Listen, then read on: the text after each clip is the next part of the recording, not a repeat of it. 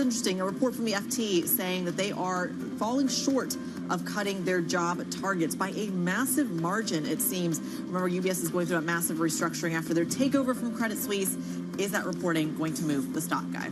Okay, let's find out. Time to actually see some numbers, some ideas as to where we're going. The early trend maybe tells us about the rest of the day. Hasn't been maybe the case of late, but at the moment, as indicated by Val, a fairly quiet August open we are seeing at the moment. Volume's been light over the last few days, all to be expected as we're in the middle of holidays. FTSE 100 is just dipping a little bit. We'll see how Aviva trades. We'll see how some of the insurers trade more broadly today. We'll get an idea of what is happening with the mining story as well. Stock 600 going nowhere in a hurry. FTSE dips a little bit more. Sluggish open elsewhere across Europe. The CAC is not open. There you go, it is open. We're up by 0.2%. The IBEX is up by 0.2%. The DAX may take a few minutes longer. But as I say, I'm not entirely convinced you're getting a good guide as to what happens maybe in September when everybody gets back from the beach off today's numbers. Feels like a quiet mid-August day. We're waiting for some data a little bit later on, which may G things up a little bit. I'm quite excited to see the gilt open as well. We'll get an idea of what's happening there. Val, talk to me about the sector story. Yeah, the sector story, it looks, fairly positive. We're still waiting for more than 100 stocks to open on the Euro Stock 600, but we do have media and utilities, travel and leisure at the top of the basket. I'm interested to see that technology is actually one of those sectors that is in the green, so it seems like that DeepSeek story from the FT on delays on issues with their chips, not necessarily having any impact here in Europe. At the bottom of the basket, we do have basic resources. There was a slide in iron ore in the Asia sessions, the likes of Rio Tinto falling some 4% this morning off the back of that. But hey, when it comes to up stocks rising and stocks falling, we have 350 in the green. Lots of tech stocks moving to the upside, but it is, as Guy said, a summer Thursday, if we will. Plenty of ex-dividends, though, moving to the downside. So when I'm looking at my index contributor here, Rio Tinto, Shell, BP, GSK, a series of names that really aren't necessarily indicative of the broader market fundamentals, but just simply an individual ex-div story. That being said, I really think it's interesting that you do see tech actually trading higher. How many times have we talked about, at least in this show, one, the catch up to what happened in yesterday's session over in the States, but also the idea that whatever this news of DeepSeek actually ultimately means for some of these European players, ASML, SAP, some of your biggest index contributors this morning. Just a quick look at the gilts market, and I'm looking at the 10-year tenor here. UK gilt yields are a little bit lower. They're not as down as much as we're seeing on the continent at the moment. But again, I just want to kind of flag we are in light summer months. But nevertheless, the data today maybe suggests that actually there is even less need for the Bank of England to cut further from here. We've already seen, obviously, a deeply divided MPC, but the data today better than anticipated for the UK economy. So maybe actually, given the emphasis we are seeing placed on inflation at the moment, maybe the Bank of England backs off further cuts from here. So we are seeing yields coming down, but on the continent, they are certainly down by more, Val. And a few stocks on the move because of earnings. Hapag-Lloyd is up 1.3%, and then on the downside, Carlsberg down over 3%, nearly 4% on the back of their weak earnings. But let's broaden out this conversation and join in our guests around the table. Joining us now is Henry Allen, macro strategist at Deutsche Bank Research. Stocks hit a record high in U.S. yesterday. S&P 500 notched its 17th record this year, up nearly 10% year to date now. Are you feeling bullish about these equity markets? I am on balance because actually when you get this kind of backdrop where the Fed are cutting rates into a soft landing rather than because of a recession, that historically has been a very good backdrop for risk assets. And one thing I'd also note is that with the negative jobs revisions that we've just had, so months of 14,000, 19,000, pretty weak and close to contractionary territory, I think actually that means there is some bullish upside because investors are getting a bit fearful. Is there going to be a more meaningful slowdown? Are we seeing what we saw kind of last summer, this time last year, where there was a slowdown in jobs growth and people got a bit nervous? So actually, if that does pick up into year end, and I think there are signs it could, consumer discretionary spending is holding up. The weekly jobless claims are looking pretty steady as well. Obviously, the administration now putting pressure on the Fed to cut rates more aggressively, then I think you do have some bullish upside there. And how are you thinking about that political pressure? We heard from Scott Bessent. He spoke to Bloomberg TV yesterday, calling for 175 basis points of cuts. Also, President Trump yesterday talking about 3 to 4 points of cuts. I mean, that would be taking us back to nearly zero interest rates. What do you make of this political pressure? Well, I think one of the strategies they're doing is basically trying to shift the Overton window for kind of what is acceptable. So by Bessent throwing out 50 bips and then Trump himself throwing out 3 or 4 percentage points of rate cuts, suddenly a 25 bip rate cut seems fairly modest and achievable. Moving the goalposts. Exactly. So, it's that kind of time-honored strategy doing that. Bessent himself was saying, 150, 175 bips is where he'd like to get to. So despite the fact the Fed are still operating 4 years later with inflation that is still above target, even now, headline and core PCE are 2.6 and 2.8 and expected to rise later this year given the tariffs, the Fed are still talking about the direction of travel being lower, whether that's September, December, whatever. Markets are pricing that in, and that in and of itself is easing financial conditions and supporting the equity market. Well, is that the risk, though? The fact that it is supporting the equity market, the fact that these rate cuts are baked in to the stock rally. So ultimately, if September comes around and we get this rate cut, is that a sell the news kind of moment? I don't think necessarily, because I think it depends the reason the rate cut doesn't happen. If the reason the rate cut doesn't happen is inflation, so we get a hot CPI next month, PC later this month comes in strongly, then I think that's a catalyst for a sell-off potentially. But if the reason is that job growth picks up, that economic growth is strong, then I think you'd have the pattern you saw in early 2024 when the market went into 2024 pricing 6 rate cuts from the Fed that year pretty rapidly. We got through the first half of the year, none happened. They didn't cut until the large 50 bip in September. But actually early 2024 was a great time for risk assets. The S&P had some of its strongest moment that year because growth was surprising on the upside. So I think if growth is surprising on the upside rather than inflation, then it isn't necessarily the catalyst for a sell-off. And if we do get that cut, if it does manifest, then is that the sell the news moment? It depends how hawkishly they frame it, I think. So, obviously next meeting we've got the dot plot. If they say that's the moment for a series of rapid cuts, then that's clearly bullish. But I think the other thing the market is really focusing on at the moment is not just Powell and how the current Fed frame it, but they're aware that obviously Powell's term is up in May. By only 10 months' time, potentially before that, if Trump takes more aggressive action and fires Powell, you're going to have a new Fed chair in place.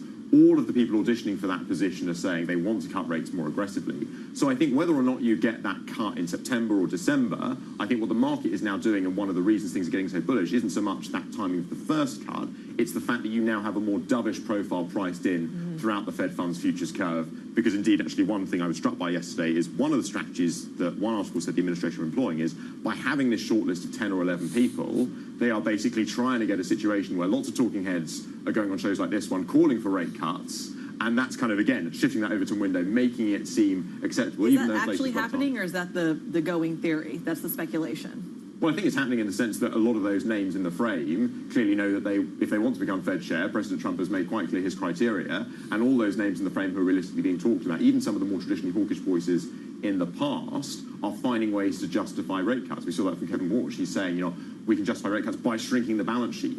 He's able to employ these methods by which he can get to rate cuts. Guy, he's making me lose faith in humanity. Or just the Fed's rate-setting policy. Humanity's maybe a bit of a stretch. What I don't understand in this market is that it's being driven by tech. But tech's not macro-driven. Tech's not driven by what happens with the US economy. Tech's driven by this huge AI spend. So you've got a market that's being driven by this kind of really small subset, obviously of heavyweight stocks, that are disassociated from the macro data that we're all spending our time talking about. So what is driving the market? That's the bit that I can't figure out. Is it the AI story? Is it the rate cutting story? Because if it's the rate cutting story, why is it the AI story? If it's the AI story, why am I bothered about what happens with rates? Well, I think it's partly the AI story, given the concentration of the Mag 7 in the equity market, and that's propelling things higher there. But I think there's also a realization that policy might be about to become more predictable as well. So obviously the tariff story, we've stopped talking about that for now, but I think the market is relieved increasingly that it seems as though, I don't think it's over yet, but we're settling into a more stable equilibrium. So with Trump having achieved a trade deal with the EU, okay, it looks like that's going to be 15% now. He's got a trade deal with Japan. He's got a trade deal. We've got another 90-day extension with China. It looks as though we're settling into a position where markets know what they're going to get. And even if the uncertainty does continue, that uncertainty is being priced in as a fact of life. I was saying this 6 months ago when this was beginning. If this keeps on going, it'll be like the first term. After a while, we'll just get used to tariff rates changing up and down. And so I think the market is basically adjusting to that. That's no longer such a negative catalyst as it was. So we just focus on AI. Where does the risk lie in this market? Is it rate cuts? Is it the economy? Is it inflation? Or is it the DeepSeek story we're talking about this morning in terms of being able to change the narrative for NVIDIA or Meta? Or that's the bit that I don't get. Where should I be focusing my attention? Is it on what's happening in technology? Because you get a 5% drawdown in NVIDIA, that's going to have a really meaningful impact in terms of the index level, like a huge impact. Or is it inflation ticking up or down? What's happening with it seems, if you look at the numbers, it's tech that is driving things. Yes, but I don't think it's exclusively tech. So I think in terms of what worries me, there's two things that you alluded to. One was inflation, because if the reason we don't get those rate cuts is higher inflation like 2022, then I think that's very bad news, rather than because growth is surprising on the upside. Well, it does, because those sectors are kind of sensitive to rates. And we saw that in 2022, that tech was actually one of the sectors that saw the biggest drawdown in the 2022 bear market. So some of those inflation comes through, I sell tech. I mean, it depends what else is happening on the other stories, but yes, other things equal. Okay. Why do you think inflation? Why do you think we're not done with inflation? Several reasons. So obviously, number one is the tariff story. That's not a one-off price shock. Those are sequential. So even on August 7th, we had the August 1st tariffs implemented. Canada went up to 35%, copper on 50%. So that's a running story. We've still got reviews like on pharmaceuticals, on semiconductors. So there's still more to come potentially. We've also got the lagged impact of rate cuts. We know that rate cuts operate with a lag, 12 to 18 months peak. Actually, it's last year's rate cuts that are really going to be filtering through at this point. In other countries, actually like Europe, of course, we still got the fiscal stimulus story. Deficit's still pretty strong. We've just had the big, beautiful bill passed in the United States. So there's a lot of inflationary catalysts kind of building at the moment. And I don't think it's going to lead to a 2022-style spike. What I do think it's going to happen is you're going to see inflation linger above target in the threes, in a position that really means it's not really credible for the Fed to start cutting rates. And a big difference between now and 2019, when Trump also pressured his first the Fed to cut rates, is back in 2019, inflation PCE was running below the Fed's target. Would you be surprised if the Fed doesn't cut rates in September? No, I wouldn't be. Because number one, inflation is running above target still. So from that side of their dual mandate, that says don't cut. And secondly, from the maximum employment side of their mandate, unemployment remains low. It's been in a 4 to 4.2% range for over a year now. And if jobs growth picks up, particularly if we get upward revisions, given the scale of these revisions, I think it's very easy to craft a narrative whereby they don't need to cut rates in September. Also, they might want to prove their independence against Trump. That would be bold. No. Great to see you. There would be a fair few dissents, though. I think we're well aware of that now, right? Yeah, I think the Bank of England's the model. So if you look at what's happening in the Bank of England... 2 rounds of votes at a Fed meeting? No way. So let's not extrapolate too far, but the level of dissent, the level of disagreement on these policy committees, I think is going to increase. You've seen that at the Bank of England. I don't think it would be a stretch to see that maybe happening more at the Fed as well. Henry, great to see you. Thanks for stopping by. Henry Allen, macro strategist, joining us from Deutsche Bank. Quick look at the Core 6. Let's just get through this quickly because I know Chloe's waiting with some really interesting stock stories. That's the picture this morning. Chloe, what do you got? Good morning, guys. Let's start with ThyssenKrupp today. So the steel sector, ThyssenKrupp is way down. We're down 9% this morning on the back of a guidance cut. The CEO said it was dealing with a lot of uncertainty, enormous uncertainty in the market, and especially across end markets like automotive, engineering, and construction. Moving on to the energy sector, we've got RWE this morning, and it's also down, not as much. We're down 2.7% this morning. The earnings were lower than expected. That's because of weak results from the trading business business and from the power generation business. Moving on to a more positive story with Lundbeck this morning, which is up 8% due to a guidance raise. So it's drugs in the psychiatric and neurological kind of space did really well, especially in the US. We've got a guidance raise on the back of that, and therefore it's up. And then finally, let's talk about the insurance sector. We've got Aviva and Talanx this morning, both up. So Aviva increased its dividend, and then Talanx provided a forecast that was higher than expected. So we've got a bit of a positive movement in that insurance sector in Europe this morning. All right, Chloe Melly from our equities team walking us through some of those early movers. We thank you so much. Coming up on the program, we go right back to the shipping industry. German container shipping company Hapag-Lloyd narrowing its full-year earnings forecast. We'll get more on the trade picture. Those shares sinking and sinking fast. We'll get some commentary from the CEO. Stick with us. This is Bloomberg.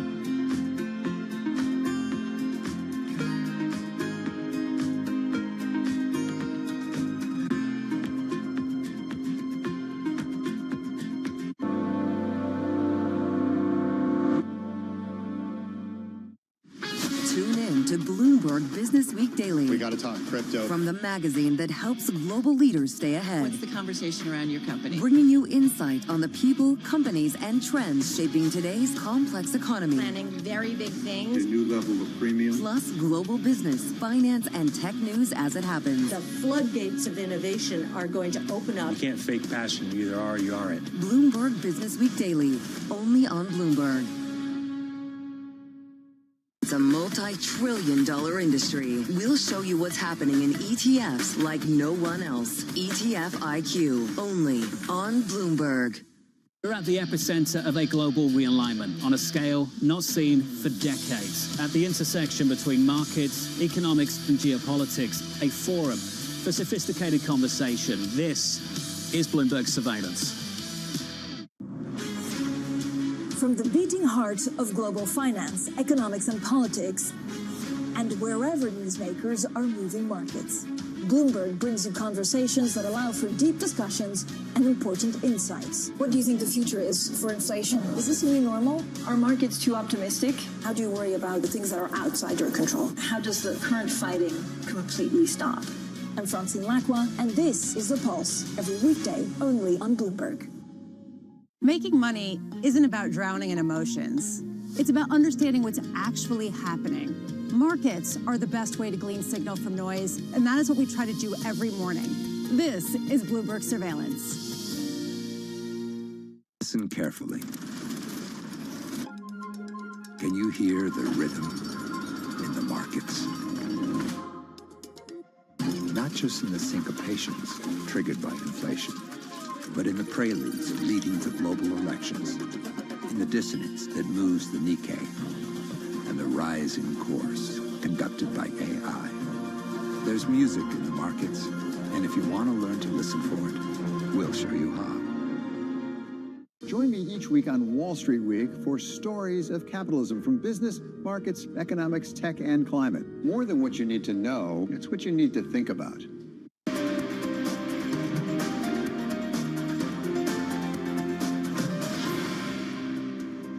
Less uncertainty than there was before. It's been a rocky year, as everybody knows, because of everything that's been happening, amongst others, on the tariff front.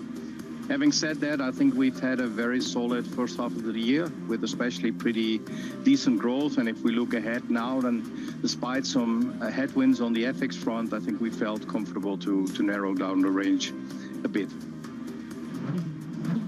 Rolf Haben Jensen, CEO of Hapag-Lloyd, speaking to us earlier about narrowing that range. Just want to review those numbers here. The EBITDA, at least for the full year, went from a range of 2.5 billion to 4 billion. now narrowing that range to $2.8 billion to $3.8 billion. So the upper end of that range has come down. To be fair, the bottom end of that range has also narrowed, but it's, I think, the upper end that is moving these shares by such a massive amount. Those shares dropping by about 10%, almost 11% this morning, alongside a series of warnings coming from the company when it comes to the geopolitical situation around the world. Bloomberg trade czar Brendan Murray is here to join us for more. Brendan, just in terms of the laundry list that has come out of some of these earnings, he's talking about the Red Sea. He's talking about trade uncertainty. He's talking about simply trade volumes and shipping rates. I think it's fair to say it's been a rocky year. Yeah, rocky would be putting it lightly, I think. Look, these are Hapag-Lloyd and Maersk, and these companies are on the front lines of the trade disruptions, the trade wars that are emanating from Washington. Tariffs have been put in place, but they can come and go at President Trump's whim. And what these companies are reflecting, and I think what you heard from the CEO of Hapag-Lloyd today, was that there is a little bit more certainty, but there's still a lot that we don't know about where tariffs could go. These companies operate hundreds of vessels, and they cannot turn on, turn off capacity overnight. And so it takes a while for them to sort of shift and adjust to the demands of the marketplace. So I think that's what you're seeing is this company, like others, is having a difficult time navigating what is still an uncertain outlook. The CEO also said that they need some sort of long-term certainty on the U.S.-China relationship. That was something that was echoed by the Maersk CEO when he spoke to us last week. Where do we stand on those negotiations? Are we likely to get the certainty that these shipping companies desire? Well, the relationship between the U.S. and China right now is stable, I would say. That they're not escalating, but they're not throwing concessions toward each other to try to make any steps toward a free trade, a deal on trade that would alleviate some of the tariffs that we're seeing. So we're still seeing, and we heard Treasury Secretary Scott Bessent say recently that Chinese investment in the U.S. isn't really welcome. So it's cool, the relationship, but it's not going in either direction. It's just sort of stable. And companies like Hapag-Lloyd, need the world's largest trading relationship between the U.S. and China to be vigorous if they want to make money. In terms of kind of the overall picture, are we seeing a rewiring of global trade? Everybody talks about the fact that tariffs would change the landscape dramatically. China would shift its emphasis dramatically. Are we seeing that? If so, how far through that process are we?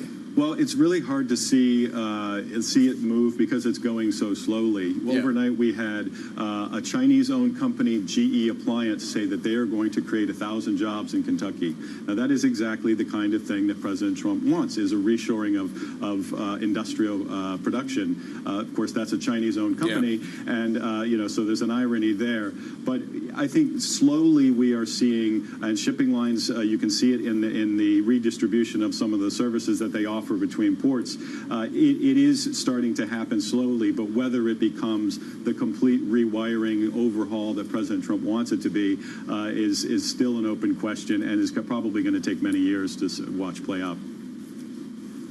Talk to us a little bit then about the kind of FX impact as well when it comes to some of these trade negotiations. It's not just China we're talking about, but we've heard Hapag-Lloyd talk about it. We've heard several other companies talk about it as well.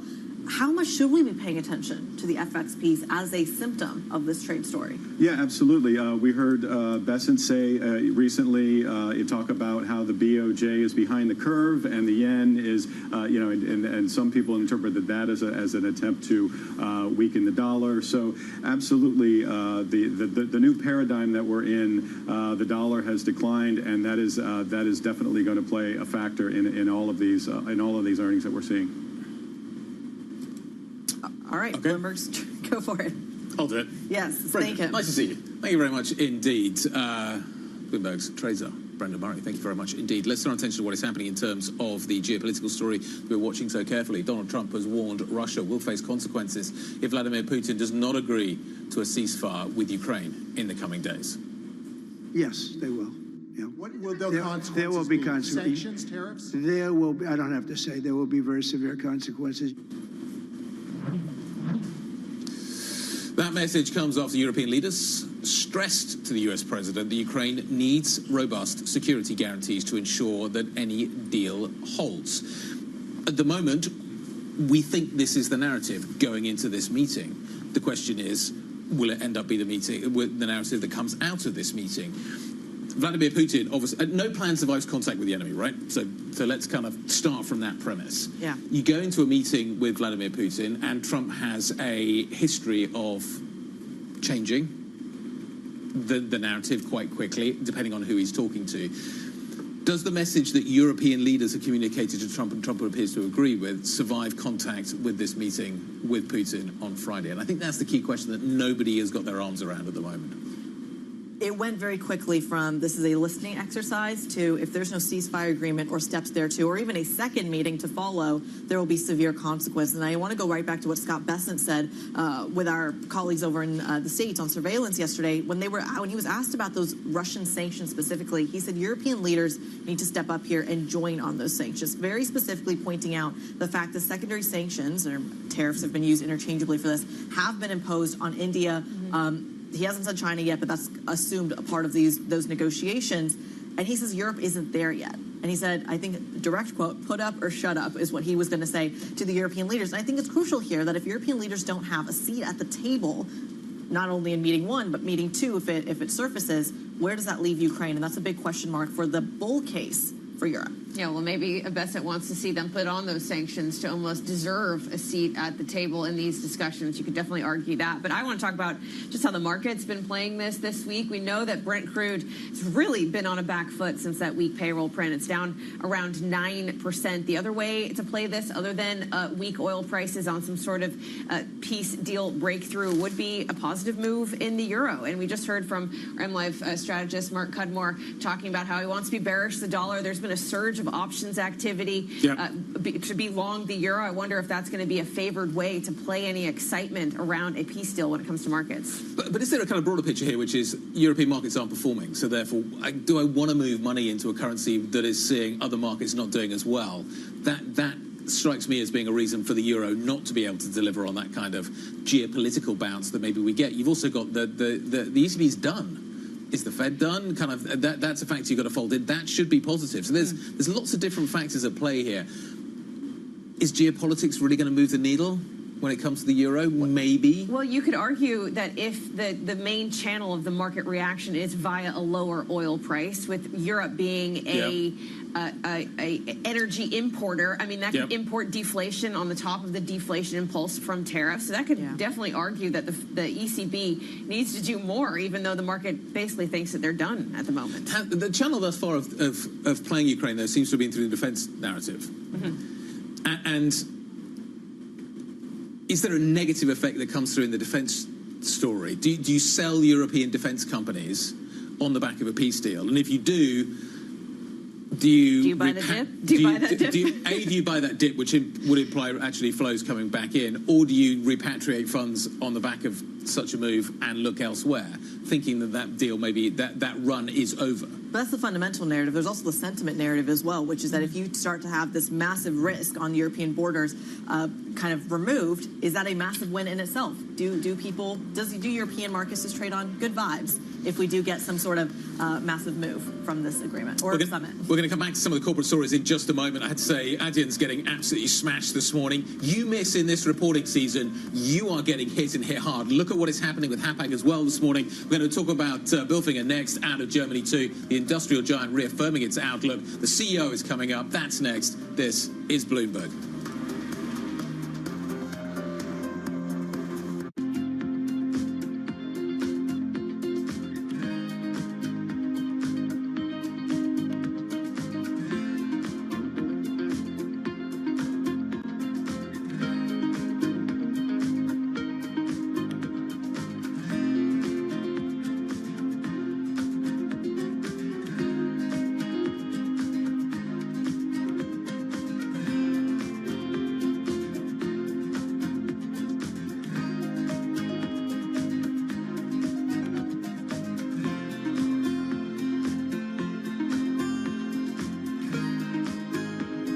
You've said 25% last year, I believe, of Google's code is AI generated. You have over 180,000 employees right now.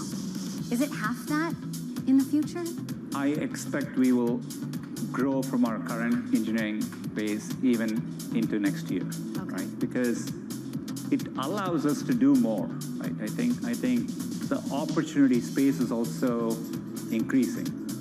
I just view this as making engineers dramatically more productive, getting a lot of the mundane aspects out of what they do, allowing them to spend on higher value-added tasks.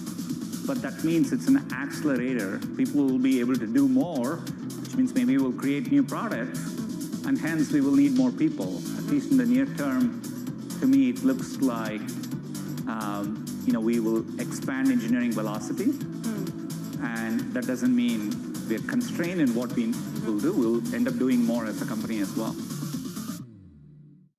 Africa, a region rife with potential for growth and opportunities, but not without its challenges.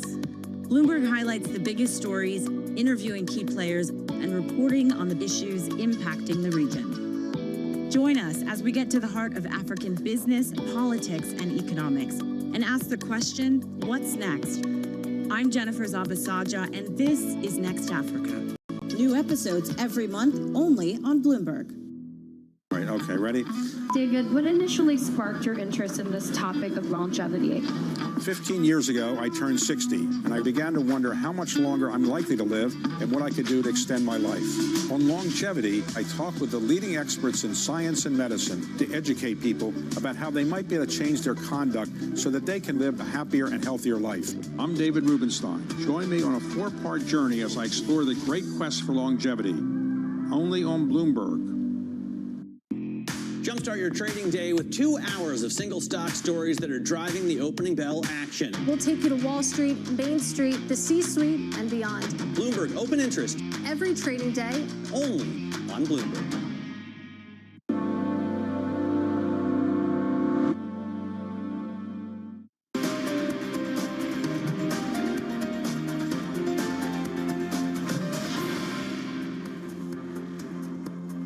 This is the opening trade. About 30 minutes into today's session, starting to see a little bit of a shakeout, but I'm not sure what you're seeing behind me is representative of the actual fundamentals. Shocker. And I think this is important here because take a look at this move you're seeing higher in the DAX and the CAC 40, higher by 0.4%. Your underperformer is the FTSE 100, but not because things aren't going well in the UK or any sort of fundamentals there. Although we did have a change in the data, there is a lot of ex-dividends in this index. BP, Rio, Shell, that's likely weighing on that particular index, Guy.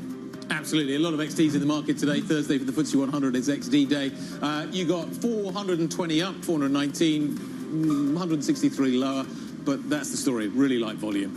I think we're going to get through what is happening here in terms of the story. Quick look at some of the 52-week highs. Aviva, Admiral, Prosus, all at 52-week highs today. Aviva out with numbers. We were speaking to the CEO a little bit earlier on. Very positive going forward. Still, she still sees, that's the hard thing to say on a Thursday morning this early, that there's a lot of work still to do. And the stock's certainly reflecting that this morning. Much more upside. She still feels we've got this capital-light model that is not being reflected. Maybe it is a bit more today. So that's where the 52-week highs are right now. There's a lot of stocks out there being punished for guidance. You see that at Hapag-Lloyd, you see it with Adyen this morning. Val, what else do we need to know? Here's what else you need to know this morning, Guy. The U.S. Treasury Secretary Scott Bessent has told Bloomberg that the Bank of Japan is falling behind on curve in addressing inflation. Bessent's comments come as the Bank of Japan continues to have one of the lowest policy rates among major economies. The nation's key price gauge has remained at or above the bank's 2% target for more than 3 years.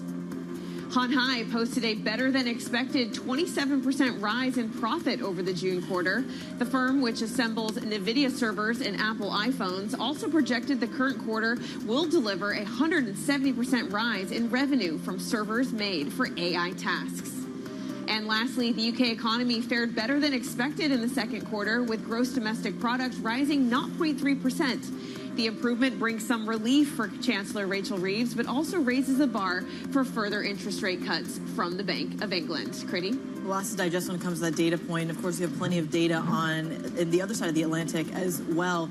PPI data is coming as well later today, Guy. This is an input into the PCE story. Do we see early signs of tariff read-through? If it's not hitting the consumers, is it hitting the businesses? Yeah, that's what we're going to try to figure out. Also, this goes into PCE, so this is a key kind of input into the data that we're going to see on inflation that the Fed pays so much attention to. So you're going to want to watch what happens as well. I'm also going to be watching claims to see what happens with that picture there too. The market at the moment just kind of is discounting tariffs. Like, tariffs don't matter. Who cares about tariffs? They're not going to have an impact. They're not showing up yet, so let's not worry about them yet. Seems to be the overall story at the moment. The labour market, though, if you see a confirmation maybe of more labour market weakening today, does the market leap on that? Does it kind of confirm the narrative, confirm the trend? The claims data has been ticking up. The ongoing, that's the picture. We're seeing a weakening labour market at the moment. The narrative from the Fed at the moment isn't that worrying, though. Yeah, exactly. We've yet to hear from Fed Chair Jerome Powell after he characterized the labor market as solid some 13 times in his press conference before those payroll revisions. We do have to look forward to Jackson Hole, though, next Thursday and Friday, where he is going to make a speech. And that theme of Jackson Hole is the labor market. So, yes, we've been more nervous about the labor market, more sensitive to perhaps the weekly jobless claims figures coming out today because of that. Is he really going to say anything juicy about the jobs market? Let's hope, Critty. Let's hope so. Yeah. It's summer. I'm sure he's just going to... Jackson Hole looks really nice, though. Enjoy the nature, is what I was going to say. That's the place to do it. Relax, take it easy, shake everything up. Worry about the labor market at the same time. Noted. Let's go back to the earnings story because, of course, even though I feel like everyone else is taking it easy, the earnings, at least in Europe, are coming in hot and heavy. Bilfinger is out with its latest quarterly results. The company reaffirming its outlook for 2025. Those shares higher by 0.5%. The industrial giant saying orders in the second quarter were good, with free cash flow more than doubling. Thomas Schultz, the CEO of Bilfinger, joins us this morning. Thomas, a pleasure to have you on the program. Thank you so much for your time. It's interesting that your free cash flow has doubled. Walk us through your earnings picture and how you can kind of afford that kind of liquidity. We said roughly 2-3 years ago that we work intensively to improve the processes within the company. And that pays off and more to come, to be honest. We actually said that we will have a cash conversion ratio over 80%. And you know that at the end of the year, on the 2nd of December, we have a new Capital Markets Day, and we will come with new midterm targets up to 2030. And you can expect some, let's say, better figures for that, what we have as an outlook in that area of cash flow too. Thomas, I want to take a little bit of a step back. One of the big themes we've been talking about on the show today and certainly throughout the week is the believability when it comes to investment in Europe, whether or not that's funded or incentivized by, say, the German government, among many others. As a German company, how are you thinking about that confidence with which to invest and that confidence specifically when it comes to investing in industrials? It is absolutely necessary to make it fairly clear. Especially Germany enjoyed more than 10-15 years, too weak investments, too much bureaucracy, and a lot of things which actually blocked the industry and the economy quite a lot. We hope that what was said in the last 3 months from the new German government will unlock a lot of potential. The industry is prepared for. You know, we as Bilfinger, we are more or less in all industries, only automotive not. We are like a barometer. And I can tell you that the expectation is very positive. If execution of the political government, of the top government, then leads to reforms in different areas. For Europe, it's positive. We see in defense, we see in infrastructure.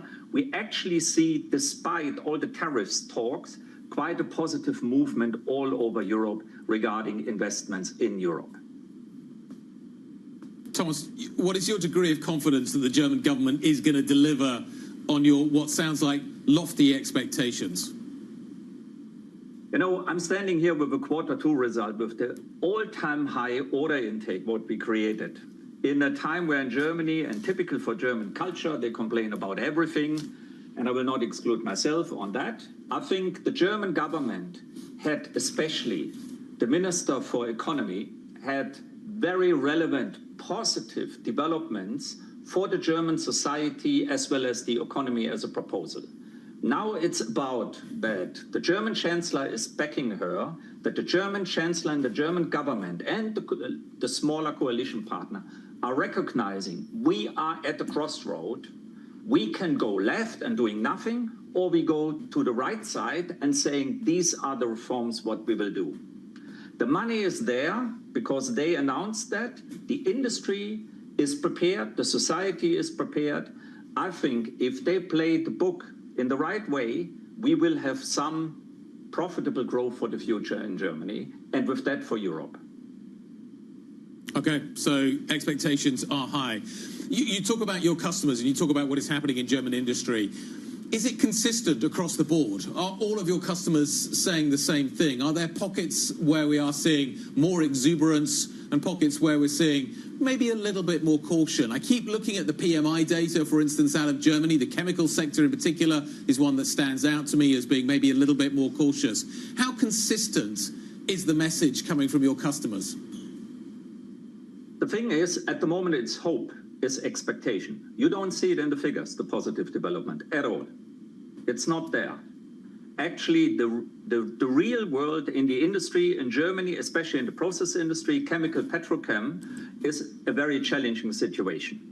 But, as I said before, there are a lot of good things on the table to decide for the government, and with that for the industry and the economy to go in the right way.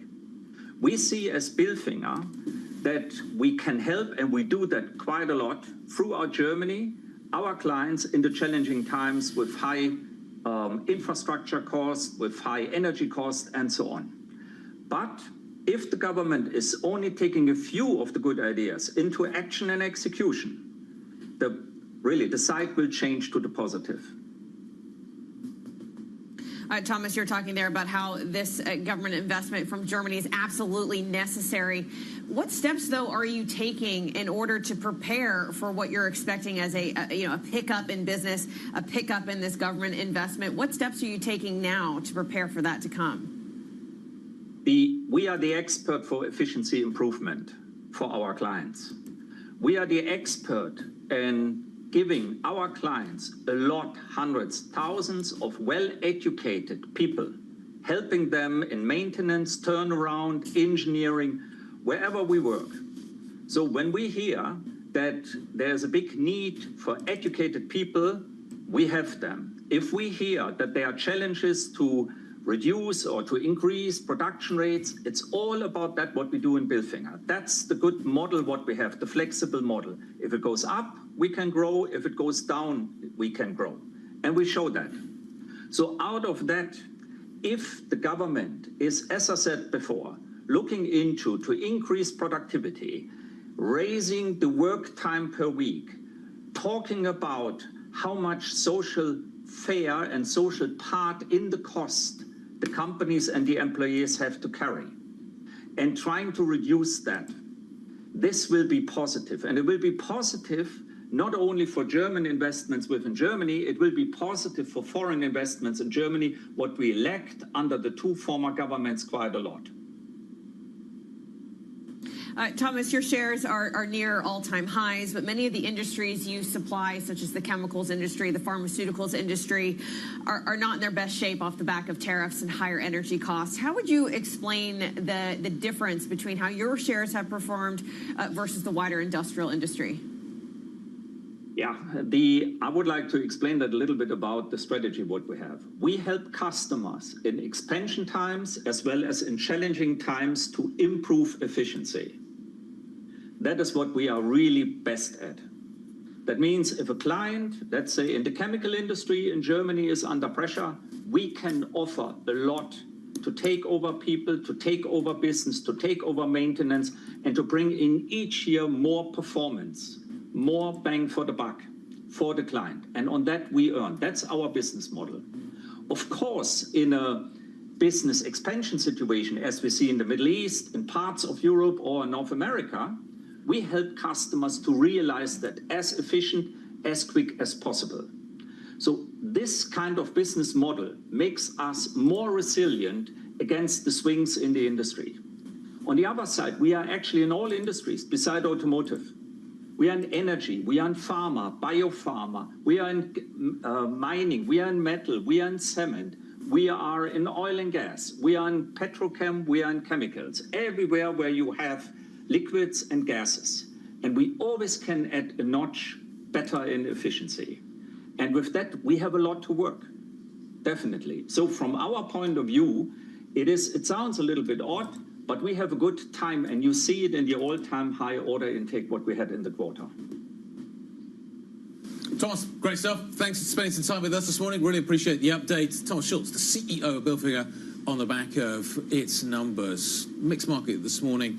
Stock holding its own. One stock that is not holding its own is Adyen this morning. It is under significant pressure, as you can see. Basically, any kind of a miss, any kind of a hint at a miss, anything that speaks maybe to guidance being tightened. You can see this with Hapag as well. You are being hit and hit hard this morning, and Adyen certainly getting the rough end of the stick this morning. But you've seen it throughout the earnings season. I was talking to Mike Masika about this earlier. Any hint at a miss in Europe, and boom, those are the kinds of numbers that you see on the screen. It speaks to how frayed nerves are on both sides of the Atlantic when it comes to the uncertainty. Coming up on the program, we're going to continue the earnings conversation. We speak to the Swiss Re CEO as the reinsurer posts a beat on headline net income. That conversation next. This is Bloomberg.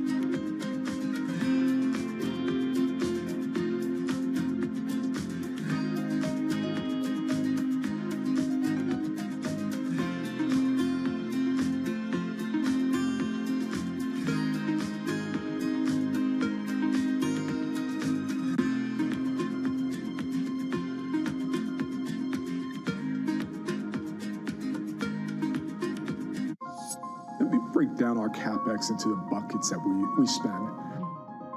Big part of it is to expand our reach of fiber. You cannot wait until there is certainty to build that. These have long lead times that require you to have conviction about where demand is going. Another bucket is, as more people are on our network, we also have to add more coverage and capacity. It's almost like a variable expense.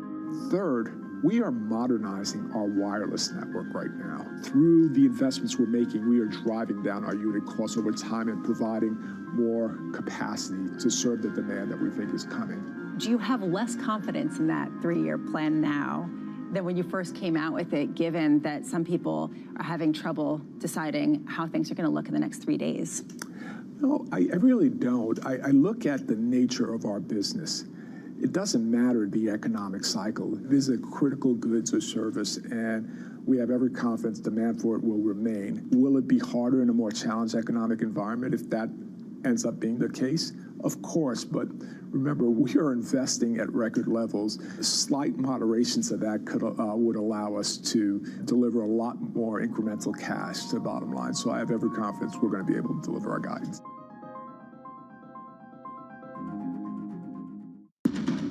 Astonishing day for US technology.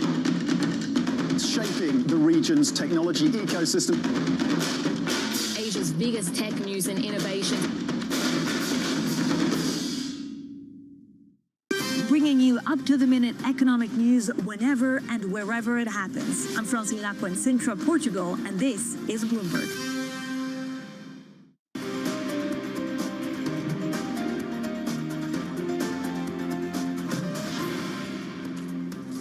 Well, Welcome back to the opening trade. We're 47 minutes into today's session here in Europe, and it's looking fairly positive for the broad European benchmark. Euro Stoxx 600 up 0.25%, adding to this week's gains. We're also seeing green across the screen for the DAX and the CAC. The one outlier is the FTSE 100, down 0.1%, but that has a lot to do with some of the stocks being ex-div today. Guy. Absolutely. Let's talk about one stock that is higher this morning. Swiss Re shares up after the reinsurance giant posted a net income beat earlier this morning, despite more challenging property and casualty pricing that we are seeing at the moment. The company's CEO is Andreas Berger. He joins us now.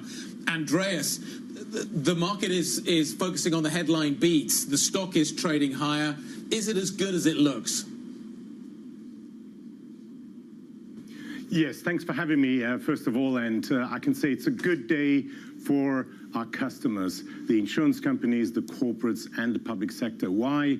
Because they need a strong reinsurance industry as a shock absorber and a strong Swiss Re. 2.6 billion net income, 23% ROE. All businesses have contributed to this result. A good asset management result with a return on investment of 4.1% and a strong balance sheet with a solvency ratio of 264, way above our range that is between 200 and 250%. So all in all, I think good news. You referred to the pricing ranges and the cycle.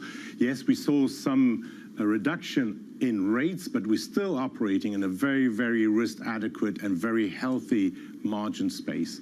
So no bad news here. So I think we're quite happy with the first half of the year. Now we're focusing obviously on the second half of the year. So how would you describe the type, what kind of a cycle are we in? Is this a hard cycle and the pricing environment solid and as a result of which you can move on? Or is actually the cycle starting to soften a little bit and the pricing environment doesn't look maybe quite so good going forward? Yeah. So first of all, there's not one cycle. We operate in various lines of businesses, product areas. So they have various different cycles. So maybe people certainly focus on certain lines of businesses that show some decline. But we do have other lines of business that do not correlate with these price cycles. So they obviously go upwards. So that's the composition of our portfolio that we look at. And we make sure that the overall composition is strong, resilient, in order to produce such kind of results.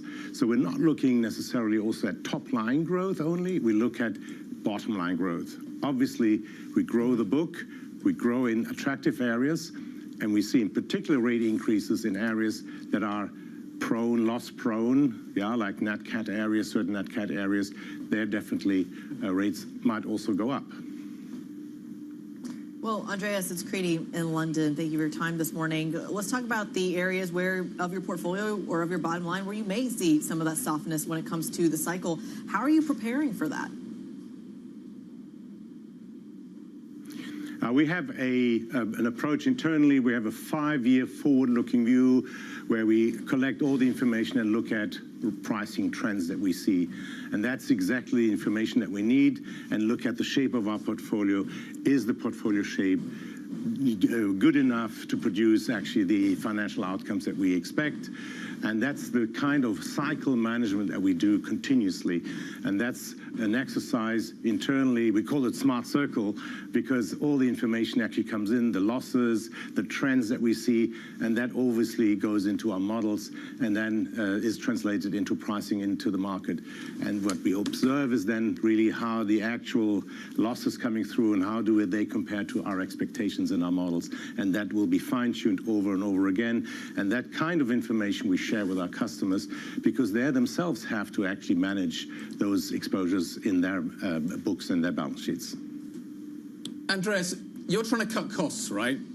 You've taken on consultants, you're trying to look at how you cut costs in the business right now. If that's the case, shouldn't I conclude from that you're slightly concerned about the pricing environment rolling over? Insurers normally cut costs when pricing starts to soften. Isn't that the right read? Yeah, we're not cutting costs for the reason because we want to cut costs. What we try to do is to streamline our organization, to become quicker, to be more closer to customers, and also to have a better productivity in our core businesses. That's the main focus. the outcome obviously will be a cost reduction. We said, yes, we want to reduce our expenses by more than 300 million run rate, based in end of 2027.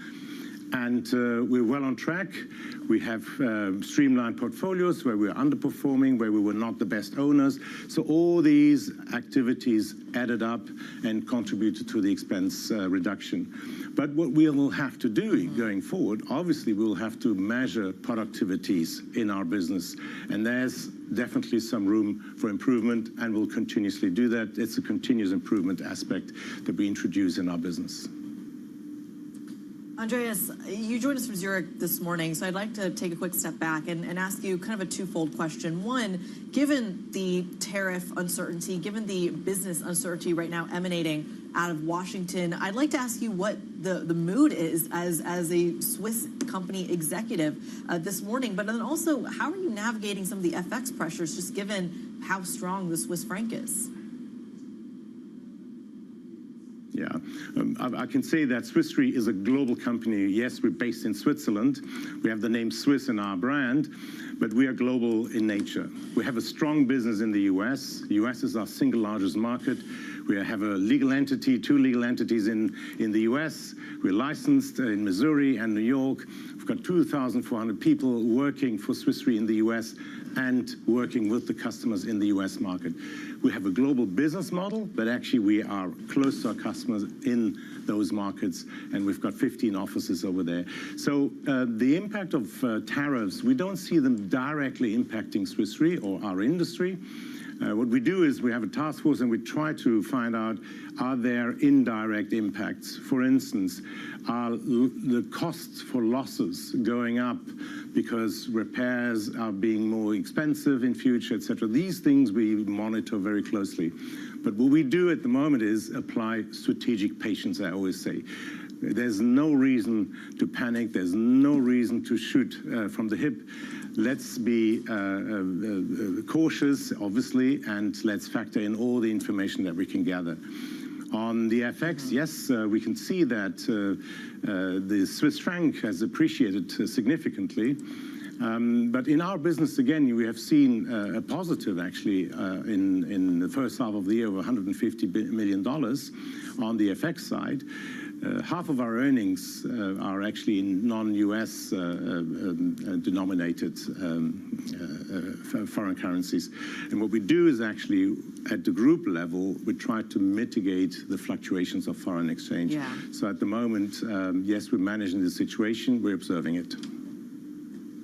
All right, Andreas Berger, CEO of Swiss Re, joining us this morning. We thank you so much for your time. We look forward to seeing how the uncertainty sustains or is navigated in the European markets. In the meantime, plenty to watch in the day ahead. We have a Norges Bank rate decision in just about 5 minutes' time, plus plenty of earnings over in the States, Deere and Applied Materials. But I think the focus around this table is very much on that U.S. jobs data, jobless claims data, and then PPI numbers, of course. Yeah, it could be a big day. I mean, maybe we get a different read from the U.S. PPI report versus the CPI report that the market reacted as if it was a cool print.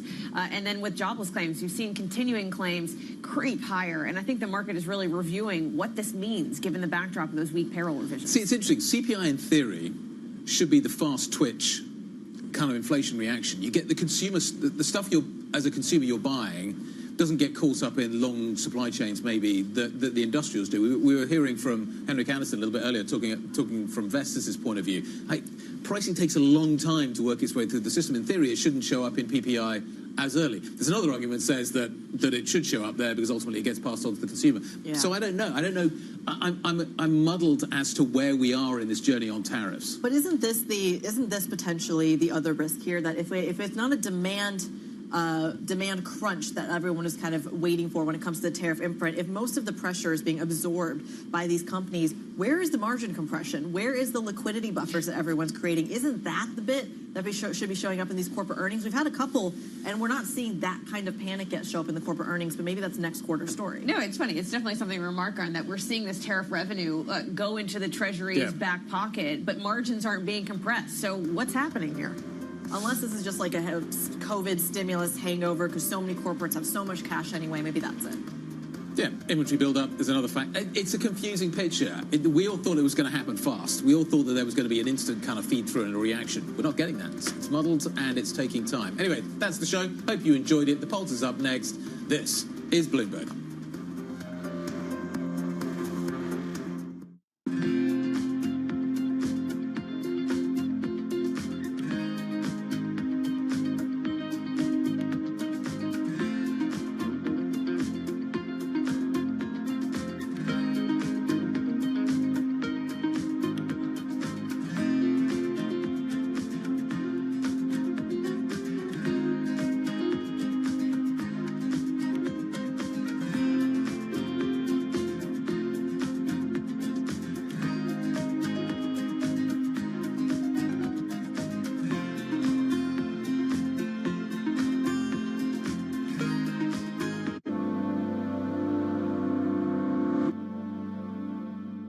From our studios in New York and San Francisco, our expert hosts have the data and analysis from the companies you know and the startups to watch, plus the interviews you don't want to miss.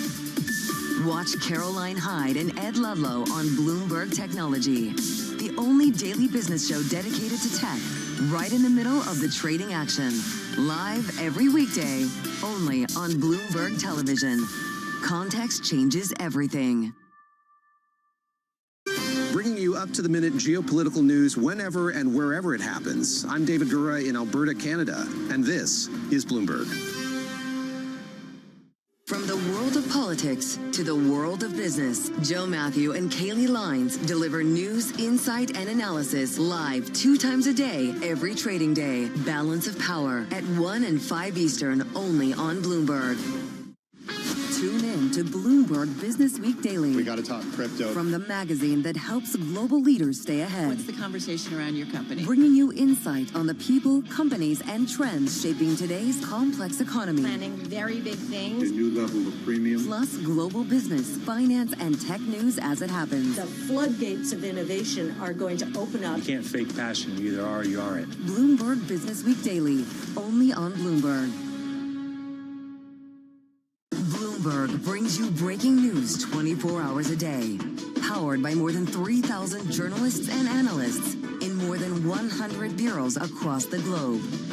Bloomberg Television. Context changes everything. From the beating heart of global finance, economics, and politics, and wherever newsmakers are moving markets, Bloomberg brings you conversations that allow for deep discussions and important insights. What do you think the future is for inflation? Is this a new normal? Are markets too optimistic? How do you worry about the things that are outside your control? How does the current fighting completely stop? I'm Francine Lacroix, and this is The Pulse, every weekday only on Bloomberg.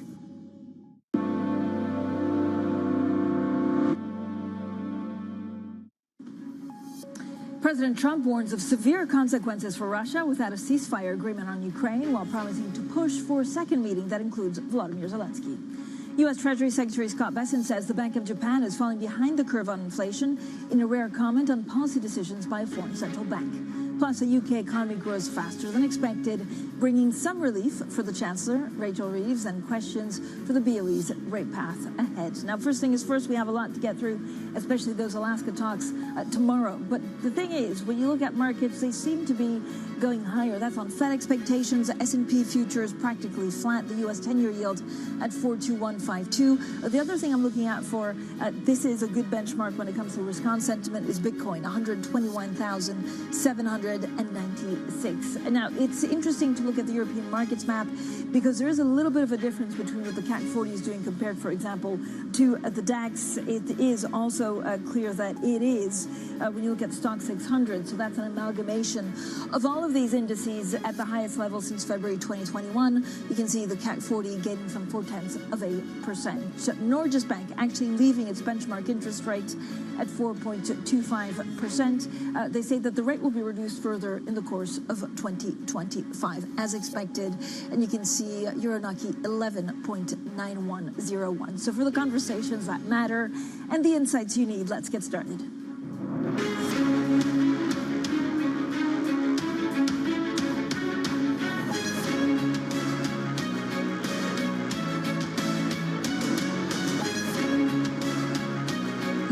newsmakers, and market movers. This is The Pulse with Francine Lacqua. Well, good morning, everyone, and welcome to The Pulse. I'm Francine Lacqua here in London. Now, Donald Trump says Russia will face consequences if Vladimir Putin does not agree to a ceasefire with Ukraine later this week. It comes as the U.S. president prepares to meet his counterpart in Alaska tomorrow. Yes, they will.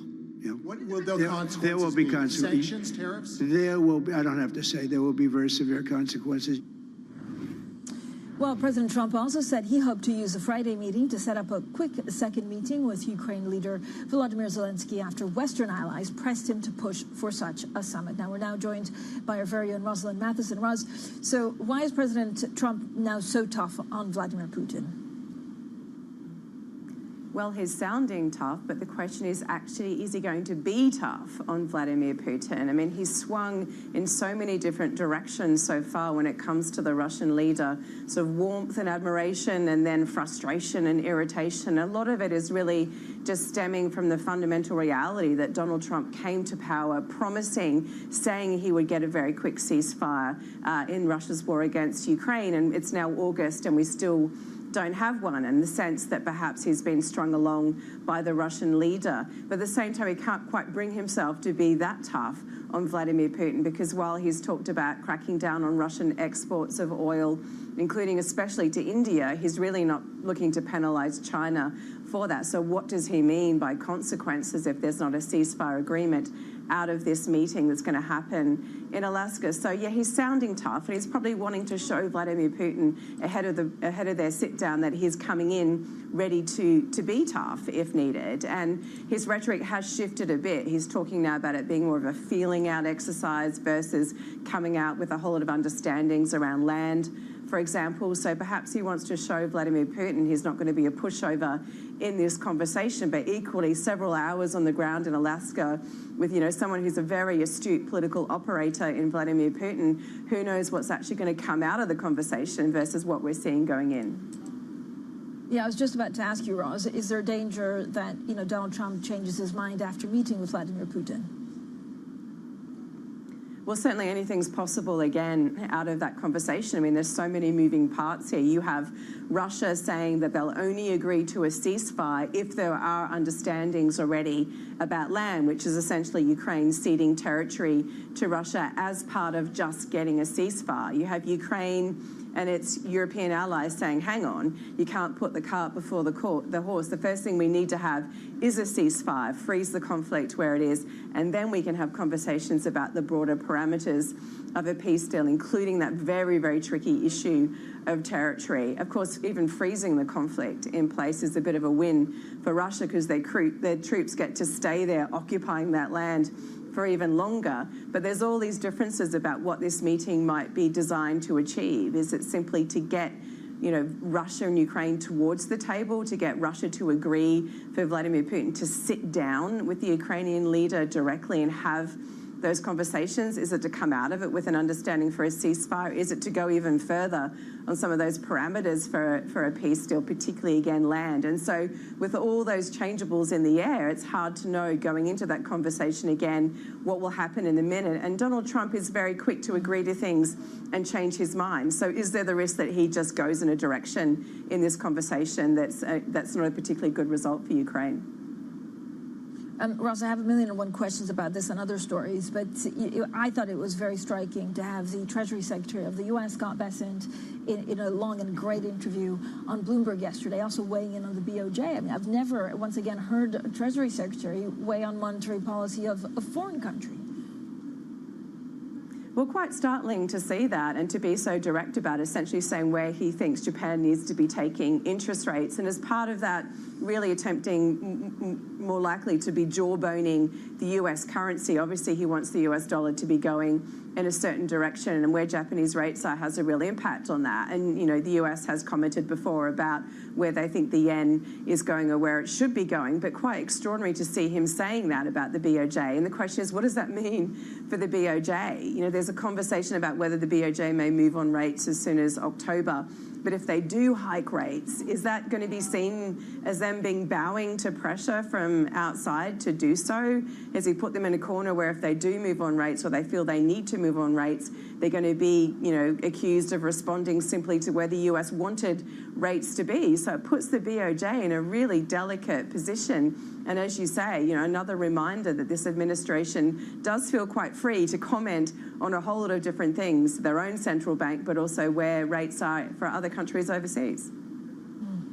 Ros, thank you so much. As always, Ros Matheson, their chief Asia correspondent. Now, Scott Bessent has made his most explicit call yet for the Fed to begin a cycle of deep cuts to U.S. interest rates. Speaking to Bloomberg, Bessent said the current central bank leadership has been taking too much of an old-fashioned approach to monetary policy. President Trump is very good at giving these nicknames, and I think the reason that Jay Powell gets the nickname too late is because he wants to go into a series of rate hikes. He's not willing. He's not Alan Greenspan, who was very forward-thinking. They try to be more data-driven, which I think is a mistake, because I think we are going back into an economy like we had in the 90s. So, it's just very old-fashioned thinking, but I do think we could go into a series of rate cuts here, starting with a 50 basis point rate cut in September. A 50 basis rate cut in September, does that signal that the economy, though, is not doing well? That signals that there's an adjustment and the rates are too constrictive. If you look at any model, that we should probably be 150, 175 basis points lower. So, I think the committee needs to step back. I think probably one of the most politicized governors just went off the board, and that she was very, very political, I believe. And I think that what did she do that gave you that impression? I'd love to know. Sorry? I imagine you're referring to Governor Kugler. What did she do that gave you that impression? I think there's a lot of inside baseball. And look, Governor Kugler, you read what she was saying when Kamala Harris was running, that we needed rate cuts, we needed this, we got to foam the runway, and then all of a sudden, it was hard to know whether, TDS was a Trump dementia syndrome or Trump derangement syndrome or tariff derangement syndrome. You get the opportunity to remake the Federal Reserve. The president gets the opportunity to reshape the Federal Reserve. And I'm not talking about the remodeling that maybe the current chairman's going through. We'll talk about that another time. I want to talk about the complexion and character of the committee. The changes that you're making at the moment, Stephen Myron, let's start with Stephen. How quickly can you get Myron confirmed? We'll see. The president has great sway with Leader Thune. Leader Thune's been a great partner during the tax deal, and I think that he would like to see Stephen, who I've known for a long time, get on there as soon as possible. So I'm hopeful about the September meeting. And Jonathan, the president's concerned about the building and those massive cost overrun, which just tell you that there is no accountability at that organization. There's no oversight in terms of the spending, but the president and I are both concerned about the foundations of the Fed. Scott Bessent, there, the Treasury Secretary, speaking to surveillance. It was a great interview that you can go, of course, and listen to in full. Let's bring in Themistokleos, EMEA, Chief Investment Officer, Office Head at UBS Global Wealth Management. Themis, thank you for joining us. Look, just straight off the bat, where do you think the Fed interest rate should be?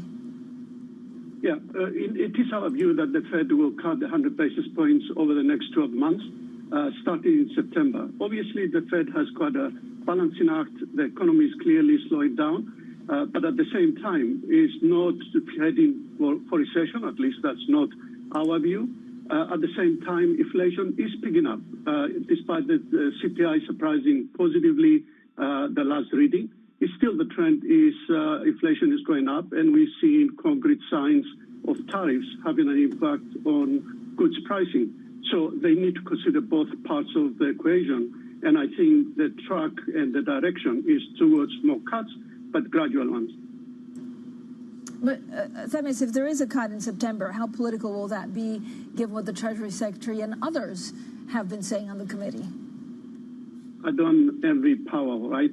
He needs to sort of balance these, what appears to be external pressure to cut rates versus what's happening to fundamentals. And I do think he's got to do what he thinks is right based on what he sees the fundamentals playing out. And at the end of the day, we heard from the previous clip that the government is now pushing for 50 basis points. Is that warranted by the economy? I don't think so. So I think it's got to be balancing all of that, and it's got to be driven by what happens in the fundamentals rather than external pressure from government.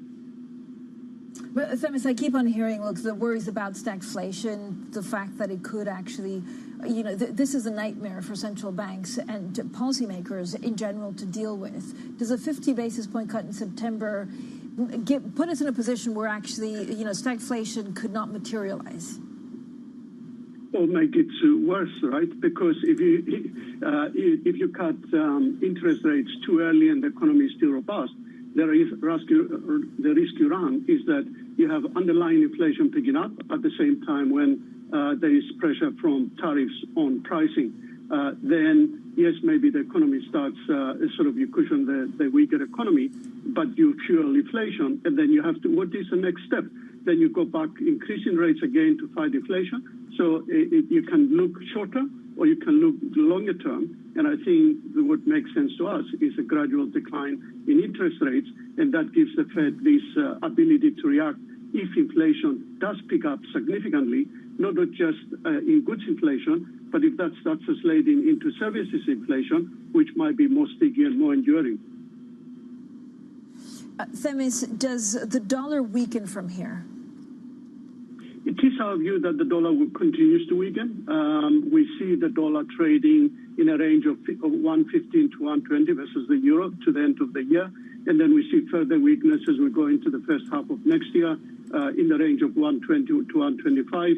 If you look at the two central banks, the Fed, we think will cut at least 4 times. With the ECB, we think they'll cut once, maybe pause and then cut once. Clearly, the rate differential will narrow between the US and Europe, but also that similar logic applies with the dollar, with some of the other developed market currencies as well. But the euro dollar, we definitely see the euro strengthening versus the dollar over the next 12 months. Themis, how do you play all of this actually when it comes to currencies? I know you mentioned like euro dollar. Is there another way to play it? Well, so euro dollar is one way you can think about the dollar versus the Australian dollar as well.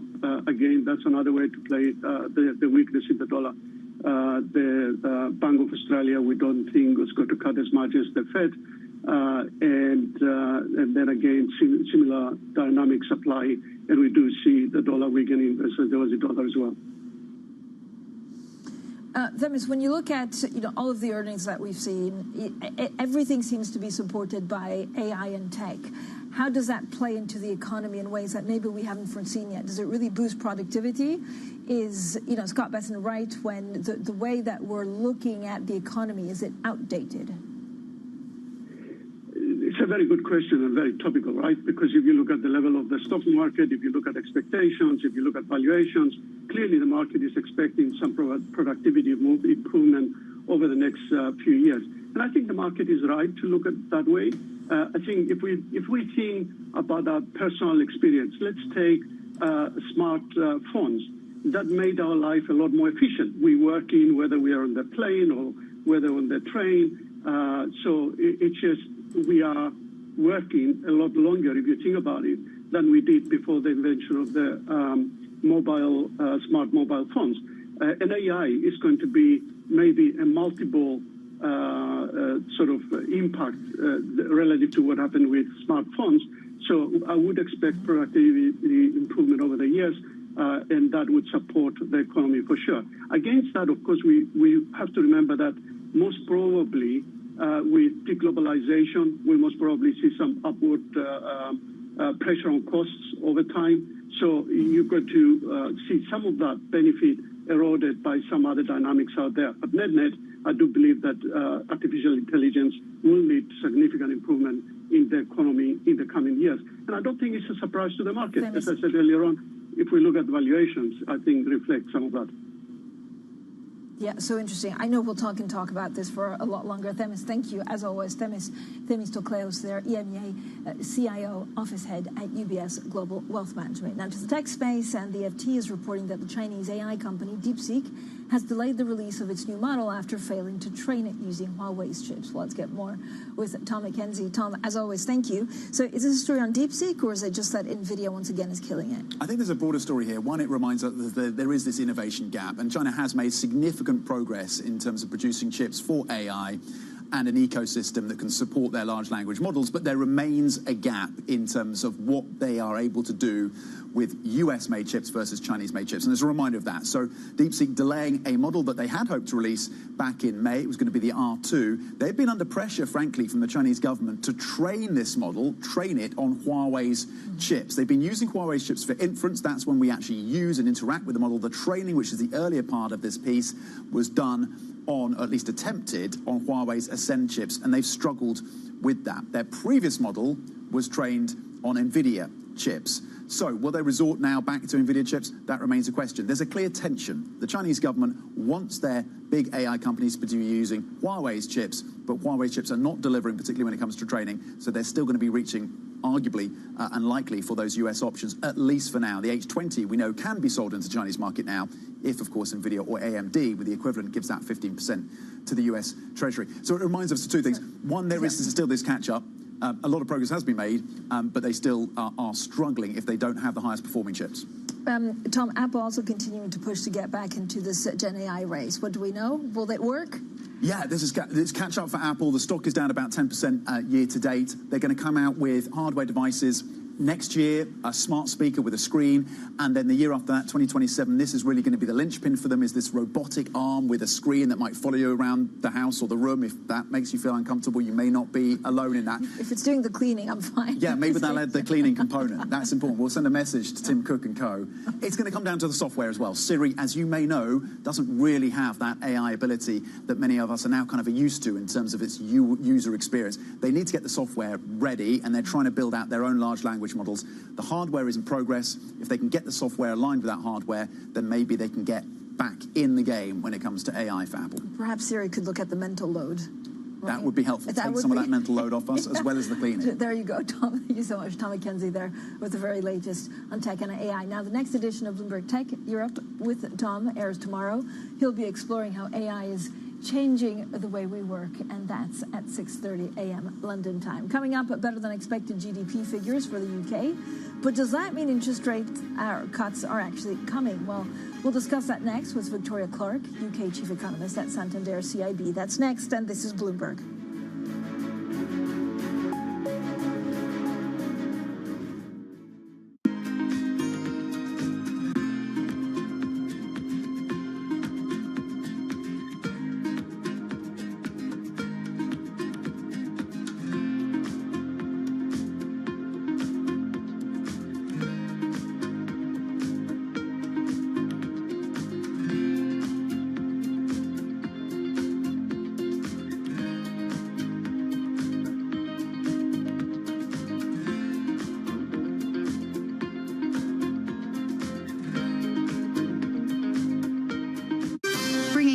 up-to-the-minute energy news whenever and wherever it happens. I'm Joanna Bersachi in Vienna, and this is Bloomberg.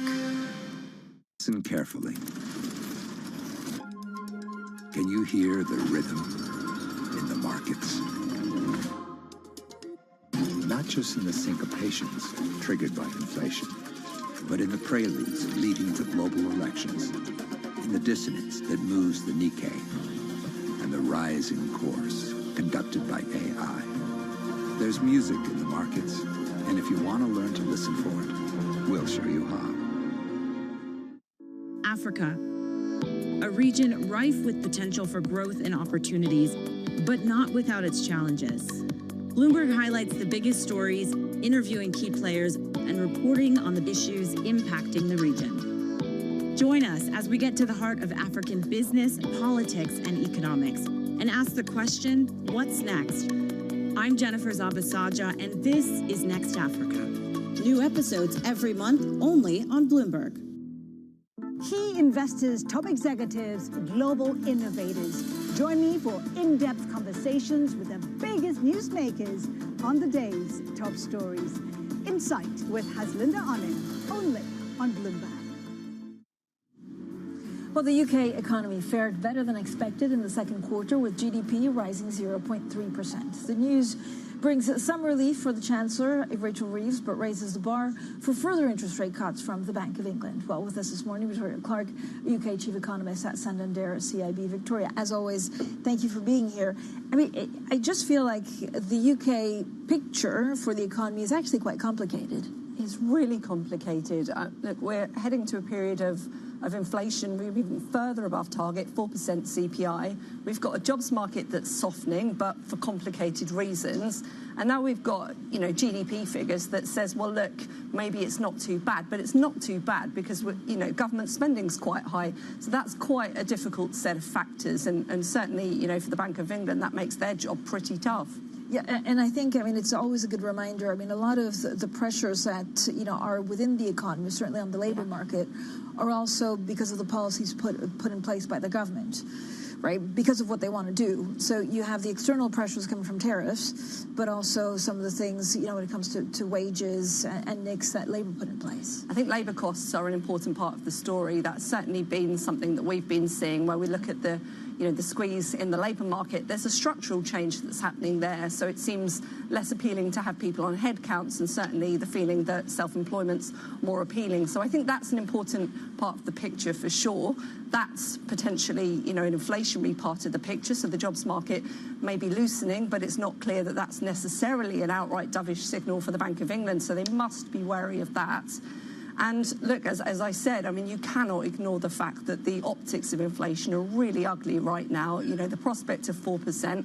And for households, inflation on the food side's pushing up. So all of these things are going to be triggering those concerns that you might see coming back to the labour market. More calls for, still fairly big wage increases. So it's a tough old outlook to grapple with. Look, maybe the easiest option for the Bank of England actually is now for a period to do nothing. And that's certainly our call, that they should sit tight, take no risks when you've got such high, sticky inflation. Is it because the danger of cutting too soon, or is actually more risky than actually just waiting? I think that's right. I think, for me, the combination of these factors is complicated, but the high inflation at the moment, I think, is front and centre, especially when you look at the causes of the softening in the jobs market. The GDP figures are not bad enough to warrant a rush to do it. So I think the sensible strategy from here is probably sit tight. If that jobs market keeps on weakening, then you come back later and you cut a bit faster. And I think the balance of risks, to me, suggests that that would be the safest path for them to choose. Victoria, what's the data print that actually you really want to know in the next couple of months? So certainly, the kind of ugly details of the CPI numbers, I think, is it 4? Does CPI push through 4 with those food inflation concerns? That's a risk. I think that'd be important. Starting to push past 4 is really quite psychologically important. And then in the labour market, it's not just for me about payrolls, do they keep softening? It's that bigger picture, because if people are still finding work in other areas, then maybe the crisis is not all that. Of course, pay growth's a big data point. does that really get a good 3 handle and continue to soften? Yeah, and then of course you have the budget, which we don't have a date for. So there's an assumption that it's towards the later part of the fall. But again, the money's just not there for the government to find. What are you expecting in the budget? Yeah, look, today's growth figures, I think, help them. A little bit, yeah. They do, they help them. They're not going to get such a downside from some of those assumptions. They have made some policy changes already, which they have to find money for. The welfare bill is one. And there's a key question there, which is what the OBR is going to come out and say about productivity growth.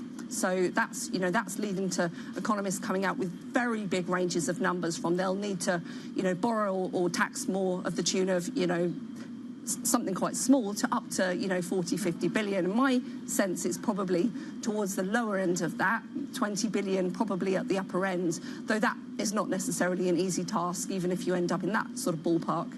Is there any low-hanging fruit, actually, that they can tax without putting the economy in jeopardy? There are a few things. I mean, the obvious one is going to be the, the freeze on tax thresholds, which they can push out. That will get them, part of the way there. And then I think the other things that they'll need to do will be, will be slightly more important. There's lots of talk about inheritance tax at the moment. There's talk about gambling taxes, and I suspect the way that they deal with this is just kind of scraping around a range of taxes rather than, doing anything big or significant that, really challenges the economy. Victoria, thank you so much. As always, Victoria Clark there, UK Chief Economist at Santander CIB. Coming up, we talk about Russia and the U.S. This is Bloomberg.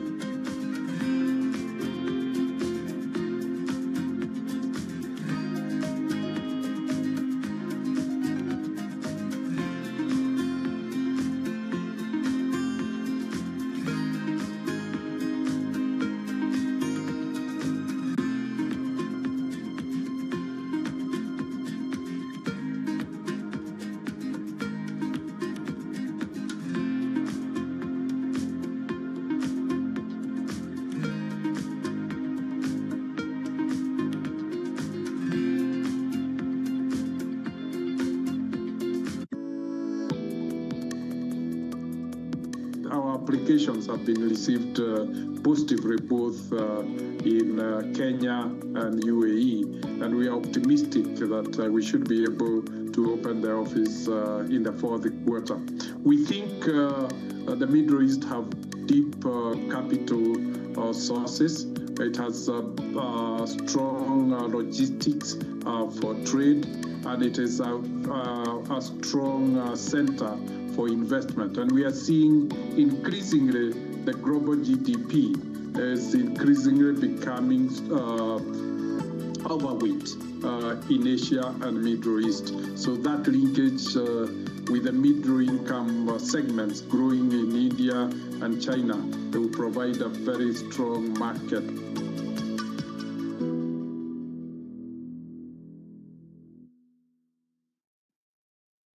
Okay, ready? David, what initially sparked your interest in this topic of longevity?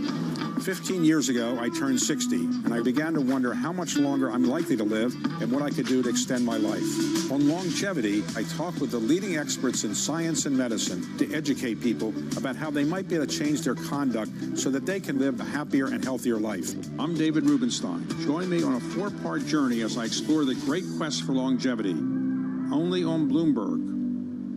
Our global headquarters in New York, I'm Danny Berger. Welcome to Bloomberg Brief. Let's set your agenda. Bloomberg Brief delivers the market news, data, and analysis you need live every weekday only on Bloomberg. Context changes everything.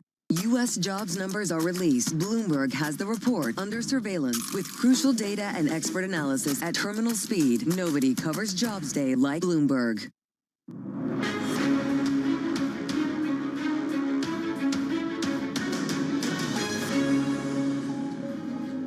Well, good morning, everyone, and welcome to The Pulse. I'm Francine Lacqua here in London, and these are your top stories. President Trump warns of severe consequences for Russia without a ceasefire agreement on Ukraine, while promising to push for a second meeting that includes Volodymyr Zelensky. U.S. Treasury Secretary Scott Bessent says the Bank of Japan is falling behind the curve on inflation in a rare comment on policy decisions by a foreign central bank. Plus, the UK economy grows faster than expected, bringing some relief for the Chancellor Rachel Reeves and questions for the BOE's rate path ahead. Now let's return to that top story, and Donald Trump has warned Russia will face consequences if Vladimir Putin does not agree to a ceasefire with Ukraine in the coming days. Now the U.S. president is due to meet with the Russian leader in Alaska tomorrow. We're joined by Stephanie Baker, a senior writer, and Peter Trubowitz, professor of international relations at the London School of Economics. So Stephanie, Professor, thank you for being here. Stephanie, I mean, I don't know whether it's the communication, actually, that the leaders or the pressure that leaders put on Donald Trump, but again, it's a different tone when he speaks about Vladimir Putin, now it's a lot more threatening. Could he go back to the more friendly President Trump once they've been in Alaska? Yeah, and this is the problem with Trump, is that he seems to echo the last person he spoke with. So he's taking a firm line on Putin now, going into this meeting after this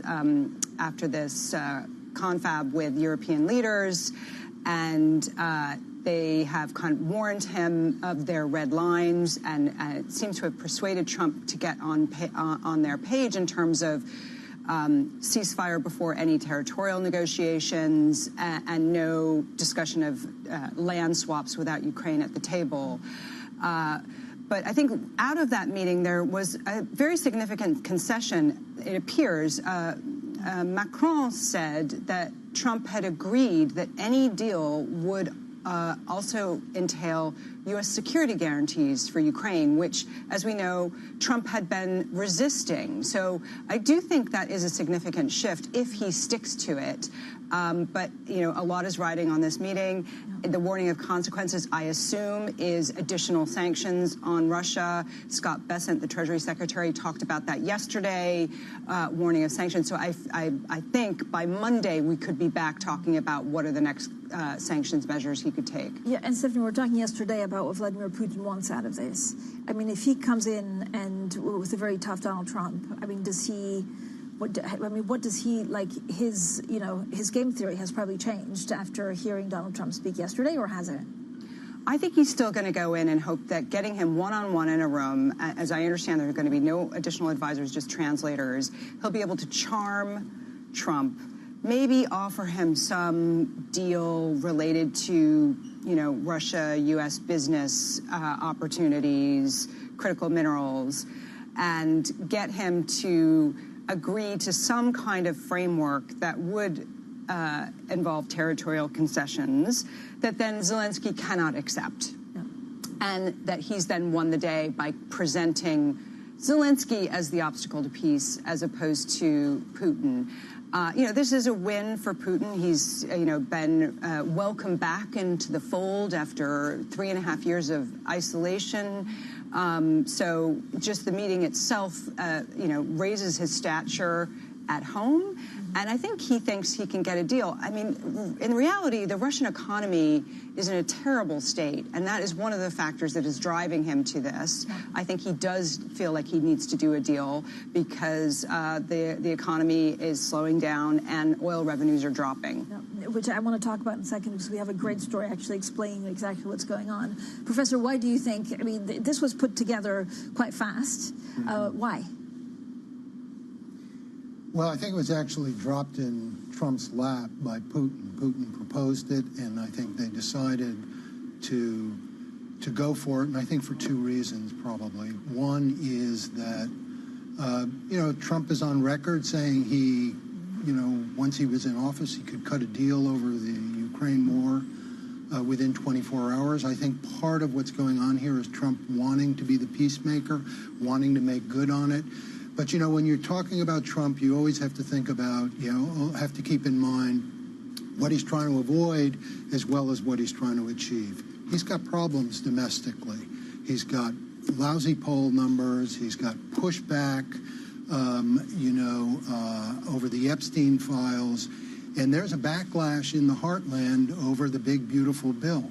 So Trump, I think, is putting a lot of things out there, and this was an opportunity to, as he has had other opportunities as well, that he sees to change the narrative. So this would be a distraction for partly a distraction. There's high risk, though, involved. I mean, he's walking in, as Stephanie just said, into a negotiation that could go in directions that he's not, necessarily ready for. Trump said he will know within 2 minutes of a discussion with Vladimir Putin whether there's a deal.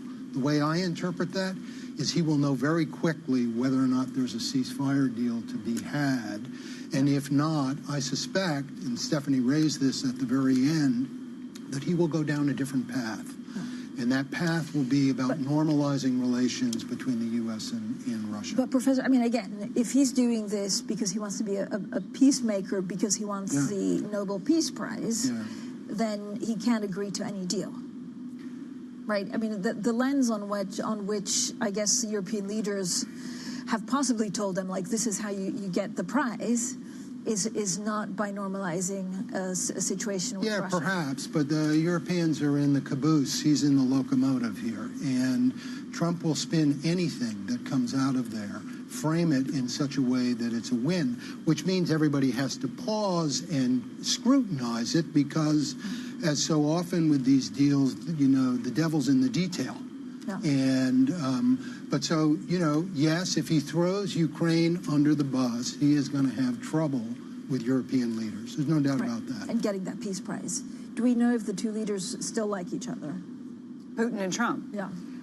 They have had years of warm relations. I mean, he has attacked leaders around the world for far less, and he's been so careful in his language about Putin until the last couple of months, where he's finally realized that he has been played, that Putin is intransigent on this war. How long that will last, I think, remains to be seen, because he does seem to have this sympathy with Putin and perhaps looks at him and admires him as a strongman leader that he emulates in some respects.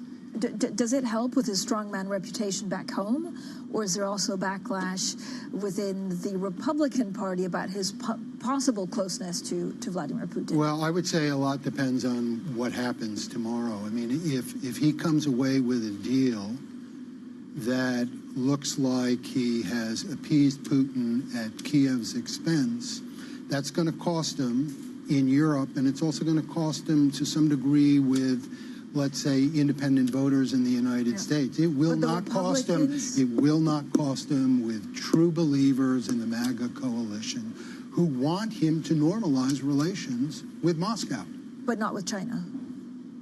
Not necessarily with China, but certainly with Putin.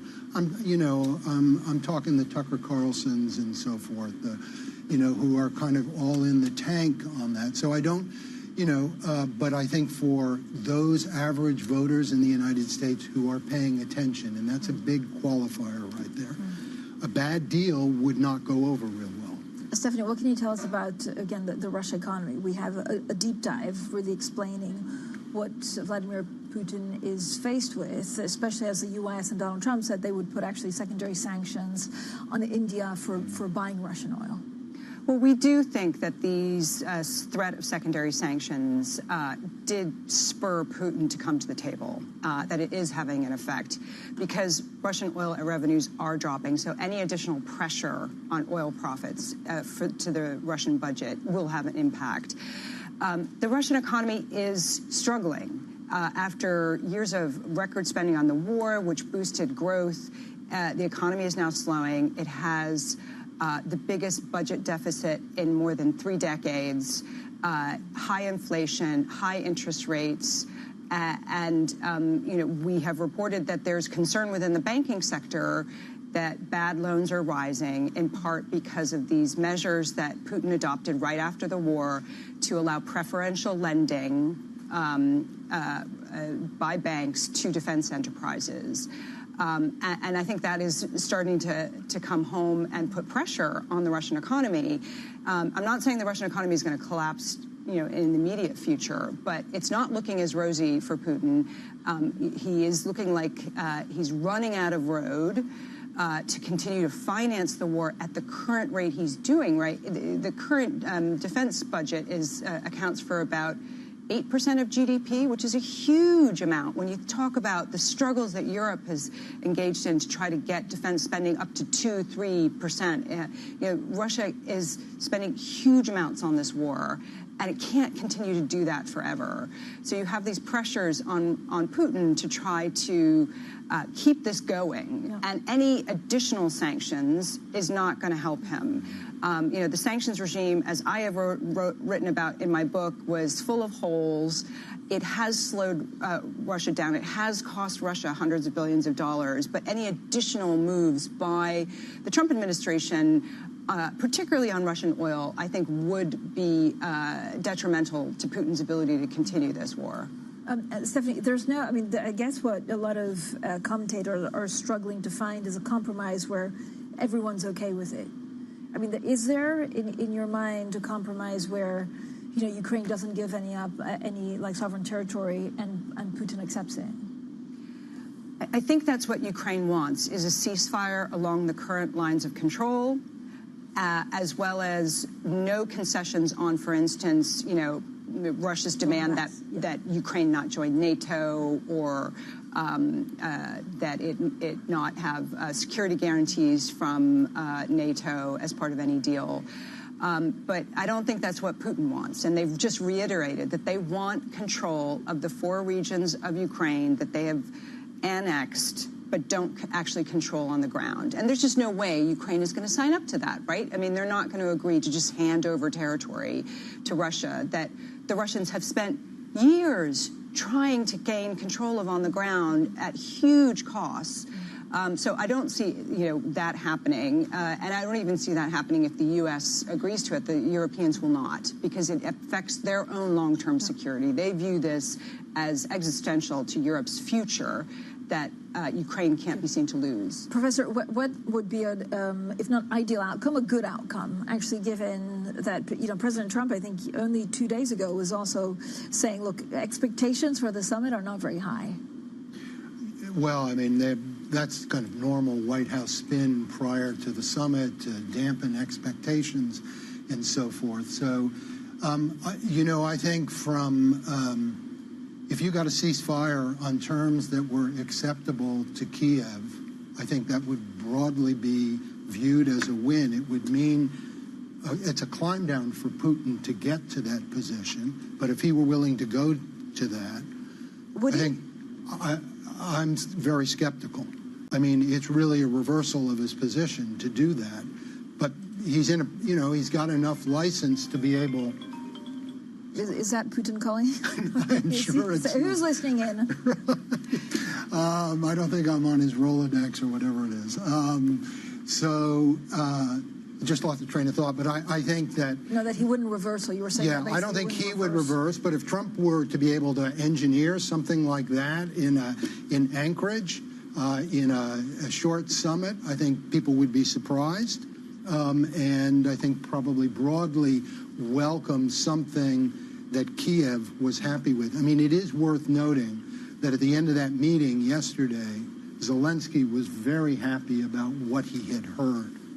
So the problem is that let's see if it stays, right? Yes, indeed. Who talks to the president from now until then. Thank you both for joining us. Stephanie Baker, our senior writer, and Peter Turbovitz, a professor of international relations at the London School of Economics. Now, also, everyone should read more on this topic in Stephanie's book, Punishing Putin, and it's a really clever book looking at the way that Vladimir Putin also masterminded the economy, enabled to go to war. Leaders from France, Germany, and the United Kingdom have threatened to reimpose UN sanctions on Iran if a nuclear deal is not reached by the end of August. Now, the so-called E3 say they are prepared to trigger what they described as a snapback mechanism to reinstate international sanctions on Iran. Those sanctions were lifted under the 2015 nuclear deal. And South Sudan's government has denied reports it's in talks with Israel about relocating Palestinians from the Gaza Strip to the East African nation. Well, the Associated Press has reported the two nations are discussing a resettlement as part of a wider effort by Israel to facilitate mass immigration from the enclave. Now, South Sudan's foreign ministry issued a statement describing the claims as baseless. Coming up, big waves across the high seas. The chief executive of shipping firm Hapag-Lloyd tells Bloomberg that U.S. trade tariffs have led to what he calls a rocky year. We'll hear from him next, and this is Bloomberg.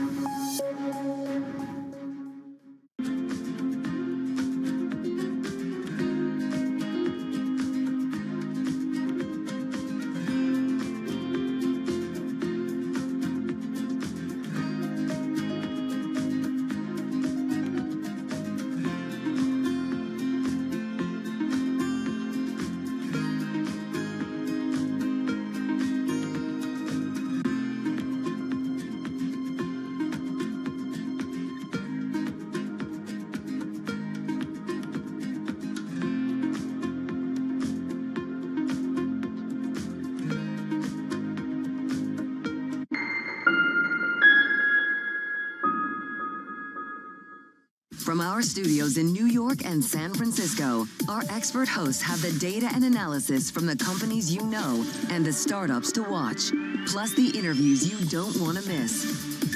Watch Caroline Hyde and Ed Ludlow on Bloomberg Technology, the only daily business show dedicated to tech, right in the middle of the trading action. Live every weekday, only on Bloomberg Television. Context changes everything. We're at the epicenter of a global realignment on a scale not seen for decades. At the intersection between markets, economics, and geopolitics, a forum for sophisticated conversation. This is Bloomberg Surveillance.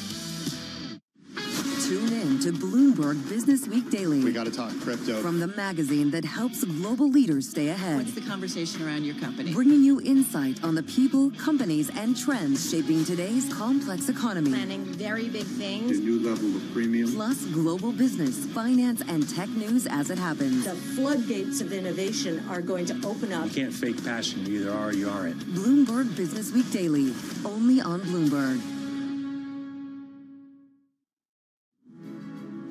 Well, the chief executive of Hapag-Lloyd says U.S. tariffs have led to a rocky year for the shipping and container firm. Rolf Haben-Jansen told us that continuing tariff talks between China and the U.S. are having a significant impact on the industry. When we were talking to many of our customers over the last 4 weeks, everybody said that there would be no uptick in volume. But when I look at what's been happening, let's say also especially over the last couple of days, we certainly see a bit of an uptick compared to what we saw in the last weeks. But I think to talk about a rush is definitely exaggerated. Well, Rolf, put that into perspective, that this uptick that you are seeing, are you expecting still some tariff front running to continue until some sort of deal between the U.S. and China is finally reached? We were speaking to the Maersk CEO last week, and his main case was that we need certainty on the U.S.-China relationship for shipping to really boom back. And I tend to agree with him. I mean, you know, everybody, and when you talk, whether you talk to shippers or whether you talk to importers, everybody would like to know where they are. That's, of course, where now the extended 90-day pause, if you want, or standstill is in a way good news, because that'll help people to at least get through the peak season. That's also why I would expect to still see a mini rush, if you want, towards the Golden Week, and as such a fairly normal seasonal pattern. But I think you're absolutely right. I mean, everybody needs to get some long-term certainty, because when the markets become predictable, people will simply take more decisions, as there's too many people right now in a wait-and-see mode, which over time does not have a good effect on demand. And that's where a little bit more certainty and a little bit more predictability, I think, would help everyone. Well, that was Rolf Haben-Jansen, the chief executive of Hapag-Lloyd. Now we're joined by Brendan Murray, who leads our trade and supply chain coverage. You're our trade czar. I mean, there's a lot going on. I can't figure out, actually, if you look at the tariff truce between U.S. and China, I mean, does it automatically bring trade rush ahead of the deadline and then quietens down? Is it like really zigzagged? Yeah, well, you just heard him say that there's a mini rush going on, and I think it feeds into this overall storyline that we've seen play out over the year, that things are just so unpredictable. Tariffs are on, tariffs are off, truces are extended, they escalate, and so what I think the picture he's painting here is one where there's a little bit more certainty, but there's still these clouds hanging over the global economy, and many of those are geopolitical. He also talked about the Red Sea diversion. Those are now going to extend into a third year. He said we're not going through the Red Sea for the rest of the year. The U.S.-China situation is stable, but it's still uncertain. And so I think that the companies that are on the front lines of the trade war, like Hapag-Lloyd, are really not in the clear yet. Yeah, and it's interesting to see, like, if you look at the routes, it's like Trans-Pacific, Transatlantic, and again, they have to move fast. These are, I imagine, typically not global shippers that are used to moving fast, because it depends on where you have your ships and the containers. I mean, it doesn't just happen, you know, it's not like shipping something on Amazon. Exactly. They can't turn capacity on and off, and so it takes months to sort of adjust things. So I think they've been resilient in the face of these headwinds and these disruptions, but it's still still disruption that's costly. Sailing around Africa it takes longer. It keeps a floor on freight rates. So I think that there's also the demand side of the equation. Are they going to see slowdowns in Europe and the U.S.? And he indicated that though they don't see recessions in the U.S. or Europe in the foreseeable future, but a slowdown is definitely in the outlook. If you look at what freight rates are doing, they're coming down. He said they've been flat for the past couple of weeks, and so it's just a continuation of what we've seen, disruptions and headwinds in the 3 to 6 month outlook. Brendan, what did you find as most interesting, actually, in what he had to say? And again, we hear also from the other side, chief executives having to make, especially in retail, having to make a decision. Look, you need to ship 100,000, shirts. Do you want to do it tomorrow at this cost? Yeah, exactly. I was sort of surprised by his cautious optimism in the face of all of this. He indicated that they had pretty decent growth in the first half of the year, and that they would wind up for the full year with something in the range of I think he said 2 to 4% growth. That is more optimistic than the World Trade Organization is seeing. It expects merchandise trade to grow less than 1% this year. So anything above that is you've got to take away as a positive. But he still he balanced his statements pretty well to say we've still got issues. The uncertainty being chief among them. Brendan, thank you so much. Brendan Murray there, who leads our trade and supply chain coverage globally. Now, the luxury sector has struggled of late. I know we've covered it on the program and more. That's coincided with fewer mentions of the big brands in popular music. So could analyzing songs actually help investors forecast the industry's fortunes? This was a really cool piece. Andrea Felsted from Bloomberg Opinion joins us now. Andrea, it's a quirky way to look at it, and it's so smart. So tell us what you were looking at here for your piece. We really wanted to know if there was any relationship between mentions in songs and how the luxury brands were doing, and we found that there was. I love it. This is such a Bloomberg story. It's like, we love metrics, we love data. So what does it tell us about the luxury sector? It tells us that the luxury sector, as we know, had this incredible boom pretty much from sort of late 2020 to early 2023. And that really coincided with a spike in mentions of brands in popular music. We particularly focused on hip-hop and R&B because that was the genre that was most likely to mention luxury brands, but it was across the spectrum. And since then, they've really languished. And that's a worry for the industry because during that time, it really appealed to a more diverse, younger customer base, and many of those people have simply been priced out by the incredible price increases we've seen, and luxury really needs to get them back. Yeah, it's funny. I can think of a couple of songs when mentioning like AP watches. I think exactly was one. Dior at the moment. So Dior. So again, if you track that, does it really give us a sense of what people want to buy? Because it's inspirational or aspirational. It really does. The really striking one is Gucci. They got a new designer in 2015, Alessandro Michele, who really changed the course of fashion at that time. It went from minimalism to maximalism. And around 2016, the mentions really started to take off. And they peaked around 2018-19, which was peak Gucci. And that really should have been a sign that we were at peak Gucci and maybe things needed to change. And Kering left it a bit late until 2022 when they changed designer. And the mentions have really languished since then. So it shows, how much work they've got to do. But the fact that it was so big in music, should give them hope because Alessandro really leaned into that. He was very close to Harry Styles and they used a lot of musicians. They've got a new CEO. He could really lean back into that again because LVMH, which was, really at the forefront of this by appointing Virgil Abloh, who wasn't a musician, but he was very close to a lot of musicians. That really inspired a lot of customers, but they've switched to sport. So, for Kering, it's a really big opportunity to push back into that sector where it was once so strong. Yeah, it's just so interesting, and I've never really read anything like it. Andrea, anything, are we back to maximalist, or are we still at minimalist? Quiet luxury is still here, but I think quiet luxury has peaked. So we've got new designer at Gucci. We've got Demna, who's coming into Gucci. Prada's just bought Versace.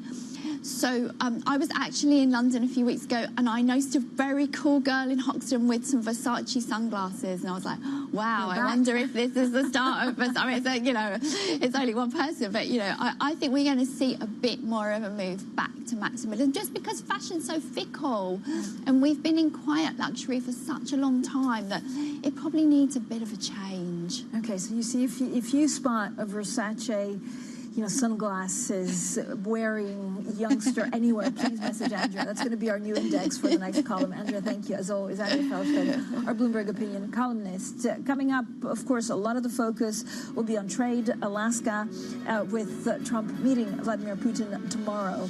The other thing we're watching out for is actually a couple of market moves. I think the U.S. two-year yield is on the verge of falling to the lowest level since May.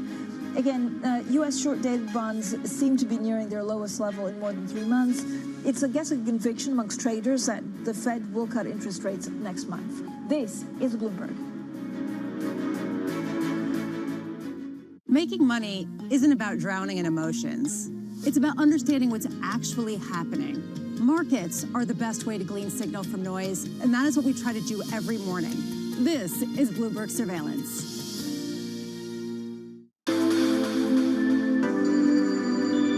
Single best investment opportunity you see in the world, regardless of industry or geography. Why? And again, how are you making it available to your clients? I think there's no question AI is going to impact everything we do. The opportunity to take great companies and use AI is going to transform. Also, the issue of jobs. What do we do with jobs? Because there's no question, you know, you look at things that are customer service oriented, and the AI is so much more efficient. You know, as we look at across all these different opportunities, what we really like is data centers in the U.S. And, you know, the one thing that we know is that AI is just going to create this enormous demand for data and this even growing opportunity for cloud computing. So for us, you know, owning data centers for 20, 30, 50 years, we're going to have a limitation on power in the U.S. There's no question over the next 20 years, the technology will change for chips. It'll become more competitive, and NVIDIA may not be the only major provider. So I think you're going to have a big technology refresh over the next 20 years. But the one thing we know is you're going to need data centers, you're going to need power, you're going to need cooling to support all this growth in the cloud. So we look at them as long-term bonds. From the beating heart of global finance, economics, and politics, and wherever newsmakers are moving markets, Bloomberg brings you conversations that allow for deep discussions and important insights. What do you think the future is for inflation? Is this a new normal? Are markets too optimistic? How do you worry about the things that are outside your control? How does the current fighting completely stop? I'm Francine Lacqua, and this is The Pulse, every weekday only on Bloomberg. Jumpstart your trading day with 2 hours of single stock stories that are driving the opening bell action. We'll take you to Wall Street, Main Street, the C-suite, and beyond. Bloomberg Open Interest. Every trading day. Only on Bloomberg.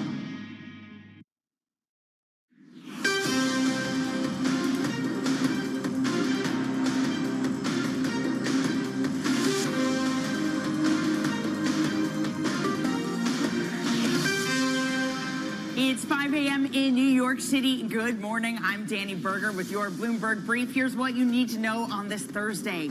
A warning to Russia. President Trump presses President Putin to agree to a ceasefire as they gear up for their meeting. An AI comeback.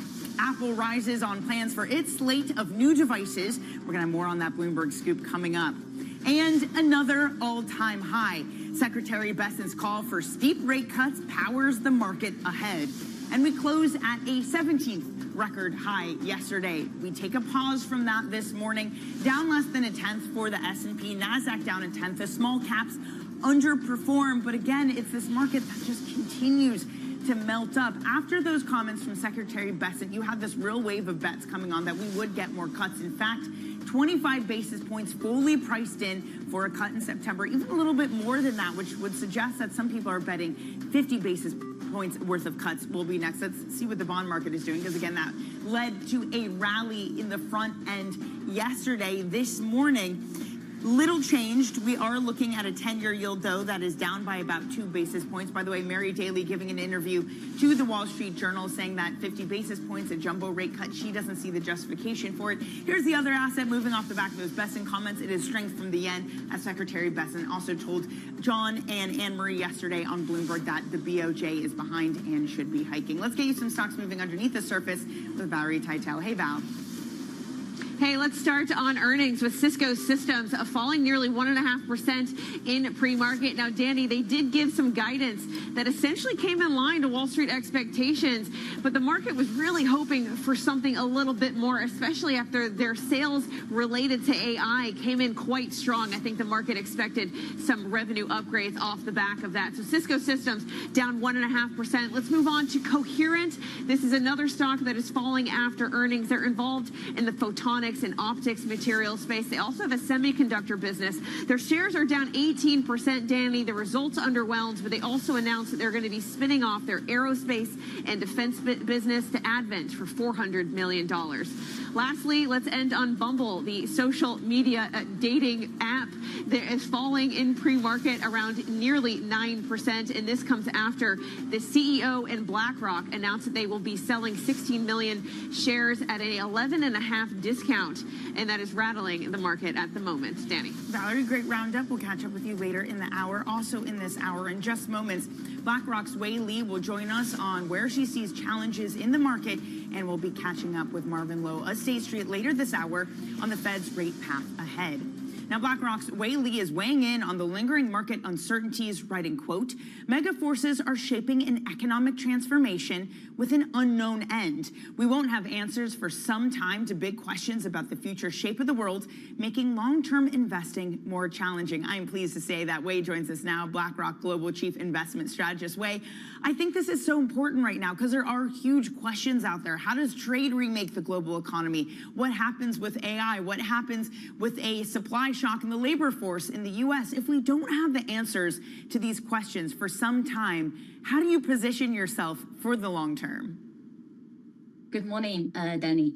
The short answer to your question is that it's increasingly uncertain over the longer term, and point forecasting for strategic horizon is basically pointless, which is why we're rolling out scenarios to navigate the longer term, and also which is why we are actually focusing more on the nearer term, where certain rules around how economies function, how global trade function would govern how quickly things can change. So we're putting more risk budget over the nearer term, the tactical horizon, which is also why, even though there's a huge amount of uncertainty over the longer term, we're risk on in the near term. Risk on, Wei. So what is in the price and what could spoil the party? As yesterday we reached a 17th all-time high in U.S. stocks. That's a very good question. 17th all-time high in U.S. equity market, and we're close to 30% higher from April lows. So it's understandable that markets are also feeling a little nervous, and investors are also feeling a little nervous, especially as we head into a period where growth could be lower and inflation could trend a bit higher because of the impact of tariffs. But I would say, though, right now, markets are talking about more Fed cuts against the backdrop of not a recession. Very few people are talking about recession. Yes, we're looking at growth below trend, but we're still look at consensus 1% for this year. So growth is holding up okay when markets are getting excited about rate cuts. And at the same time, markets are not the economy. The equity market is further turbocharged by the AI super cycle. You look at earnings, tech is still driving, doing the heavy lifting of earnings. And this year, consensus are looking at 25% of growth in terms of earnings for tech versus about 4% for the broader market outside of tech. So we're still talking about AI super cycle charging the equity market that further differentiates it from the economy that is currently being supported by rate cut hopes. So when you bring all of this together, even though markets have come a long way, I think the right posturing at this current juncture is still risk on, which we have held since early April. Wei, I know you're a big proponent of diversification, especially with some of the alternative strategies, things like infrastructure to capture those tech bets. There was a really interesting FT story this morning that just talked about the sheer size of money being thrown at this. They quoted a banker saying that we're in the period where capital markets are crazy enough to throw money at almost anything. Wei, again, this is a long-term trend that we don't quite know how is going to play out. Is there a risk that we're moving to a world of overcapacity, that we're investing too much in the data centers before we know how really AI is going to be used more broadly? There is always the risk of that when we're talking about a super cycle, when we're talking about structural transformations like the AI build out. So there is such a risk, but I would say that at this juncture, the answer to your question is not going to be clear, and it is not going to be clear for quite some time. And right now, companies are spending and overspending just to stay at the table, right? You look at CapEx commitment by hyperscalers, despite the earlier year DeepSeek concern around how much more you need to spend to build a smart model. Hyperscalers are confirming and increasing their CapEx commitment, going to show that the momentum can run for some time. And you talked about infrastructure. I was just pulling some performance data overnight. Listed infrastructure 15% up on the year in the US is outperforming the broader benchmark, and the private infrastructure debt, for example, actually are doing the best across the various segments within private market, going to show that this is really the exposure that we want to own, sitting at the intersection of various mega forces, including AI, but also low carbon transition, also supply chain diversification build out because of geopolitical fragmentation. So we continue to view this as a major theme that we want to own across a few scenarios that we see playing out over the longer term. And to your point, Wei, this is a big theme that the market is trading on.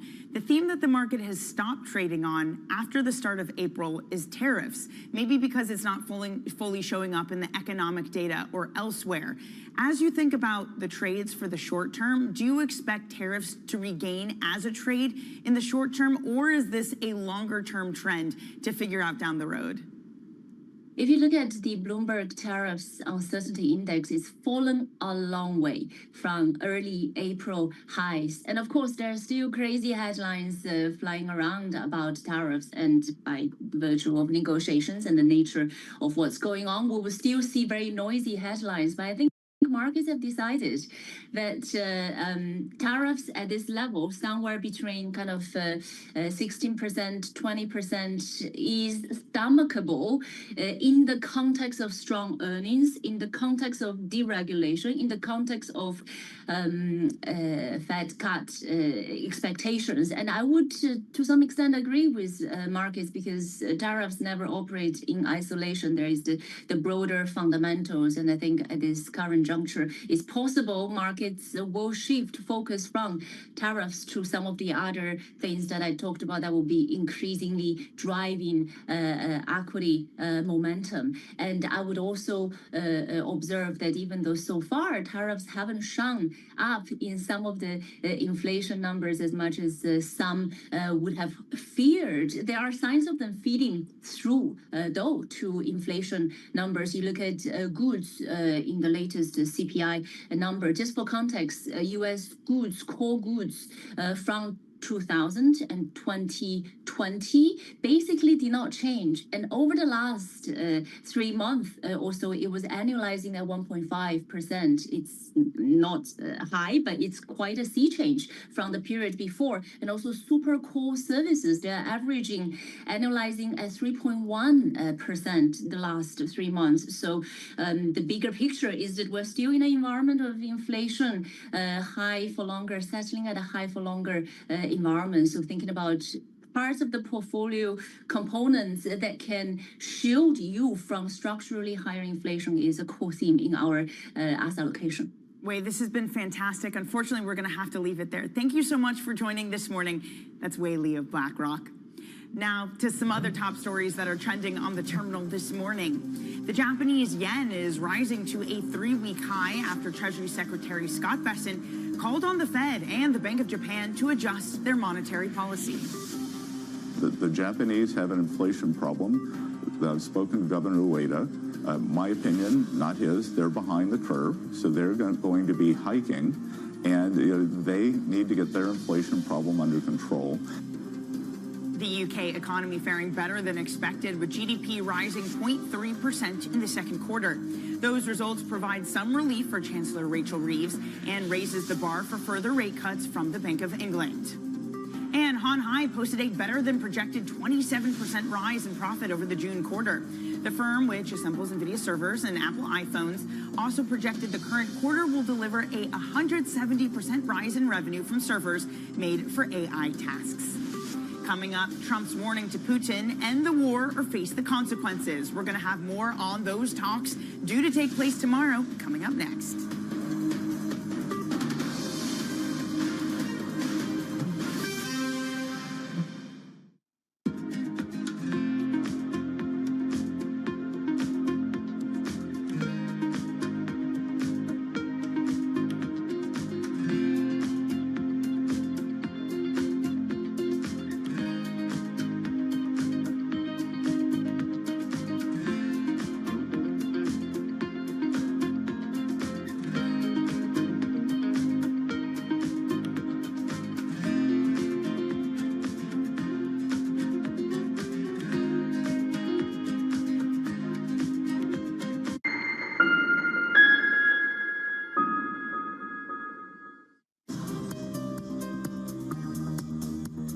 It's the countdown to the market open as we bring you the first trades across Europe.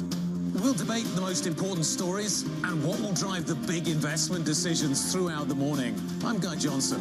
I'm Kriti Gupta. And I'm Anna Edwards. Join us every weekday morning for the opening trade, live at 7 a.m. here in London. Only on Bloomberg. Context changes everything.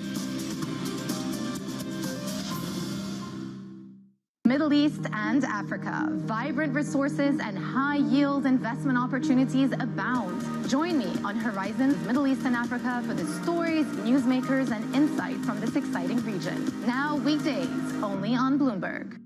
Bringing you up-to-the-minute economic news whenever and wherever it happens. I'm Francine Lacqua in Sintra, Portugal, and this is Bloomberg.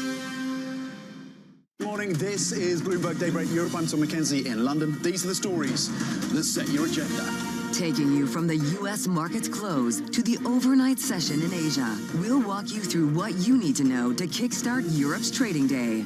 Live from our European headquarters, we bring you the day's top market-moving stories, unmatched expert analysis, and on-the-ground reporting from across the continent. Tune in to Daybreak Europe, only on Bloomberg Television. Context changes everything.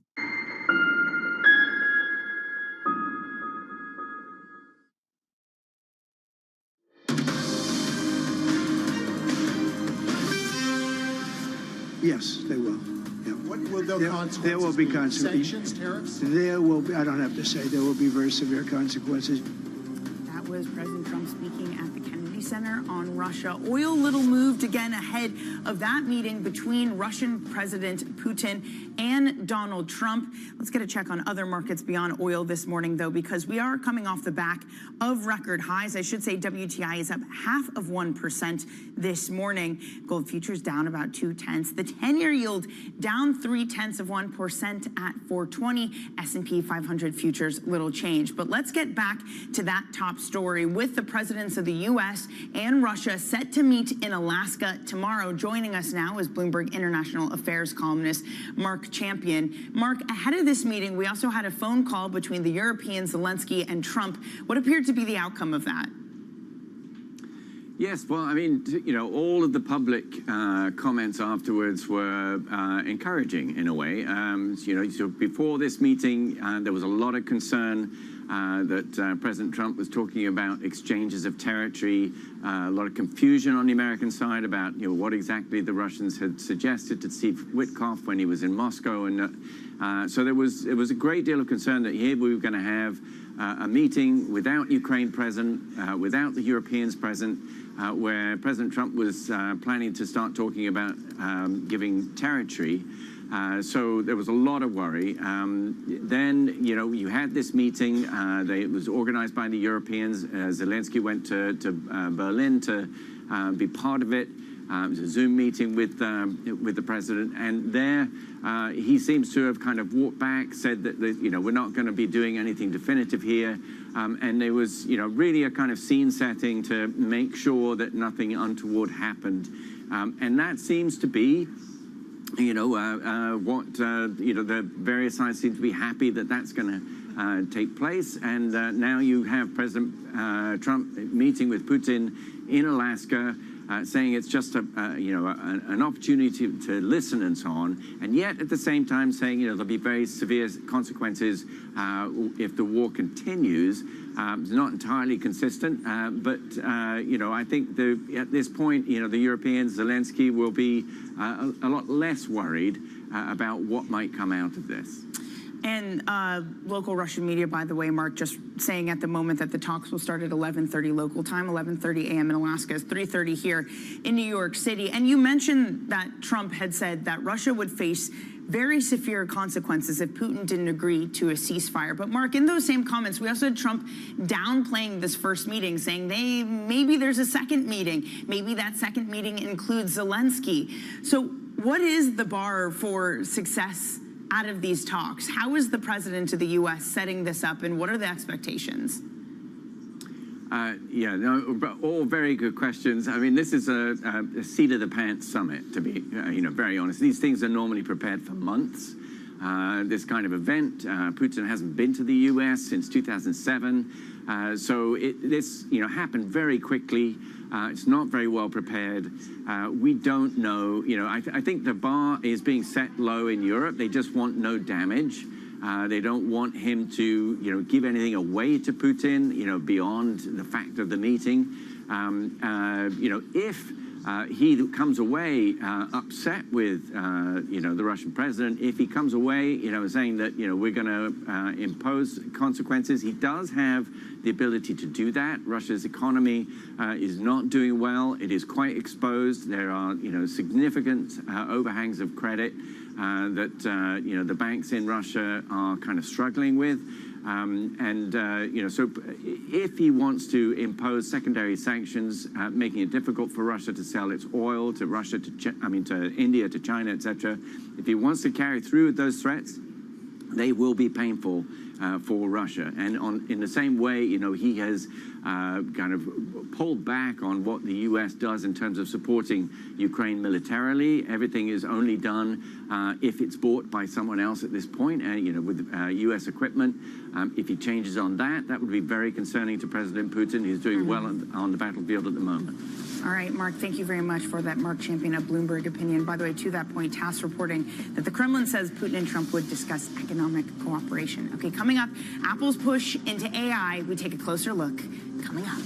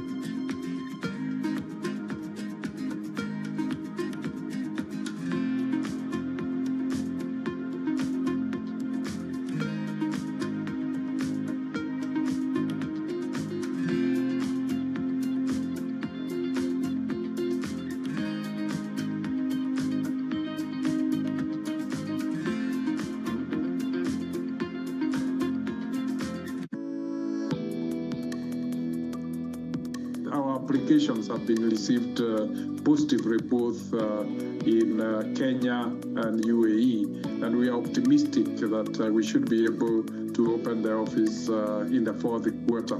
We think the Middle East have deep capital sources. It has strong logistics for trade, and it is a strong center for investment. And we are seeing increasingly the global GDP is increasingly becoming overweight in Asia and Middle East. So that linkage with the middle income segments growing in India and China, they will provide a very strong market.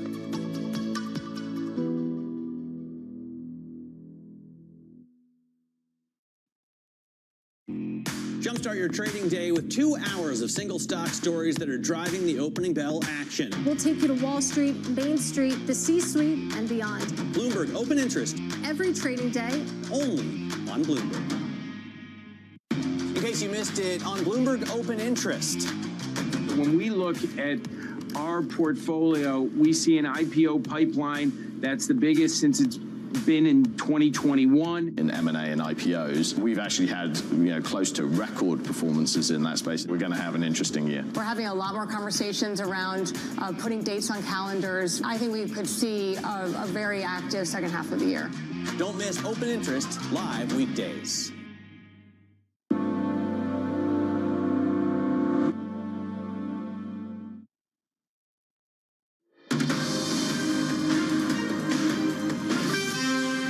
Watching Bloomberg Brief. I'm Danny Berger in New York. Let's take a look at the front pages this morning. What's making headlines? First up, on the Bloomberg, an exclusive. Apple is plotting another big push into AI with an ambitious slate of new devices. Those include robots and other entry-level smart home products. Apple shares climbed to a session high on that news.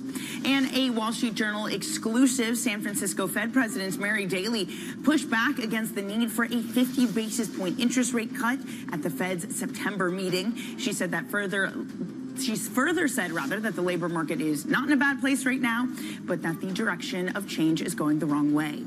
And on the FT, Chinese AI company DeepSeek delayed the release of its new model after failing to train it using Huawei's chips rather than NVIDIA's. It comes after Beijing demanded that Chinese tech companies justify their orders of NVIDIA's H20 and encourage the use of domestic alternatives. Now to the world of crypto, where Bitcoin has hit a record high overnight. Investors pushing deeper into risk-taking territory across markets, though a little bit weaker this morning. Joining us with the latest is Bloomberg cross-asset markets reporter Justina Lee. Justina, it is great to see you. And as you know well, the animal spirits were alive and well across most markets yesterday. But why the latest leg higher in crypto? Yeah, I think part of it just reflects this risk-on moment that we're in. You know, the S&P 500 is in another record. And, you know, with kind of people expecting the Fed to cut rates again, I think crypto is just getting swept up with animal spirits. But of course, there's some crypto-specific factors here. I think people in general are pretty optimistic about kind of the regulatory front with, you know, the Trump administration. And at the same time, there have been all these like digital asset treasury companies where, I mean, their whole kind of raison d'etre is just to buy more crypto. So I wish kind of there was a more clever explanation, but that's definitely part of the story. Hey, whatever works. But Justina, also yesterday, we got the IPO of Bullish, a crypto exchange. It had a huge debut. Automatically, you get 2 minted billionaires off the back of that IPO. I think it's up another 13% in the pre-market. What does it tell us about this moment when earlier this year, not even just crypto IPOs, but IPOs in general were pretty icy and put on hold to now get something of this magnitude? Yeah, I think it really tells you that, you know, people aren't just buying, you know, blue chip stocks. They want kind of the riskiest names out there. And crypto is just part of that. And, you know, one interesting thing about Bullish is that not only is it a crypto brokerage company, it also holds some crypto itself. So I think it's also part of this narrative that for some reason, if you set up a company that just buys crypto, people automatically kind of like that narrative, even though they can also just go buy the crypto kind of themselves. And so I think it really kind of reflects, you know, these crazy, you know, not to use a pun, but these crazy bullish sentiments out there. Justina, you can never have too much bullish. Thank you very much for that. That is Bloomberg's Justina Lee. And as we mentioned, Bitcoin hitting a new record overnight. It's a little bit weaker this morning, although you can see the bullish IPO. That thing is still up 14%. Again, it had a huge debut yesterday. If I just look at what bullish did on its first day debut, up 83.8%. It also matches some of the moves in IPOs like Circle, for example, so those being well received. Okay, coming up, more on the Fed's rate path. We're going to catch up with State Street's Marvin Lowe, who joins us for the next half hour. This is Bloomberg.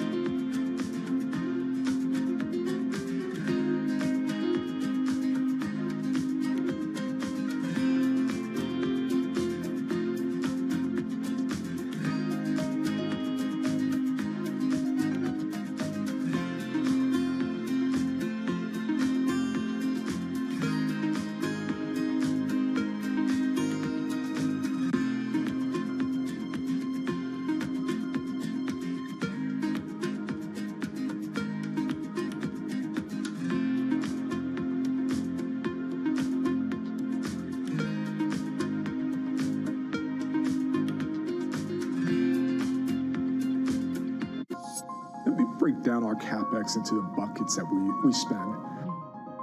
Big part of it is to expand our reach of fiber. You cannot wait until there is certainty to build that. These have long lead times that require you to have conviction about where demand is going. Another bucket is, as more people are on our network, we also have to add more coverage and capacity. It's almost like a variable expense. Third, we are modernizing our wireless network right now. Through the investments we're making, we are driving down our unit costs over time and providing more capacity to serve the demand that we think is coming. Do you have less confidence in that three-year plan now than when you first came out with it, given that some people are having trouble deciding how things are going to look in the next 3 days? No, I really don't. I look at the nature of our business. It doesn't matter the economic cycle. This is a critical goods or service, and we have every confidence demand for it will remain. Will it be harder in a more challenged economic environment if that ends up being the case? Of course, but remember, we are investing at record levels. Slight moderations of that would allow us to deliver a lot more incremental cash to the bottom line. So I have every confidence we're going to be able to deliver our guidance. At a time when policy in Washington is driving Wall Street, we draw a distinction between the rhetoric and the action, bringing you market-moving guests and original reporting. This is Bloomberg Surveillance. U.S. jobs numbers are released. Bloomberg has the report under surveillance with crucial data and expert analysis at terminal speed. Nobody covers Jobs Day like Bloomberg.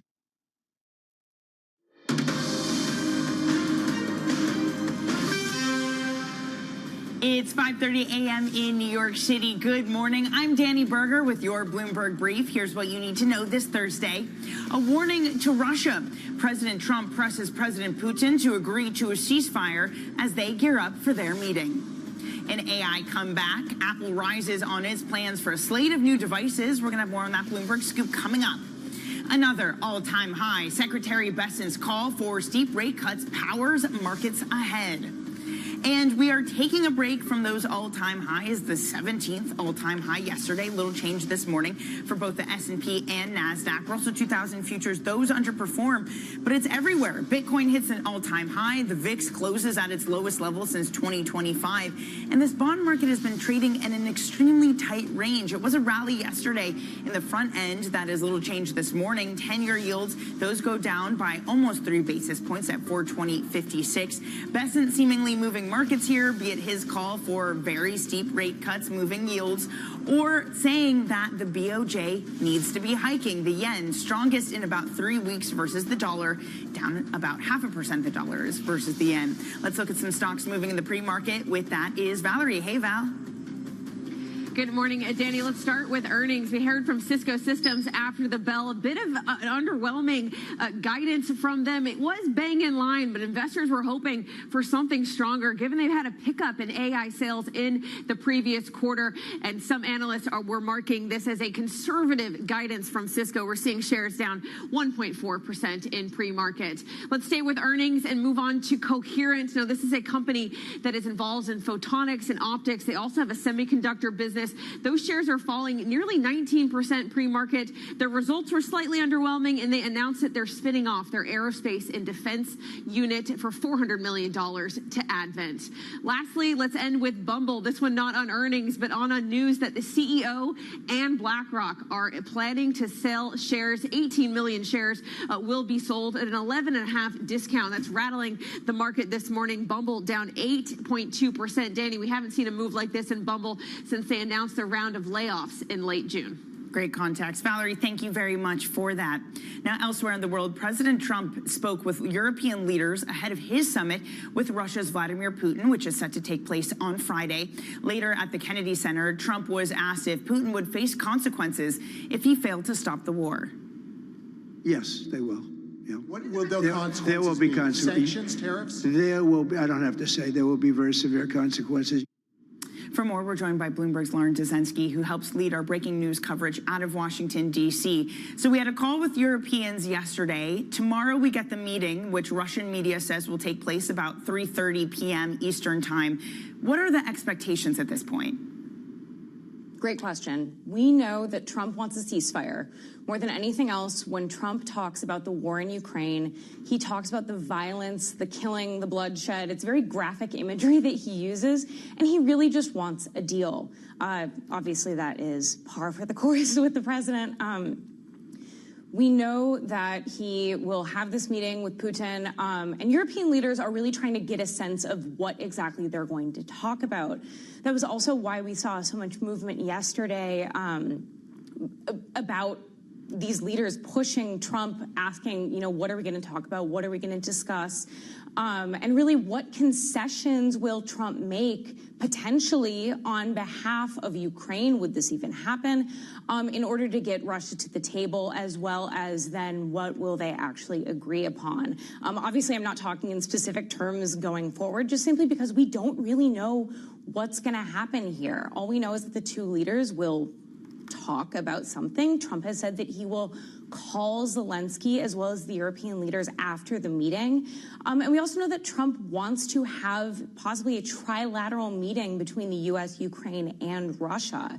But again, that's all very up in the air, and we'll just kind of have to see what happens tomorrow. Lauren, I love this, that what we know is that they'll talk about something, and that's kind of it at this point.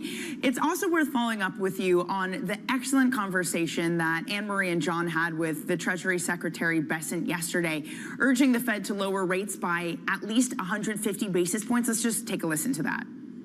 We should probably be 150, 175 basis points lower. So, I think the committee needs to step back. I think probably one of the most politicized governors just went off the board. And Lauren, it's not just that he said that, it's that markets moved on that as well. Do his comments take on a new importance because this is the man leading the search for the next Fed chair? Definitely. I also think we don't see the Treasury Secretary make comments like this. It was obviously so significant that we actually sent that hot headline on Bessent's comments about that rate cut that he wants to see. And we also saw Bessent cite the BLS data, saying that had the data been better, we could have seen rate cuts in June and July. This is a lot of forward-thinking fiscal policy that the Treasury Secretary is talking about, that, again, it's untraditional to hear him say that.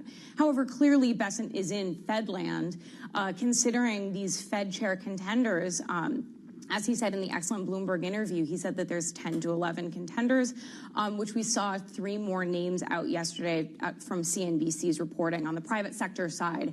So clearly these names are kind of in the mix. Bessent, who is wearing a lot of hats, Elon Musk might be jealous of this, but Bessent is dealing with so much, I think, in terms of not only these trade negotiations, he's dealing with the Fed chair pick, BLS. There's really just so many things that he is considering. But obviously this Fed discussions as well as these rate cuts, I mean, as we saw, the markets speak for themselves. Yeah, so many different jobs to take care of and making news basically on all those fronts. Lauren, thank you so much for that. That is Lauren Dzenski. Now, State Street's Marvin Lowe is paying close attention to the Fed sweepstakes, but also the economic data, writing, quote, while we think the data has turned enough for the Fed to pivot from its wait-and-see approach, there still remains scope for market surprises if the cutting cycle does not evolve as aggressively as investors are presently expecting. I'm pleased to say that Marvin joins us now, Senior Global Macro Strategist at State Street. Marvin, great to see you this morning. Good morning. Thanks nice for coming to see you in. Too. And there is some aggression being priced in to the point where there are some bets being placed on that we get 50 basis points worth of cuts in September. Have we gone too far at this point? I mean, if you're aggressively betting that we're going to get another 50 September, if you will, yeah, I think you're ahead of the curve. You know, I think that certainly there was data that kind of got us to the point where we could talk about cuts. But you still, as of June, had almost half the committee saying that they didn't think a cut was necessary at all. So there's going to be some pretty deep discussions, but to get to 50 fast is in my mind, ahead of the curve. Well, there has been this idea, and you kind of hinted at that the makeup of the board, the makeup of the FOMC rather, has started to shift, and you're seeing more dovish comments. Sure. You're not seeing it from everyone, though. Yesterday, we had Goolsbee saying the labor market is still strong, saying I want to reserve some more surety that it's not going to be persistent inflationary shock. Bostic saying that I still have just one cut on my outlook. So to what degree is this a Fed that is coming around the idea to becoming more accommodative, or simply just a Fed that's becoming more divided? Yeah, I mean, remember that the Fed thinks that from a holistic perspective, granted, you know, the spread between some of the views are pretty wide, that they're still going to cut 2 times this year. They said that in June. They said that in March. They said that at the end of last year. So from that perspective, there was consistency in the view that it was going to take time to get a sense of what was going to happen and when they were going to be able to start resuming the cutting cycle.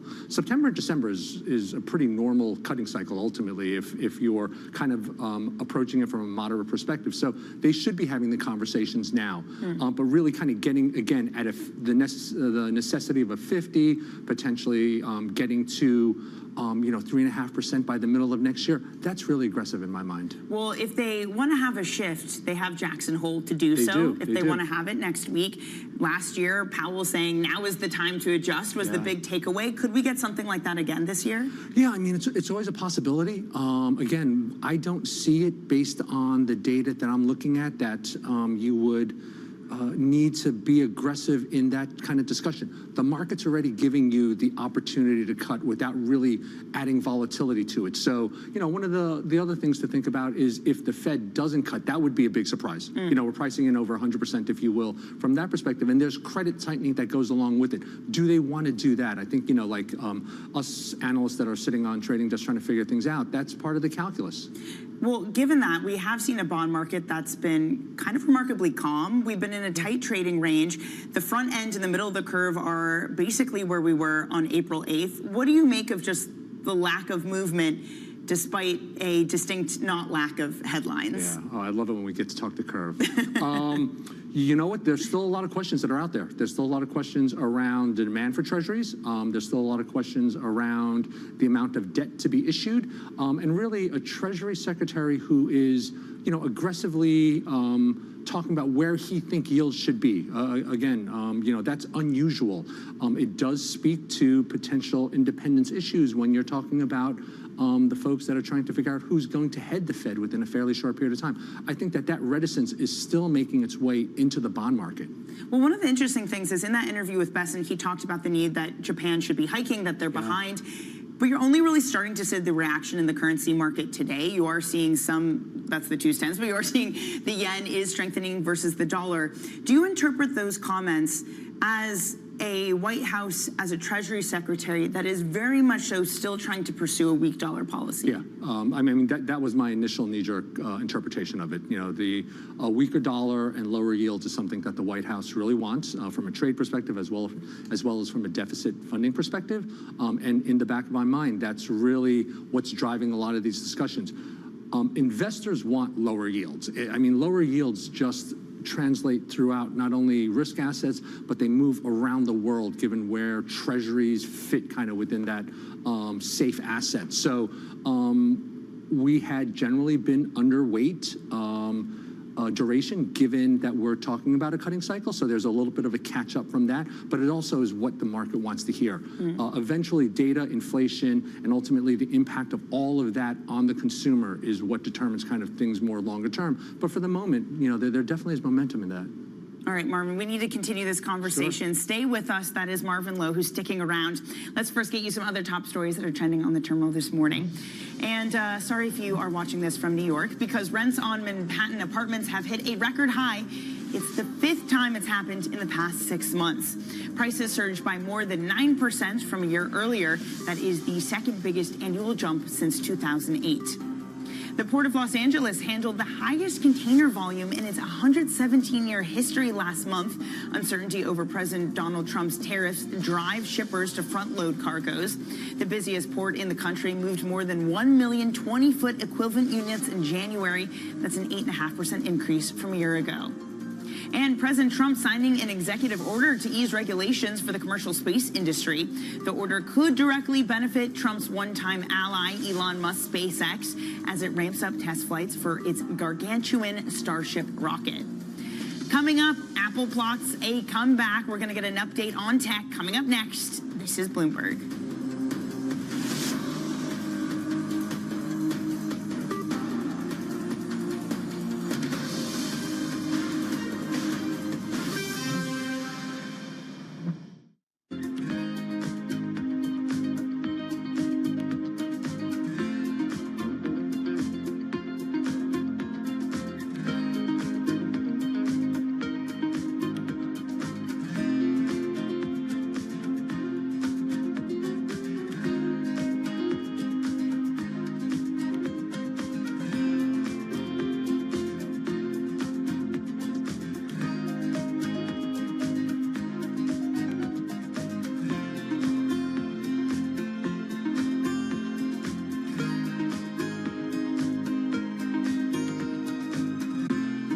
I'm David Weston. Join me each week on Wall Street Week for stories of capitalism from business, markets, economics, tech, and climate. We go on the road for a look at what lies behind the headlines of today and what will likely be the headlines tomorrow. We need more transparency. Oil and gas is still important. They said every citizen should be investing in the market. Accelerate progress in all fields of science. Watch Wall Street Week right here on Bloomberg. More than what you need to know, it's what you need to think about. AI is definitely in the center of it, and we're looking for how do we spend time and which industries do you invest in. Investors becoming more and more digital or AI enabled that actually adds value to economic growth. And this, we think could be time because you have a strong hardware power and you have a strong software power as we see, and it's accelerating significantly. But a very important, another element, which is changes in demographics. More AI-enabled softwares and applications may improve the people's lives and actually increase productivity in times where demographics are decreasing everywhere around the world. So this, I would say, is a major theme. So digitalization and AI-related technologies, and we think of it technology, but in reality, a lot of the businesses coming up and claiming to be technologies that are actually cannibalizing a lot of traditional businesses. Right, okay, ready? David, what initially sparked your interest in this topic of longevity?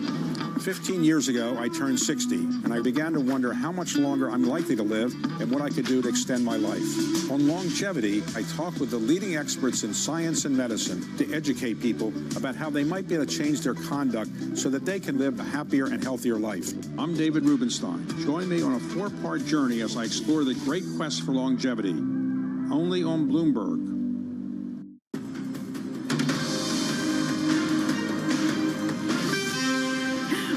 back to Bloomberg Brief. I'm Danny Berger in New York. Apple plotting its AI comeback. Bloomberg exclusively reporting that the tech giant's ambitious new slate of AI-powered devices, as well as a more lifelike version of Siri, to rival offerings from OpenAI and others. For more detail, we're joined now by Bloomberg tech reporter Newly Purnell.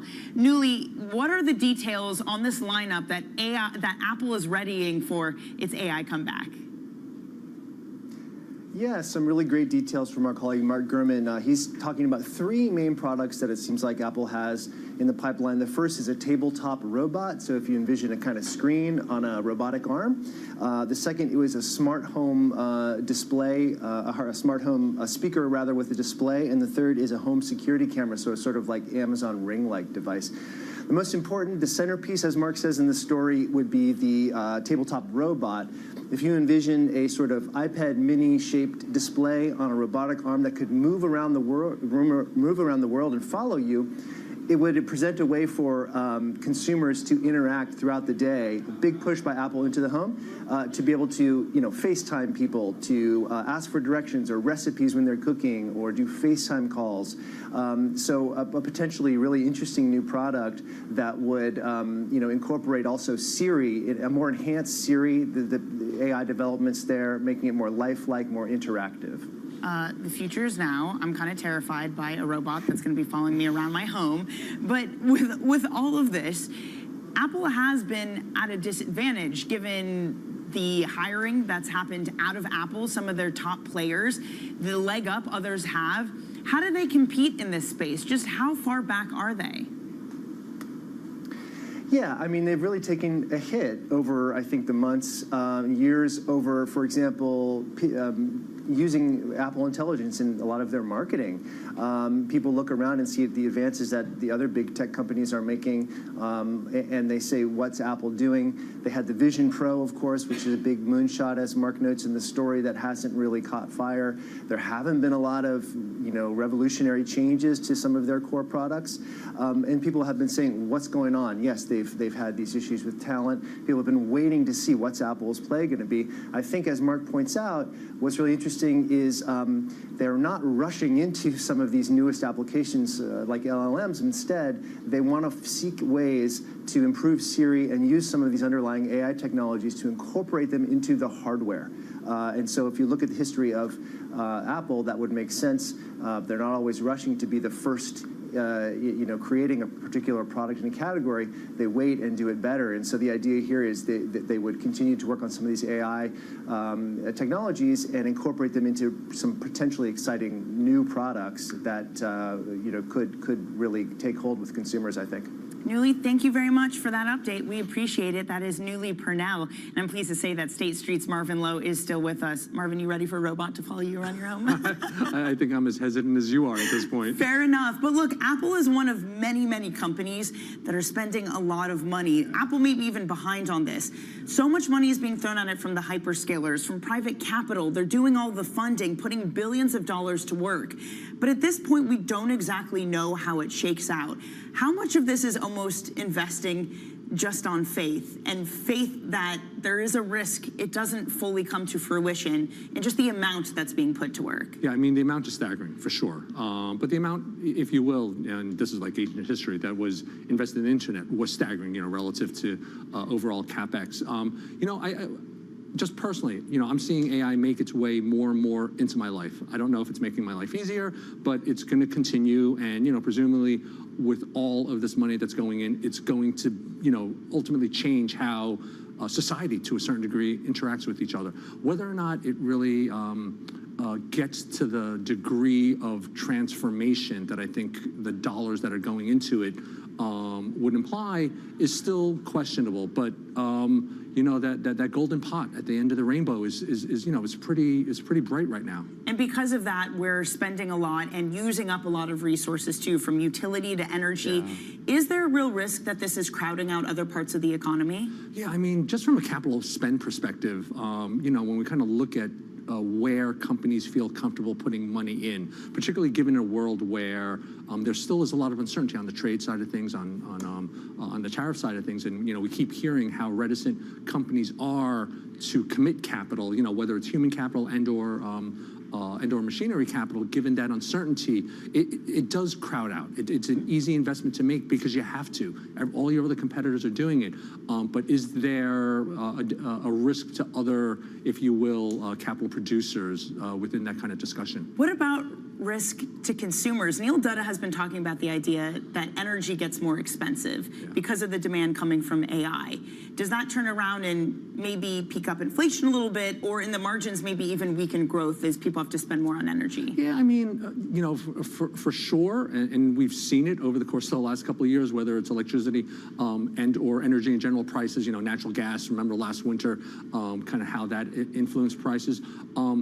You know, certainly that's a risk. The inflation story is one where there are so many different components, and we saw that in CPI.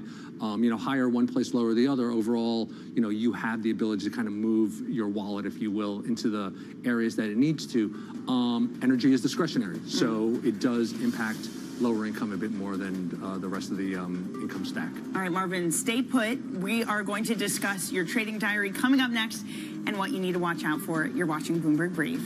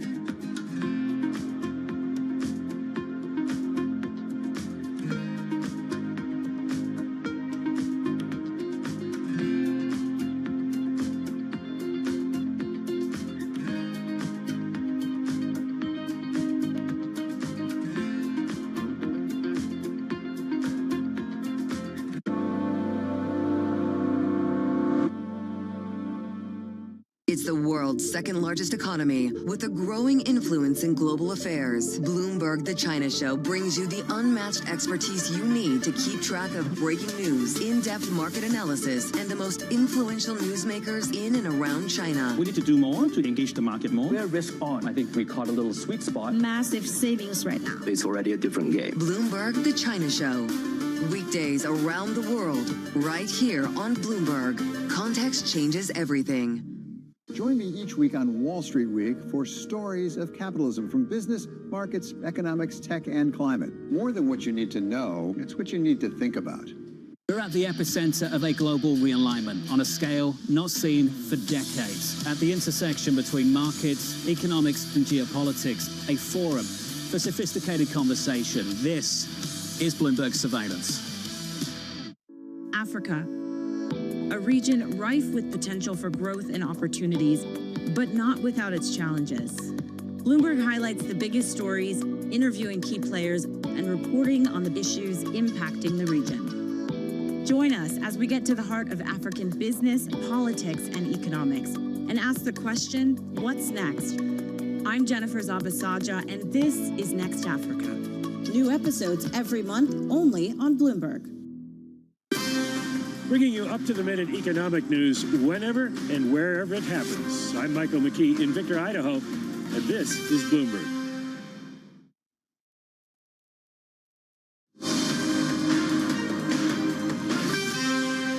Welcome back to Bloomberg Brief. I'm Danny Berger in New York. Let's get you set up for your trading day on this Thursday. More earnings. We'll get Deere and Tapestry coming before the bell.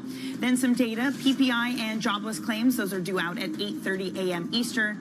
Finally, quarterly results from Applied Materials. Those will come after the closing bell. And please say Marvin Lowe of State Street is still with us. Marvin, the earnings season rolls on. And looking at just commentary from corporate executives, you still see some of that uncertainty creeping in. But otherwise, has that really shown up on the earnings level itself? Does the commentary match what we're actually getting from companies? You know, ultimately, no. This last earnings season was a surprise to the upside. I think everyone's, you know, quite pleasantly surprised. You see it in really how stock prices are doing.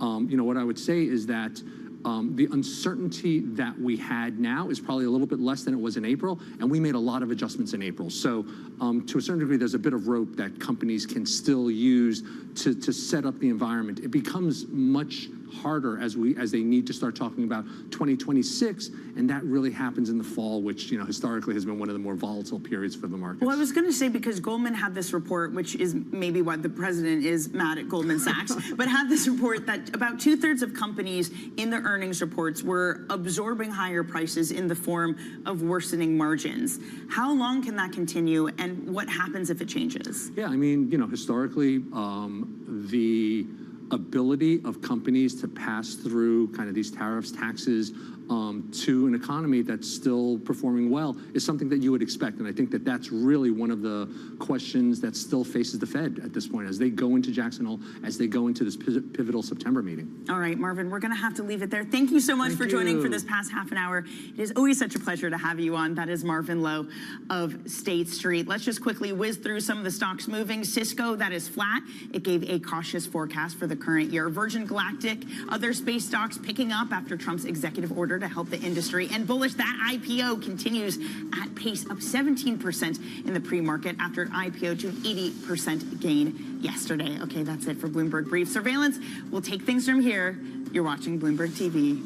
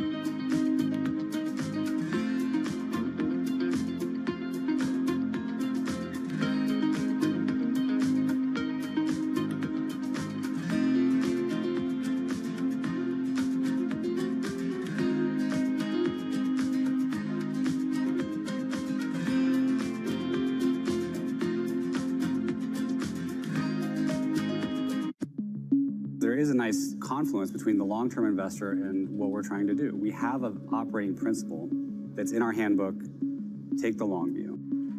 When we went public, we put a timeline up on the screen for the whole company in an all-hands meeting. And that timeline went from founding to 100 years out. And the IPO was one dot in 1 year on that timeline. And we tried to orient the employees to, this is a wonderful event, this IPO, but it's a moment in time on a very long journey. This is a company that you want to exist in 100 years. We do. Wall Street doesn't think in... No, they think in like hours. Yeah. And what I've learned of Wall Street, and particularly Wall Street investors, when they say they are long-term investors, that means they'll keep your stock for like a month. There has been one instance where I did something that was just for short-term stock, and I felt so bad about it that I don't think I'll do it again. What was that? There was one quarter, a few quarters ago, we were not going to beat the quarter. We were going to probably just hit it. And so far, we beat every quarter. So we were all like, wait, what? Our perfect record. We're like a 4.0 student that is going to get a B for the first time. This is not good.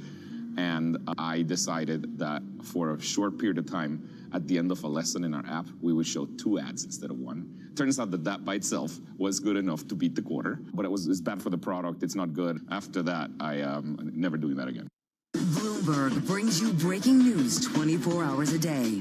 Powered by more than 3,000 journalists and analysts in more than 100 bureaus across the globe.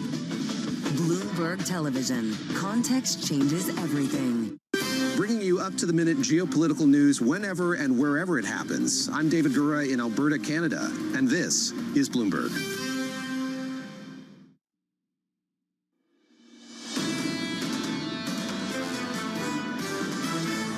inflation data, labor market data, you really need to dig under the surface to get a true sense of what the impact is. Inflation is alive and well. The market is pricing that inflation expectations have almost become unanchored already. You'll still see, we think, some pass-through of higher tariffs onto prices. Inflation might run hot well through next year. This is Bloomberg Surveillance with Jonathan Farrow, Lisa Abramowitz, and Anne-Marie Hordern.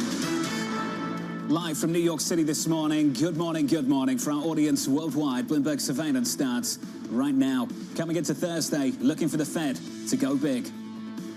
I do think we could go into a series of rate cuts here, starting with a 50 basis point rate cut in September. The rates are too constrictive. We should probably be 150, 175 basis points lower. The Treasury Secretary, Scott Bessent, pushing for a jumbo rate cut, pushing bond yields lower and helping to send stocks to another all-time high. Next up for this market, investors looking for one more read on the U.S. economy. PPI and jobless claims up next. Does the data warrant some of the commentary that we've heard from this administration, which does seem at odds from a number of Fed officials, even Fed officials who seem on board with the potential for rate cuts as soon as next month, have talked about how a 50 basis point rate cut, I'm thinking of Mary Daly, might not be warranted because the labor market isn't falling off a cliff. So what will it take for the jobs market, for the data to signify that the administration is correct and that the Fed is that offsides? Typically, these kind of comments don't move markets. Typically, they don't. But they did in the last 24 hours. Why?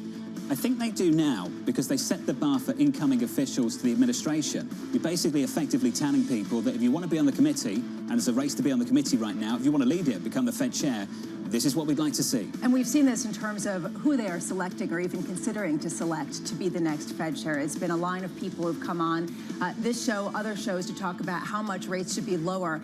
Question is, maybe people agree with that from an economic perspective. Is this the right way to go about it, to engender confidence in longer-term inflation rates and the longer-term perspective of a Fed that still has a dual mandate, yes, for the labor market, but also with inflation? 150 sounds like a lot. I think worth pointing out that 150 is essentially what is priced between now and year-end 26. 2 this year, 4 more next year. There's tons still to play for, Lisa. We both know that. We've got another payrolls report, another CPI report. We've got a guest a little bit later on this morning who's talking about a re-acceleration in the U.S. economy. The jury's still out on what's happening here. The jury's still out with respect to how much the economy is slowing down and how much the labor market actually has slowed down. The jury is still out with how accurate the data is or isn't going forward. And the jury's still out about how inflationary some of the tariffs have already been. We've talked about the bringing forward of a lot of the orders that a lot of companies have executed in order to get ahead of tariffs. How much is that offsetting any kind of inflationary boom that we would be seeing in the data? In other words,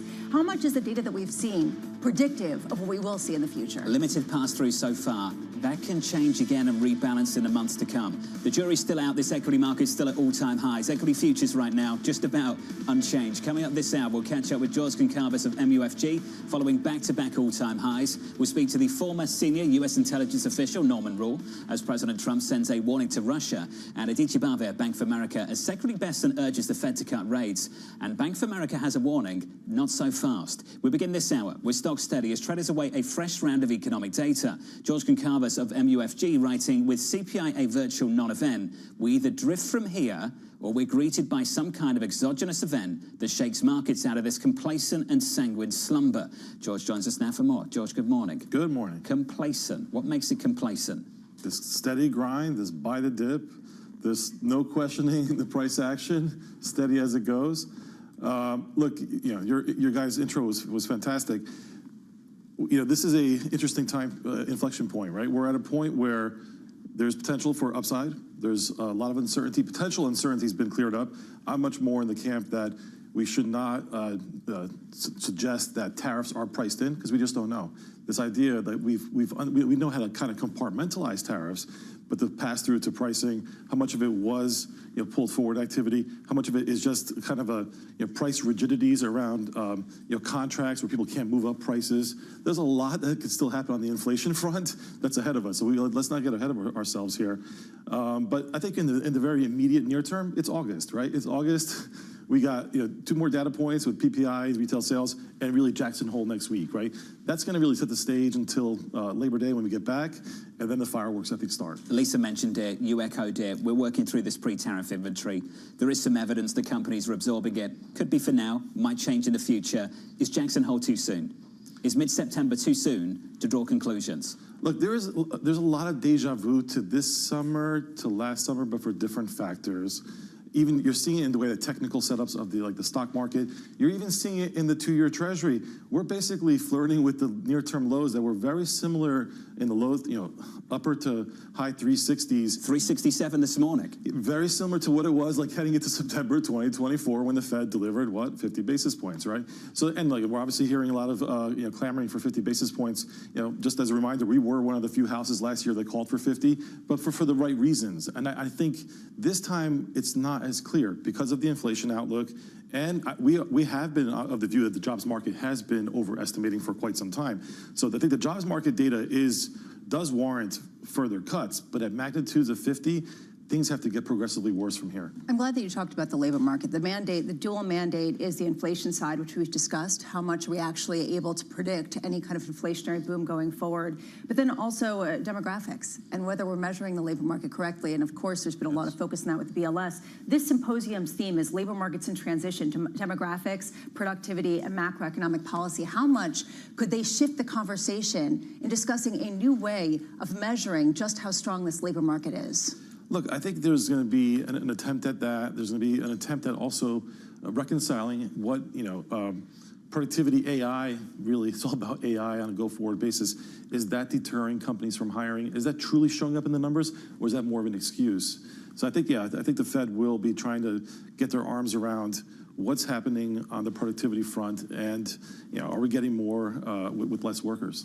Some people have pointed to the fact that you haven't seen longer-term yields absolutely spike. You have seen yield curve steepening, but you haven't seen some sort of response from a market that's pricing in more front-end cuts by necessarily selling off in mass function the long end of the yield curve. Does that comfort you? Does that give you a sense that maybe this is the appropriate policy, maybe if for the wrong reasons?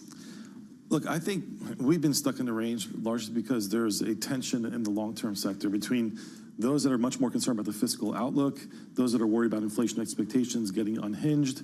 That magnetizes and tries to pull up rates, but it hasn't worked. We've had basically the 10-year trading between 4 and 450, better part for the longest time. We're at now sub 425. If the Fed does cut rates in a much more sharper fashion in larger increments, this time, unlike last year, I think all rates will rally, including the 10-year. And I think that's what the 10-year is picking up on. I know it sounds like counterproductive to this idea that the Fed's cutting into a potentially higher inflationary environment. If they cut by 50, it's because the labor market's gotten even worse, right? So I think the NFP crystallized this fear about what the data is, what it's really telling us, and if the Fed starts cutting that fast after being in wait-and-see mode and holding off this long, that means that they're behind the curve, right? You're very precise with your words. You said the 10-year repeatedly. What about further out along the curve, the 30-year? Yeah, a 30-year, I think, really being driven by the supply-demand globally. Also, what's happening in the UK market, the Japanese. This is what the Treasury Secretary talked about just yesterday. Yes. Almost sort of outsourcing borrowing costs to Japan, to the UK, to what happens in Europe. And we asked pretty directly, what's the incentive to carry on issuing a 30-year here? And he responded by putting pressure on the BOJ and Japanese authorities to hike interest rates. Now, it's pretty rare to have a Treasury Secretary come out and tell a foreign central bank what they should be doing right now. What did you make of that? No, I do think that there is credence to it, though. I mean, there is this, because the bond market is a fungible global bond market where investors and capital will go to the highest yields and most liquidity. And there's a large segment of foreign investors that over the years bought longer-term treasuries because they were the only yield in town. And now that's not the case. Yeah, but what do you make of this in particular? It's pretty untraditional for a Treasury Secretary to talk about really what the Federal Reserve should do, let alone the Bank of Japan. It's somewhat not unprecedented, but really breaking with tradition. What does it tell you about how reliant the U.S. Treasury market is on foreign dynamics that are outside the Fed's control? In other words, even if they cut basis points, if they cut rates by 50 basis points in response to weakness, the long end is tethered to something far out of their ability to really to dominate. Yes and no. I would say because of the inflation expectations channel, and that's both, you're hearing it from the BOJ and from the Fed, that they're worried about inflation expectations, potentially getting unanchored or staying higher than historical averages. I think it is all about, central bank. Look, I've always viewed the Fed as the global central bank. The dollar is still supreme, and that still drives flows, capital flows around the world. But other central banks play a role also in trying to make sure that we don't get this sort of inflation impulse more broadly outside the U.S. and feeding back into long-term rates and then wash, rinse, and repeat. So given the fact that you think that if the Fed cuts rates by 50 basis points, it brings down all denominations, or 10 years, maybe not 30 years, as John pointed out, why aren't you bullish? Why aren't you saying this isn't complacency at all? This is absolutely a justified creeping higher in equity markets with a Fed that's well in a position to offset any weakness? My concern is all about the execution timing, and a lot of it is priced in. I mean, the bond market is too smart for its own good. After the NFP, basically, it priced in 30 basis points in one day. I mean, you're Anna Wong, an economist who does really good work. We should have moved like 10, 15 basis points. We moved 30. Like that, for the market supposed to be so liquid, why did it move like double the speed it should have moved? We're back to post-NFP levels this morning on a 2-year, back to 367. Too smart for its own good, just apparently too quick to really understand. So those bond traders. Yeah, exactly. I think what we're hearing here is they're the smart ones, and then maybe on the equity side. You got something to say? Maybe on the equity side? Really? What you want to start something? No, I'm sorry. Okay, he go teed ahead. it up. All right. Look, I think at the end of the day, what this comes down to is, like, do you ignore macro or do you not ignore macro? The bond people never ignore macro, and sometimes equities do. You've been doing this a while. Diplomatic. Thank you, sir. George Goncalves there of MUFG. More all-time highs on the S&P 500. It is rare to hear that from a Treasury Secretary, but he is somewhat uniquely qualified to talk about global bond markets. That's the issue. I think it's very compromising, though. This really compromises the BOJ now. What happens if they come out and say, yeah, sure, we'll start hiking, and people just say, are you being told by U.S. authorities to do this? Is that why you're doing this? Some people are saying this actually will make it harder for them to hike rates in the near term. There's also a question about whether this really underscores the weak dollar policy. Is this a U.S. administration that wants a weaker dollar for the rest of the year in order to juice some of the competitive advantage that U.S. companies have? Yen stronger this morning. Dollar yen down to 146.62, a move of about 0.5%. That's the price action. Let's get you an update on stories worldwide with your Bloomberg Brief. Here's Yohara Arnott. Hey, Yohara. Hi, John. Sticking with the BOJ, the Japanese yen is strengthening against the dollar this morning, while JGB yields are ticking higher as traders woke up to Treasury Secretary Scott Bessent's comments. The BOJ is behind the curve. Bessent telling us, you on surveillance yesterday, the Japanese central bank needs to get their inflation problem under control. Meanwhile, President Donald Trump warned he would impose very severe consequences if Vladimir Putin does not agree to a ceasefire with Ukraine. Trump is set to meet with Putin tomorrow in Anchorage, Alaska. He said he hoped to use the meeting to set up a quick second meeting with Putin and Ukraine President Volodymyr Zelensky. And we're learning more on how Apple is trying to prioritize AI. Sources telling us here at Bloomberg, the company is working on a slate of new devices, including robots, a lifelike Siri, and home security cameras. In addition to the home devices, Apple is preparing thinner and redesigned iPhones for release this year. It also hopes to introduce smart glasses and a 20-year anniversary iPhone. That's your Bloomberg Brief. John? Yohara, thank you. More from Yohara later this hour. Up next on the program, President Trump sends a warning. Will Russia face any consequences if Vladimir Putin does not agree to stop the war after your meeting on Friday? Yes, they will. Yeah. What will the consequences There will be consequences. Sanctions, tariffs? There will be very severe consequences. That conversation up next with the former senior U.S. intelligence official Norman Rule. Live from New York City this morning. Good morning.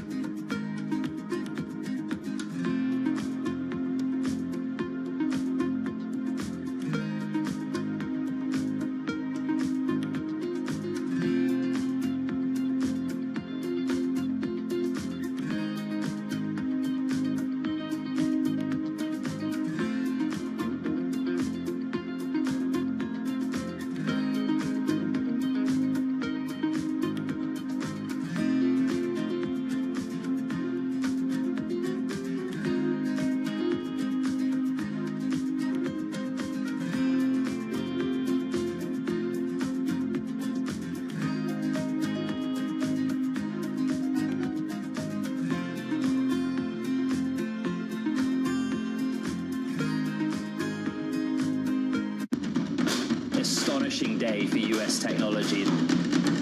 It's shaping the region's technology ecosystem. Asia's biggest tech news and innovation. Technology is embedded in every aspect of our lives. And laying the foundation for the future. From finance to defense, AI to entertainment. And from the road to the stars. Bloomberg brings you the latest stories of the people and companies pushing the tech sector to new frontiers. And the politics that shape global tech markets. I'm Caroline Hyde in New York. And I'm Ed Ludlow in San Francisco. Watch Bloomberg Tech every weekday. Only on Bloomberg Television. Why do the biggest names in business choose Bloomberg Television? That's a great question. It's a very good question. Interesting question. Good question. Great question. I so appreciate that question. You certainly ask interesting questions. Bloomberg Television. Top experts, great questions.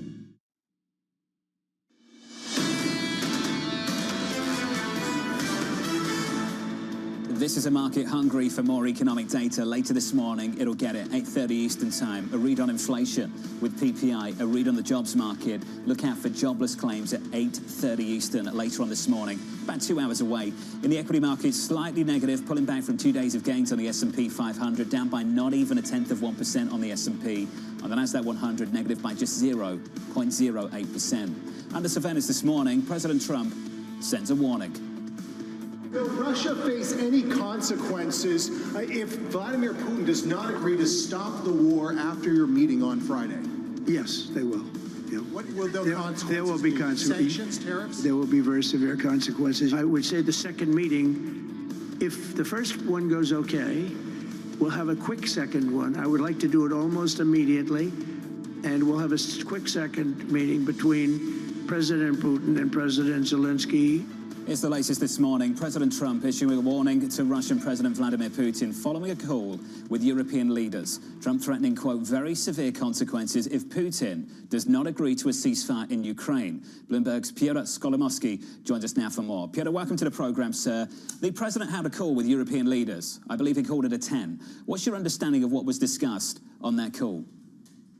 Hi. So indeed, the call happened and the Europeans came out of this cautiously optimistic. So what they heard from Trump officially and unofficially during the call, or what we heard from our sources and also the leaders as they spoke afterwards, is that, first of all, they obviously were keen to hear this warning about very severe consequences against Russia, which probably means secondary sanctions of some kind or tariffs. But also what was important is that they heard that Trump he told Europeans that he wants to focus on getting ceasefire done. That's the first thing during the meeting with Putin. And obviously he spoke about a quick trilateral summit that would also involve Zelensky. He also sort of downplayed expectations for a full peace deal just being done with Putin on that during that meeting in Alaska. So the one important thing that Europeans were keen to hear is that apparently Trump basically said he gave them assurances that he's not going to negotiate territories with Putin, which was something that really caused a lot of serious alarm among European leaders, also with Zelensky, because obviously not being at the table there and discussion about the so-called land swaps was a serious concern. So overall, positive take, but obviously anything can happen. Trump the previous talks between Putin and Trump went different directions. So they're all waiting for that one. I imagine this is something European leaders are still nervous about. Piotr, thank you, sir. At least there is some talk of a joint news conference between the two leaders, so we could see some real fireworks over the weekend. Especially depending on how it is received by the Europeans. A real question, is President Trump downplaying it, or is he looking for a ceasefire with actual conditions? What does that look like, given the red line that has been drawn? To build on that conversation, the former senior U.S. intelligence official, Norman Rule, joins us now for more. Norman, welcome back to the program, sir. Is the president in a position to negotiate on behalf of the Ukrainians? Good morning. He is not in position to negotiate on behalf of the Ukrainians. The Ukrainian president has made that clear, and the Europeans have done everything they can to send a unified message that Ukrainian territory is not something the president can offer in his talks. And in fairness, the president has stated that he is not going to offer Ukrainian territory to the Russians, and indeed will be doing what he can to acquire Ukrainian territory that Russia has occupied to return back to Ukraine itself. The question is, how exactly does he do this? And indeed, in terms of the severe consequences that he would apply to Russia, that in itself requires some caution, because to do that requires secondary sanctions on China and India. And as Secretary Bessent has stated, that would require European cooperation, and Europe has not been very enthusiastic about cooperation in that regard in the past. Norman, there's a lot to unpack there. I want to get into the ceasefire agreement that President Trump has talked about as a threshold to cross in this meeting tomorrow. What would that look like given the previous ceasefire agreements that already have been made and broken? A ceasefire agreement is unlikely. President Putin has violated most of those agreements, and right now we're watching each side do what they can to demonstrate strength. The Russians are conducting a series of ground operations that are allowing them to make short, sharp advances in the Donbass. The Ukrainians are conducting drone attacks on Russian energy facilities, which are important given that Russia's economy is contracting further. Per the IMF, we'll have only 0.9% GDP growth this year.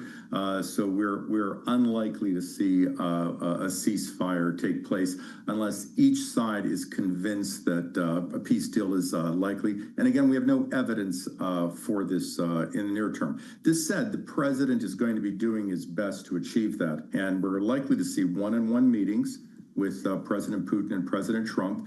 The Europeans will be concerned about that. They have demonstrated that concern, and the president has demonstrated in the past that his relationship with Putin is very personal, and he sees that personal relationship as where his strength lies in achieving an agreement. There's a question, Norman, about whether the president really has as much leverage as he could if he's going into this without the Europeans agreeing to helping to enforce the secondary sanctions. Do you think that this is premature? Do you think that this is a good timing on the part of President Trump to go at this alone, given the lack of cooperation on some of the more punitive parts? Well, to be clear, I'm not sure that the Europeans are ever going to be enthusiastic about supporting secondary sanctions on China and India. And at the same time, Russia's Russia's economy continues to contract. It has contracted. The IMF has reduced its projections for GDP from 1.5% to 0.9% for this year and next year. 40% of Russia's economy is now devoted to military spending. It's likely to remain that way for the future. And Russia is losing a vast amount of personnel every day. The president sees this. I would expect that his private intelligence and economic briefings show a dire picture for the Russian economy, and he probably sees this as his lever over Vladimir Putin. So although Putin will come in playing a strong hand, trying to show battlefield gains, trying to show that he's going to win this war, I think the president's position is going to be, look, you're a big country, an aging population, you've got great resources, you could be doing great things in the world, but you're driving your country into the ground, and the best way for you to save your country's future is to end this conflict. I think that's probably going to be the tactic the president may consider. Norm, do you think that tactic will work? I doubt it. I think Vladimir Putin is a map changer. He is committed to changing the role of Russia, to restoring the Russian Empire, the Soviet Empire. He doesn't believe Ukraine should exist as a country. I think he's committed to the maximalist gains. He may offer some sort of territorial concessions to restrain sanctions. He may try to delay further sanctions. We also have arms talks that Vladimir Putin may hold out. And nuclear talks are something that we no longer raise in our discussions, but are tremendously important.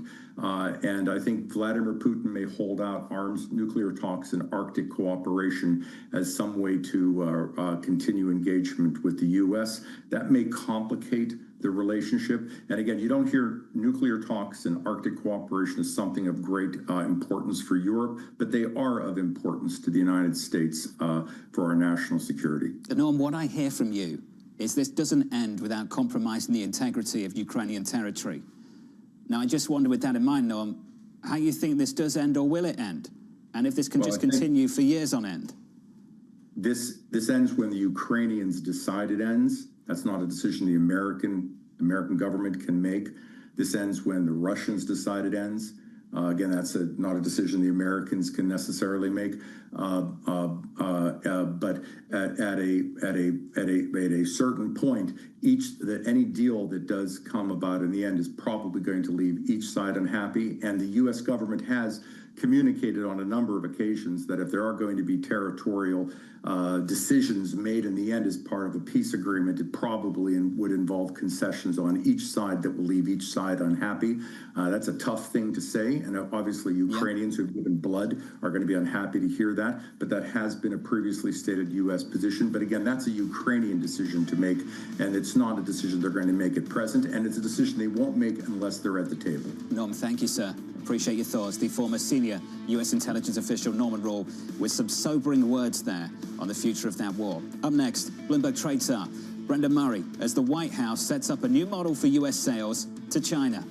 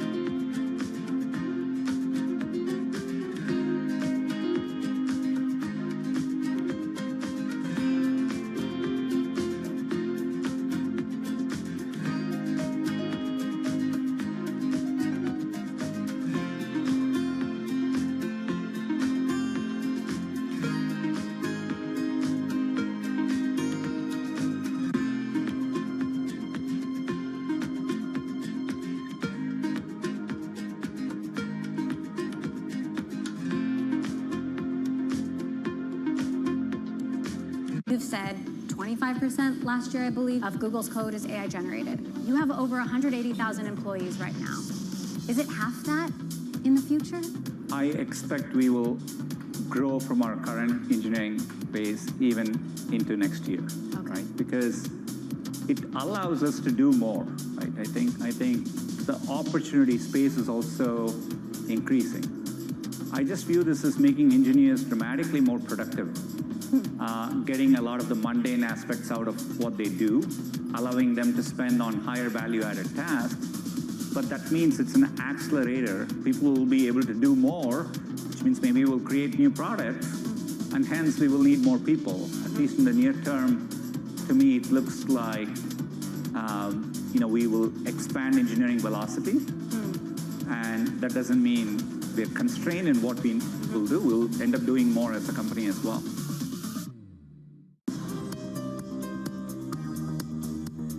It's the countdown to the market open as we bring you the first trades across Europe. We'll debate the most important stories and what will drive the big investment decisions throughout the morning. I'm Guy Johnson. I'm Kriti Gupta. And I'm Anna Edwards. Join us every weekday morning for the opening trade, live at 7 a.m. here in London. Only on Bloomberg. Context changes everything.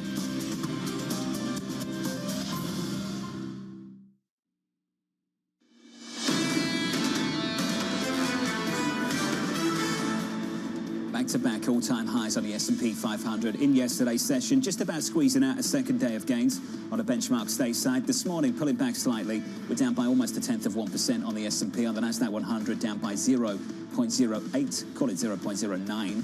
We've seen this outperformance in the Russell recently. Small caps starting to perform this morning, just a little bit softer. We'll come back to that story later. We're down by 0.3%.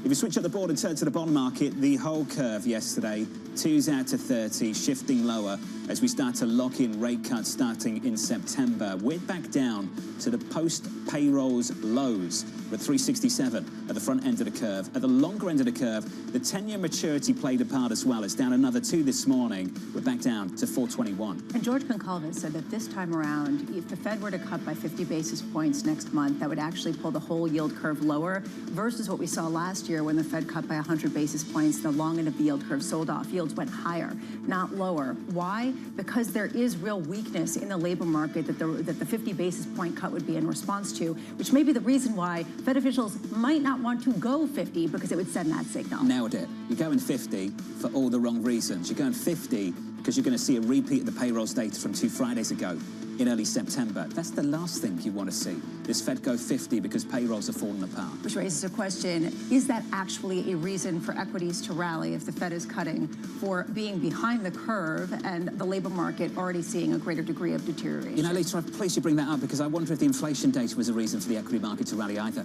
If you think about what all the economists said on Wall Street, they all said the same thing. This is evidence of companies eating it on margin. The Treasury Secretary yesterday said this about that. He said there were some margins that got very fat during COVID, and we've seen a return to pre-COVID margins. Is that a good story for parts of this equity market? Maybe away from tech, but for the rest of the stock market, it doesn't scream a great story. If you're a stock investor, you want those margins to stay fat because ultimately it's going to come out of your bottom line. You hear the likes of Alpha Beauty talking about $50 million on an annualized basis, Caterpillar, the impact being about $350 million, Colgate, $75 million, Kimberly-Clark. You could just go down the list. I was gathering a list yesterday, and there's a real question here. Have people adequately appreciated that hit to their bottom line if they're holding the equity of those companies? Equities this morning still doing okay, just about unchanged on the S&P 500 with 3 hours away from the opening bell.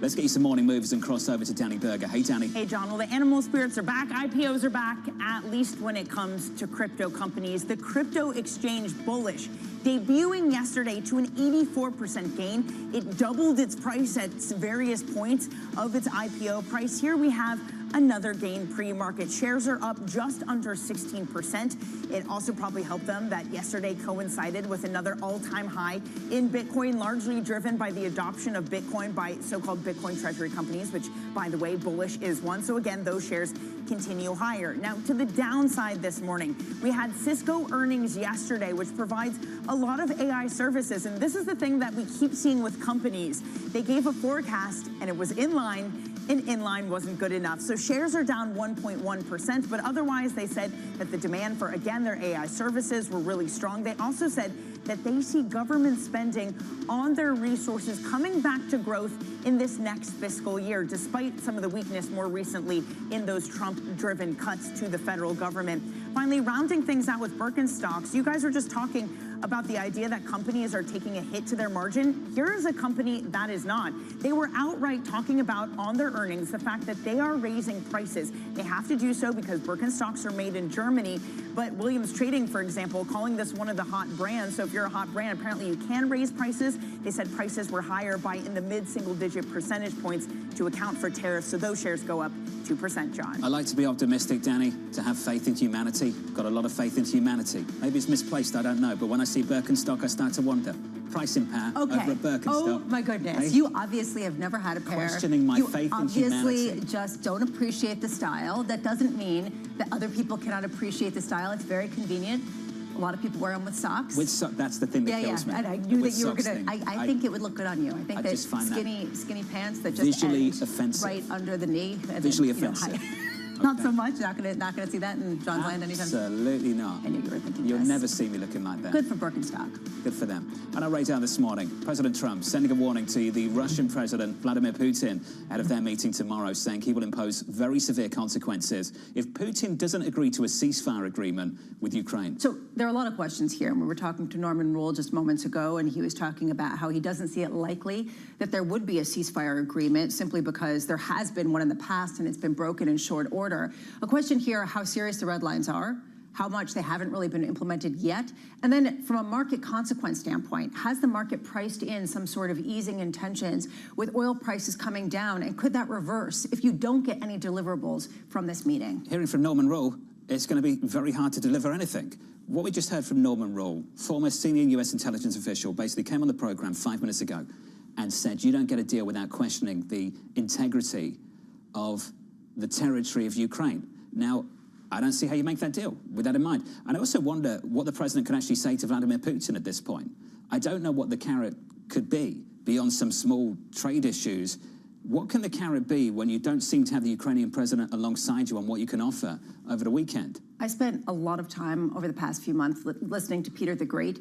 This episode, a series of episodes on The Rest is History, a great podcast, by the way. I'm just going to put that plug in. It's British. You'll like it. But talking about sort of this knee-jerk want to gain land and this belief in sort of the autonomy, but also this sort of police state of Russia that Vladimir Putin is trying to replicate. And it doesn't seem like this is something that can be agreed to very easily. Anne-Marie on the road today, so you'll see AMH covering this meeting over the weekend in Alaska, so look out for headlines from the team here at Bloomberg. I want to turn to the latest from the Federal Reserve. The Atlanta Fed President Raphael Bostic saying he still expects one rate cut this year if the labor market stays solid. Chicago Fed President Austin Goolsbee also speaking yesterday, saying the central bank's meetings this fall will be live.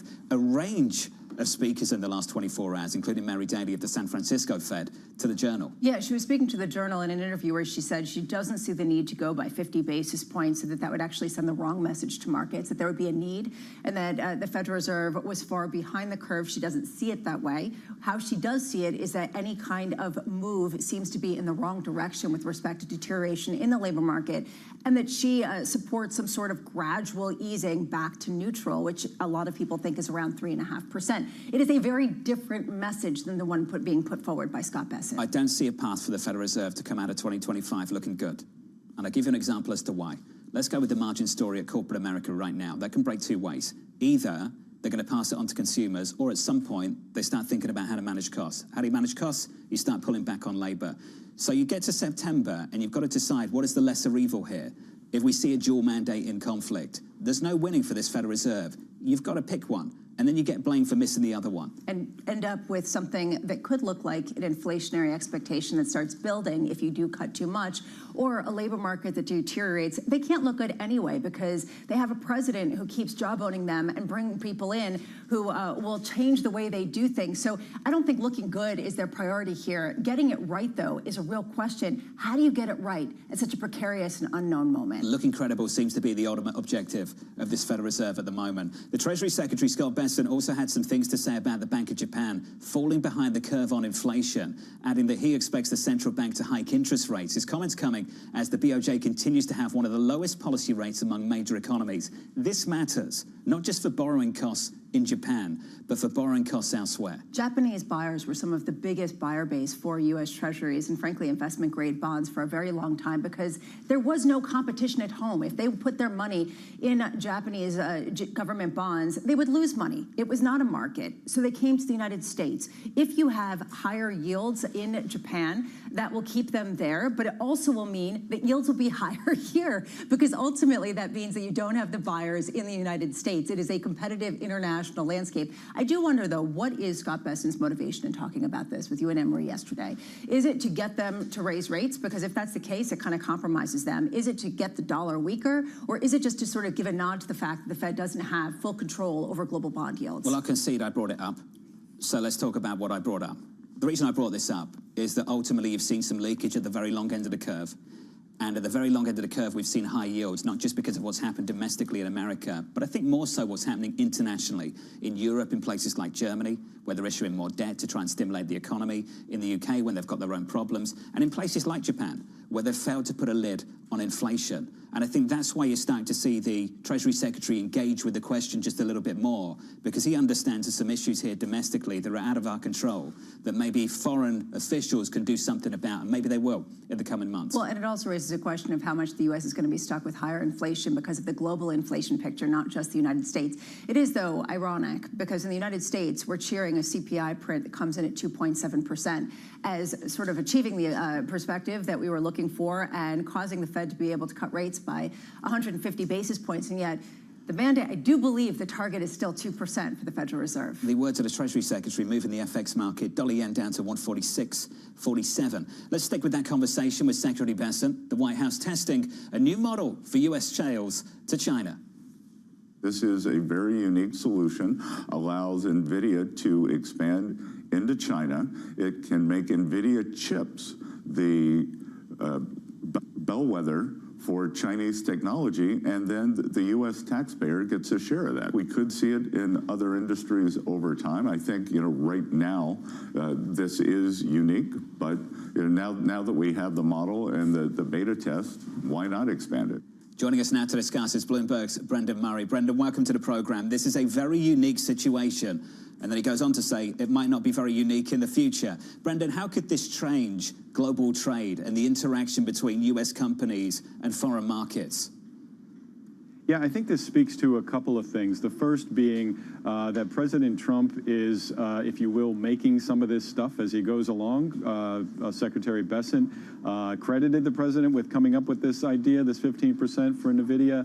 And it seems that the second reason is basically the president really wants to do a deal with Xi Jinping, and he's throwing them this concession to say, you want some of our advanced chips, we'll give you some. They're not the most advanced, but we'll meet you on one of your demands. And the third reason is, as Bessent said, that they really need the revenue. These tariffs are under court scrutiny at the moment. It's not clear that they will survive past the court decision. It's probably going to go to the Supreme Court. So they need this revenue, and they're going to try to get it any way they can. You said that they need this revenue because of the court challenges. How much do you think that that's actually a part of this, to keep some sort of money coming in, even if there is some sort of court injunction on the existing tariffs? Yeah, I mean, I think it just fits with the pattern of President Trump. Anywhere he sees a company or a constituency that really wants something, he sees a revenue opportunity, and so you can say the same thing about the so-called reciprocal tariffs. He says, everybody wants a piece of the American consumer. You're going to have to pay up for it. So I just think he's using that sort of business acumen to do it. And we've seen his goal of reshoring. We saw a big manufacturer, GE Appliances, announce a big investment in the U.S. yesterday, but it also happens to be a Chinese-owned company that's investing. And so there are some trade-offs that the administration is going to have to make. And Brendan, just finally, you're sitting in London. What's the UK's response to this? What are the Europeans doing about all of this as they look at this play out and see these innovative ways of coming up with new ways to raise money? How are they thinking about this situation?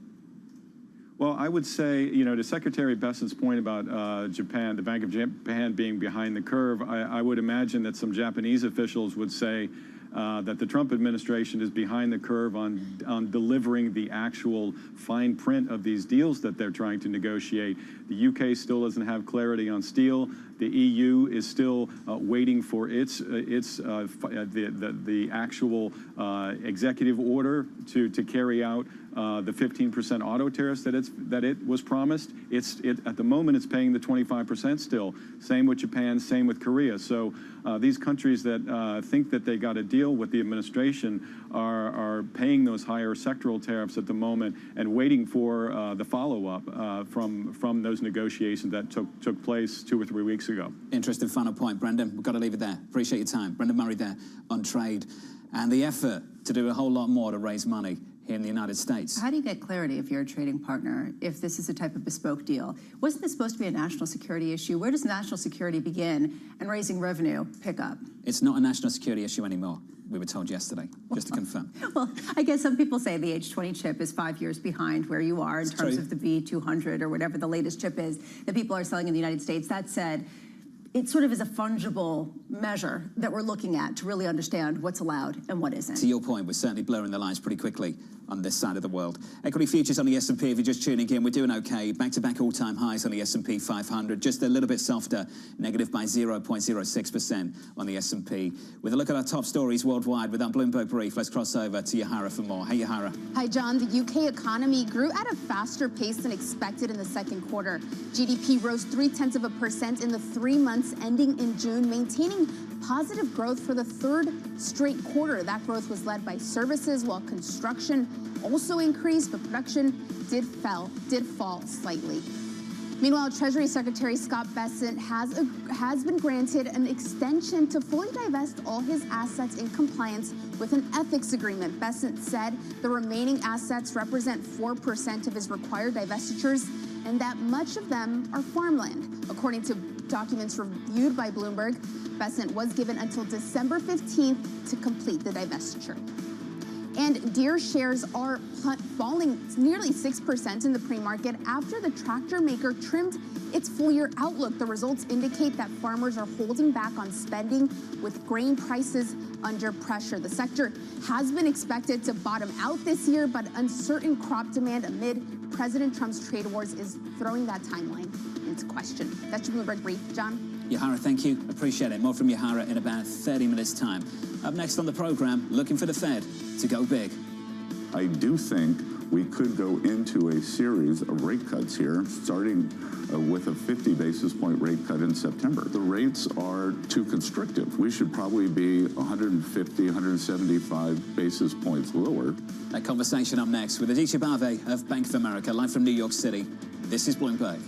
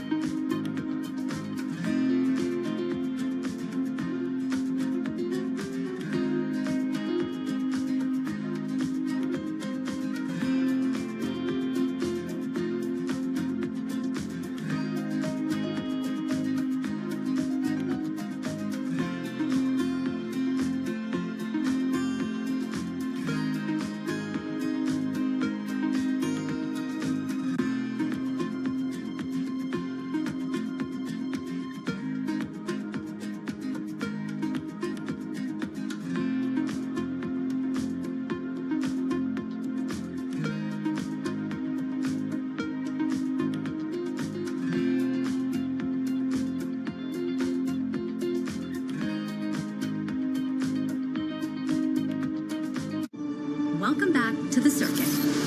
This time, we're taking you to the frontier. Do we have a camera, or do we don't want to lose you, Emily, in all of this? Stargate, put that name down in your books. What we're undergoing right now is sort of the largest infrastructure build in human history. To meet the people rewriting the rules of code and culture. How do you personally grapple with the pace of it all? It does feel like it's going very fast. When did you realize, oh my gosh, my life is never going to be the same? The day I got engaged, I was like, whoa, what have I bitten off here? Where the future gets real. How confident are you that AI's promise will outweigh the perils? I'm not confident. So the tech companies are lying or fudging. And a little weird. What's the point of this? What is the point of any of this? Tune into Season 3 of The Circuit with me, Emily Chang, Thursdays at 6 p.m. Eastern on Bloomberg Originals and Bloomberg TV. Morning, this is Bloomberg Daybreak Europe. I'm Tom McKenzie in London. These are the stories that set your agenda. Taking you from the U.S. market's close to the overnight session in Asia, we'll walk you through what you need to know to kickstart Europe's trading day.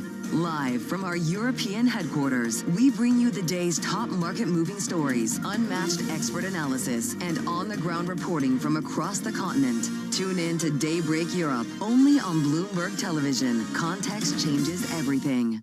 From the world of politics to the world of business, Joe Matthew and Kaylee Lines deliver news, insight, and analysis live 2 times a day, every trading day. Balance of Power at 1 and 5 Eastern, only on Bloomberg. It's a multi-trillion-dollar industry. We'll show you what's happening in ETFs like no one else. ETF IQ, only on Bloomberg.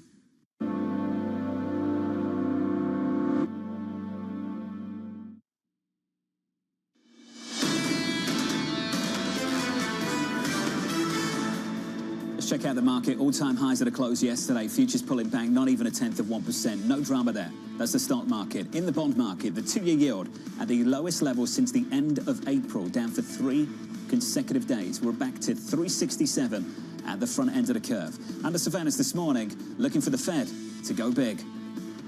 We could have had rate cuts in June and July. So that tells me that there's a very good chance of a 50 basis point rate cut. I do think we could go into a series of rate cuts here, starting with a 50 basis point rate cut in September. The rates are too constrictive. If you look at any model, that we should probably be 150, 175 basis points lower. Here's the latest this morning. The Treasury Secretary, Scott Bessent, making the case for a jumbo rate cut next month. Aditya Bhaveer, Bank of America, doesn't agree, writing markets are pricing almost a 90% chance of a 25 basis point cut in September. But we aren't yet convinced, in part because we think the economy might be re-accelerating. Aditya joins us now for more. Aditya, good morning.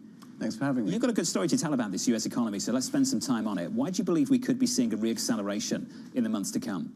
Well, it's partly what we're seeing in our internal card data. So we look for a pretty solid retail sales print tomorrow, slightly above consensus. And what we learned on Tuesday is that that won't be largely because of tariffs, as it was in June, right? So you'll see a pickup in real spending. You're seeing strong auto sales for July.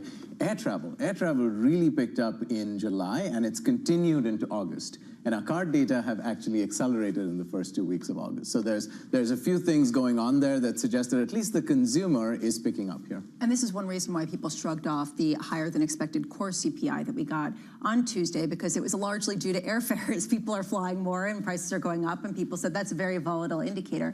Can this be expansion without inflation? Can this be acceleration without some sort of material price shock that does continue? There doesn't need to be a huge pickup in inflation, but the point that we've been making is that even X of the tariff shock, we can debate the tariff shock endlessly, but even X of that, I think the core PCE, headline PCE, probably stuck around 2.5%. And that's the concern that we have for Fed policy. We think they're meaningfully away from target and even further away in the other direction than they were before the pandemic, when they were obviously very concerned about the undershoot. Is that wrong? I mean, is this maybe the appropriate inflation rate that we should be targeting? Is 2.5%?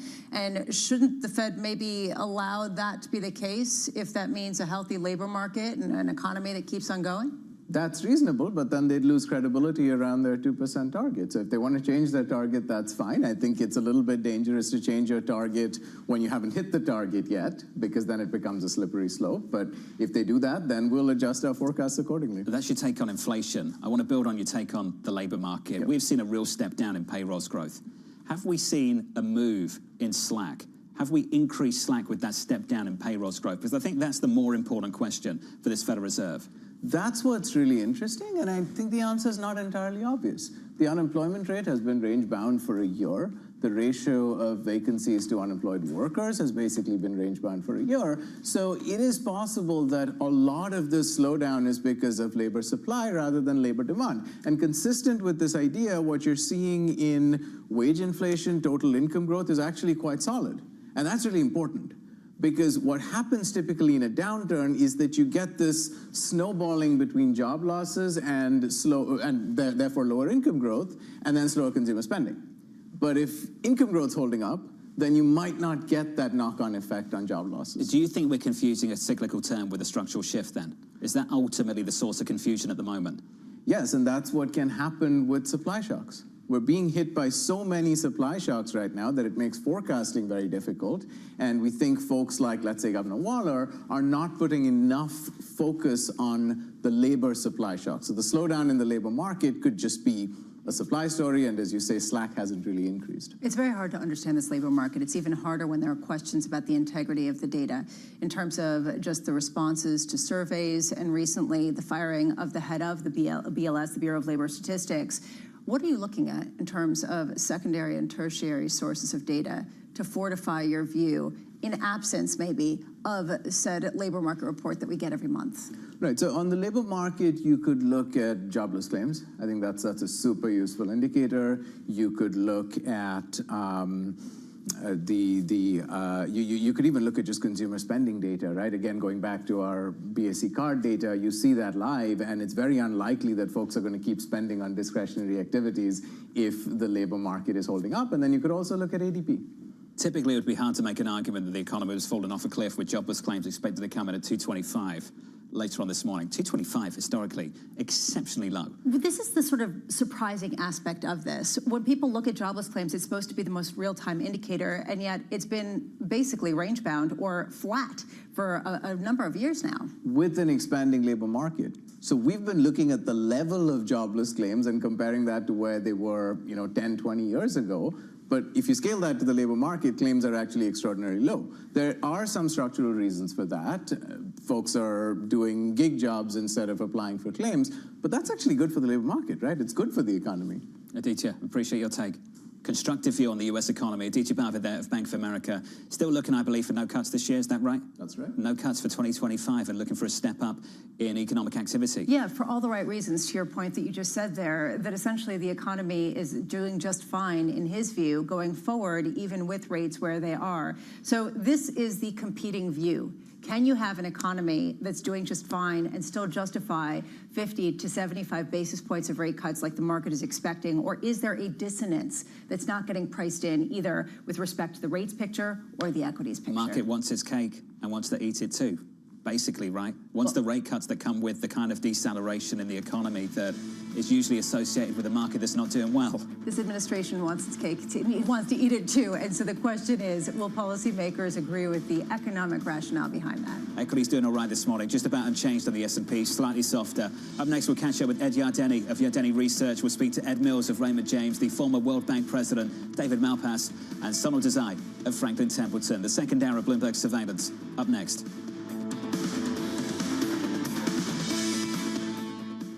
In case you missed it, on Bloomberg Open Interest.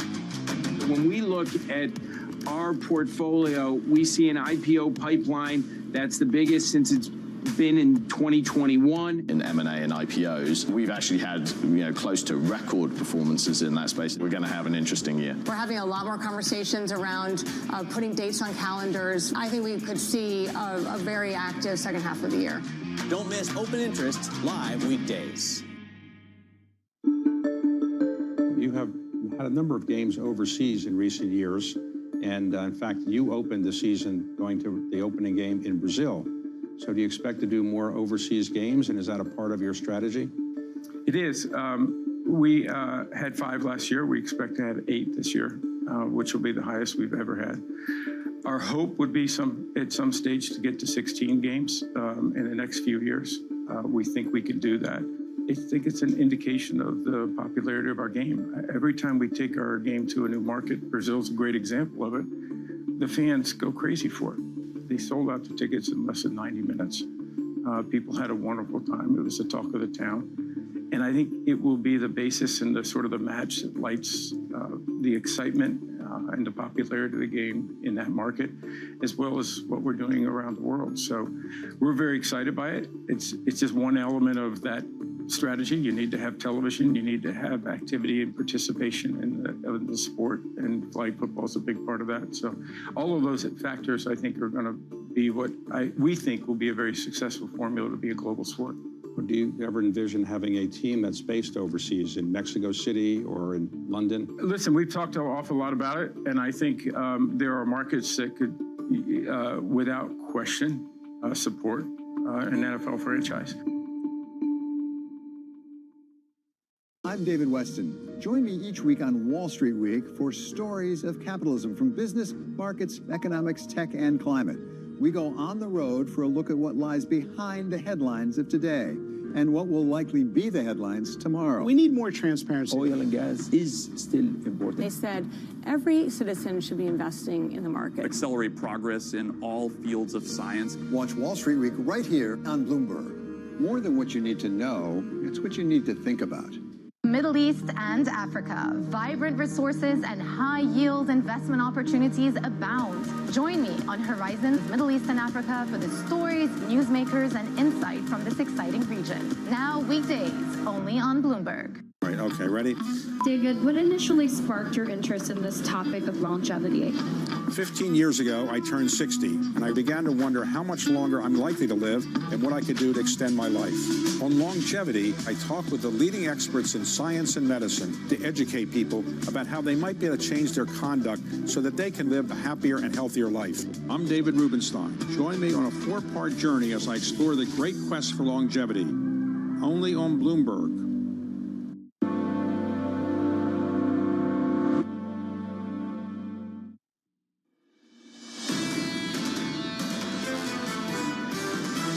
What we've got is a tortoise of an economy and a hare of a market. There's a lot of optimism baked in. Global equity markets are overvalued. It's all about large caps and tech. If the market continues to do well and momentum is on the market side, I think the pain trade is still probably higher. This is Bloomberg Surveillance with Jonathan Farrow, Lisa Abramowitz, and Anne-Marie Hordern. Live from New York City this morning. Good morning to you all. The second hour of Bloomberg Surveillance starts right now. In your equity market, your scores look like this. We're down by 1/10% on the S&P, following back-to-back all-time highs on the benchmark stateside. On the NASDAQ, we're down about 1/10% also. A series of days now, too.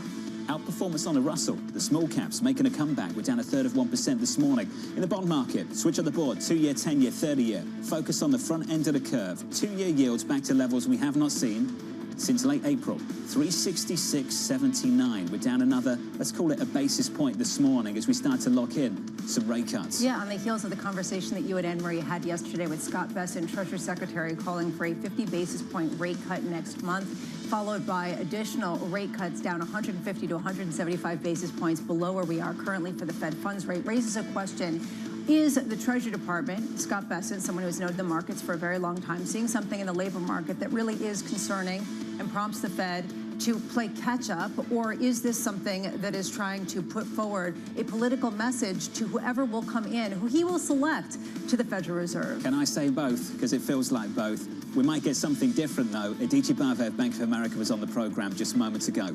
Let's just pick out the data points we get later this morning. 8:30 Eastern, PPI, jobless claims. Jobless claims at the moment, 226. We're looking for 225 this morning. And Adichie Bave is basically saying this labour market is better than you think it is, one. And two, we're looking at the credit card data, the card data at Bank of America, and we're seeing a step up in spending, and we're looking for a re-acceleration in the U.S. economy. Yeah, in some of the most discretionary parts of the economy, we're talking about things like airline spending, which has been one of the components of CPI that came in hotter than expected in Tuesday's report. A real question here also about those initial jobless claims that we're going to get in about 90 minutes' time. We've been talking about how they haven't really moved. They've remained around 220,000. Adichie's point, the overall labor base has expanded so much that's an even lower number than it has been traditionally. Are we measuring the labor market correctly, either to the upside with some sort of reacceleration or to the downside, akin to what we saw in the labor market report 2 Fridays ago? Its basic message is you can have a step down in payrolls growth without an increase in slack. That just because you've seen this step down in payrolls growth, it doesn't mean the labor market's falling off a cliff. In fact, he's got very different views on that. What I find amazing about this moment is that we've actually got some real debate on Wall Street, away from the market. The economics debate at the moment can break either way, which I think begs the question, is the jury still out? Without a doubt. Can you draw firm conclusions by the time you get to Jackson Hole? Can you draw firm conclusions by the time you get to mid-September, even with an extra CPI, an extra payroll print? And to build on your point, can you have your cake and eat it too? Can you have a Federal Reserve that cuts rates by as much as this administration says that they should be, while keeping inflation expectations under control and while continuing to allow the economy to expand at a decent pace? Is that a feasible goal at a time where this economy seems to be on a razor's edge, breaking one way or potentially another? This market's just breaking one way, up and away. All-time highs again in yesterday's session. Futures this morning just a little bit softer. Coming up this hour, we'll catch up with Ed Yardeni of Yardeni Research as stocks look to build on record highs. Ed Mills of Raymond James on a new model for U.S. sales in China. And the former World Bank President David Malpass on the race to be the next Fed chair. We begin this hour as rate cut bets send bond yields lower and help send the stock market back to back-to-back all-time highs. To discuss, Ed Yardeni of Yardeni Research joins us now for more. Ed, welcome to the program, sir. Can this market, as we've been discussing, have its cake and eat it too? It's doing it right now for sure. We've had a very strong bull market really since October of 2022, and it hasn't stopped. We had a correction at the beginning of the year related to uncertainty about Trump's employment policies for the government with DOGE and uncertainty about tariffs. And so naturally, if you're an employer, you're going to hold off on hiring and not necessarily fire anybody. And so I think a lot of the soft patch, which is I think what it's been, is related to uncertainty. And I think the markets are starting to conclude that, you know what, uncertainty is going to be with us here for a while. Let's move on with our businesses. And I think the economy is in good shape. The enthusiasm is starting to spread beyond the big tech story. 2 days of really decent days of gains for small caps. Now, Ed, whenever this market participants get a sniff of outperformance on a small caps, the excitement starts to build again. Is this another head fake or the real deal? Well, you know, we've had lots of head fakes in that regard, really, since 2018. Roughly around then, we did see that mid caps consistently underperformed the large caps, the S&P 500. I'm looking at the S&P 400 mid caps, the S&P 600 small caps. They just kept underperforming. Every now and then you'd get a head fake, and I won't be surprised if this is another head fake. I'm not telling anybody that it's not tradable. I think clearly it is tradable, as previous head fakes have been, but they don't last very long. And the reason is that earnings of the small cap, mid cap companies just continue to be in a coma. They've been flatlining since 2018.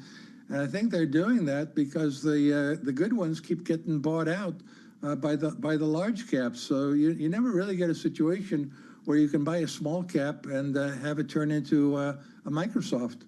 If the Fed were to cut by 50 basis points next month, would you change your view? Would you see this as something other than a head fake? Well, I think then I would just say we're in a melt-up. I mean, it feels like a melt-up already. We've seen this, the correction at the beginning of the year. We've seen multiples go from 22 forward PE for the S&P 500 at the beginning of the year down to 18. We didn't get down to 15. We didn't get down to 10. The market figured out and kind of agreed with me that the economy was resilient and we're not going to have a recession. And when it did that, suddenly, boom, we went right back up to 22. And so the market ain't cheap. And the reality is if the Fed cuts when there's still, as you said, a lot of ambiguity about whether it really needs a cut, it doesn't really need a 50 basis point cut, let a 25 basis point cut. The administration needs interest rates to come down because they'd like to see the interest costs of the debt come down. But the economy, I think, is going to surprise everybody in the next few months, especially the consumer, as you also indicated, and show some resilience in the consumer part. And capital spending, a lot of it is technology related. That's going to continue to go. So I think, you know, as the drums beat for more rate cuts here, and we're probably now going to get one in September, and then there'll be expectations for another one after that before the end of the year.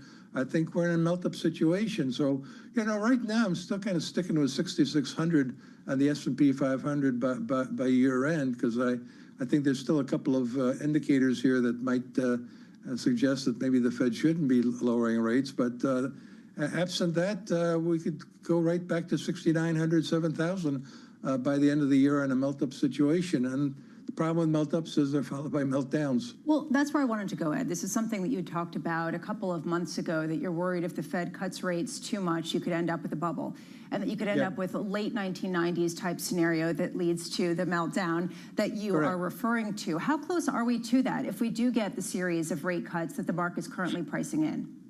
Well, before we go there, let me also point out that at the end of last year, I also felt that there was no need for the Fed to lower interest rates. And I said that if the Fed did lower interest rates, bond yields would go up. Little did I know that the Fed would do 100 basis points all told at the end of last year. And guess what? The bond yield went up 100 basis points. And frustrated, all those people who want to see mortgage rates come down and corporate rates come down. So the Fed eased, but the bond vigilantes tightened, and we have that possibility again now. So just because the Fed eases, let's watch what the bond market does. It may not be very happy with the Fed moving to lower interest rates when the Fed's been telling us for a long time that they need to get their inflation rate down to 2%, and right now it's closer to 3% than 2%. But yeah, I mean, a 1990s style scenario is a possibility.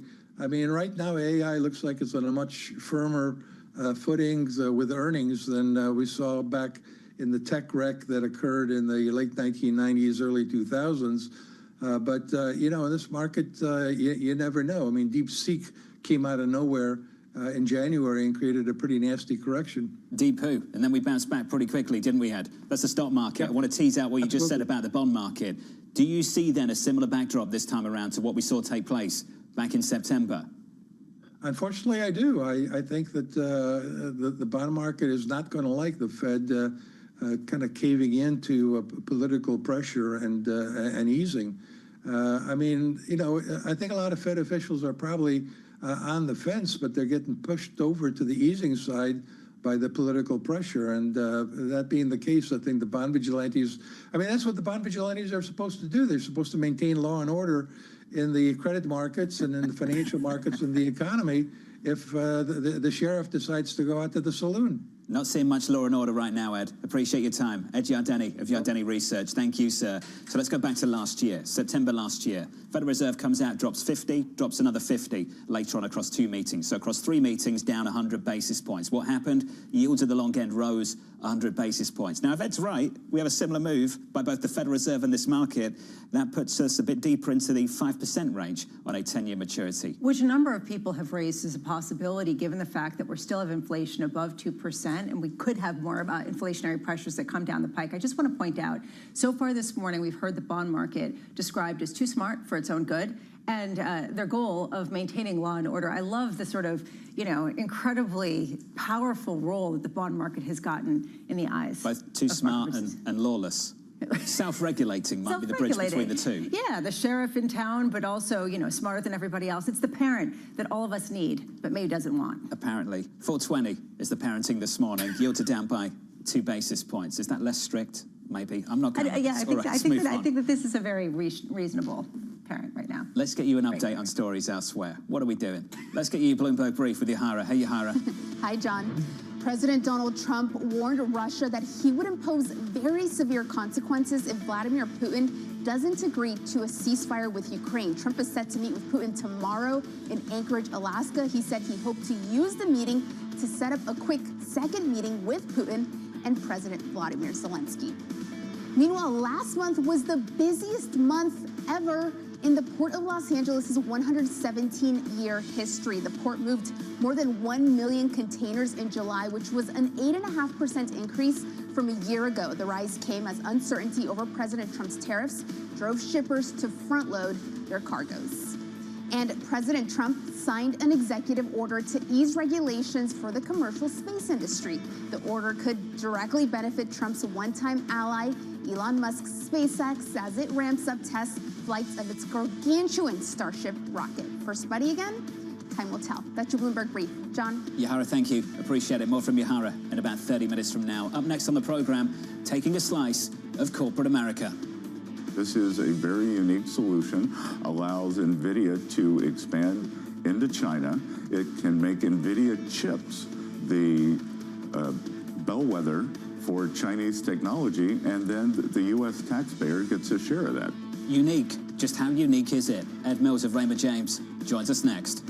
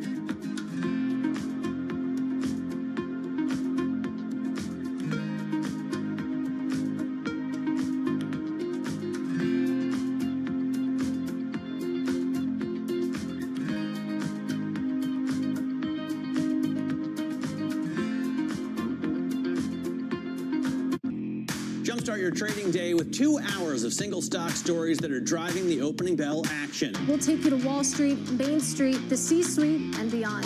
Bloomberg Open Interest. Every trading day. Only on Bloomberg.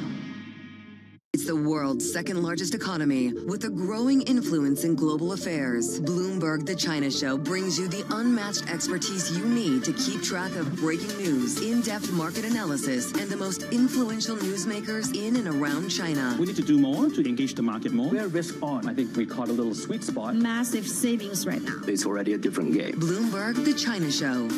Weekdays around the world, right here on Bloomberg. Context changes everything.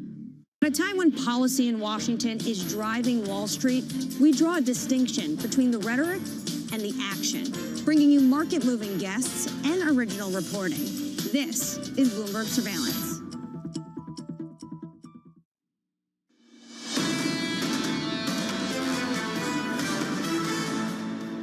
In 1 hour and about 15 minutes, we'll get some economic data. So let's call it 8:30 Eastern time. You'll get another read on inflation with PPI data and another read on the labour market with jobless claims. And jobless claims data is set to look pretty good based on the estimates in our survey. We're still looking for something close to 225, which is better than pretty good, actually. It's pretty phenomenal, given what's happening elsewhere. So that's the story for the data later on this morning. Here's the story for the market. Equity futures at the moment on the S&P 500. Pulling back just a touch. We're down by not even 0.1% following yesterday's all-time highs. Under surveillance this morning, taking a slice of corporate America.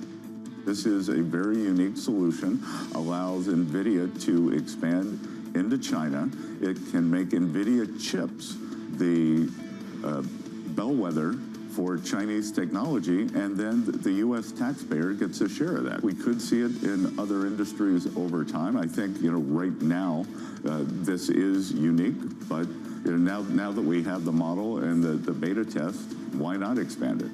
It's the latest this morning. The U.S. Treasury Secretary Scott Bessent telling us the deal allowing NVIDIA and AMD to sell chips in China for a share of their revenue could be replicated in other industries. Joining us now, a man who follows these stocks and this industry is Bloomberg's Tom McKenzie. Now, Tom, you and I were talking about this earlier this week, just how unique is it? And talking to the Treasury Secretary yesterday, maybe not that unique.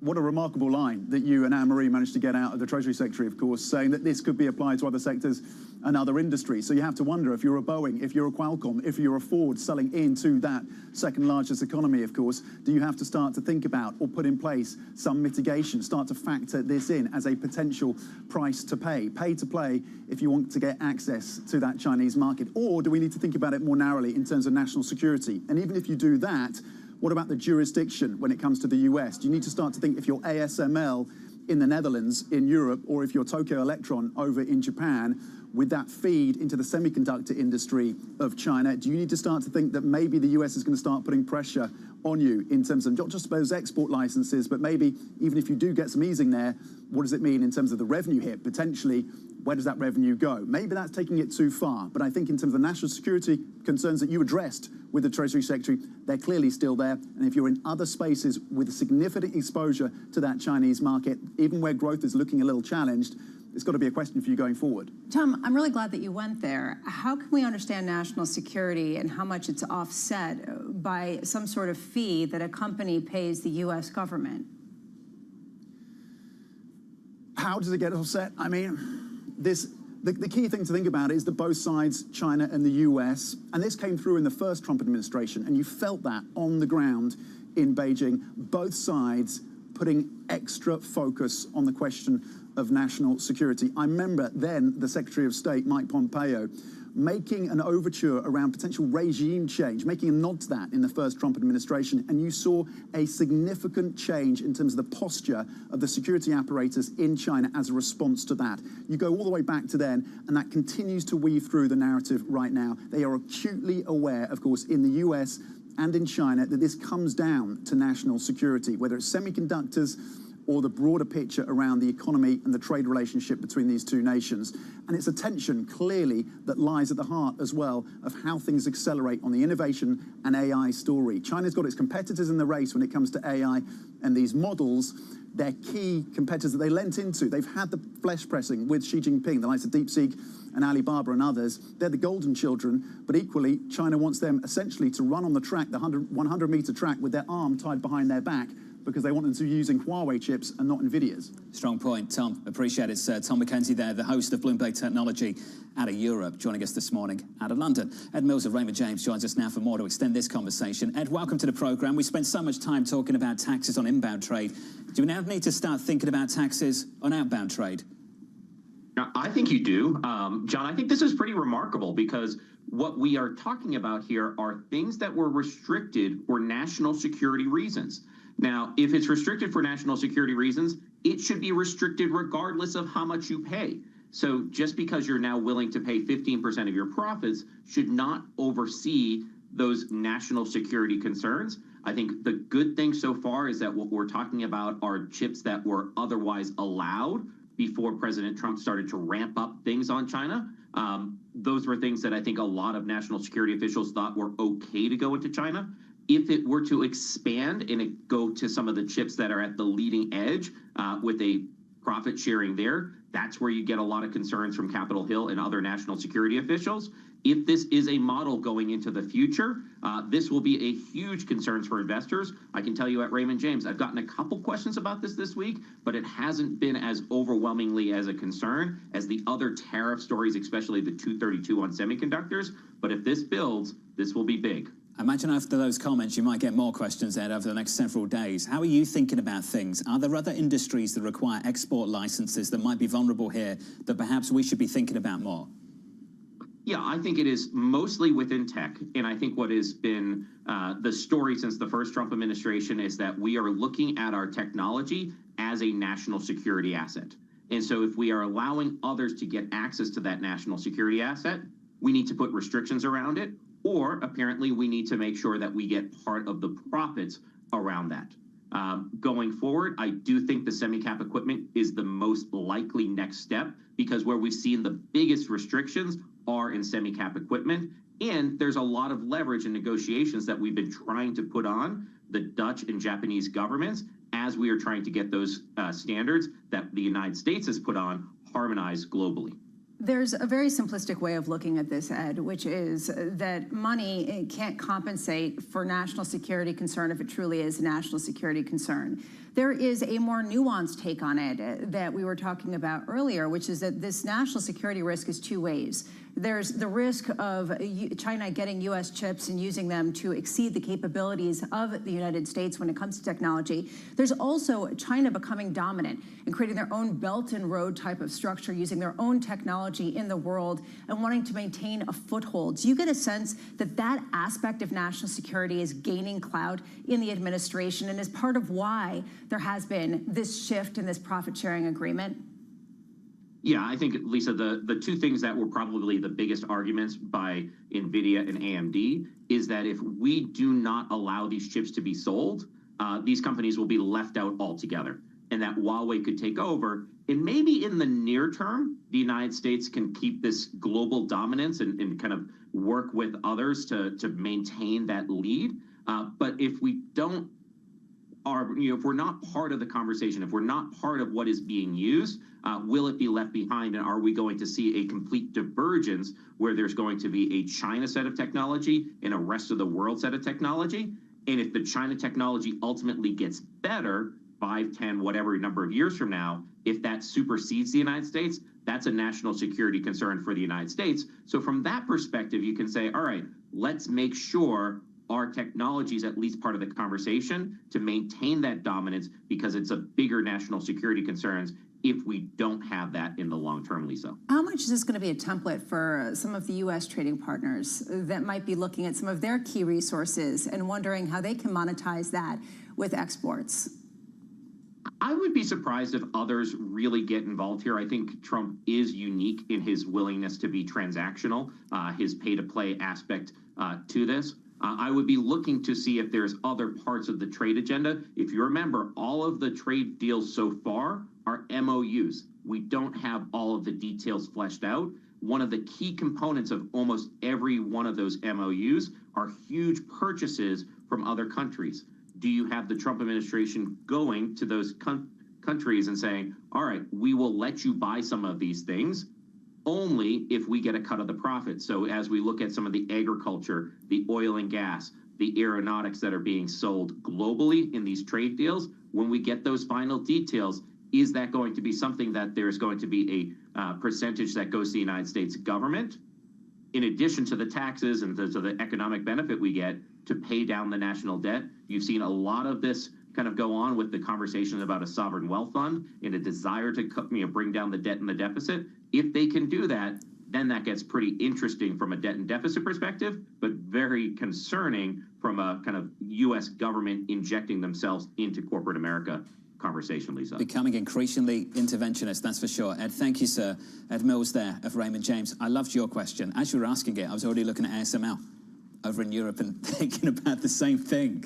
I mean, how much do you just say, okay, well, ASML can't ship over some of their chip production equipment to the United States without giving the Netherlands, 20%. I mean, at what point does this become a self-fulfilling prophecy in terms of the way to do business in the chip wars of 2025? Bottom line, there's a lot of governments that need to raise some money. 100%. And they're coming up with new ways to do it. Equity futures on the S&P 500, just about unchanged this morning. Conversation continues. Up next, we'll catch up with the former World Bank President David Malpass on President Trump's search for a new Fed chair. Plus, Danny Berger with your morning movers. As tariffs weigh on Tapestry's outlook, that name is down by more than 7%. Live from New York City this morning, good morning.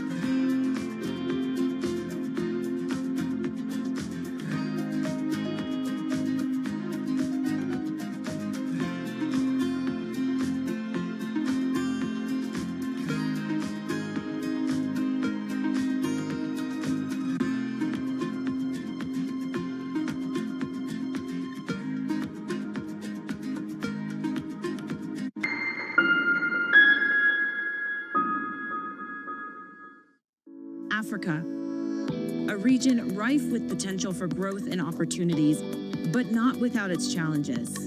Bloomberg highlights the biggest stories, interviewing key players, and reporting on the issues impacting the region. Join us as we get to the heart of African business, politics, and economics, and ask the question, what's next? I'm Jennifer Zabasaja, and this is Next Africa. New episodes every month, only on Bloomberg. We're at the epicenter of a global realignment on a scale not seen for decades. At the intersection between markets, economics, and geopolitics, a forum for sophisticated conversation. This is Bloomberg Surveillance. Bringing you up-to-the-minute energy news whenever and wherever it happens. I'm Joanna Bersachi in Vienna, and this is Bloomberg. technology is embedded in every aspect of our lives.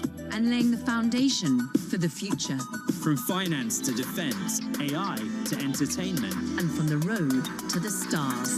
Bloomberg brings you the latest stories of the people and companies pushing the tech sector to new frontiers. And the politics that shape global tech markets. I'm Caroline Hyde in New York. And I'm Ed Ludlow in San Francisco. Watch Bloomberg Tech every weekday. Only on Bloomberg Television.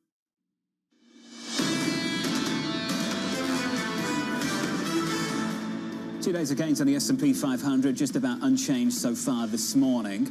We're going nowhere on the S&P 500. On the Nasdaq 100, unchanged also, not unchanged in the bond market. 3 days of lower yield to the front end of the curve. The 2-year this morning at 366. 2 Fridays ago, following payrolls, 368 at the close. So we've held on to these levels post-payrolls, and we're looking for those big rate cuts. With job owning from the administration, but also a couple of different Fed officials signaling a willingness to potentially cut rates, at least by 25 basis points, not 50 basis points, looking at what the market's pricing in. Fed funds futures looking at a full 25 basis point rate cut baked in for next month, and another one by year end, but starting to push in maybe a little bit more than that. A lot of this is going to hang on what happens in early September when we get that next payrolls print, and a week later when we get another read on CPI. Later this morning, 60 minutes from now, another read on inflation with PPI and jobless claims for a look at the labour market. With 2 hours until the opening bell, let's get you some morning movers with Danny Berger. Hey, Danny.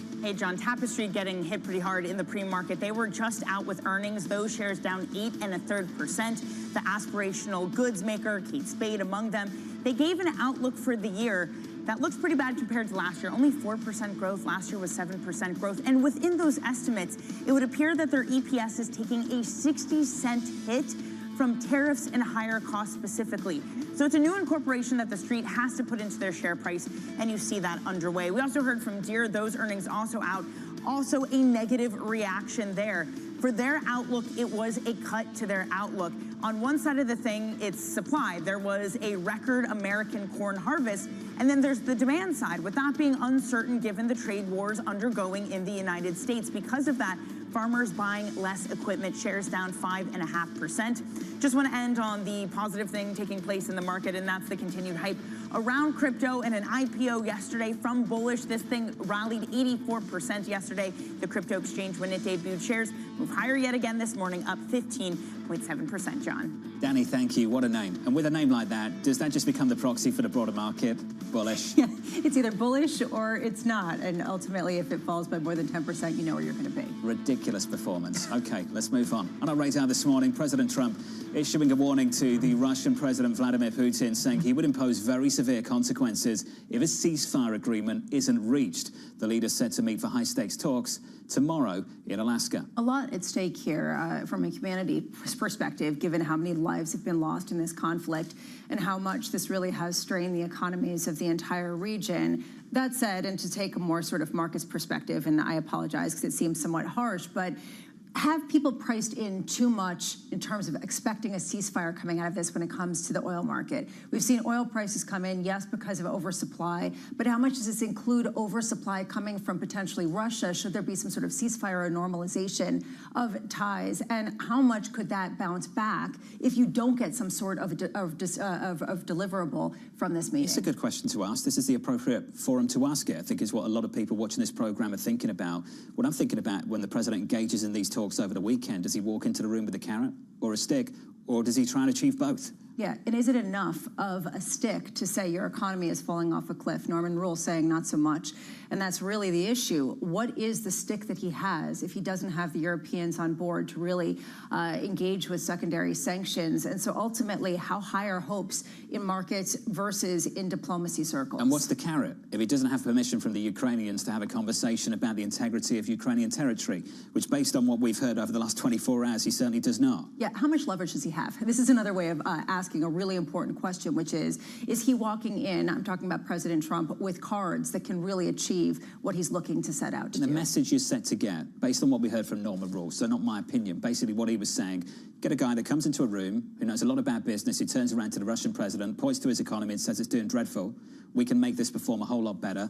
let's do some trade deals, let's do this, let's do that. The problem with that is that's not really the guiding light of President Putin right now. Otherwise, he wouldn't have engaged in this war to begin with. Economic rationale has never been the lodestone of Russian imperialism, so it's hard to see how it would be right now. Those talks are going to play out over the weekend. As I mentioned in the previous hour, Anne-Marie on the road today. She'll be over in Alaska following those talks for you, bringing you all the headlines Friday and through the weekend. Wanted to squeeze in this story. Chinese startup DeepSeek, remember them? Delaying the release of its latest AI model. Sources telling the Financial Times that DeepSeek struggled to train systems using Huawei chips. So at the start of this week, we had this deal with NVIDIA. Then we had this report here at Bloomberg that the Chinese were telling some companies that you should not be using those chips, use Huawei, and this is what we're hearing from the FT. I think this is really interesting stuff. And it goes to the point that you made earlier, Deep Who? We talked about how DeepSeek was transformative earlier this year, that China could do so much with so little and really create these sophisticated OpenAI types of chatbots.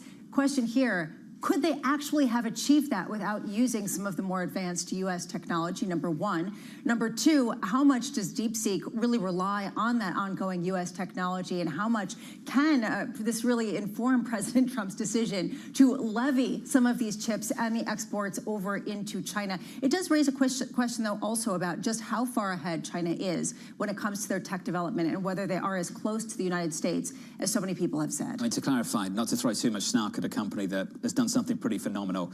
Deep Who, based on the rebound we've seen in tech stocks in America, has just been absolutely phenomenal. They had been driving everything earlier. Remember the huge swoon in U.S. tech because people said, oh, it's over. People are going to stop investing. You could do the same thing with a little chip here as you can with a whole room of chips. And then maybe not so fast, and now we're back to the AI trading. There was a phrase that NVIDIA CEO Jensen Huang used, export compliant.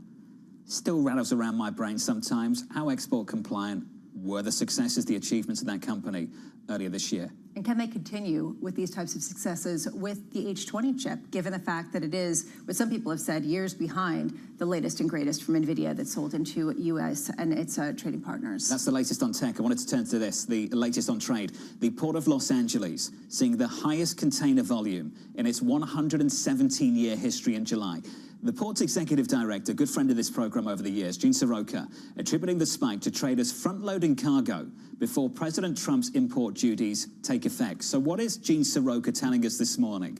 Gene Soroka is telling us that we've got a lot of pre-tariff inventory still working its way through the economy last month and potentially this month and the months to come. That is exactly the point here. Essentially, how much can we take a look at how much inflation's been passed along from the goods that have been imported so far since some of the tariffs have gone on, and said, that's what will continue. Because guess what? A lot of that inventory did not receive the same kind of tariffs that some of the future inventory will, because it was brought forward. People are trying to take advantage of any windows that they possibly can.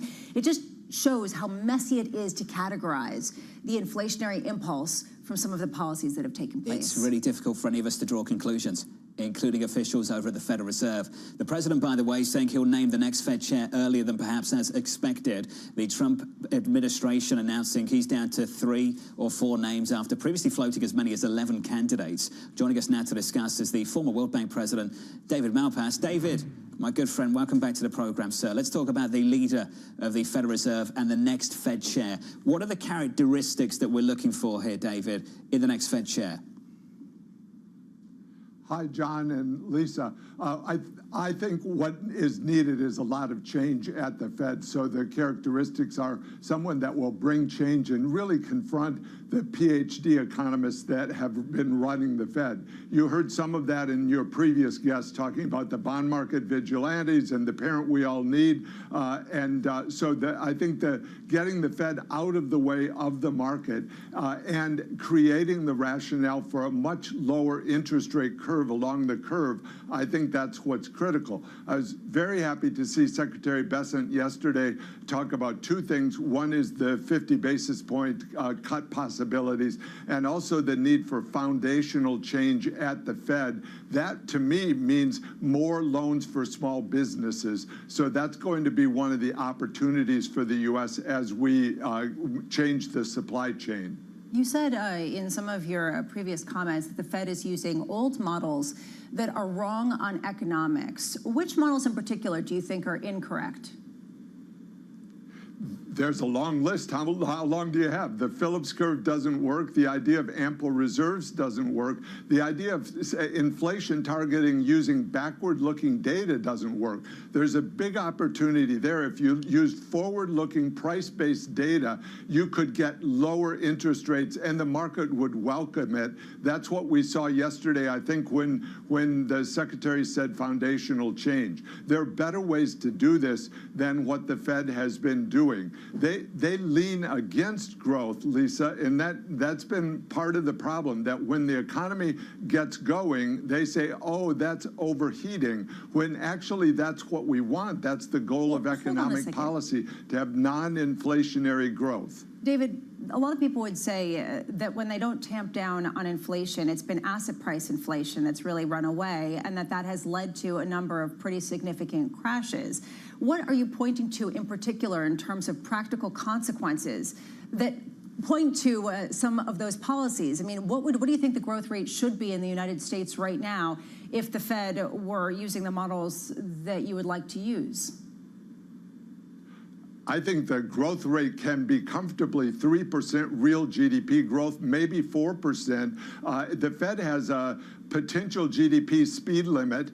They just published on June 18th the idea that it should be 1.85% per year. So that just doesn't make sense given the possibilities of regulatory change, the recent tax stabilization. So they took the tax cut, the tax increase that Biden was planning and Biden-Harris were planning, and took it off the table. So that's it, that allows businesses to begin investing for the future. Lisa, the Fed has perpetuated this idea ever since Paul Volcker that high rates are the way to bring down inflation. The reality is more production is the way to bring down inflation, and Trump's doing that with all the changes going on in the economy. David, I'm happy for people to make the accusation that perhaps this Fed chair has been reckless with monetary policy, but I'm far more sympathetic to the idea that he's been recklessly dovish. This is an individual that led a Fed that let inflation absolutely rip. This is an individual that saw markets doing okay, equity still close to all-time highs, and cut interest rates 100 basis points. David, can we really make the argument that they've been recklessly hawkish? Yes, they're hawkish right now, and look at the difference in the environment they were cutting into. It was politicized in 2024. There were heavy regulations stopping business.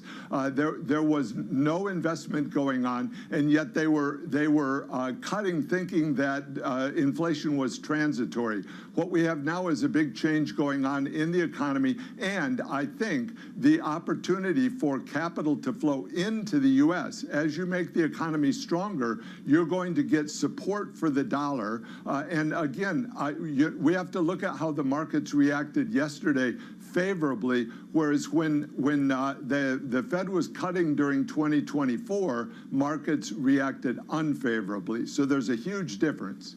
Look at the difference between the market right now, though, and what the Federal Reserve is ultimately projecting. David, I don't think there's too much daylight. This is a market and a Federal Reserve that seems to be on course to cut interest rates somewhere between 100 and 150 basis points. What we heard from the Secretary of the Treasury yesterday was they need to cut from 150 to 175. David, I understand this should be a healthy debate, but is there really that much controversy between what the administration would like to see and what's ultimately being projected by both markets and the Federal Reserve alike over the next 18 months?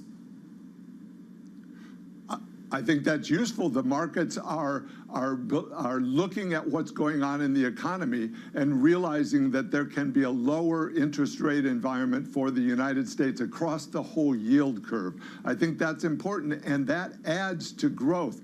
Look, the goal here is a virtuous circle where capital flows in, where growth goes up, and production goes up, and that brings down prices. So then you can keep doing interest rate cuts. You get a virtuous circle. I think that's possible. It's going to be really important for the Fed and PhD economists to get to realize that their models haven't been working over the years. We've had these wide swings in inflation and deflation and interest rates because the Fed's looking backwards. And so we need new models, sweeping change in the models. That's been what I've pointed out, and it will benefit small businesses. That's the key. David, looking forward and using your models, what do you think the neutral rate is?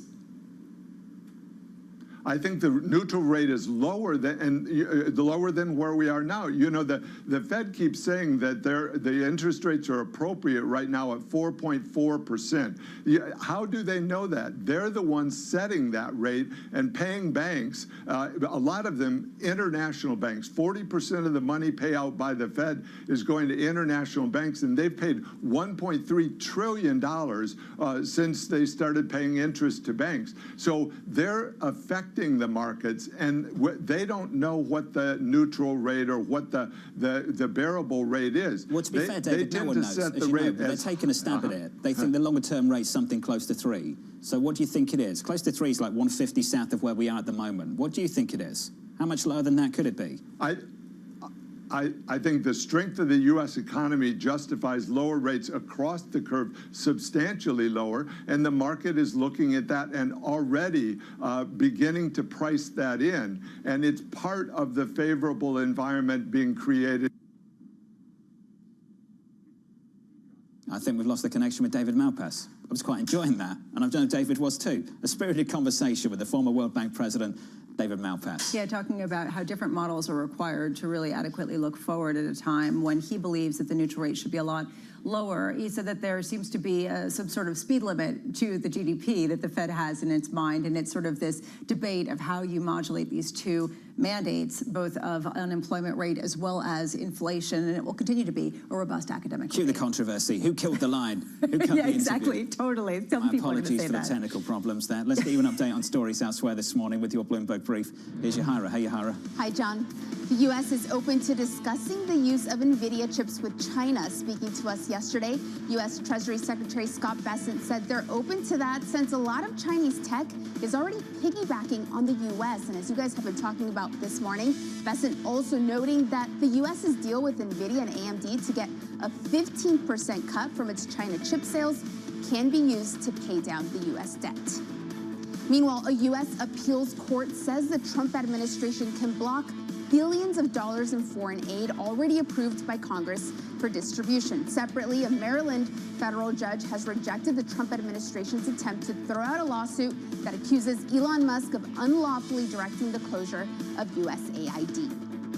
And Amazon plans to offer same-day grocery delivery in 2,300 cities by the end of the year, more than doubling the current number. It says customers will be able to order perishable items alongside frozen foods and household goods. The same-day grocery delivery service will be free in most cities for Amazon Prime subscribers on orders over $25. That's your Bloomberg Brief. John? Yahara, thank you. More from Yahara in the next hour, in about 30 minutes from now. Up next on the program, looking for the Fed to go big. I do think we could go into a series of rate cuts here, starting with a 50 basis point rate cut in September. The rates are too constrictive. We should probably be 150, 175 basis points lower. Coming up, we'll catch up with Sonal Desai of Franklin Templeton Fixed Income. That's up next. This is Bloomberg.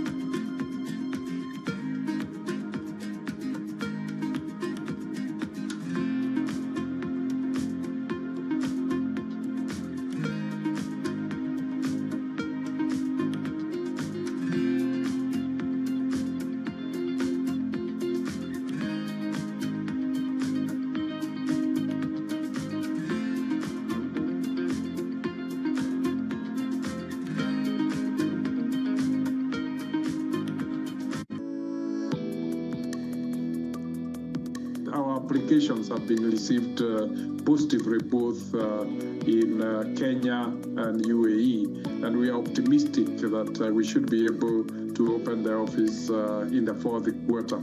We think the Middle East have deep capital sources. It has strong logistics for trade, and it is a strong center for investment. And we are seeing increasingly the global GDP is increasingly becoming overweight in Asia and Middle East. So that linkage with the middle income segments growing in India and China, they will provide a very strong market.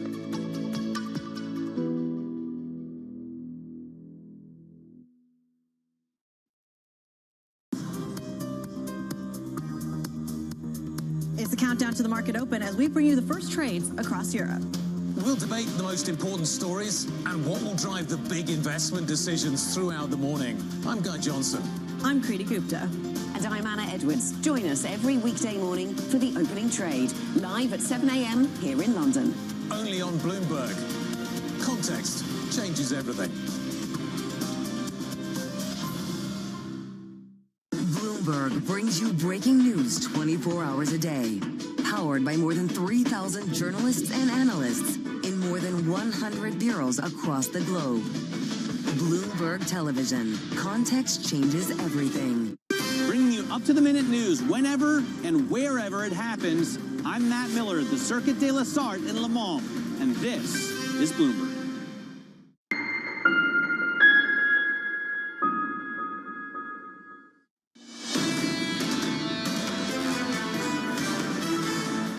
Live from New York City, welcome to the program. Under surveillance this morning, looking for the Fed to go big. We could have had rate cuts in June and July. So that tells me that there's a very good chance of a 50 basis point rate cut. I do think we could go into a series of rate cuts here, starting with a 50 basis point rate cut in September. The rates are too constrictive. If you look at any model, that we should probably be 150, 175 basis points lower. Here's the latest this morning. The Treasury Secretary, Scott Bessent, calling for a 50 basis point rate cut as traders fully price in a quarter-point cut in September. Son of Desire Franklin Templeton writing, the scope for rate cuts is extremely limited, barring a sharp slowdown, because we're very close to my estimate of the natural policy rate. Sonov joins us now for more. Sonov, welcome to the program. Some real daylight then between you and the Treasury Secretary and some of the market pricing. Just build on some of that and explain as to why. So, okay, I think the market at the short end is pricing wishfully. The market always does, and it's done it several times over the past several years. I would say this, based on perhaps also listening to some of your previous guests, the Fed has done itself no favors. It really hasn't by what it did last year. Across any metric, if you look at the different metrics of unemployment, NFPs, CPI, core CPI, the Fed actually would have had a 50 basis point rate cut would arguably be more justifiable this year than it was last year. Didn't agree with it last year, and I still don't think they should be doing 50. They have said in their SEPs that they will do 50 more. Maybe you could get away with that. I'd say that my natural rate for Fed funds is around 4, and that comes from a very simple place. Even if the Fed is correct and it's, the GDP, potential GDP is at around 1.85, I think 1.852 is probably all right, because that's around where productivity growth is. You take that and you take the Fed's target of 2% inflation, you do not get to 3%. You don't get to 250. You get to around 4. That's where the natural rate is, and that's what I mean. Absent us falling into a significant recession, the Fed doesn't really need to cut that much more. That's what I'd say. And the market will price what the market hopes for. And yeah, if we're talking about kids at a party, well, the Fed kind of gave us the punch bowl when it's, that's what, they haven't given it to us, but that's what the market is hoping for right now. So Ed Yardeni, who we were speaking to earlier, was talking about how he could see a repeat of what happened last year when they cut 100 basis points. If they cut 50 basis points this year, he could see some sort of steepening in the yield curve, long end yields rising substantially. Do you agree with that? So, the only part about that where I'd say, I think that long end yields, look, I've been saying for a long time that I could easily see long-end yields at 475.5 by the end of the year. I haven't changed that view based on the volatility we've been seeing. You know, we go down to 420, we go back to 440. I think that long-end yields could comfortably go to 475.5, given that I think that the neutral rate for the Fed is at around 4. Now, could we see a steepening just on the back of this? Yes, with one caveat, and that is, I would agree with what Mr. Besant was saying yesterday in terms of the additional revenues coming into the fiscal picture. We haven't really, I think, in the market paid sufficient attention maybe to the fact that none of us last year were anticipating any narrowing of the fiscal deficit. And you know, it could even happen. And that would be quite stunning. And that would be one thing which would perhaps prevent us from going much beyond that 475.5 level. This is something the Treasury Secretary was talking about, so I was absolutely right. When we asked him how much money's being raised, he was talking about, initially I thought something like 300 billion in a year. Maybe we've got to upward revise that number to something a whole lot bigger. Which is a reason why yesterday some people were suggesting that was why you didn't see a selling off in longer term yields because of your conversation and what Scott Besant said. This would offset some of the deficit concerns that people had heading into this year. Deficit concerns internationally, though, are not going away. And that's the issue they've got, which is why I keep coming back to this 30-year piece. It's a question we've got to ask authorities around the world right now. What's your incentive to issue a 30-year when, based on some of the price action, the auctions that we've seen worldwide, not many people seem to want to touch it? Right, because this is going to be an international issue. That said, it's very hard for the United States to take the moral high ground on that, given the fact that they haven't exactly been fiscally responsible, and it's not exactly as if Germany is just completely overloaded in debt.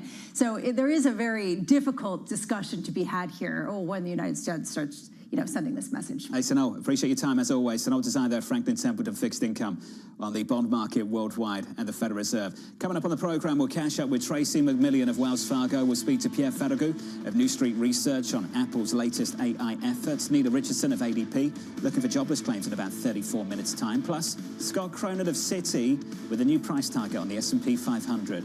I'll give you a hint. It's higher. From New York City, this is Bloomberg.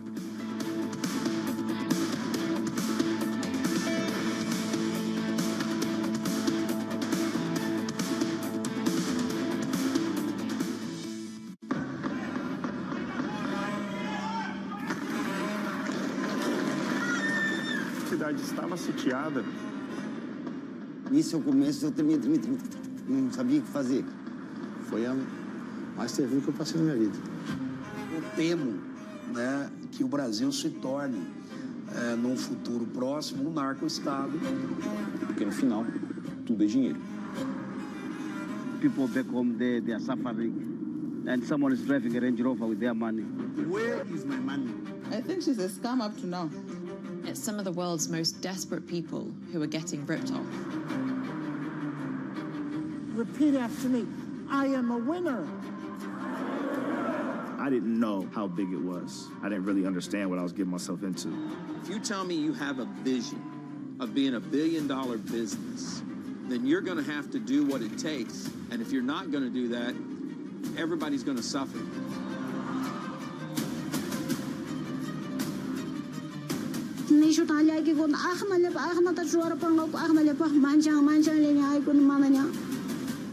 Una batalla a muerte. Money can do a lot of good. It can really transform people's lives, but it can also hurt them.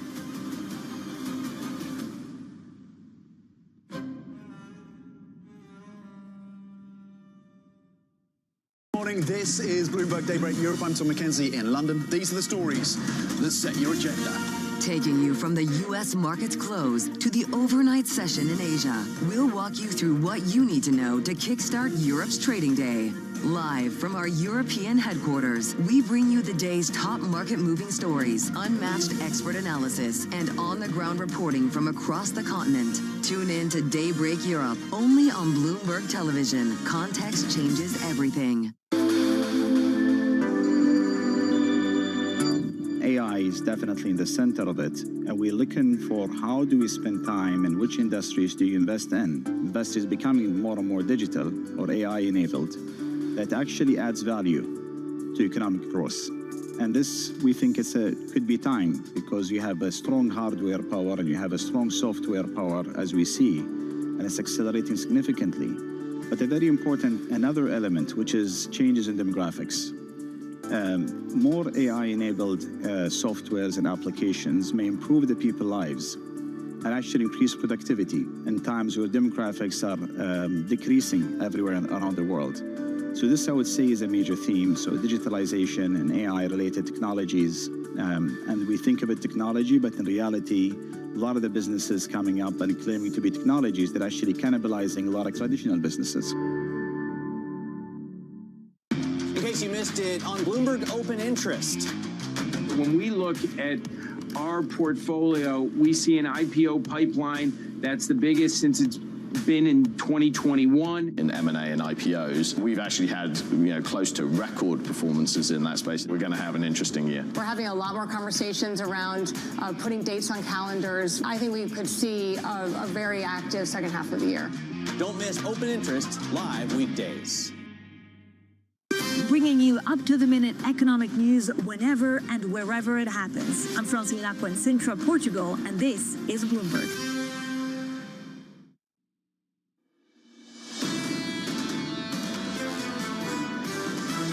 Inflation data, labor market data, you really need to dig under the surface to get a true sense of what the impact is. Inflation is alive and well. The market is pricing that inflation expectations have almost become unanchored already. You'll still see, we think, some pass-through of higher tariffs onto prices. Inflation might run hot well through next year. This is Bloomberg Surveillance with Jonathan Farrow, Lisa Abramowitz, and Anne-Marie Hordern. The opening bell about 90 minutes away. The economic data 30 minutes away. Let's start with your scores. Let's start with the markets. Equity futures just about unchanged on the S&P 500. Likewise on the Nasdaq 100. In the bond market, not unchanged at all. Multi-month lows on two-year government bond yields. Your two-year this morning, 3.66. Going into this a little bit later this morning. Data in America. PPI and jobless claims. 8:30 Eastern Time. So are bond yields falling for the right reason? For the PPI report that could echo what we heard in CPI on Tuesday, which demonstrates that we aren't seeing the same kind of pass-through inflationary effects of tariffs that a lot of people had been worried about. Is that the reason why you are seeing bond yields fall and expectations for Fed rate cuts increase? Or is it because of the bad news, which is the labor market deterioration that some people saw in the non-farm payrolls report that could be echoed in jobless claims that haven't really done much? If anything, they're actually incredibly low. Sitting in this seat, we often hear a lot of complaints about complacency. It's often justified. I'm not pushing back against that. Groupthink, often justified, not pushing back against that. But on this occasion on Wall Street, I'm seeing a lot of diversity of thought. We heard from Aditya Bhave, Bank of America, in the last hour. He turned around to us and said he thinks this labour market's okay. Minutes ago, going into claims, Andrew Hoddenhorst of Citi, labour market's not solid. You ask one economist right now on Wall Street how the labour market's doing, they'll tell you one thing. Ask another, they'll tell you something completely different, looking at the very same economic data. Because there are cyclical and there are structural changes, as you were pointing out earlier. You have demographic changes with aging, you have demographic changes with immigration, you've got demographic changes when it comes to which roles are going to be most important with artificial intelligence, machine learning, changes in some of the structure of the labor economy. This is the reason why Jackson Hole is going to be so important. Does the Fed change the way they measure strength or weakness in the labor market at a time where that is part of their dual mandate? It is so hard to understand exactly how much slack, as you said, there actually is, or whether we could still see wages growing at a healthy pace given the few workers to fill those roles. Yeah, we've been framing this as follows. Are we seeing a cyclical turn in the economy or a structural shift? Are we seeing demand destruction or just a supply-side phenomenon? Are we seeing a step down in payrolls growth without the increase in labour market slack? And ultimately, the more constructive people on Wall Street right now think that's the case. That you can see that step down in payrolls growth, but because of what's happening on the supply side, you're not seeing an increase in slack, and the labour market is still okay. The Fed chairman, by the way, in the last meeting, we were sat here around the table listening to the news conference. He was pretty clear. He was anchoring his view on the labour market around the unemployment rate. Now, we can have some debate about that. Maybe you think it's misleading. I don't know. But that was his view in the news conference. I'd like to know if it's changed. And I would like to know whether people actually do think, as you said, this is a market that can have its cake and eat it too, because right now you're seeing equities reach all-time high after all-time high on the heels of these rate cut expectations, even if this is a Fed chair, albeit in his twilight as Fed chair, who is watching the unemployment rate and will only cut rates to that degree if there is real substantive deterioration, which would suggest some sort of weakness of the companies that people are bidding up in value. You'll hear from the chairman a few times over the next month or so in Jackson Hole. Lisa will be there. Then again, of course, in that news conference at the Fed meeting a month or so away. Lisa talked about the market, bond yields breaking down to new lows. This bond market rallying alongside this move in the equity market. New highs again this morning. Equity futures just about turning positive. Coming up this hour, we'll catch up with Tracy McMillan of Wells Fargo as stocks look for a third day of gains. Pierre Ferragu of New Street Research on Apple's latest AI push. And Scott Kroner of Citi raising his year-end price target on the S&P 500. We begin this hour with stock steady as investors await the latest read on inflation. Tracy McMillan of Wells Fargo writing the S&P 500 is powering ahead, but expect tariff surprises and economic slowdown to stall the equity rally in the intermediate term. Tracy joins us now for more. Tracy, welcome to the program. Let's just talk about why you're pushing back a little bit against these record highs we've been minting over the last few months or so.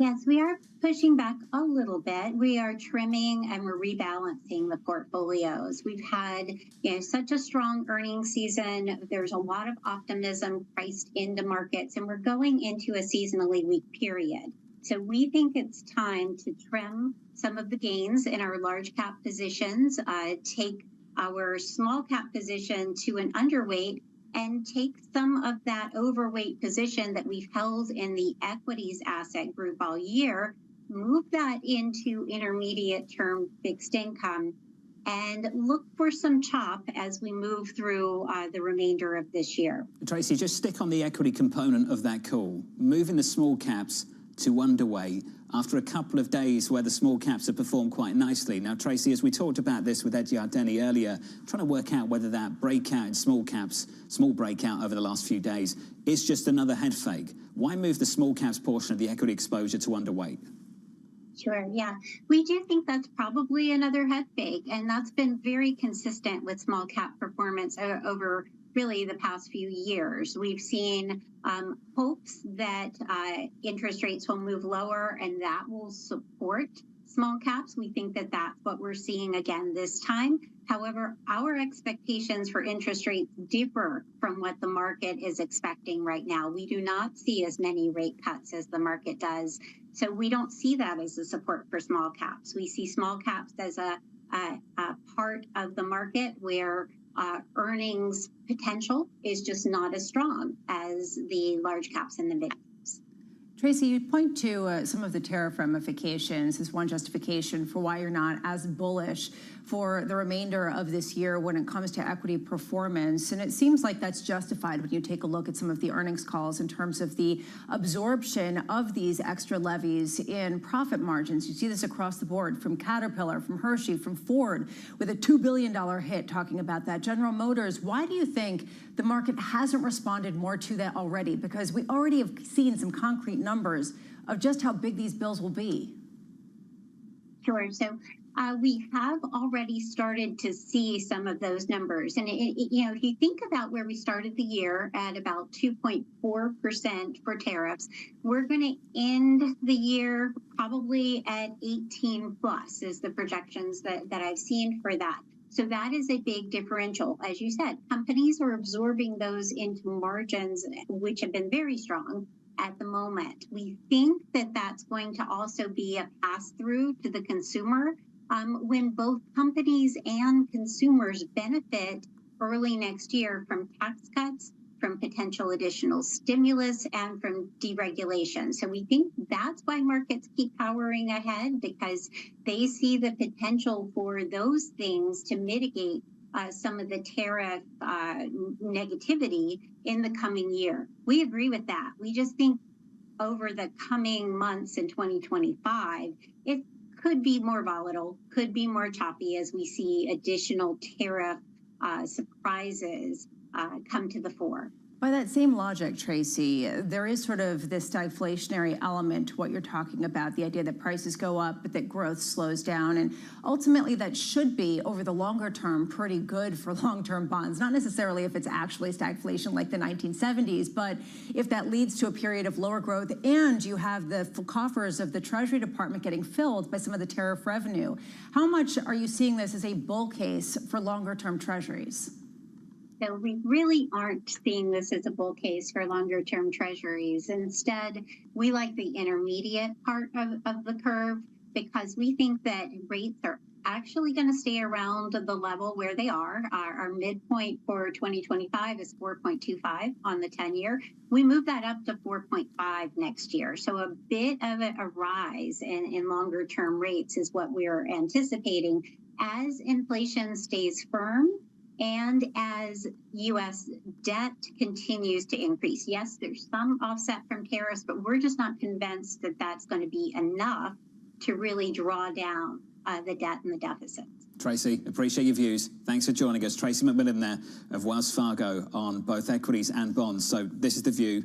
Equities bring down your exposure, small caps to underweight, position in the bond market in the intermediate part of the yield curve, which I think is actually pretty interesting because typically we might say, well, if you think there's going to be a slowdown, some risk aversion, go out further along the curve, take a piece of the 10-year. It's not what you're hearing at the moment, is it, from investors? There isn't a belief that the tariff revenue can continue at a pace enough to offset the deficit in a way to really drive them into longer-term bond yields. And then there's the additional point, which we didn't talk about just there, which is the international backdrop and just how much yields globally are rising on that 10-year and 30-year denominations. Kevin Gordon writes in. Did you get that email? Yes, I did. Charles Schwab over the past 4 years, small caps, small performance, small gains.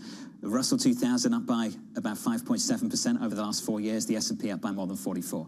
And every time we get these moves over a period of like 2 days, the excitement comes back all over again for small caps. They're cheap. They're buy. It looks really good on a chart.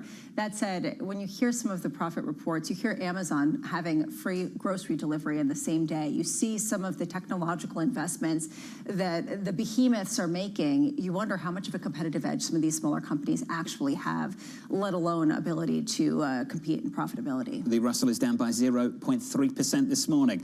Let's get you an update on stories elsewhere with your Bloomberg Brief. Here's Yahira. Hey, Yahira. Hi, John.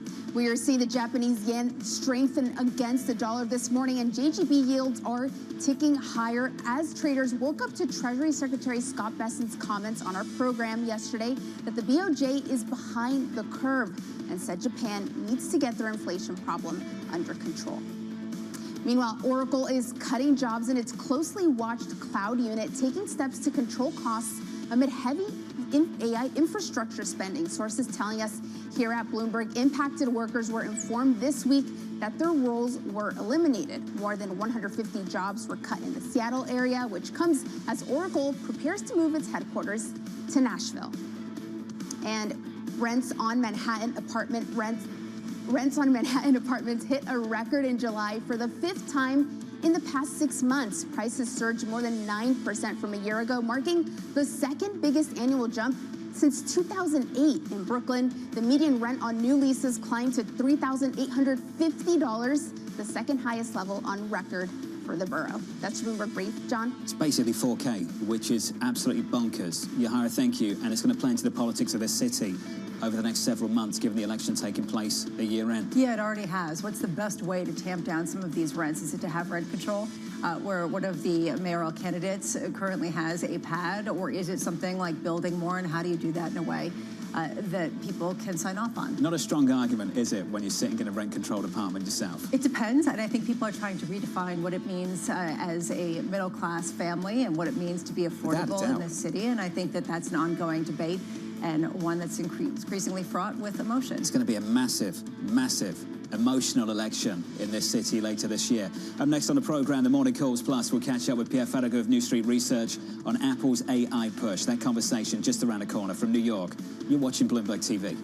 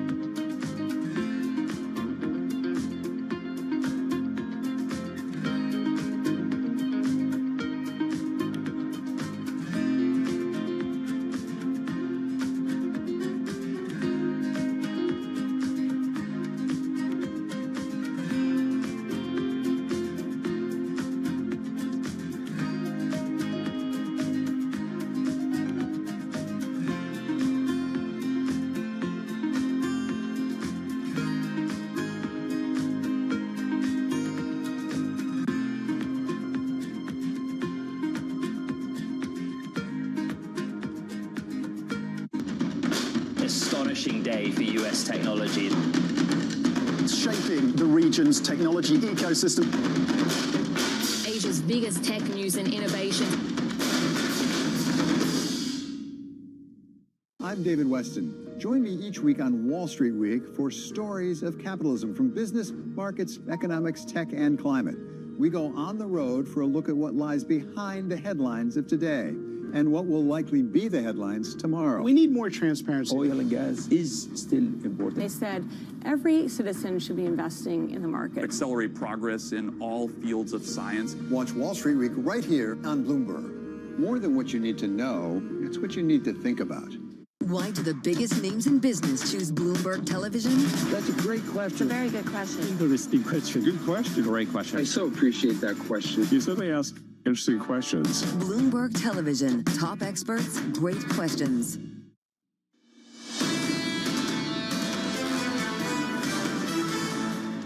It feels like a melt-up already. The market figured out and kind of agreed with me that the economy was resilient and we're not going to have a recession. And when it did that, suddenly, boom, we went right back up. So the market ain't cheap. And the reality is if the Fed cuts when there's still, as you said, a lot of ambiguity about whether it really needs a cut, it doesn't really need a 50 basis point cut, let a 25 basis point cut. But it might get it. Ed Yardeni, if you had any research, basically said this market might get its cake and be able to eat it too. Yeah, although it might cause some sort of melt-up that leads to a late 1990s type of situation that tends to lead to a meltdown. So that's the conundrum. At what point is it appropriate stimulation without causing some sort of exuberance that is unwarranted? He said what Greg Peters of PGIM in the last week said on this program, basically word for word.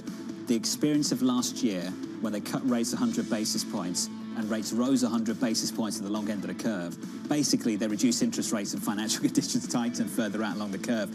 He's saying you could see a repeat of that, and he's not the only one making that claim. At this point, how much is that a concern of Fed officials who are raising some alarms about cutting so quickly? We heard Mary Daly talking in a Wall Street Journal interview yesterday that she doesn't see the case for a 50 basis point rate cut next month because ultimately that would send the wrong message to markets and isn't appropriate. The labor market isn't falling off a cliff.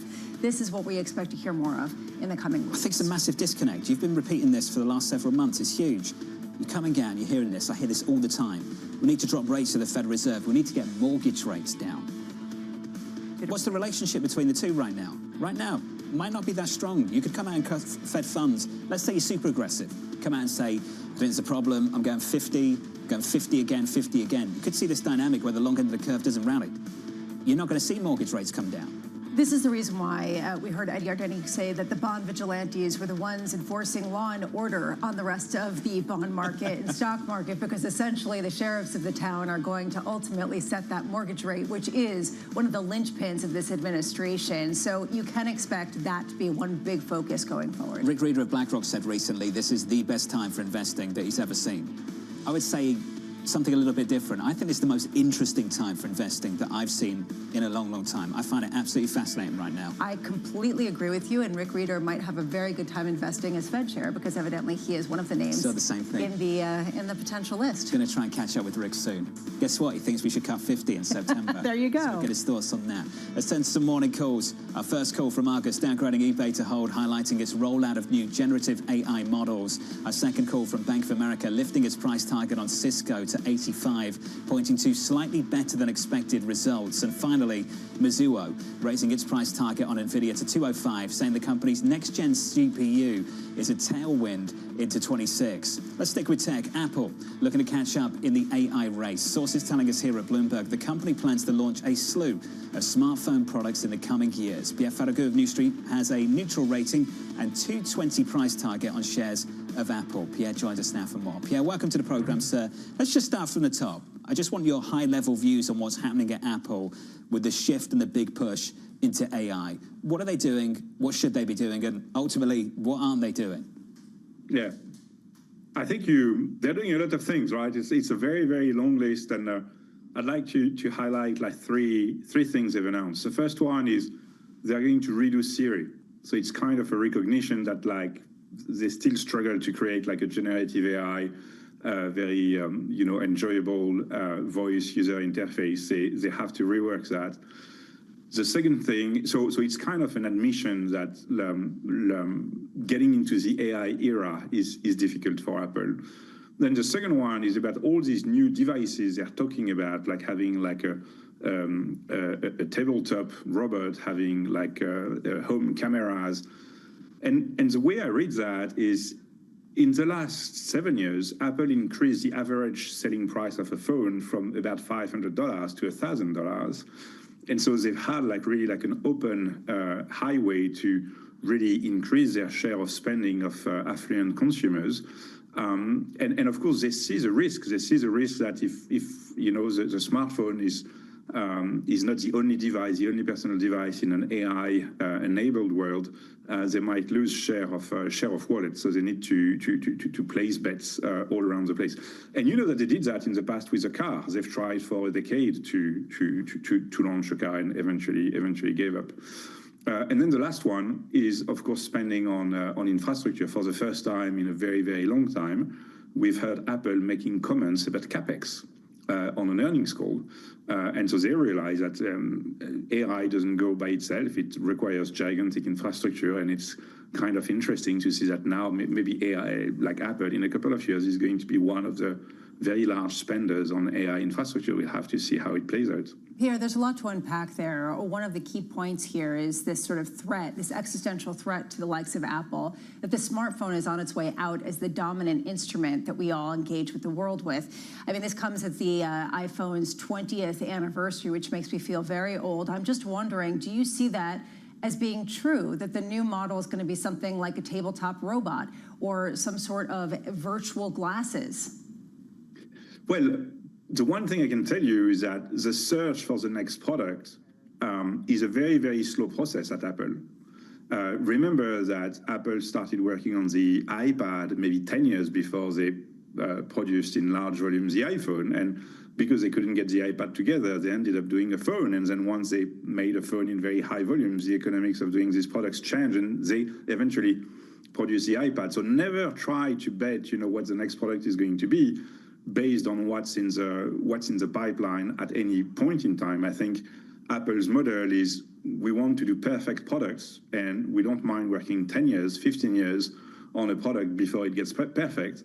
And what you've seen lately is the car, the headset, and these products are not working very well. And Apple just keeps going and keeps searching. And I have to admit, Lisa, I don't really have a strong opinion on what the next AI device is going to be, but I share the concern that the potential for the smartphone, and in particular the iPhone, to lose significantly share of wallet is very significant. So Apple has to be very active on that front. Do you think, Pierre, that the leadership has been good at Apple? This is something we've discussed in this program, calls for maybe some change in leadership, given that the vision has been somewhat lackluster over the past few years, at least in the eyes of markets. This is a tough question you're asking me, Lisa. So I would say two things. It's very difficult to be in the aftershock of a revolution like the iPhone. The iPhone created a new category. It was like a completely new product category. And of course, it's very, very difficult to be in the aftershock of the founder of Apple and to just be like the enabler, the man who helped make the vision, the product vision, an industrial reality. And so since, you know, Steve Jobs passed away, what we've seen at Apple is a Tim Cook that has kept running the machine beautifully. I don't think you could have done anything better than what he has done in terms of maximizing the value of products, maintaining the very high level of product excellence, etc. But now, you know, does that mean Apple is in a good place? Not necessarily. Apple is at risk of losing share of wallet, at risk of not being able to pull together a proper Siri. And, you know, would have I done better than Tim Cook on this front? Probably not. And I wouldn't blame him. It's just that it's a very fast-moving world, and Apple is a $1 trillion market cap in the core of technology, and technology is evolving very fast. So, you know, no matter how good the management is, like Apple is facing challenges today. They're in a tricky spot, that's for sure, a sticky one. Pierre, appreciate your views. Pierre Ferragut there of New Street Research, the latest on Apple. Dan Ives of Wedbush came on the program recently and said, BlackBerry moment for this company. And it comes at a time when there's a lot of competition, and there's a real question about 20 years after the iPhone was created, what is the new smartphone in the 10 years ahead? You've seen these headlines from the Treasury Secretary. I do, yes. Some clarity here, just clarifying. I didn't tell the Fed what to do. I didn't call for the Fed to get to 1.5 percentage points lower on interest rates. It's talking about getting to neutral. To get to neutral, we would need to cut by about 1.5 percentage points. It's not calling for a series of rate cuts. I'm pointing out that models show neutral is lower. So verbatim, this is what the Treasury Secretary said yesterday. If you look at any model, it suggests that we should probably be 150, 175 basis points lower. Also said on September, I think we could go into a series of rate cuts, starting with a 50 basis point rate cut in September. So I'll let you explore the semantics in just a moment. But to be fair, 3% on neutral is basically where the Federal Reserve is at the long-term neutral rate. So 150 basis points out from now. As we've said repeatedly through this morning, what he's saying is not controversial at all, but he's clearly pushing back against how some of this has been framed in the last 24 hours. This is a semantics point because he had said originally that he's not going to tell the Fed what to do. And he's saying he didn't tell the Fed what to do. He's just saying that based on his models, neutral rate is about 1.5 percentage points lower than where it is now. And it would make sense to cut by 50 basis points. So parse the language, do what you will. That's sort of the latest today. I keep saying this. What are we even arguing over? I have no idea. Like Federal Reserve's on course to cut twice this year. Exactly. And market thinks it goes another 100 basis points next year. Stocks are at all-time highs. Credit spreads are super tight. Exactly. Crisis. Apparently. Okay, up next, more data. PPI and jobless claims just around the corner. We'll catch up with Neela Richardson of ADP.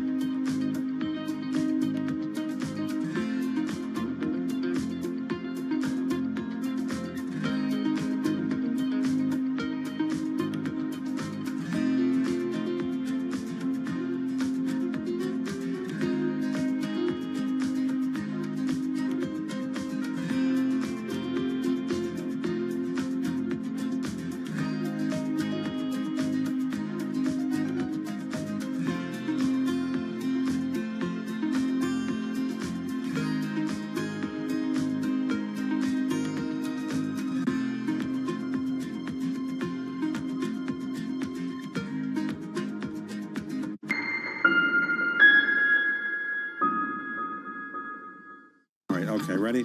David, what initially sparked your interest in this topic of longevity? 15 years ago, I turned 60, and I began to wonder how much longer I'm likely to live and what I could do to extend my life.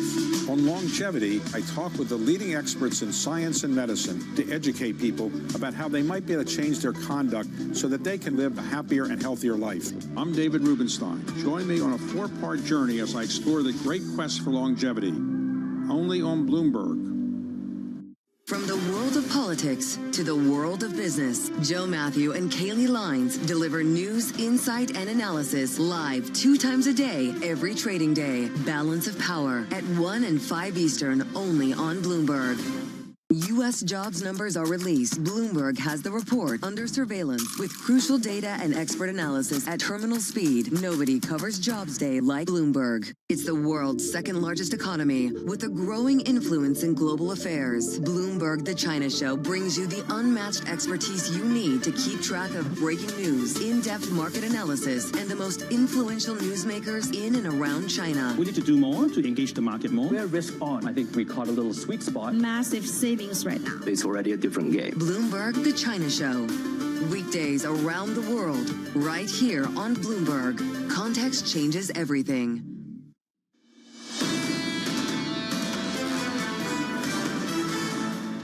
Couple of data points to work through here. So we've got a read on inflation. We'll get that from PPI. We've got a read on the labour market.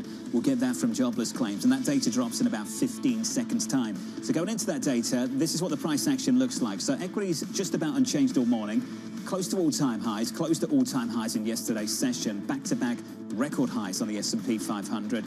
In the bond market, multi-month lows across the front end of the curve into the belly of the curve. Levels we have not seen come back to April, May time. Yields lower this morning, through much of this morning. 368 on a 2-year. Let's get you some data. Here's a surprise, big upside surprise. PPI. PPI final demand coming in at 0.9%. The expectation in our survey was 0.2. I'll get you a breakdown of PPI in just a moment. I want to turn to jobless claims because this is the story in the labour market. Claims at 224. 224,000. The estimate was 225. Previous number, a revised 227. So compare and contrast what's happening here in the labour market. That data looks okay. To what's happening with inflation. PPI has just come in much, much stronger than anticipated. Lisa, off the back of that, you're seeing a stronger dollar. I imagine we're seeing an unwind in the bond market a little bit, and we do. Yields up at the front end of the curve by 4 basis points on 2s, up by a single basis point on 10s. It raises a question, why would the Fed cut rates if they do see signs of inflation? We have to look at the components to understand what goes into core PCE, because that has been a key consideration. Nonetheless, just on the headline level, the fact that ex-food and energy PPI rose 3.7% year over year versus the expectation of 3%. You're seeing that across the board when you look at even ex-food and energy on a month over month, 0.6% versus the expectation of 0.2%, as you were saying. This just raises a question. Have we fully indicated what kind of inflationary impulse there would be from tariffs, given the fact that some of the goods are now coming in with those tariff prices in a way that they could have avoided with pre-orders and inventory maybe a month ago? Equities pulling back by about 1/3 of 1% on the S&P 500 in response to this economic data. Labour market's okay based on jobless claims. We can talk about continuing claims in a moment, but it's really PPI driving this price action. And after 2 days of outperformance on the Russell, what happens? We're down about 1 percentage point at the moment on Russell futures. In the bond market, not seeing a major move. I've got to say that. This is not a big move relative to the rally we've seen at a 2-year. If you think the 2-year's come down by, let's call it 30 basis points over the past few weeks, big move after payrolls, and yet still you get a hot print on PPI. We're only about 3 basis points higher on the session. So how much is this a market that's looking at potential political influence in the Federal Reserve? How much is this looking at a Fed that is willing to look through any firming up of inflation in the short term? And how much is this specific components? Again, I keep going back to that because the components are important. When I saw the core CPI on Tuesday, I thought, oh, this is a concern. And then you look at the components and they're more volatile so people could dismiss them. Here, are people able to dismiss it in the same way, or is there something else at play? To your point, John, the fact that you're not seeing that much of a move at the front end, but you're also not seeing that much of a move at the long end, doesn't indicate that this is a market that thinks that this is going to be a protracted inflationary push that's going to really affect the Fed's policy and, frankly, bond policy going forward. With us around the table, Neela Richardson of ADP, just to break down where we are in the economy. Neela, let's start with not just the data this morning, but the setup at the moment. As you look across your dashboard, what do you see? Well, what we're seeing is an economy that continues to chug along. Hiring momentum has slowed. I think that's clear. There's been some stasis in the labor market. But overall, when you look at the things that I look at, like, are companies cutting hours? No. Are wages plummeting? No. Actually, they're staying pretty well formed and really, really steady. And so even though we're seeing a slowdown in the momentum, the underpinning of the labor market continues to be solid enough to support consumer spending. Now, we'll get retail sales out in a bit. We'll get some confidence data out in a bit. This inflation surprise is something that should be considered with a whole bunch of other data that was leading up to this point showing no smoking gun when it came to tariffs and inflation. So the big picture is it's an economy that continues to perform. It's just not as dynamic as we're used to seeing. Ira Jersey of Bloomberg Intelligence is just working through the details of that PPI report. I'm going to cross over to him in just a moment. Just to come to you just quickly on what we're seeing with inflation. Is it too early to draw conclusions here based on the data we've had so far? And will it be too early at Jackson Hole, too early at the next Fed meeting? Some conclusions are going to have to be drawn because decisions have to be made, but it's really going to be a matter of perspective. So those components, as Lisa mentioned, of the PPI are going to be so important because when we looked at the CPI, the inflation triggers were all in the services. It wasn't like the goods sector was screaming inflation. Those final goods aren't showing it yet, at least yet. Those intermediate goods, the wholesale goods, that's where a tariff could bite in the, as the goods are being built and formed. And we might see that in the wholesale prices and the producer prices an increase. So maybe this is the first sign. Maybe it's just a one-off. We won't know, but we have to look at the complete complexion of the economy, at least some people do, in order to make those rate decisions next month. We're trying to do that right now. We can do that with Ira Jersey of Bloomberg Intelligence. Ira, you've been looking through the details, sir. What stands out to you? What's behind this big upside surprise this morning? Yeah, so it's not necessarily the goods sector that's driving a lot of this. So you saw a big increase in the services PPI here with a 1.1% increase month on month. That was negative a little bit last month. So you had this big shift toward services increasing, in particular trade. So some of that could be from import prices. If you think about the pass through from shipping and things like that are going to be goods that are going to be tariffed. So maybe this is suggesting that there might be a little bit of margin contraction. And like you mentioned, not a huge move in the front end of the bond market, but it's still 5 basis points from where we were right before we received the number. I think retail sales tomorrow will wind up probably being even a little bit more important to the bond market than this particular number. But certainly, 50 basis point move in September might be taken off the table with worries about inflation ticking up a little bit here. It's not just that, Ira, and I'm glad that you broke it down and understood to see that it's coming from services kind of mimics what we saw in the CPI. It's also the initial jobless claims coming in at the somnolent 224,000. Even continuing claims came in a touch. These are the people who keep receiving unemployment benefits. Where is the impetus for the Federal Reserve to need some sort of emergency rate cut, given the fact that this doesn't seem to point to any kind of massive dislocation in the labor market? Yeah, keep in mind, the claims numbers have been relatively steady for years now. But so remember, that's only one side of the equation, right? That's the firing side. So it's really how many new people are entering the workforce and are going to be then hired by firms too. Because at this kind of pace, you'd wind up with, pretty massive layoffs, actually, if there's not someone hired on the other side of those initial jobless claims. And you have seen a slowing in that. So it has to be the job market, right? The Fed to cut more than 25 basis points in September would require a really disastrous kind of non-farm payroll number, I think. Now, that being said, just the slowdown in the hiring process without consumer prices ticking up quite a lot, that could mean that, hey, the Fed could ease just a little bit to kind of placate the market, make sure that the job market doesn't completely fall out of bed.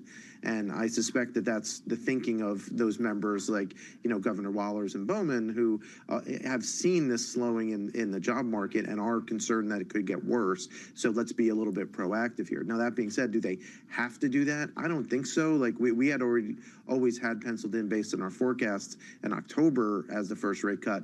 But realistically, September versus October, it's not going to matter that much to, 10-year Treasury yields, quite frankly. Ira, just before you go, I've just got a brief question, and it's to build on what Lisa and I were talking about at the front end of the curve. Why is this market looking through firmer services inflation, both in CPI and PPI this morning?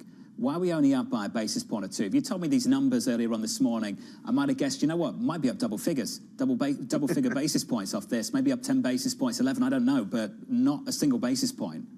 Yeah, well, I think that the CPI report wasn't nearly as bad as I think the market thought, and the market is certainly pricing in for a modest easing of monetary policy over the next couple of quarters, and and again, like as long as you wind up having a slowdown in the economy, the Fed is going to try to right size things, and there is this idea that within the market, and I've talked to a lot of market participants about this, where is neutral, right? I actually think we're pretty close to the neutral rate, but a lot of people disagree with me and believe that the neutral rate is closer to 2 or 2.5, which is where headline inflation more or less is right now on a CPI basis. So people do think that rates are still restrictive. Again, I'm not as convinced of that, but that's where the market is, and that's why the market thinks that the Fed is going to be cutting rates in the very near future. Don't fight the market. It's always the lesson. Ira, thank you, sir. Ira Jersey there of Bloomberg Intelligence breaking this down. Lisa, services again. Again, firmer. This isn't necessarily a good thing for the Federal Reserve because typically services is something that's more discretionary and tends to be more fungible. It raises this question about where the weakness is coming from. Neela, I have to say the ADP report's taken on a lot more import recently, especially with some of the questions around the BLS, and I just wonder what kind of hiring you see in services and wage increases to edify the sense that that's an area that's actually been benefiting of late. I think the issue with the labor market is that the structural and the cyclical are kind of colliding in this moment because we are still in a labor market that's being impacted by the pandemic.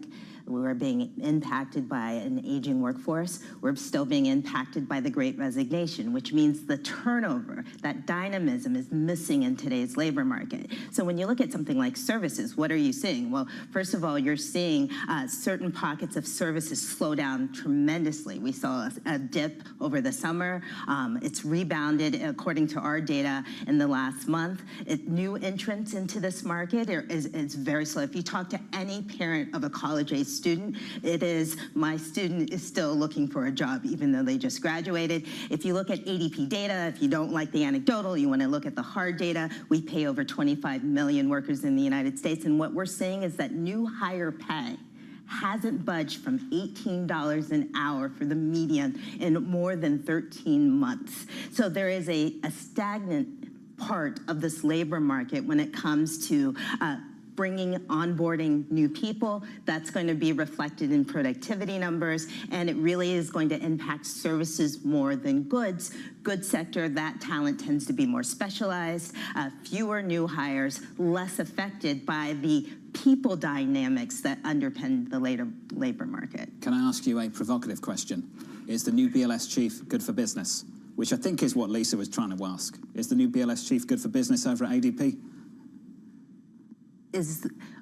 Well, until they're confirmed, we won't know. But what I can tell you what's good for business is good data.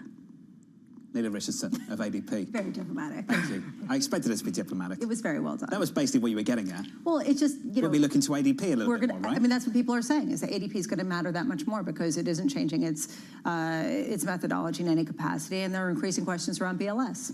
Stocks are down. We're down by about 0.4% on the S&P.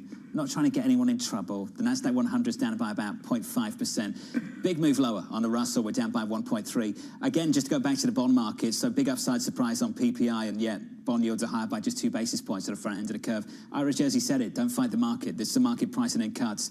One way.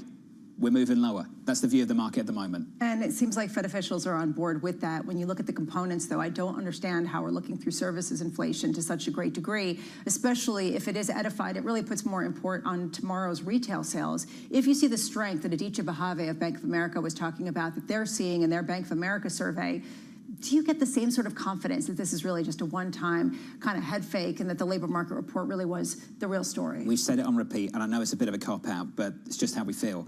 Jury's still out. Got to wait for the data, and it's so hard to draw conclusions about where we are. Anyone who says that they know the answer to that, I would like to see what they eat at night. But I think a lot of people would agree. Let's get you an update on stories elsewhere. You were thinking of something different. I know you were. Okay, all right. Let's get your Bloomberg brief with Yahara Anand. Hey, Yahara. Hi, John. Recapping the latest economic data, July PPI coming in hotter than expected at 0.9%, way above estimates for an increase of 0.2%. Core PPI also coming in well above expectations. Meanwhile, 224,000 people filing for jobless claims benefits in the week ending August 9th. That's just 1,000 less than estimates. Meanwhile, on to Russia as President Trump prepares to meet with Putin tomorrow. Trump warning he would impose very severe consequences if the Russian president does not agree to a ceasefire with Ukraine. He said he hoped to use the meeting in Alaska to set up a quick second meeting with both Putin and Ukrainian President Volodymyr Zelensky. And Amazon plans to offer same-day grocery delivery in 2,300 cities by the end of the year, more than doubling the current number. It says customers will be able to order perishable items alongside frozen foods and household goods. The same-day grocery delivery service will be free in most cities for Amazon Prime subscribers on orders over $25. That's your Bloomberg Brief. John? Yahara, thank you. Appreciate it. Thanks for this morning. Up next on the program, we'll set you up for the day ahead and the rest of the week going into the weekend. Plus, we'll speak to Scott Kroner of Citi after lifting his year-end price target for the S&P 500. All of that still to come. Live from New York, this is Bloomberg.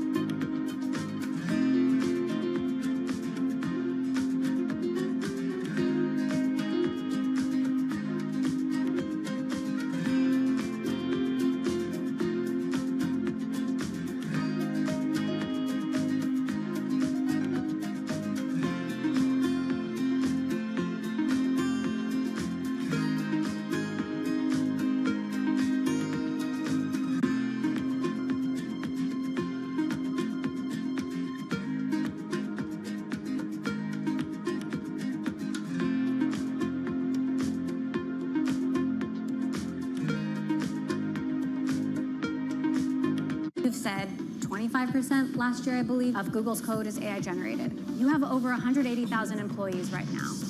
Is it half that in the future? I expect we will grow from our current engineering base even into next year, right? Because it allows us to do more, right? I think the opportunity space is also increasing. I just view this as making engineers dramatically more productive. Getting a lot of the mundane aspects out of what they do, allowing them to spend on higher value-added tasks. But that means it's an accelerator. People will be able to do more, which means maybe we'll create new products, and hence we will need more people. At least in the near term, to me, it looks like we will expand engineering velocity, and that doesn't mean we're constrained in what we will do. We'll end up doing more as a company as well. Africa, a region rife with potential for growth and opportunities, but not without its challenges. Bloomberg highlights the biggest stories, interviewing key players, and reporting on the issues impacting the region. Join us as we get to the heart of African business, politics, and economics, and ask the question, what's next? I'm Jennifer Zabasaja, and this is Next Africa. New episodes every month, only on Bloomberg. Middle East and Africa, vibrant resources and high-yield investment opportunities abound. Join me on Horizons Middle East and Africa for the stories, newsmakers, and insight from this exciting region. Now weekdays, only on Bloomberg. Join me each week on Wall Street Week for stories of capitalism from business, markets, economics, tech, and climate. More than what you need to know, it's what you need to think about.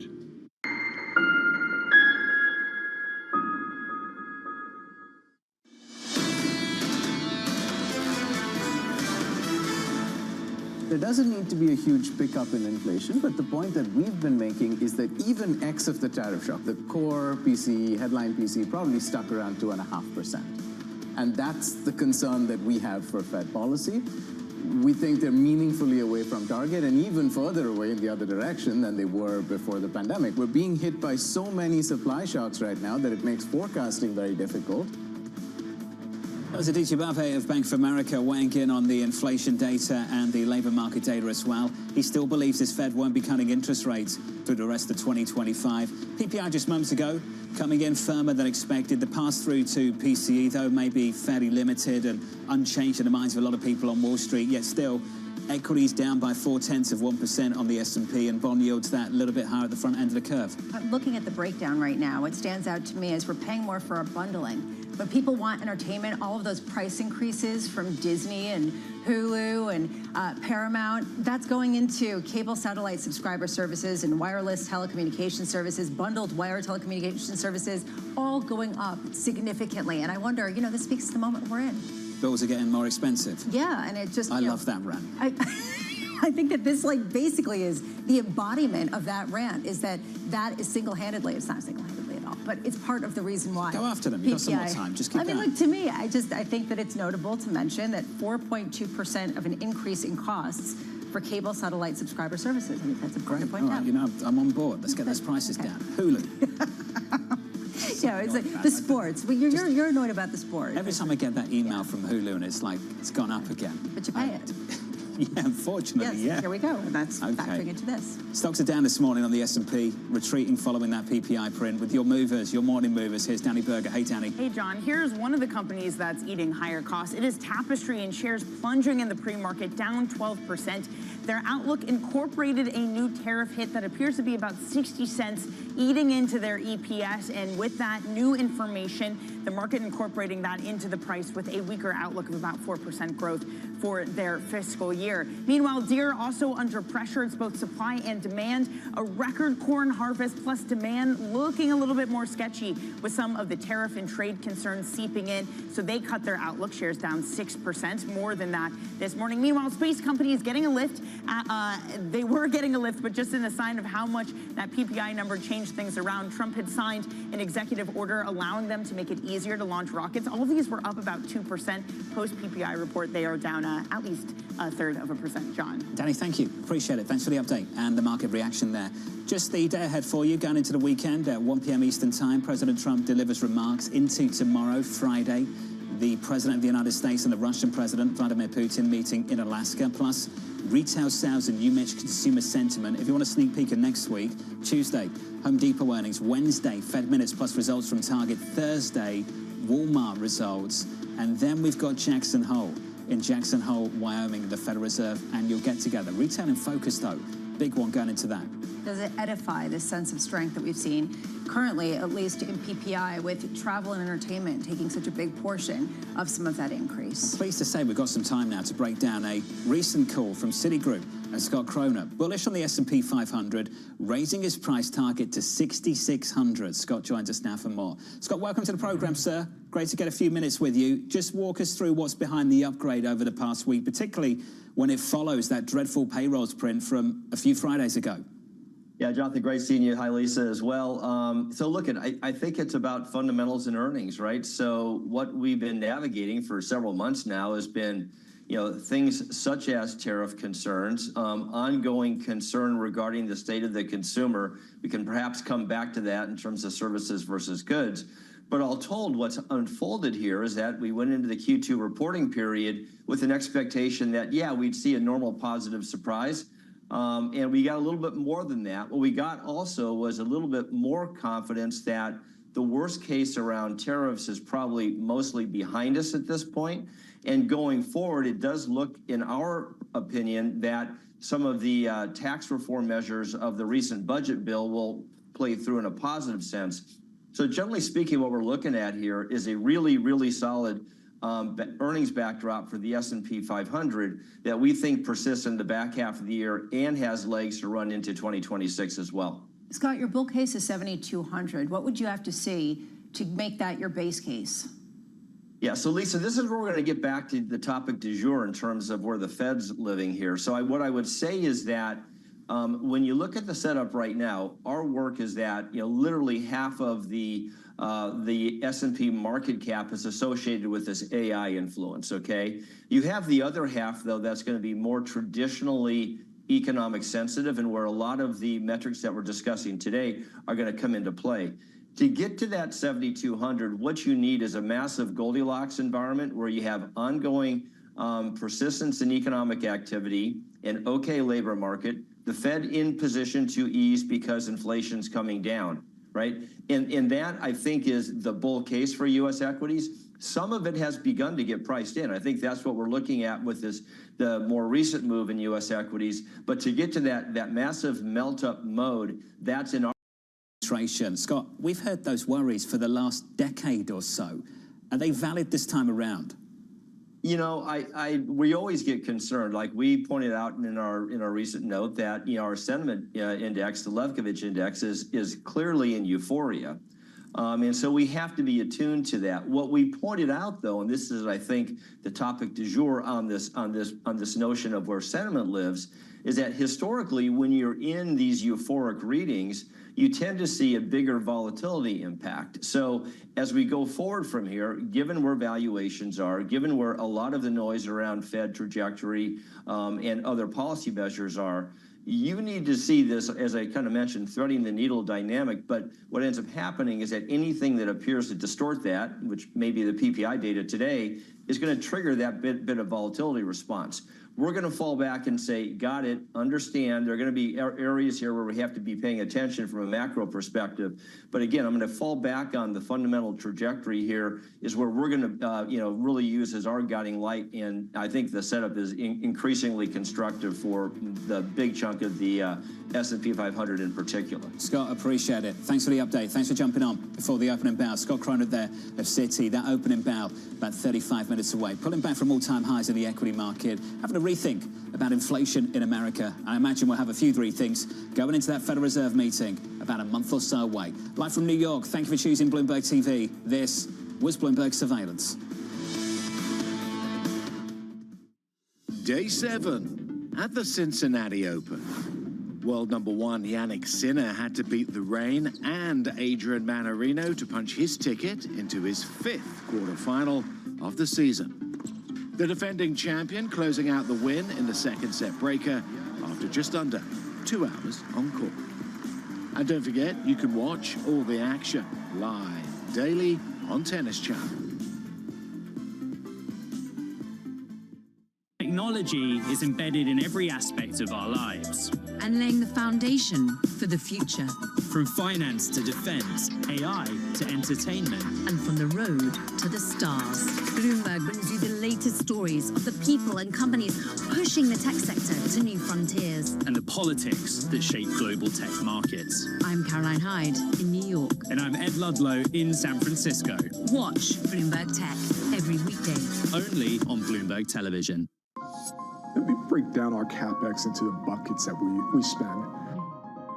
Big part of it is to expand our reach of fiber. You cannot wait until there is certainty to build that. These have long lead times that require you to have conviction about where demand is going. Another bucket is, as more people are on our network, we also have to add more coverage and capacity. It's almost like a variable expense. Third, we are modernizing our wireless network right now. Through the investments we're making, we are driving down our unit costs over time and providing more capacity to serve the demand that we think is coming. Do you have less confidence in that 3-year plan now than when you first came out with it, given that some people are having trouble deciding how things are going to look in the next 3 days? No, I really don't. I look at the nature of our business. It doesn't matter the economic cycle. This is a critical goods or service, and we have every confidence demand for it will remain. Will it be harder in a more challenged economic environment if that ends up being the case? Of course, but remember, we are investing at record levels. Slight moderations of that would allow us to deliver a lot more incremental cash to the bottom line. So I have every confidence we're going to be able to deliver our guidance. welcome back to the circuit. This time, we're taking you to the frontier. Do we have a camera, or do we don't want to lose you, Emily, in all of this? Stargate, put that name down in your books. What we're undergoing right now is sort of the largest infrastructure build in human history. To meet the people rewriting the rules of code and culture. How do you personally grapple with the pace of it all? It does feel like it's going very fast. When did you realize, oh my gosh, my life is never going to be the same? The day I got engaged, I was like, whoa, what have I bitten off here? Where the future gets real. How confident are you that AI's promise will outweigh the perils? I'm not confident. So the tech companies are lying or fudging. And a little weird. What's the point of this? What is the point of any of this? Tune into Season 3 of The Circuit with me, Emily Chang, Thursdays at 6 p.m. Eastern on Bloomberg Originals and Bloomberg TV. Bringing you up-to-the-minute economic news whenever and wherever it happens. I'm Michael McKee in Victor, Idaho, and this is Bloomberg. Inflation finally hits 30 minutes until the start of trading. I'm Matt Miller. And I'm Katie Greifeld. Bloomberg Open Interest starts right now.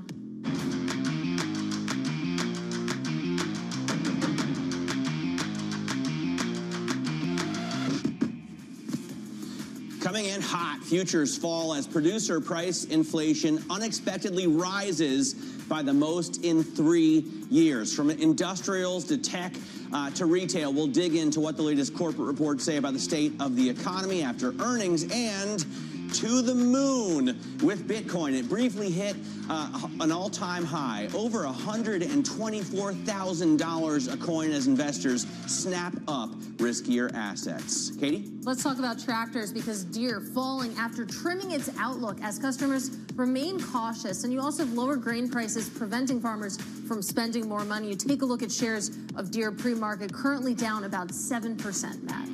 All right, and Cisco was out with lukewarm guidance last night for its AI progress. The outlook assumes that current tariffs remain in place at the levels that they are through the end of 2026. But of course, those could and likely very much likely will change. You can see Cisco shares down 2% in the pre-market. Katie? We'll dig into that earnings report, but let's get back to this morning's eco data. U.S. wholesale inflation accelerating in July by the most in 3 years. ADP chief economist Mila Richardson spoke to Bloomberg Television earlier on the print. This inflation surprise is something that should be considered with a whole bunch of other data that was leading up to this point, showing no smoking gun when it came to tariffs and inflation. So the big picture is it's an economy that continues to perform. It's just not as dynamic as we're used to seeing. For more on the data surprise, we're joined now by Michael Ball. He is macro strategist for Bloomberg Markets Live. So you look through the details of this report. What sticks out to me is that it was this surge in margins. What does that say about who is actually eating higher costs here? Yeah, it looks like it's still being split about third each way. So the actual people who are exporting are taking a good chunk of it now. Wholesalers then are starting to, accumulate what they have to add in. And then finally, it's going to push onto the consumer. And we're all waiting to see kind of how that trail goes and how long it takes to finally hit the end guy. Because we saw in CPI, it's really not going all the way to the end yet. If you look at ECAN is a fantastic function on the Bloomberg terminal, ECAN Go. And you can look at this PPI report through that lens. It shows a huge jump in services, which I'm not exactly sure if I understand why services shows through in producer price inflation. Here's the chart, by the way. Well, I mean, it's a good question. I think services still are the more sticky part of this. We still see a lot of discretionary spending there, and the consumer is willing to eat that up, and that's why it's being passed on. Now, to your point, we saw initially that a lot of the exporters took the initial hit from the tariffs, and then we saw the inventory builds. So there hasn't been as much pressure now for wholesalers to then absorb that. And that's going to change now as inventories come down, and effectively they're going to have margin pressures of their own that'll need to be passed on. And it's interesting to look at this market reaction here. You see equity futures really plunge in reaction. You also have 2-year treasury yields rising right now because it feels like we had all coalesced around the idea that the Fed is going to cut rates next month. Some of that logic being questioned right now. Yeah, I think yesterday's rally was very interesting, and it was a little bit of a continuation from this week's general theme, where we are starting to price in a bigger September cut, a 50 basis point cut. Besson clearly was out on our show saying some things that indicated that that may be the pressure the White House is putting on the Fed again. But what happened is, of course, now with this, we have higher inflation again back in the forefront. We also saw Mary Daly from San Francisco Fed push back on that. And I think all that expectation is kind of the froth that brought into the market with small caps outperforming. We saw Bitcoin hitting new highs. All of that now has subsequently sort of faded in this morning's open. We'll see where it goes. Everything, things are minute by minute. We're getting lots of headlines. Besson did walk back those comments this morning, which were interesting because, again, Treasury Fed Accord was, again, talked about all night. We covered it in the MLive blog, and he crossed the line that we hadn't seen crossed in quite some time. We're still seeing overnight index swaps pricing in a 95% chance of a 25 basis point rate cut. So in September, that hasn't fully unwound. Michael Ball of Markets Live, thanks so much for joining us. You can type MLIV GO to follow his work. Let's turn to the earnings news of the day. For that, we have team coverage across sectors from industrials to tech to retail. Starting with Deere, the world's biggest farm machinery maker, cut its outlook again as demand dries up. Bloomberg's Michael Hertzer reports on farms and fleets. Michael, what do we know? This year was supposed to be the bottom of the kind of farm economy, and we're starting to look for a rebound next year, but that's starting to look a little unclear now. We have a massive corn crop looking coming to us in the next couple of months, and China has not bought a single soybean from the U.S. for next season. So Deere kind of trimmed the top end of their guidance a little bit, and we're kind of waiting to see when farmers might start spending again. It was a hope to happen soon, and we will look to learn a little bit more details from Deere coming up on their call. Yeah, and we'll see if that does anything to the stock, because currently down about 7% pre-market. Bloomberg's Michael Hertzer, appreciate the update. Let's switch to tech, because Cisco earnings, they came in line with Wall Street expectations, but the forecast seen as cautious by analysts. Bloomberg Tech co-host Ed Ludlow joins us now. And Ed, talk to us about this caution coming through and what that means for this company's stock. Yeah, the story for Cisco is they're starting to see like real money from AI, $1 billion in the fiscal 25 year, but they're not also promising any sort of boom. So the outlook is being seen as cautious. And I think, Matt earlier said tepid, but the street also doesn't believe that there's going to be some kind of delayed growth from what's happening in AI. So the sales outlook is $59 to $60 billion for fiscal 26 through July.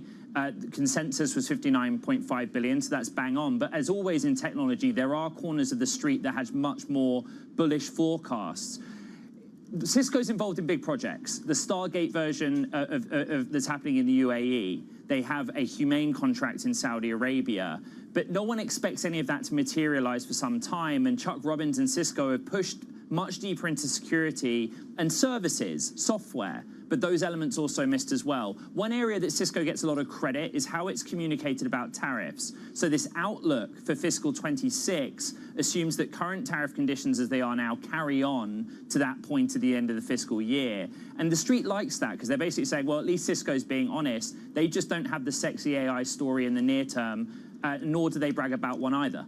I also think it's interesting that this is or was the poster child for overhype and overspend in the fiber build-out during the dot-com bust. Ed Ludlow, thanks very much. We will watch your interview with the Cisco CEO, Chuck Robbins. That's on Bloomberg Tech at 11 a.m. Wall Street time. Finally, in retail, Tapestry's outlook missed estimates as tariffs eat into margins. Bloomberg's managing editor for global business in the Americas, Shelley Banjo, has the details. Shelley?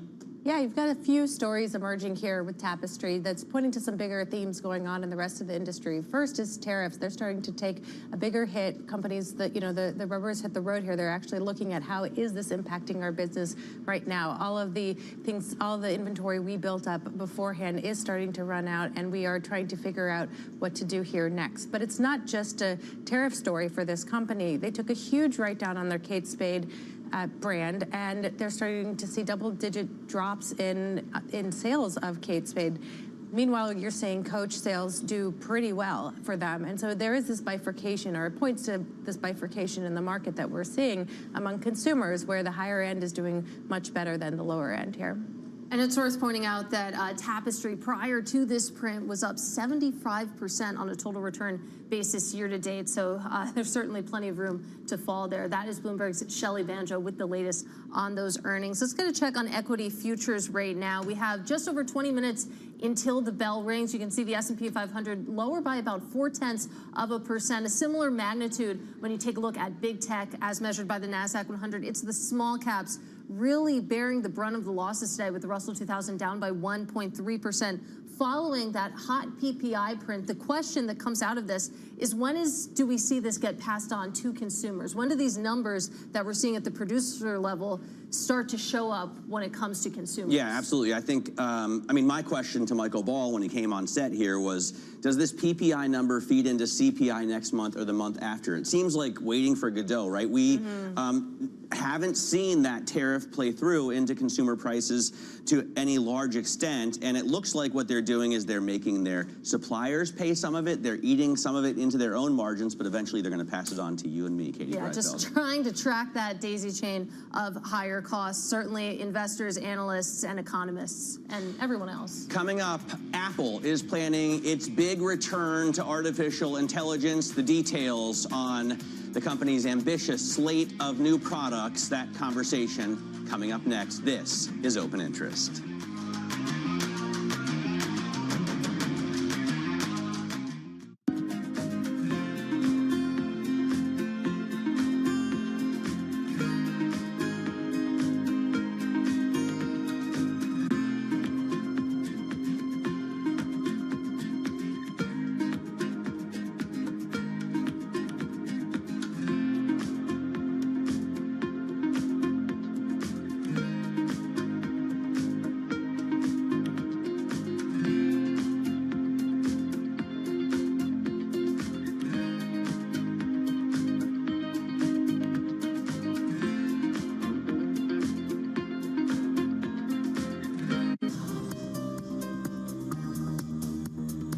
Countdown to the market open as we bring you the first trades across Europe. We'll debate the most important stories and what will drive the big investment decisions throughout the morning. I'm Guy Johnson. I'm Kriti Gupta. And I'm Anna Edwards. Join us every weekday morning for the opening trade, live at 7 a.m. here in London. Only on Bloomberg. Context changes everything.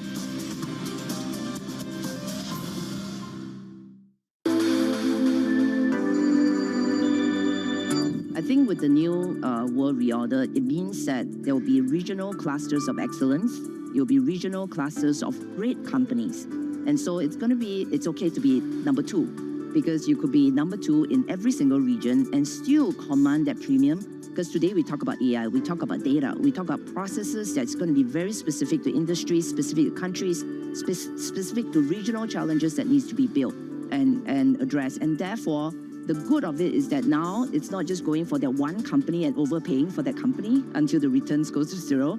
It's actually about finding regional champions, which could also be huge category leaders for us as funds as well. And I think it's actually good for the world to have multiple pots of excellence that can be localized to its own needs.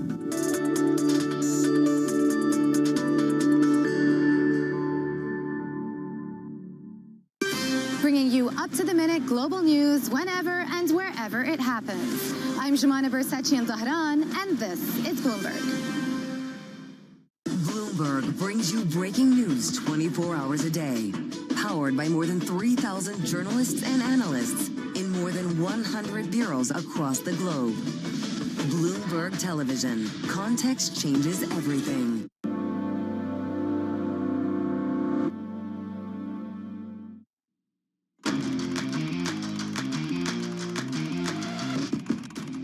Let's get now to high interest. Look what's making headlines around the world. U.S. listed shares of JD.com rising in the pre-market on better-than-expected earnings, the results getting a boost from government-directed consumer subsidies and an aggressive drive into new arenas. Remember, we're talking about a Chinese company here. Shares of Bumble getting hammered ahead of the opening bell. Sources telling Bloomberg that the company's CEO and Blackstone are offering over 18 million shares at a significant discount to yesterday's closing price. And of course, that doesn't bode well for existing shareholders. And Apple is planning its AI comeback, featuring a host of new devices, including robots. That's the exciting part, and other smart home products. That's the super boring part. Sources telling Bloomberg a tabletop robot that serves as a virtual companion is the centerpiece of the strategy, and I am very excited, Katie, to see this. Well, let's talk about it with Mark Gurman. He broke that Apple scoop, and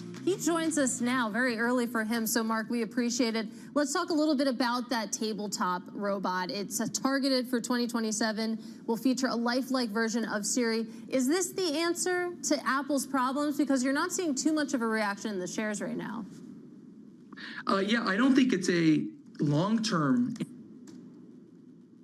I think it's a hardware answer. Obviously, Apple is a hardware company at its core. That's how they make their money. So they've been looking for some hardware-centric ways to bring artificial intelligence to life. How do you get people to pay for AI, so to speak? People are not really paying a lot of money for chatbots, right? But they will pay for AI hardware. And so this robotics initiative is one. The idea is to have a virtual companion in your space, whether that's your living room, your desk, or your kitchen. Basically an iPad on a robotic arm that you can talk to it, it'll talk to you. If you have conversations, if you're having a conversation with a spouse, a friend, or a roommate, and you're in the vicinity of the robot, it could jump into a conversation. It can help you get tasks done throughout your day. It could help you with work. It could help you organize calendars. It could help you with media consumption. Basically everything Siri can do today, plus conversational ability. I mean, I already pay $20 a month for ChatGPT, and I would much rather have Siri doing that because she could be integrated into the whole ecosystem that I'm and my family are invested in, right? So for me, getting Siri up to snuff is the most important aspect of this, Mark. How close are they to doing that? It's really a stretch. Another thing that I get into in this story are the struggles that Apple has had with Siri. Now, as we know, these voice assistants, these AI projects, at their very core are large language models, or foundation models as Apple calls them. The Siri today uses Apple foundation models. Obviously, ChatGPT, they use OpenAI foundation models. Google has their own Gemini models. They all have their own models. The models are where Apple is struggling to some extent. And so what they're doing is they're taking a deep look at replacing the Apple models with third-party models. They've talked to OpenAI. They've held very advanced conversations with Anthropic to use Claude models. My belief is the sooner that Apple abandons its models and goes with third-party models that are obviously extraordinarily proven, that's why we've been talking about AI for the last 3 years, right? The closer they'll get to releasing a product that consumers are going to be able to use, enjoy, and want to pay for. You know, most customers, they don't care how the technology works. They just want it to work. And so that's what Apple's taking a very close look at right now. Yeah, that's a very fair point. I want to talk about the other portion of this story that you put out yesterday. That is home security. Matt mentioned that was maybe boring, but he also mentioned the ecosystem that he, and it feels like many other people, have invested in. And when it comes to the home security portion of this is all part of Apple trying to make that ecosystem much, much stickier. Yeah, to your point. Oh no, Mark. Mark is frozen. Come back. I feel like Apple needs to make a good router, you know, so that we could, because whatever gear that Mark's using, I'm going to say Cisco. It is very early on the West Coast. I don't know. Maybe the gremlins got in there. But let me just say that I think, so I don't mean to say the home stuff is super boring, but these speaker products don't seem to have caught on with everyone yet, and certainly not the one from Apple. That will be greatly helped if they develop a better Siri. And frankly, for me, I would be happy if Siri just used ChatGPT. I don't care who provides the LLM, as long as it's her voice on the Apple products. The other really interesting thing is blood oxygen tracker coming back, and if they can crack the blood pressure issue on watches. Like, you're a Garmin gal. A Garmin I know, gal. But I imagine if Apple would come out with a watch that tracks your blood pressure as well as your blood oxygen, you might be tempted to switch over. Well, we have some breaking news. I think Mark is back with us. And Mark, let's talk a little bit more about blood, because news coming out this morning, Apple introducing a redesigned blood oxygen feature for some Apple Watch series out there. What does this mean for Apple overall in the entire landscape of their product universe, which we've been talking about? So here's the story. 2 years ago, Apple was sued by a company called Masimo over patents related to blood oxygen saturation. Apple, a few years ago, launched the blood oxygen app for its Apple Watches in the US and elsewhere. The US Customs Agency made Apple pull the feature at the end of 2023 from new models sold in the US. So what Apple is doing now, because of a new US Customs ruling this week, is a workaround. The sensors will be able to capture that blood oxygen data, and you'll now be able to read that on your iPhone. So the Apple Watch blood oxygen app is still not going to work, but at least you're going to get that data. So it's a clever workaround, and it's very important. In less than 1 month from now, Apple will be introducing the new Apple Watch models, a new Series 11, new low-end SE Apple Watches, and a third-generation Apple Watch Ultra. And now they're going to be able to market those watches as including blood oxygen in the US for the first time in 2 years. So this is a huge and significant development for Apple's health efforts in the US. Mark, when will they be able to give us blood pressure readouts from the Apple Watch? You know, they've been working on that for some time. They've targeted 2024. They've targeted 2025. There have been some regulatory issues, patent issues, measurement issues. You know, we had a story this morning out about Whoop.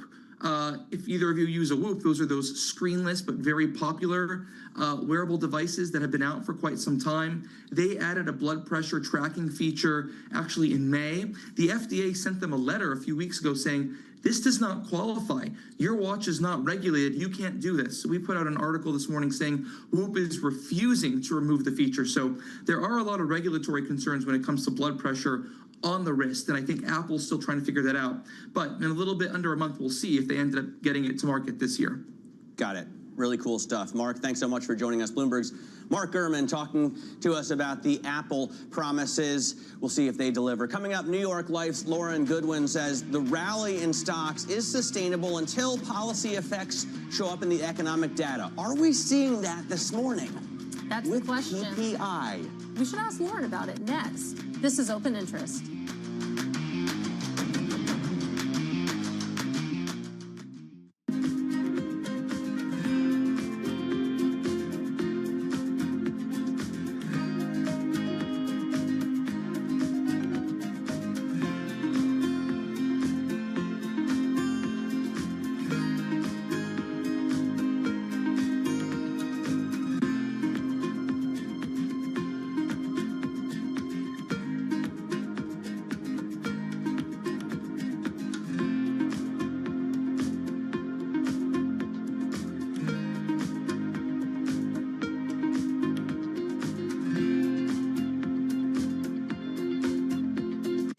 Africa, a region rife with potential for growth and opportunities, but not without its challenges. Bloomberg highlights the biggest stories, interviewing key players, and reporting on the issues impacting the region. Join us as we get to the heart of African business, politics, and economics, and ask the question, what's next? I'm Jennifer Zabasaja, and this is Next Africa. New episodes every month, only on Bloomberg.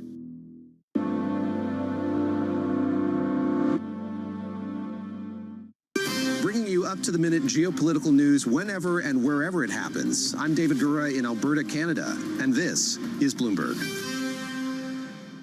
Middle East and Africa. Vibrant resources and high-yield investment opportunities abound. Join me on Horizons Middle East and Africa for the stories, newsmakers, and insight from this exciting region. Now weekdays, only on Bloomberg. technology is embedded in every aspect of our lives. And laying the foundation for the future. From finance to defense, AI to entertainment. And from the road to the stars. Bloomberg brings you the latest stories of the people and companies pushing the tech sector to new frontiers. And the politics that shape global tech markets. I'm Caroline Hyde in New York. And I'm Ed Ludlow in San Francisco. Watch Bloomberg Tech every weekday. Only on Bloomberg Television. From the world of politics to the world of business, Joe Matthew and Kaylee Lines deliver news, insight, and analysis live 2 times a day, every trading day. Balance of Power at 1 and 5 Eastern, only on Bloomberg.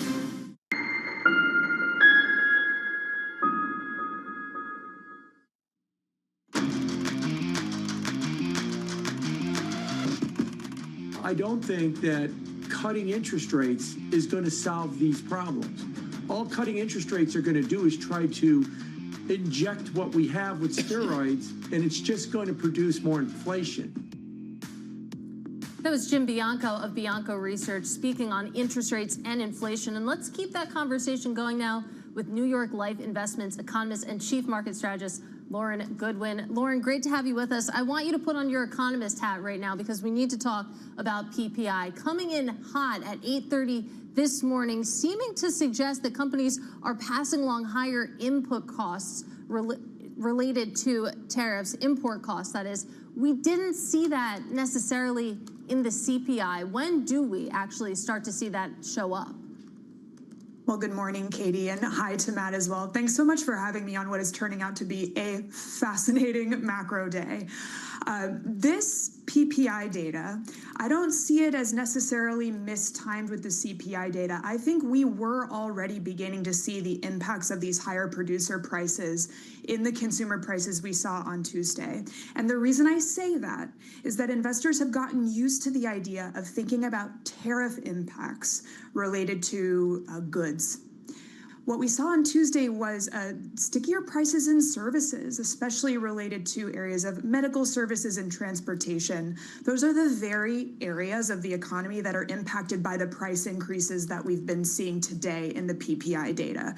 Trade, warehousing, really everything except for energy is seeing pretty significant cost pressures as a result of trade and tariffs. And so I think these price increases are already here. And probably most importantly, it's going to be difficult to assess what we maybe would have relied on. How does trade impact goods relative to how does the economic cycle impact things like services? We are seeing trade impact to both sides of the data here. Lauren, I got to ask you about Scott Beston's comments yesterday on surveillance that any model shows that Fed funds rate should be lower by 150 to 175 basis points. John Authors today says this is breathtaking. He says that with current effective Fed funds rate at 4.3%, Besson is suggesting it should be around 2.6. Over the past 70 years, the rate has never been that low with inflation as high as it currently is. We had core CPI at 3% yesterday. So apparently any model now shows the U.S. monetary policy has been misguided throughout that entire period and needs to be changed. What do you think as an economist? Well, for starters, I have to congratulate Anne Marie and Jonathan on that interview, which was fantastic. Such an interesting interview. And when it comes to the neutral Fed funds rate, it's a matter of hot debate among economists, really any time in the economic cycle, but times like these are so much more interesting. I think regardless of where inflation is today, we have to think of the neutral rate related to, Lauren, let's pick it up on the other side of this break because we have the opening bell coming up. This is Bloomberg.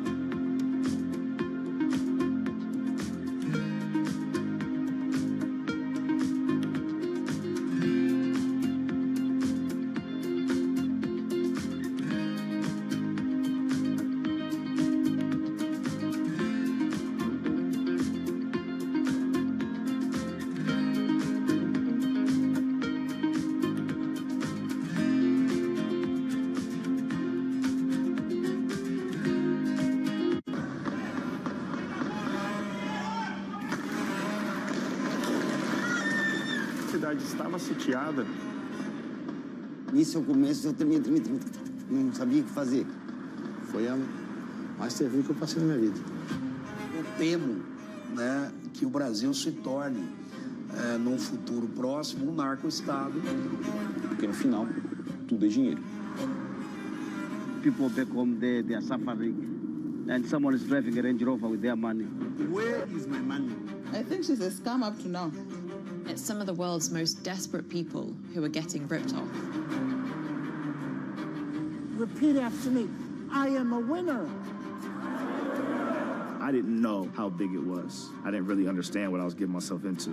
If you tell me you have a vision of being $1 billion business, then you're going to have to do what it takes. And if you're not going to do that, everybody's going to suffer.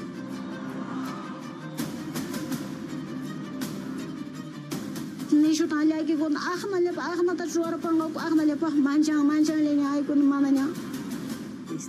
batalla a muerte. Money can do a lot of good. It can really transform people's lives, but it can also hurt them.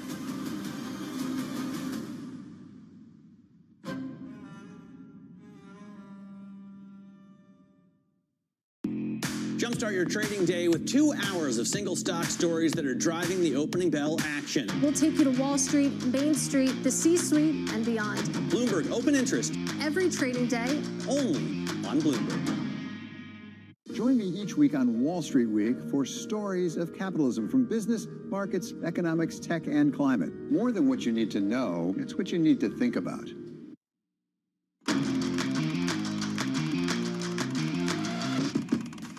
We are moments away from the start of trading on this PPI Thursday. This is Bloomberg Open Interest. I'm Matt Miller. That inflation number came in hot this morning, and that's driving markets down. It's not dramatic. Honestly, from an all-time closing high yesterday, I think we were at 64.46 or something unbelievably high on the S&P. We are down 1/3%, so not much. A little bit more than that on NASDAQ futures. The Russell taking the biggest hit, right? Because they're the most worried, those small caps, about cuts. They want to see 50 for sure, and 25 maybe a disappointment for them. You have... oh, he's trying to whistle, which is cool. I hope that actually worked. This is like a Miami Stock Exchange kind of thing listed on the New York Stock Exchange. That's a little bit weird. I'm going to dig deeper into that. And then you have Dominati Holdings ringing the bell at the NASDAQ. It really doesn't matter because we're watching what happens to stocks when inflation finally comes in hot and a little bit of disappointment in earnings. Yeah, especially when it comes to Deere. Deere falling after trimming its outlook as customers remain cautious. You also have those lower grain prices preventing farmers from spending. Deere, you add it all together, Deere is down 6% at the opening bell. This is disappointing because this is a company that had been building a bit of a rebound year to date, up about 22% through yesterday's close, following 2 tepid years in the stock market, but coming a little bit closer back to earth right now, Matt. I love the word tepid. I'm going to use that for Cisco's guidance as well on AI progress. The company came out with earnings, actually some pretty strong numbers, but the outlook concerns the market. It also assumes that current tariffs remain in place through the end of 2026, and you know what it means to assume, right? Yeah. I won't say it here, but yes. I think you probably could, but I won't either. We're back with New York Life Investments economist and chief market strategist, Lauren Goodwin. And Lauren, I'm sorry I had to cut you off into the break because the big news of the day is the PPI. The big news of the day is inflation. That looks like it's finally coming through to some extent from tariffs. Not shockingly high, but the core number was 3.7%. And Scott Besson thinks, and frankly, the market thinks as well, that rates should be lower than 3%. That's what we have overnight index futures pricing in for, towards the end of 2026. Where do you think the neutral rate is? Right now, I believe that the neutral rate is closer to 3.5, maybe 3.75. So let's call it 75 basis points lower than it is today. And that's a function of several things. We've seen a major development in the economy related to artificial intelligence that's making the investment cycle much more capital intensive. And that's only reinforced by some of the longer term structural themes related to climate resilience, infrastructure, some of the spending that's happening globally. And so this is an environment where governments while they're trying to spend less, are going to be forced to spend more on rehashing their economic and physical security. That's an environment where I expect the neutral rate is a little bit higher than what we're hearing from policymakers today. Well, let's talk about how you invest around that, starting very broad. You mentioned that countries are going to have to spend more to maybe juice their economies a little bit more. Are those the countries that you want to be investing in? We're taking a very asset allocation broad approach when it comes to investment strategy right now, because with valuations where they are, especially in the US, I think you have to be patient, and I think that you have to be transition oriented. And so as we think about, let's start with the international story the way you asked, there are different benefits, let's say, of the strengths of different countries in an environment like this. Technology is still a major strength of the United States and a source of reliable earnings for investors in U.S. equities. And so we see the growth equity in the U.S. as being particularly beneficial. If you look in Europe, it's a completely different story. Faster interest rate cutting cycle, benefiting cyclical sectors like financials and industrials, where those countries tend to be stronger and more entrenched. So we're actually seeing value equities performing much better there. And so taking a global approach like that, we think, is prudent for not just diversifying, but also capturing the areas of the cycle that are transition oriented the way that we think is intelligent. You know, we had an MLive Pulse survey yesterday that showed, number one, markets love that Trump is trying to push rates down, and they don't care if he just puts a yes man in the seat, and that's how it works. And number two, markets think that the U.S. to rest of world valuation is going to continue to shrink. I think those things are related, Lauren, because this administration seems to me to want to weaken the dollar further, which may be good for our exports, but is going to be great for international stocks. Is that spot on? It's part of the story. Dollar depreciation does help the earnings in U.S. dollar terms that come back here to the U.S., to U.S. multinationals. I think it's one of the reasons why we've seen a little bit of buoyancy in U.S. earnings this quarter or in Q2 relative to what we might have expected.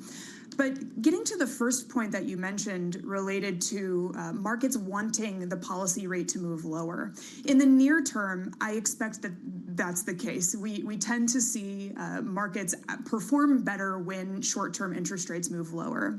But a big part of that story is many, many years, even decades, where Fed credibility hasn't particularly been in question. And it isn't in question yet. But if I think we saw political pressure related to policy interest rates, we may actually see long-term interest rates move higher. And the reason I say that is that if inflation expectations become de-anchored, something that hasn't been much of a problem in this cycle, but could become a problem in the case of political interference, then your things like mortgage rates, business borrowing rates actually move higher, even as the policy rate's moving lower. I don't think that's what the markets want to see.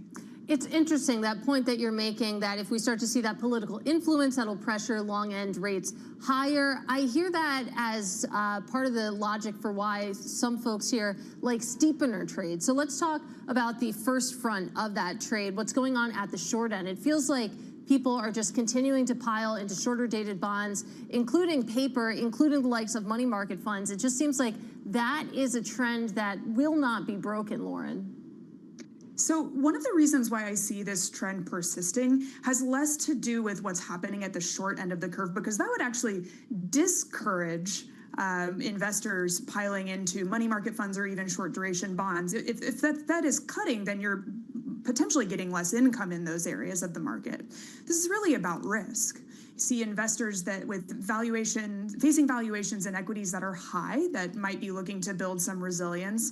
But where we like to be is staying invested in bonds. But there too, there's an element of short duration that makes sense. Again, less about interest rates and more about, if I think about the default horizon for a company, in the next 2 years for U.S. publicly traded credit, I am not concerned about a meaningful uptick in the default rate. I might be concerned about credit spreads widening, but when it comes to the ability of these companies to pay their debt, to pay coupon, I'm not concerned about that, and that's an interesting income generation opportunity. Yeah, absolutely. Even with spreads super tight right now. Lauren, we have to leave it there. Always great to speak with you. That is New York Life Investments economist and chief market strategist, Lauren Goodwin. Meanwhile, we're just about 7 minutes into this trading day, so let's get a check on this stock market. Only down about 0.2% on the S&P 500. But what's interesting here is that breadth is super bad right now. You only have 66 names in the green, well over 400 in the red right now. The companies that are trying to move higher today, you have Amazon, Apple, Netflix in the gainer seat, but very small moves overall. Take a look at the downside. This is where things really get interesting. NVIDIA lower by just 0.5%, but this company is so big that that is your biggest weight on the index. Deere, we know that they delivered some pretty disappointing earnings. You can see that reflected in the move today. Tesla, Meta, Home Depot, Tapestry, the list goes on. So this bad breath, you're going to see it when we look at sectors as well. You have one lone gainer today, that is consumer discretionary, but take a look at all this red. Right down at the bottom, industrials, real estate, and materials fighting for biggest loser today. Materials currently in that position, down over 1%, Matt Miller. All right, so some pretty decided moves to the downside coming, I will repeat, though, from an all-time high at the close yesterday. When we come back, we're going to talk about bullish, speaking of, extending gains as the crypto industry celebrates another stellar IPO and Bitcoin at $125,000. This is Open Interest.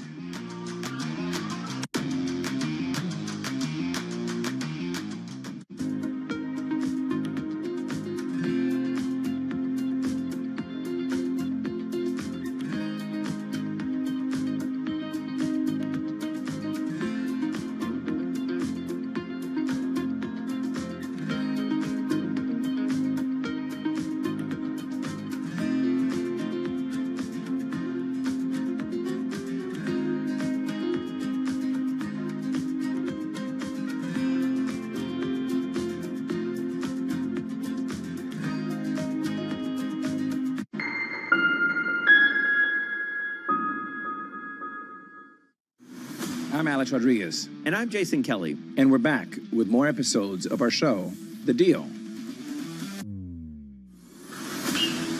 The theme of this season, On the Road.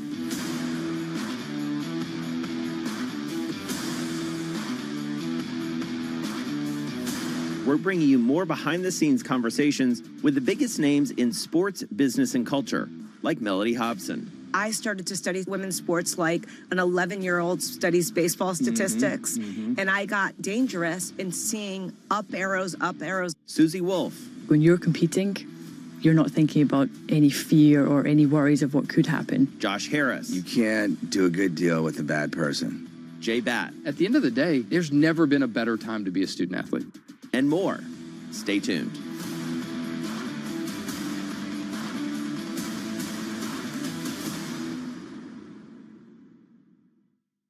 Listen carefully.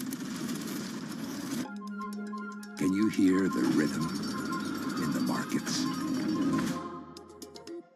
Not just in the syncopations triggered by inflation, but in the preludes leading to global elections, in the dissonance that moves the Nikkei, and the rising course conducted by AI. There's music in the markets, and if you want to learn to listen for it, we'll show you how. Bringing you up-to-the-minute economic news whenever and wherever it happens. I'm Francine Lacqua in Sintra, Portugal, and this is Bloomberg. Our global headquarters in New York, I'm Danny Berger. Welcome to Bloomberg Brief. Let's set your agenda. Bloomberg Brief delivers the market news, data, and analysis you need live every weekday only on Bloomberg. Context changes everything. Tune in to Bloomberg Business Week Daily. We got to talk crypto. From the magazine that helps global leaders stay ahead. What's the conversation around your company? Bringing you insight on the people, companies, and trends shaping today's complex economy. Planning very big things. A new level of premium. Plus global business, finance, and tech news as it happens. The floodgates of innovation are going to open up. You can't fake passion. You either are or you aren't. Bloomberg Business Week Daily, only on Bloomberg.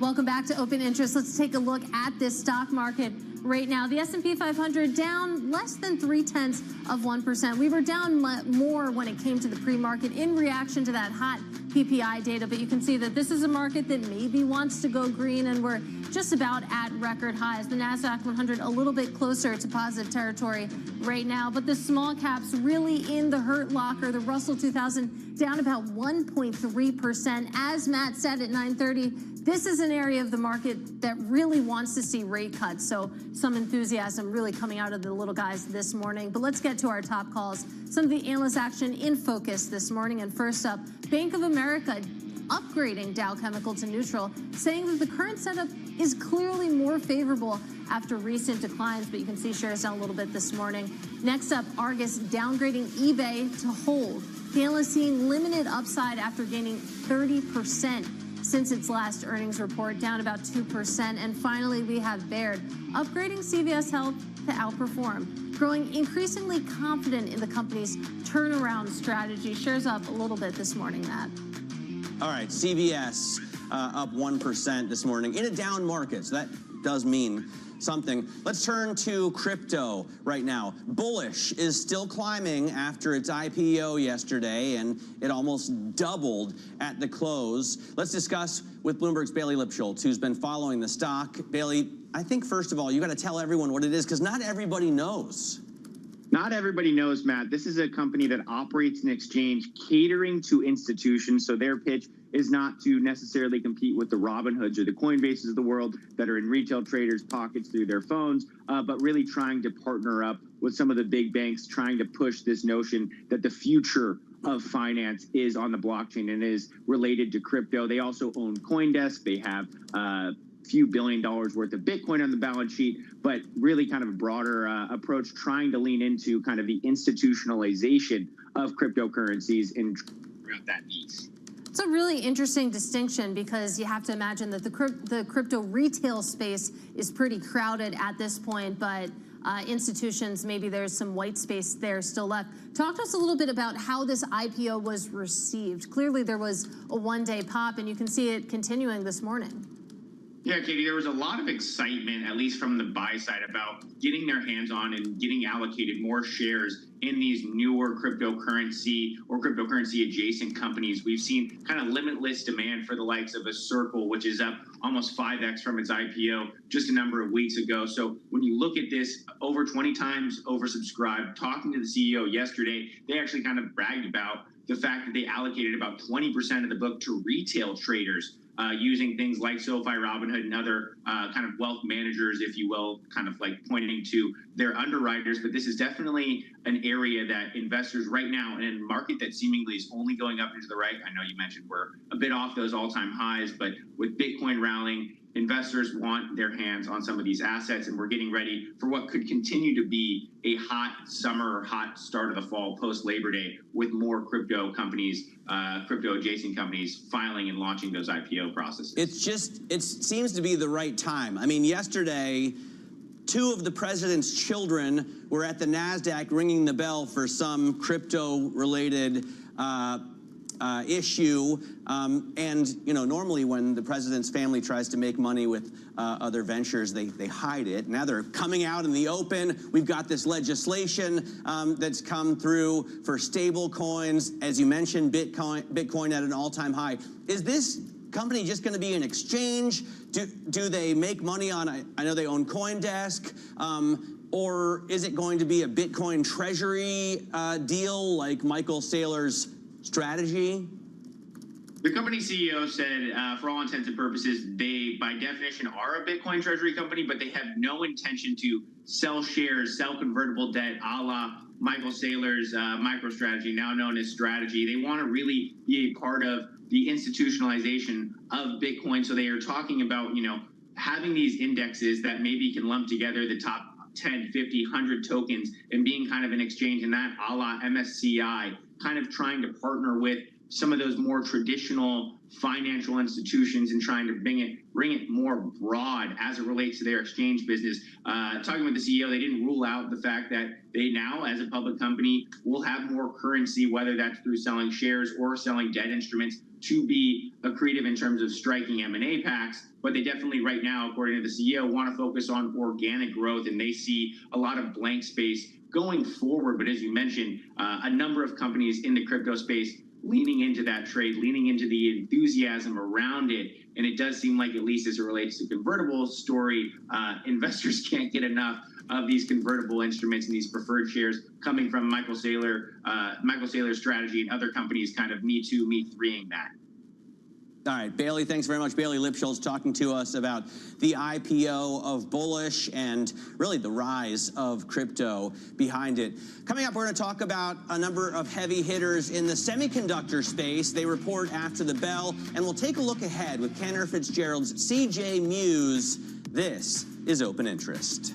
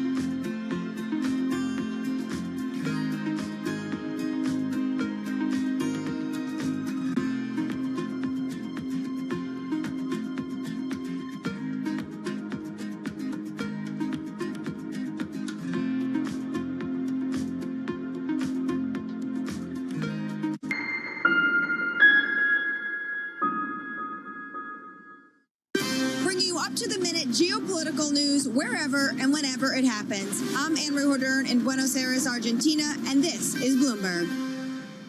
Why do the biggest names in business choose Bloomberg Television?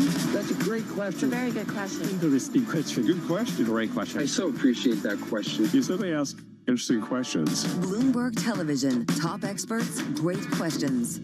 It's the most fascinating time for the global economy in years, and our conversations are front and center. We're stress testing consequential ideas, and investors around the world are scoring them in real time, helping to translate the policies from Washington into actionable ideas for Wall Street. It's the morning call you actually want to be a part of. Separating the signal from the noise, with some fun along the way. This is Bloomberg Surveillance. It's a multi-trillion-dollar industry. We'll show you what's happening in ETFs like no one else. ETF IQ, only on Bloomberg.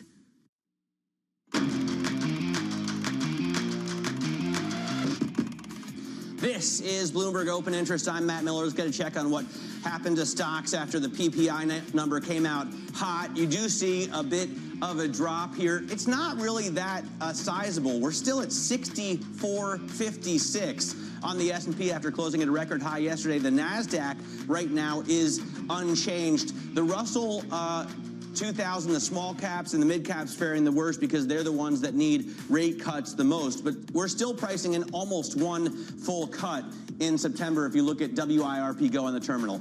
NVIDIA is up 0.25%. We're going to talk about chips with CJ Muse in just a second. And Apple, after its news yesterday, although that did come out before the opening bell, also getting a bit of a boost here in a down market. You had disappointment with JD.com.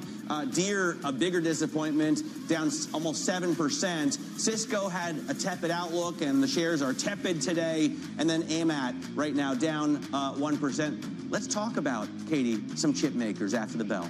Yeah, let's do that. And we have a great guest to do that with. Cantor Fitzgerald, semiconductor analyst, joins us now, CJ Muse. And CJ, let's start with Applied Materials. That is obviously a big company coming after the bell. Interesting to hear a little bit about the numbers themselves. Also, they recently announced a $200 million investment in Arizona. What's your expectation for what we hear from the executives on the call? Yeah, good morning, Katie. Thank you for having me. I think for Applied Materials, they'll echo much of what we heard from their peers, Lam Research, KLA, So I'm looking for a small beat and raise. And I think that is widely expected by the market.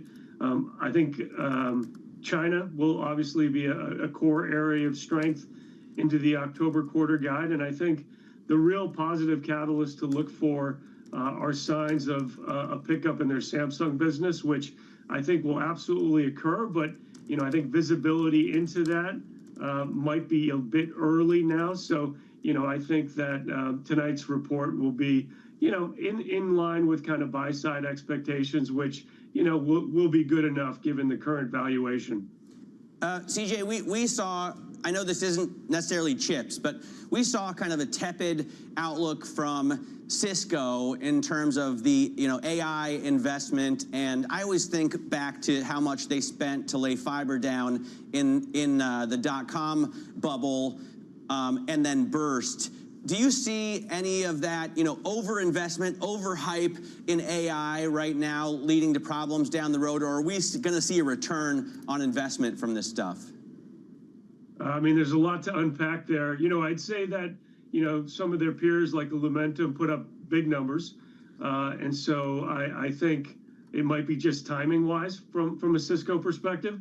And then if you take a big picture view on AI, I think you're seeing real signs of positive returns on investments, whether, OpenAI and kind of the revenues that they're starting to talk about, as well as, the big hyperscalers and even kind of sovereigns, enterprise, and some of the folks who are looking at utilizing digital twins, Omniverse, as they build out factories. So I think it's there. And I would also say that I think we're still early in the build plan, right? So when we look to NVIDIA reporting next week, they've told us that from wafer in to rack out takes 12 months. And so between that and their new product ramp late next year with Rubin, they have great visibility. And I think that, what we're going to learn in the next kind of 3 months is that this year is going to be a tremendous year for data center growth,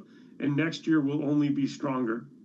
Well, let's talk a little bit more directly about NVIDIA here, because I feel like that's looming in the back of every conversation you can have about chips right now. Definitely a shocker at the start of this week, CJ, to see that the Trump administration plans to take 15% of the revenue that NVIDIA makes, and AMD for that matter, when it comes to Chinese chip sales. You didn't see too much of a reaction either way when it came to NVIDIA shares. I'm wondering how you are factoring this into how you're thinking about the company, because we know that NVIDIA, obviously, really, China is a very important market.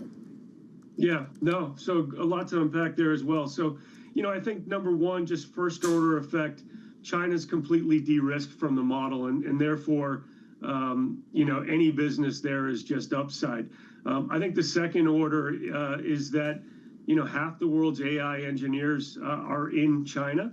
And I think the recent pivot in terms of re-granting licenses for the H20 and for AMD's product is a very positive sign, something I absolutely agree with, in that we want the world to standardize on a U.S. platform. And I think the alternative in terms of standardizing to Huawei is not something that we want.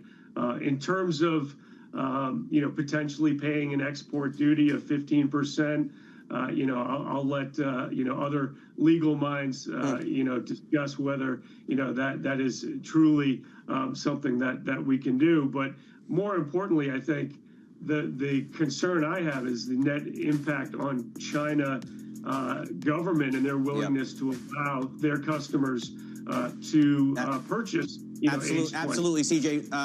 That's a great point. Running up against a hard break, so we got to say goodbye. Really appreciate your time. CJ Muse there of Cantor Fitzgerald. This is Bloomberg.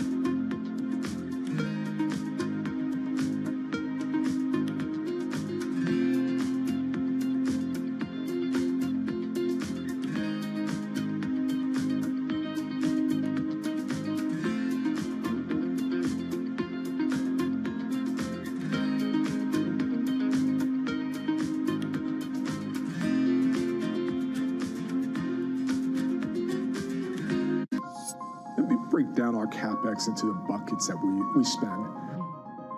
Big part of it is to expand our reach of fiber. You cannot wait until there is certainty to build that. These have long lead times that require you to have conviction about where demand is going. Another bucket is, as more people are on our network, we also have to add more coverage and capacity. It's almost like a variable expense. Third, we are modernizing our wireless network right now. Through the investments we're making, we are driving down our unit costs over time and providing more capacity to serve the demand that we think is coming. Do you have less confidence in that 3-year plan now than when you first came out with it, given that some people are having trouble deciding how things are going to look in the next 3 days? No, I really don't. I look at the nature of our business. It doesn't matter the economic cycle. This is a critical goods or service, and we have every confidence demand for it will remain. Will it be harder in a more challenged economic environment if that ends up being the case? Of course, but remember, we are investing at record levels. Slight moderations of that would allow us to deliver a lot more incremental cash to the bottom line. So I have every confidence we're going to be able to deliver our guidance. At a time when policy in Washington is driving Wall Street, we draw a distinction between the rhetoric and the action, bringing you market-moving guests and original reporting. This is Bloomberg Surveillance. Bringing you up-to-the-minute economic news whenever and wherever it happens. I'm Michael McKee in Victor, Idaho, and this is Bloomberg.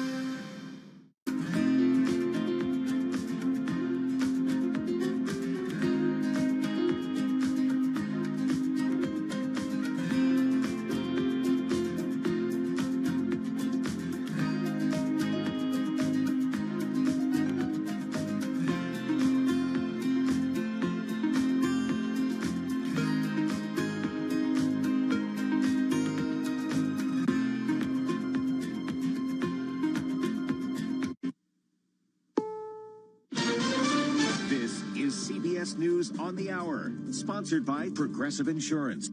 I'm Deborah Rodriguez. The world watches as President Trump and Russia's Vladimir Putin gear up for their summit in Alaska tomorrow. Ukraine's Volodymyr Zelensky, who's not invited, shook hands with British Prime Minister Keir Starmer, and the two leaders hugged before a meeting in London today.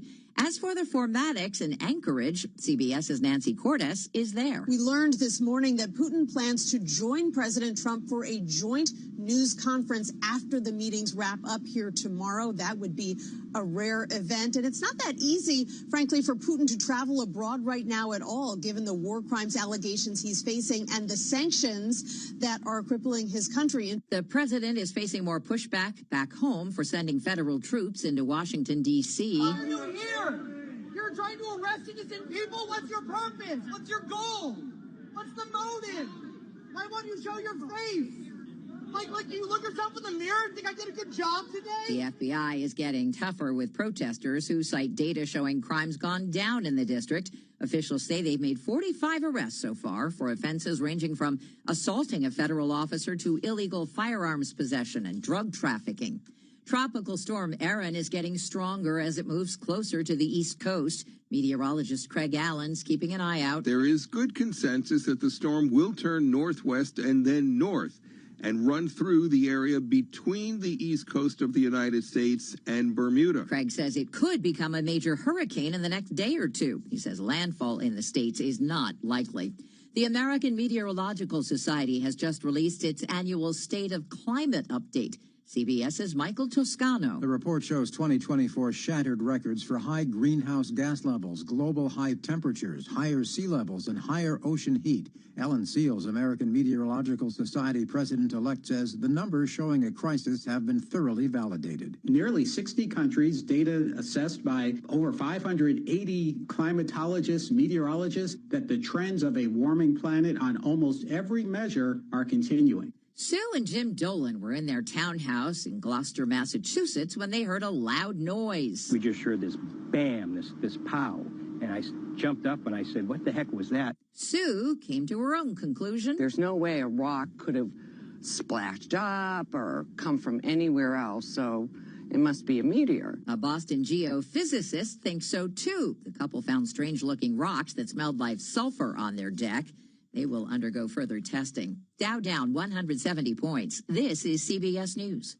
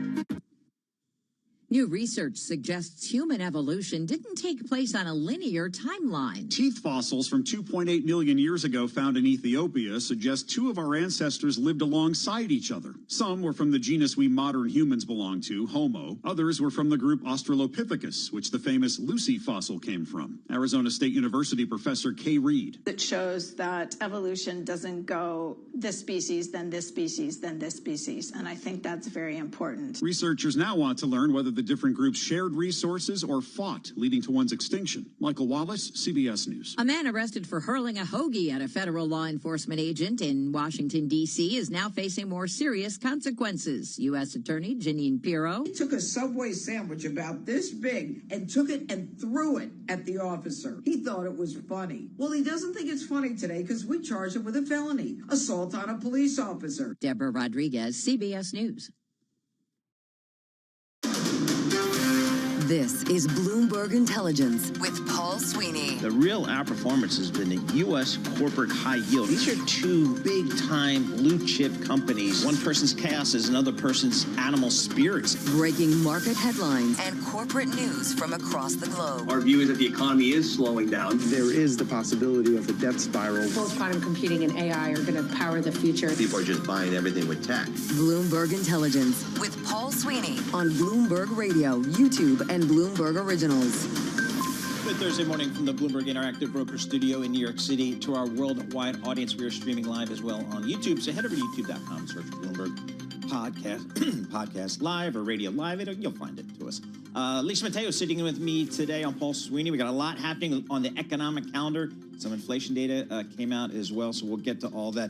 Ender Curran, he is Bloomberg Global Economy Reporter. He'll break down all that inflation data for us coming up just in a couple of moments. Brian Jacobson, chief economist at Annex Wealth Management, will get his market call. What's he discounting here in terms of potential Fed cuts going forward this year? Then Matt Sheltonhelm, he's a Bloomberg Intelligence media litigation analyst. Talk to him about those export tariffs on NVIDIA, on AMD. Are they even legal? And would anybody dare sue the U.S. government for that? Woo Jin Ho, Bloomberg Intelligence senior tech analyst. He's going to recap Cisco numbers. I thought they were pretty good. Stock a little bit off here today. We'll break it down with him. So a lot coming up on the company front, on the eco front, and on global trade, global geopolitics as well. But let's kick it all off here with Charlie Pellet in the Bloomberg Business Review. Thank you very much, Paul Sweeney. Right now, Cisco shares, they are down now by just about 0.4%. This Bloomberg Business Flash brought to you by Interactive Brokers. Trade over 10,000 stocks and ETFs, U.S. equity index options, U.S. treasuries, and more on your timetable. Learn more at ibkr.com/around-the-clock. Equities lower across the board right now. We have got the Dow, the S&P, NASDAQ all declining. PPI Sky Thursday with the S&P right now down 764.59, a drop of 0.1%. Dow down 77, decline there of 0.2%.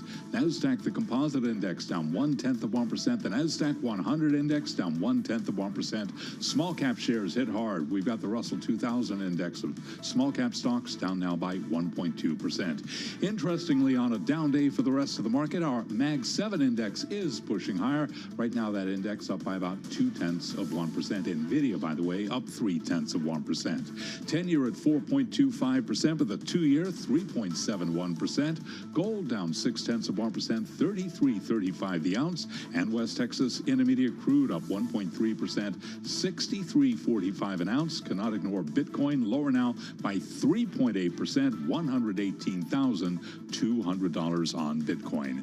As for the market backdrop, Cameron Dawson is Chief Investment Officer at New Edge Wealth. She was interviewed this morning on surveillance. This market continues to just power on, and we think it's driven by two key things. The first one being that liquidity remains very abundant.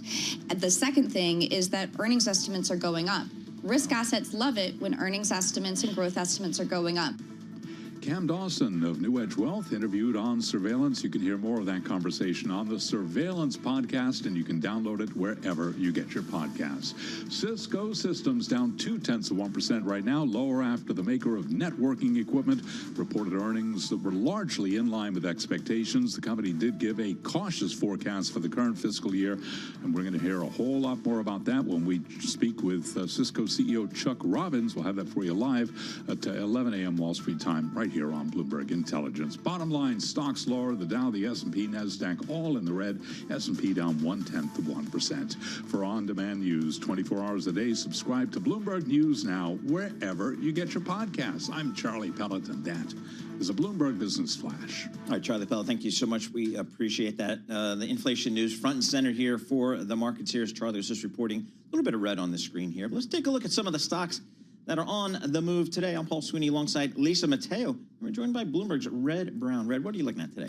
Yeah, first on my radar today is Tapestry. They are the worst performing stock in the S&P 500 right now. That's the owner of Coach and Kate Spade. Shares are down around 17%, and that's the steepest intraday drop since August of 2023. So that's really coming off the back of company issuing a new annual earnings per share forecast that came in below the high end. The high end, came below what consensus was expecting. That new outlook includes 60 cents per share impact from tariffs, probably a little bit more than what Wall Street was expecting. So yeah, company has had a great year, up around 70%. Prior to today, but this kind of backs it down below the 50% range now for the year-to-date returns. Man, it looks like Kate Spade was not doing well for them at all. Okay, let's go to the world's biggest farm machinery maker, Deere.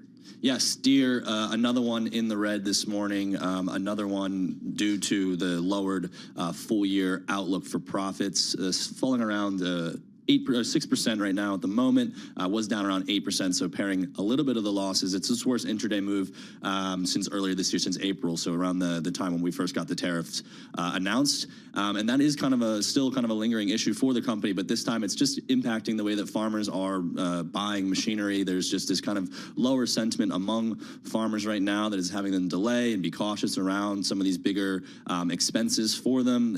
Add on that some of the pricing that's falling for grain. Livestock prices are down, and that's really weighing on the demand for some of Deere's bigger equipment at the moment. And that lines with what we heard yesterday on this program. We spoke to Brian Hefty, who is a farmer in South Dakota, and we're talking to him just about the state of the farmer, and he says it's tough out there because crop prices are down, commodity prices are down, but his costs are rising. Fertilizer, labor costs, even the interest rates hurt because they're all indebted. So tough times out there for the American farmer. Hopefully commodity prices will turn around here. How about Cisco? Yeah, Cisco, the big one for today. It is kind of flat at the moment. Shares were down around 4% at the open. The move comes after it offered its new fiscal year revenue guidance, looking around $60 billion at the high end for the full year. And some analysts were looking around for $61 billion. I think with any company that has mentioned that it will have some AI exposure, that becomes a little bit increased expectations, higher optimism. So this may be just disappointed slightly. Again, shares are kind of flat at the moment, so we'll see how this plays out. It did report that they had $1 billion in sales related to AI for last year. Maybe that's not enough for some people to kind of jump into the stock at the moment. Couple that with a little bit of concerns around how competitive this space is becoming with Broadcom, Hewlett-Packard, also kind of taking aim at the same markets, and maybe that has kind of dampened some of the optimism around Cisco. All right, Red, great stuff. Always appreciate getting your thoughts here on the earnings front. Red Brown, earnings reporter for Bloomberg News, joining us here in our Bloomberg Interactive Broker Studio. And for more conversations like this, subscribe to our new Stock Movers Reports. Listen for 5-minute radio reports on the biggest winners and losers in the stock market. Subscribe to Stock Movers on Apple Podcast, Spotify, or anywhere you listen. PPI data today came in much hotter than expected. Initial jobless claims came in right in line with expected. But of course, it's all about inflation. It's all about how this inflation may impact what this Federal Reserve does. Let's check in with Enda Curran. He's a Bloomberg Global Economy reporter. And we've had a little bit of time to digest some of this PPI data. On a headline basis, it looks like producer prices came in much higher than expected. What's happening? It was the highest 0.9% on month, which is the biggest increase in 3 years, as you're saying there, Paul. So on a headline basis, that's a big number. Under the bonnet, it's been driven by services. You have financial services margins pushing up that figure, probably reflecting the stock market boom. And on the other side, there's retail and wholesale margins. And this is where things get into the weeds pretty quickly. There are some views that perhaps that side of things is reflecting rising cost pressures linked to tariffs. Maybe those tariffs are starting to be passed on. So there's a little bit of something for everyone in this PPI reading. But I think the overall takeaway is that, quite apart from yes on a headline basis, it's much stronger than expected. It also kind of leans into the idea that we don't yet know exactly how this tariff story is going to impact inflation. I've seen some economists say the Fed is correct to be holding onto this wait-and-see mode when you see a data set like this, because we don't yet have complete clarity. At the very least, we know there are price pressures from tariffs, no doubt about it. Economists are warning more is to come, more is expected over the months ahead. But it's very much, almost at this stage, take it 1 month at a time to try and get a clearer handle on this. Yeah, and then can you break down that a little bit more? What about the extent to which companies can pass that burden from tariffs onto consumers? Yeah, well, it's obviously, Lisa, it depends on the product, and it depends on their company margins and the sector. Broadly speaking, there had been, there are two camps on this. There's one camp that says, look, companies can absorb this in their margins. Either they're a seller on the other side of this trade can absorb some of it, and the company can absorb some of it. Margins have fattened, since the pandemic years due to inflation and everything else. There's that camp. And then there's a camp that's saying, no, companies can only absorb this for so long, and then they will have to start passing it along to the end customers. And I think that's probably where we feel like we are in the debate at the moment, that some of this is starting to leak through. It's a question now of how much of it is passed on. And remember this argument that with inventories having been stocked up earlier in the year, as those inventories come down, companies have to restock at higher prices and pass on those costs, pass on those at a higher cost to consumers. So the thinking is this tariff inflation will surface in the months ahead. Now, the White House, of course, pushes back strongly on that. They don't see any tariff inflation in these figures. But I think if those sitting in the middle of this debate say it's going to take a few more months yet to get clarity on the extent of how tariffs are affecting overall prices.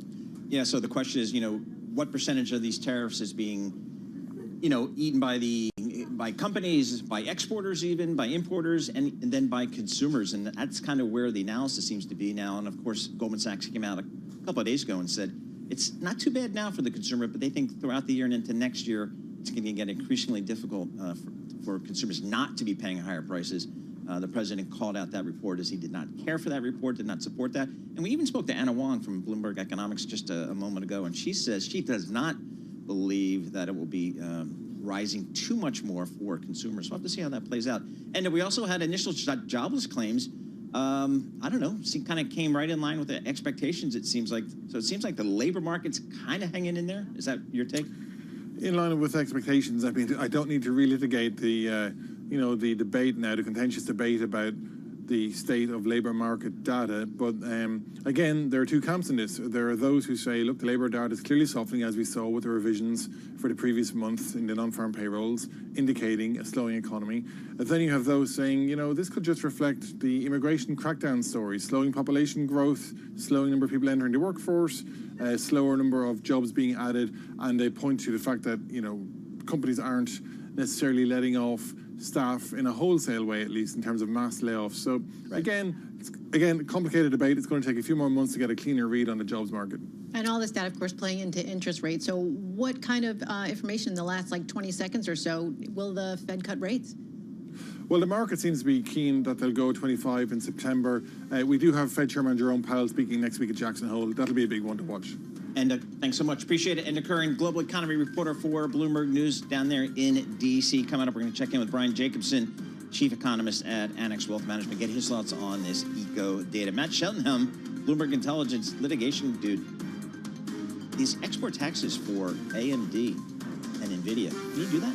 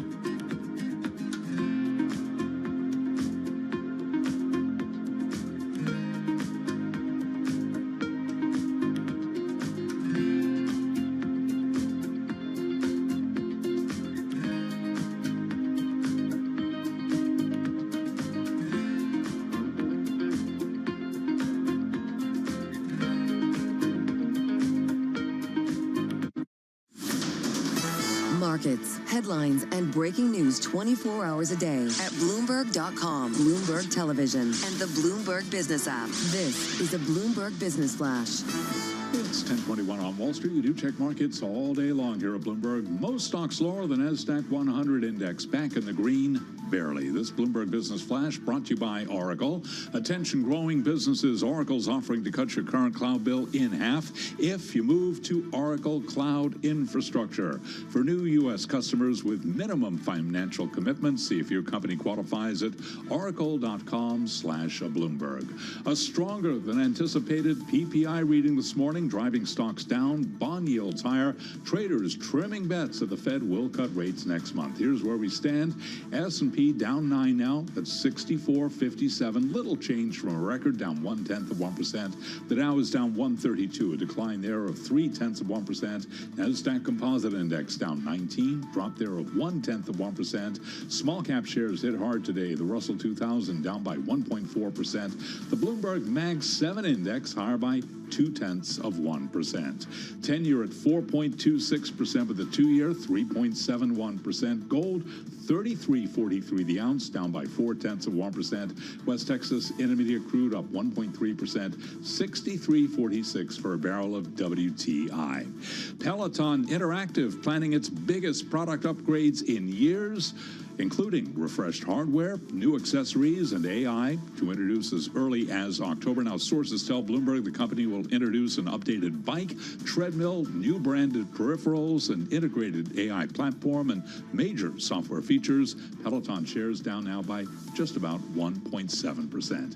Coming up, 11 o'clock Wall Street time, we sit down with the CEO of Cisco. Cisco, after earnings, now up by about 0.1%. For on-demand news 24 hours a day, subscribe to Bloomberg News Now wherever you get your podcasts. I'm Charlie Pellet, and that is a Bloomberg Business Flash. All right, Charlie Pellet, thank you so much. We appreciate that. Lisa Mateo and Paul Sweeney, we're with you live here in our Bloomberg Interactive Brokers studio in New York City. We're streaming live on YouTube as well. We had CPI on Tuesday, PPI today. So whether we like it or not, we're all getting smarter about this whole inflation thing. And I think the question we're all trying to answer, maybe we'll get it with some more data going forward, is who's actually paying these higher tariffs? Who's paying for these things? Brian Jacobson joins us here, chief economist at Annex Wealth Management in Wisconsin. Hey, Brian, how do you kind of parse out, given the CPI and the PPI data we got just this week, how do you think these tariffs are being allocated between the various stages of the consumer cycle? Yeah, that's a great question. And we're only getting really, I guess, an imperfect glimpse of that right now just because of the detail of the data. It's really great, I think, during earnings season to hear directly from the companies about what's going on, and you can dig into their financials. But what it really looks like so far is that even within businesses that are absorbing the costs of the tariffs, that it depends on where you are in that value chain. When I was looking at the PPI numbers this morning, right, that final demand number, which is the big headline one, it was a big increase, but most of that seemed to be driven by an increase in margins from wholesalers and retailers, which is a little counterintuitive. But so does that mean, Brian, that they're, I don't see how their margins could go up if the prices they're paying go up? Does that mean that they're raising prices to consumers?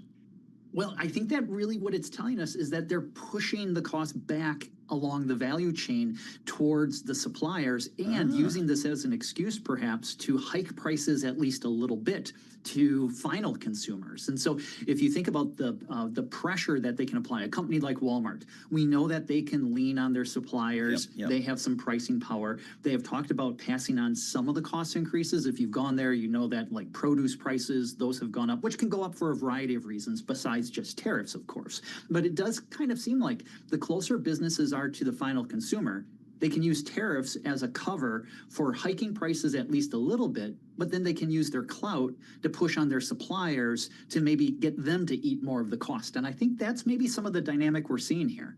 Well, you mentioned details. Okay, so we have retail sales tomorrow. So what details are you going to be looking for there? I mean, is it Amazon Prime Days? Are they going to have an impact? What will you be checking out for?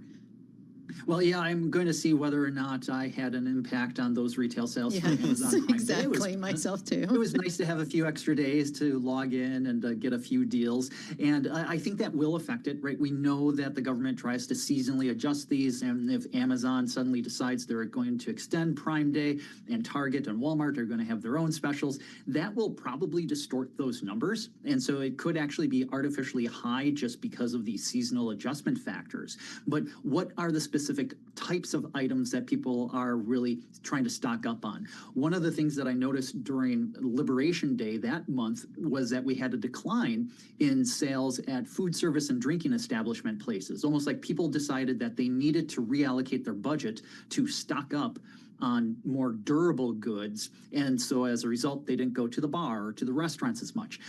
How are they behaving now? And based on some of the reporting that Bloomberg has done with all the earnings releases, it looks like consumers are pulling back a little bit on food service, eating out, and still trying to maintain some of these non-durable good purchases. So I think that's some of the dynamic I'm going to be looking at under the hood there. I'm not that optimistic about the number, except for the seasonal adjustment factors and Amazon Prime Day, which is probably going to make it be one of these numbers that is almost like an outlier in terms of the upside surprise here.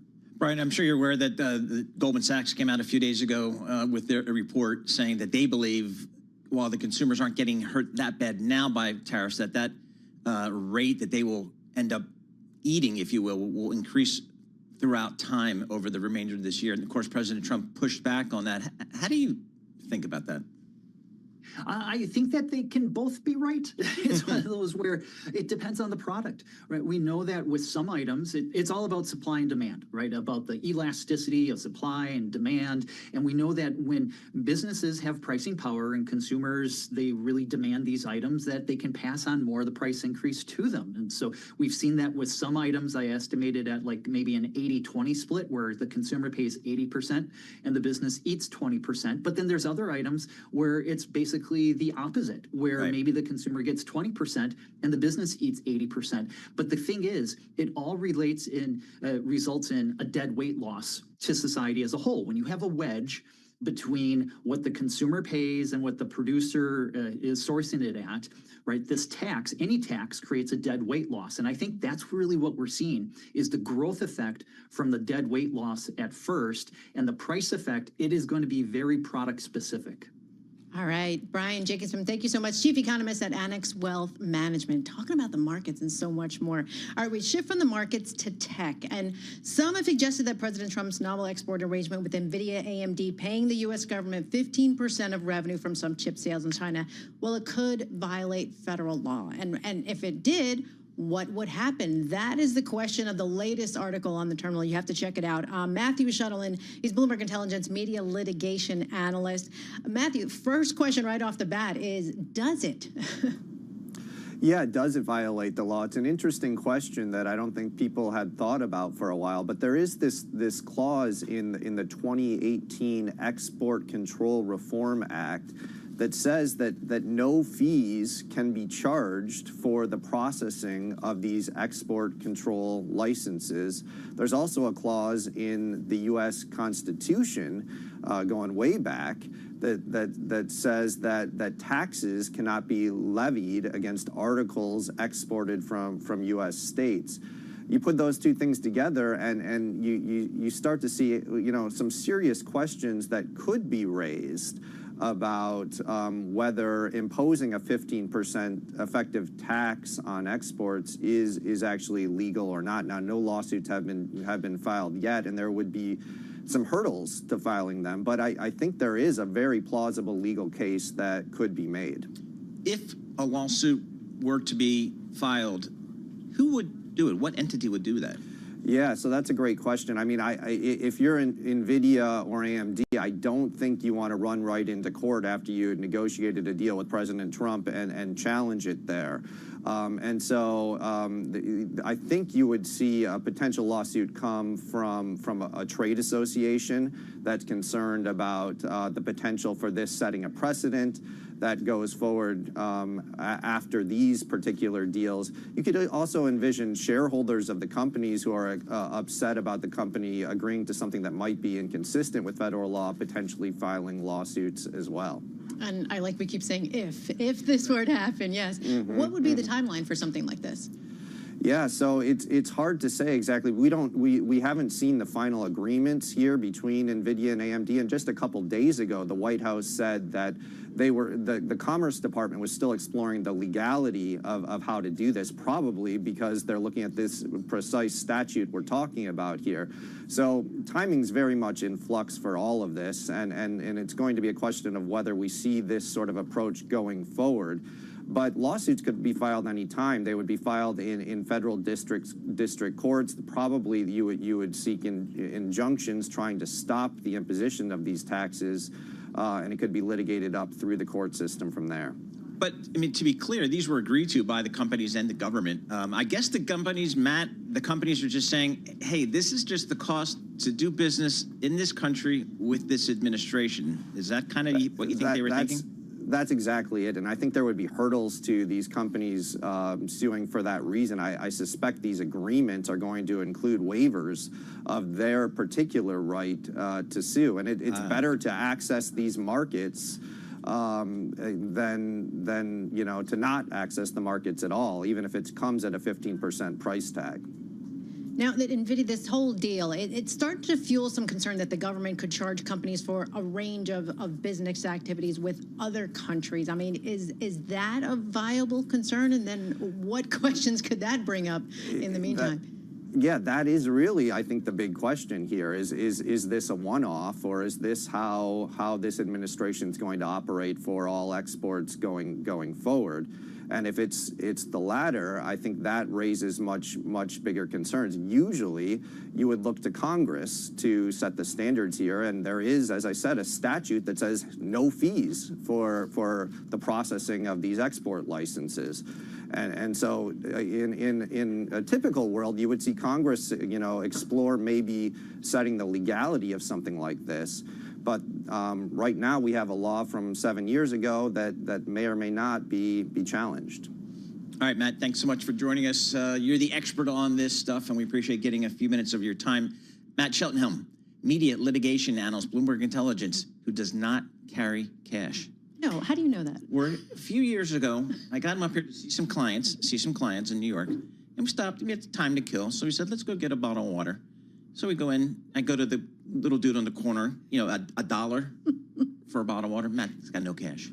Okay, see, I relate to Matt because I carry no cash either. Yeah, so these young people are killing me. So he was going to go into like Starbucks and pay $5 for a bottle of water because you could charge. I said, no, I'll front you for the money. There you go. Matt Cheltenham, he does it all for us on the litigation side. We appreciate getting some of his time there. So anyway, but that's just how the kids roll. Looking at the markets here, still a little bit of red and green on the screen. We got NASDAQ actually turning a little bit positive there. So that's good. Woo Jun Ho's coming up. He's a Bloomberg Intelligence senior technology analyst. He's going to help us recap those Cisco earnings here. So we get a look at that on big tech, and is the AI story still intact? I'm looking at Bitcoin, a little bit off here today, off about 3% here. I'll have to report back to Tom Keene on that.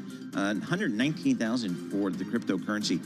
And for Alex Steele, I quote WTI crude oil, it's up about 1%, just still above $63 per ounce. And the dollar index is a little bit weaker. This is Bloomberg. Good morning.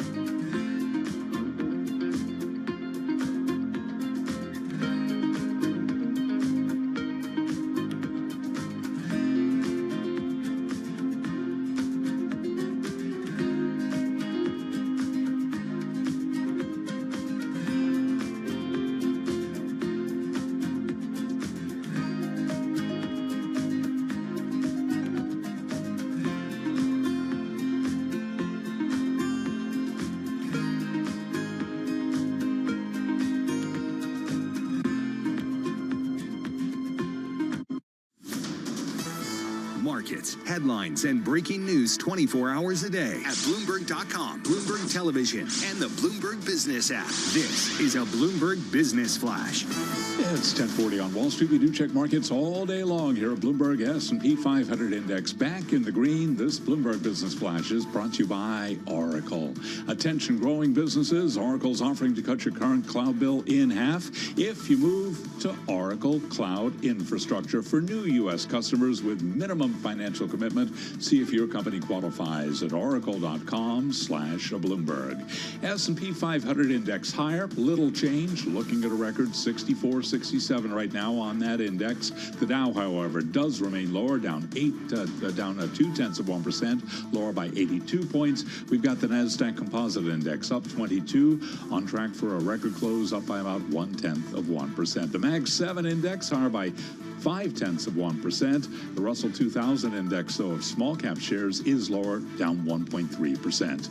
10-year, 4.26%, with the 2-year currently yielding 3.72%. Gold is down 0.4%, 33.43 the ounce, and West Texas Intermediate crude up 0.9%, 63.20 for a barrel of WTI.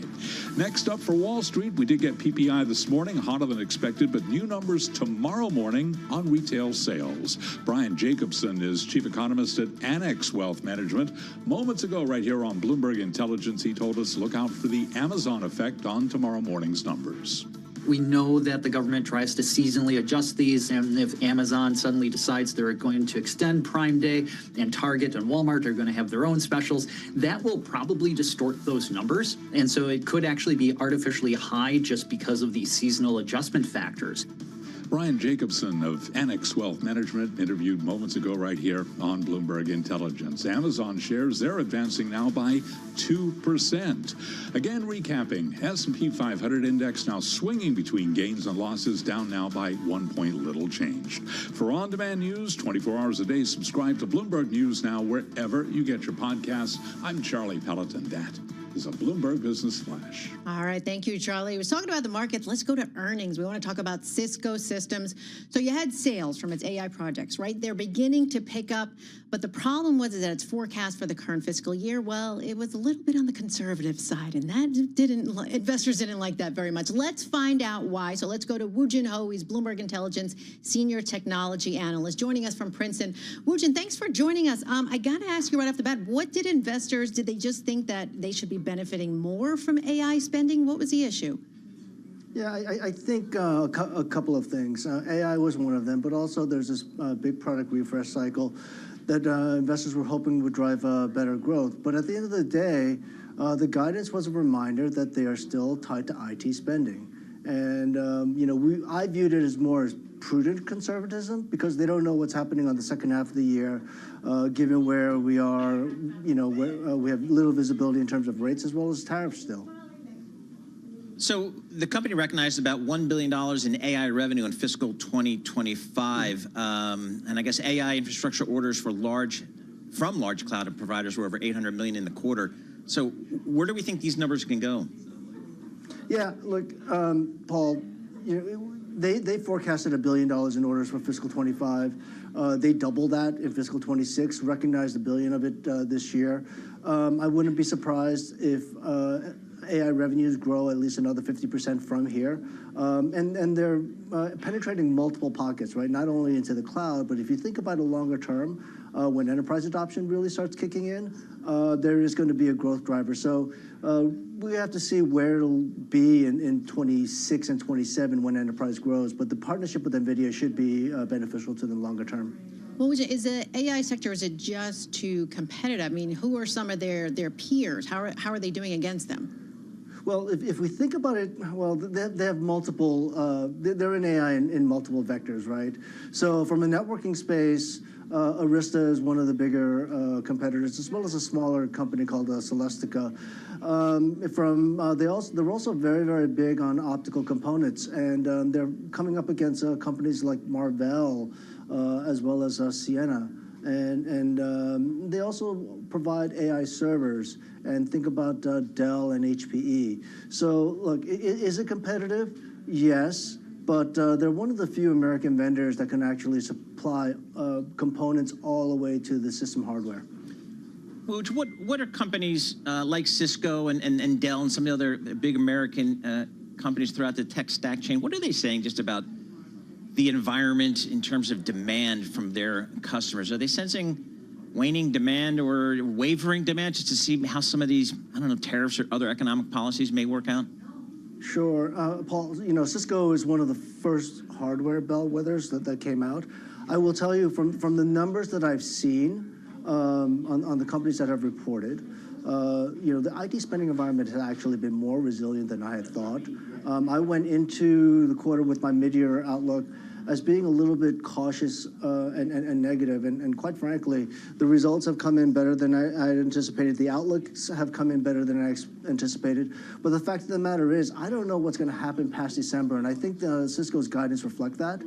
We'll have a better sense in a couple of weeks from now when companies like Dell and then HPE after Labor Day when they report. Did they talk about their guidance at all about the impacts? We mentioned tariffs quickly, but did the impact of tariffs? If so, did they intend to how do they intend to lessen that impact from tariffs? Cisco has been probably one of the better companies in terms of managing expectations of tariffs, as well as maneuvering the supply chain with the tariff. So in terms of managing expectations, they embedded tariff impact in their guidance. And because tariffs came in a little bit lower than we had anticipated, that actually helped EPS just a little bit.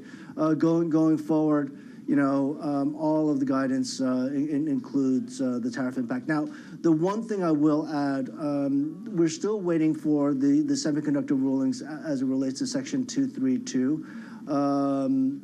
We'll see where it stands. If we do have a negative ruling there, that could not only affect Cisco's guidance and margins, but also the rest of the electronic space. So I'm looking at the stock, Woj, Cisco that is, and it's up about 18% year to date, so certainly beating the market.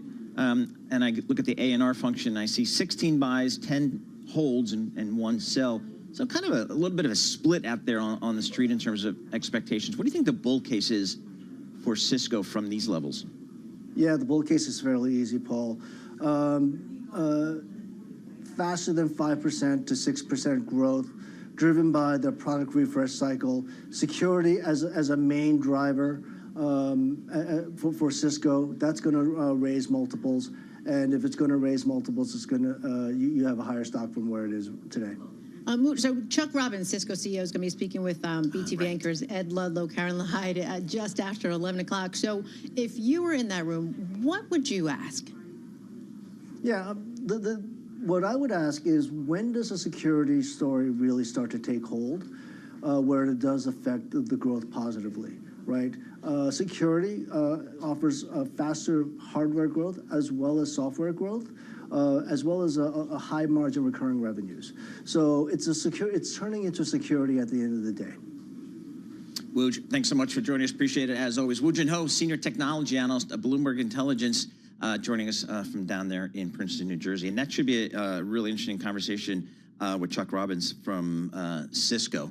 And that'll be on 11 o'clock in the 11 o'clock hour. So that's pretty cool. All right, I'm just looking here at the market here. Kind of not much happening here. We had that initial sell-off coming to PPI data, but then it's kind of come back. We've got S&P up a couple of points, the Dow down a couple of points, and NASDAQ up about 0.2%. So market's kind of stabilizing out here. So we'll have to see. Yeah, the dollar getting a little bit of strength. The Bloomberg dollar spot up about 0.2%. And on the company news front, yeah, Peloton back in the news. Oh, here we go. They're talking about its biggest product upgrades in years in a bid to rejuvenate sales with refreshed hardware, new accessories, and artificial intelligence. So am I going to be upgrading the bike and the treadmill? You have to, but they have to. I mean, they have to do something in order to get more people to get subscribers. I mean, they've been falling in that aspect. So you gotta up the game. There's a lot of competition out there. The bike's just fine. It still works great. But you need the AI add to it. I don't need AI to it. I mean, I got my Jen Sherman. I'm all good. So, but anyway, Peloton. We'll see a new bike in the offing there. So we'll keep an eye out for that. Market-moving news here. All right, we're gonna have more coming up in this next hour. Lots happening. happening here. Tony Halpin, team leader for the Russian economy and government coverage for Bloomberg News, give us the latest on his Russian big take story about the economy.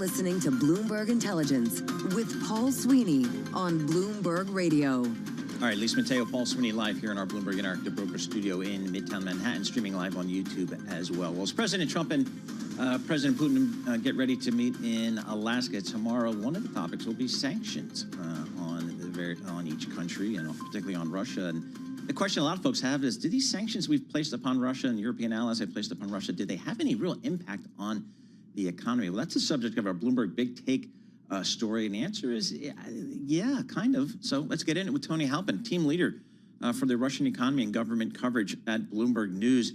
So talk to us, Tony. Are the sanctions that have been placed on Russia, what types of impacts are they having on the economy? Good morning. Well, essentially, they're accumulating over time, the pressures on Russia's economy. So people have grown old, frankly, waiting for Russia's economy to collapse during this war. But you can see now, particularly this year, that growth has slowed in the economy. Russia's budget deficit hit a record in July. Banks are showing the strains because the number of non-performing loans that they've given to companies and individuals is rising. And so overall, you can feel that the Russian economy is not doing as well as it seemed to do in the first 2 years of the war. Russia's had record high interest rates for a period of 7 or 8 months towards the end of last year and the first half of this year. Those are beginning to ease now. But the impact has been considerable on anyone with any kind of floating rate debt. So, Tony, there's two ways this can go, right? The Kremlin can decide whether the war could continue or there could be a ceasefire. So what are the economic impacts of, let's say, the Kremlin were to decide to continue with the war? Yes, and I think it's important slightly to divorce the two issues between the military and the economy, because the Kremlin, and Putin in particular, doesn't particularly make decisions on this basis. Putin has clear geopolitical aims, and from the Kremlin's point of view, it's the job of the economy simply to support those aims, however painful and however much damage is caused in doing so. But clearly, at some point, the economy does impact Russia's ability to make those decisions. So Putin is coming to the table actually quite confident in some ways, because his military is advancing in Ukraine and he feels he has the upper hand on the battlefield. And Trump is approaching the talks pretty much viewing the threat of secondary sanctions, particularly on oil sales to countries that buy Russian oil, as a kind of weapon that allows him to leverage Putin to finally agreeing to a ceasefire, because the pressures are growing on Russia's economy and because its income from energy sales is going down. Energy accounts for about a third of Russia's government income. So what happens to the price of oil is pretty critical. So the two sides are approaching it in many ways from different angles. Russia is coming to it from a military standpoint. The US is presenting the economic damage as a reason for Russia to stop the war. And in many ways, that's been the approach of the West all the way through, because they've relied on sanctions and the pressure of sanctions to try to get Russia to stop its use of hard power, of military power, because Europe and the US hasn't been willing to engage directly in Ukraine to try and prevent Putin from advancing on the land there. Tony, is there any indication or any reporting that President Putin is facing or has faced or may face increasing pushback from his people of Russia because of maybe the challenging economic conditions, maybe because of the challenging situation in Ukraine? Has that had any impact, or is he just there until forever, I guess? Well, I mean, it's always a concern for the Kremlin, and they monitor it very closely. They pay particular attention to it, for example, to food prices in supermarkets, because they know people will get upset and increasingly angry if they feel that they can't meet their weekly bills. But at the same time, they also know that, Russians have a much higher pain threshold than Europeans for absorbing economic difficulties, right? And it's part of their recent history. They went through the collapse of the Soviet Union and all the economic damage that caused. There was a default in the late 1990s. They are used to feeling that their government will not really do anything for them, and therefore, in some ways, they don't really expect the government to come to their aid. But there's always a threshold, and the Kremlin is clearly very sensitive to that threshold, and they're keen not to reach that level that it produces protests on the street from Russians. But I have to say, for many Russians, the war has actually been a boon, because to encourage people to sign up to join the army, Russia's had to offer really quite generous sign-on bonuses and salaries, and that money has trickled down to particularly families in provincial Russia, and it's been much better for them in terms of what they could have earned during the peacetime economy. So in some areas of Russia, the war has been a boon, and people have felt that their incomes have improved. Hey, Tony, in the last minute we have, talk about the banks and what their role is in all of this. Yeah, many of these banks are state-controlled. They're headed by people who are close allies of Vladimir Putin personally, and their job has been basically to bankroll the war effort. Defense industry companies that rely on loans in order to produce the material that the army needs, they can qualify for preferential loans that are much lower interest rates than are available on the commercial banking scene. And those rates are essentially locked in, and even if they run into difficulties in being able to service those loans, the Bank of Russia has encouraged lenders to basically reschedule those loans rather than call them in. So they've had a very easy time of it in many ways, because they've got access to preferential funding. They're somewhat insulated from the threat of bankruptcy, right, and they've had really high levels of domestic demand to service. Tony, thanks so much for your reporting. Really appreciate it. Tony Halpin, team leader for Russian economy and government coverage for Bloomberg News. For our listeners in the U.S., a reminder, you can listen to us via satellite radio on Sirius XM Channel 121. Access the world's only global audio business network, coast to coast, 24 hours a day. Bloomberg Radio on Sirius XM Channel 121 is presented by Oracle. Stay tuned for the latest market news and industry research. The next hour of Bloomberg Intelligence starts right now.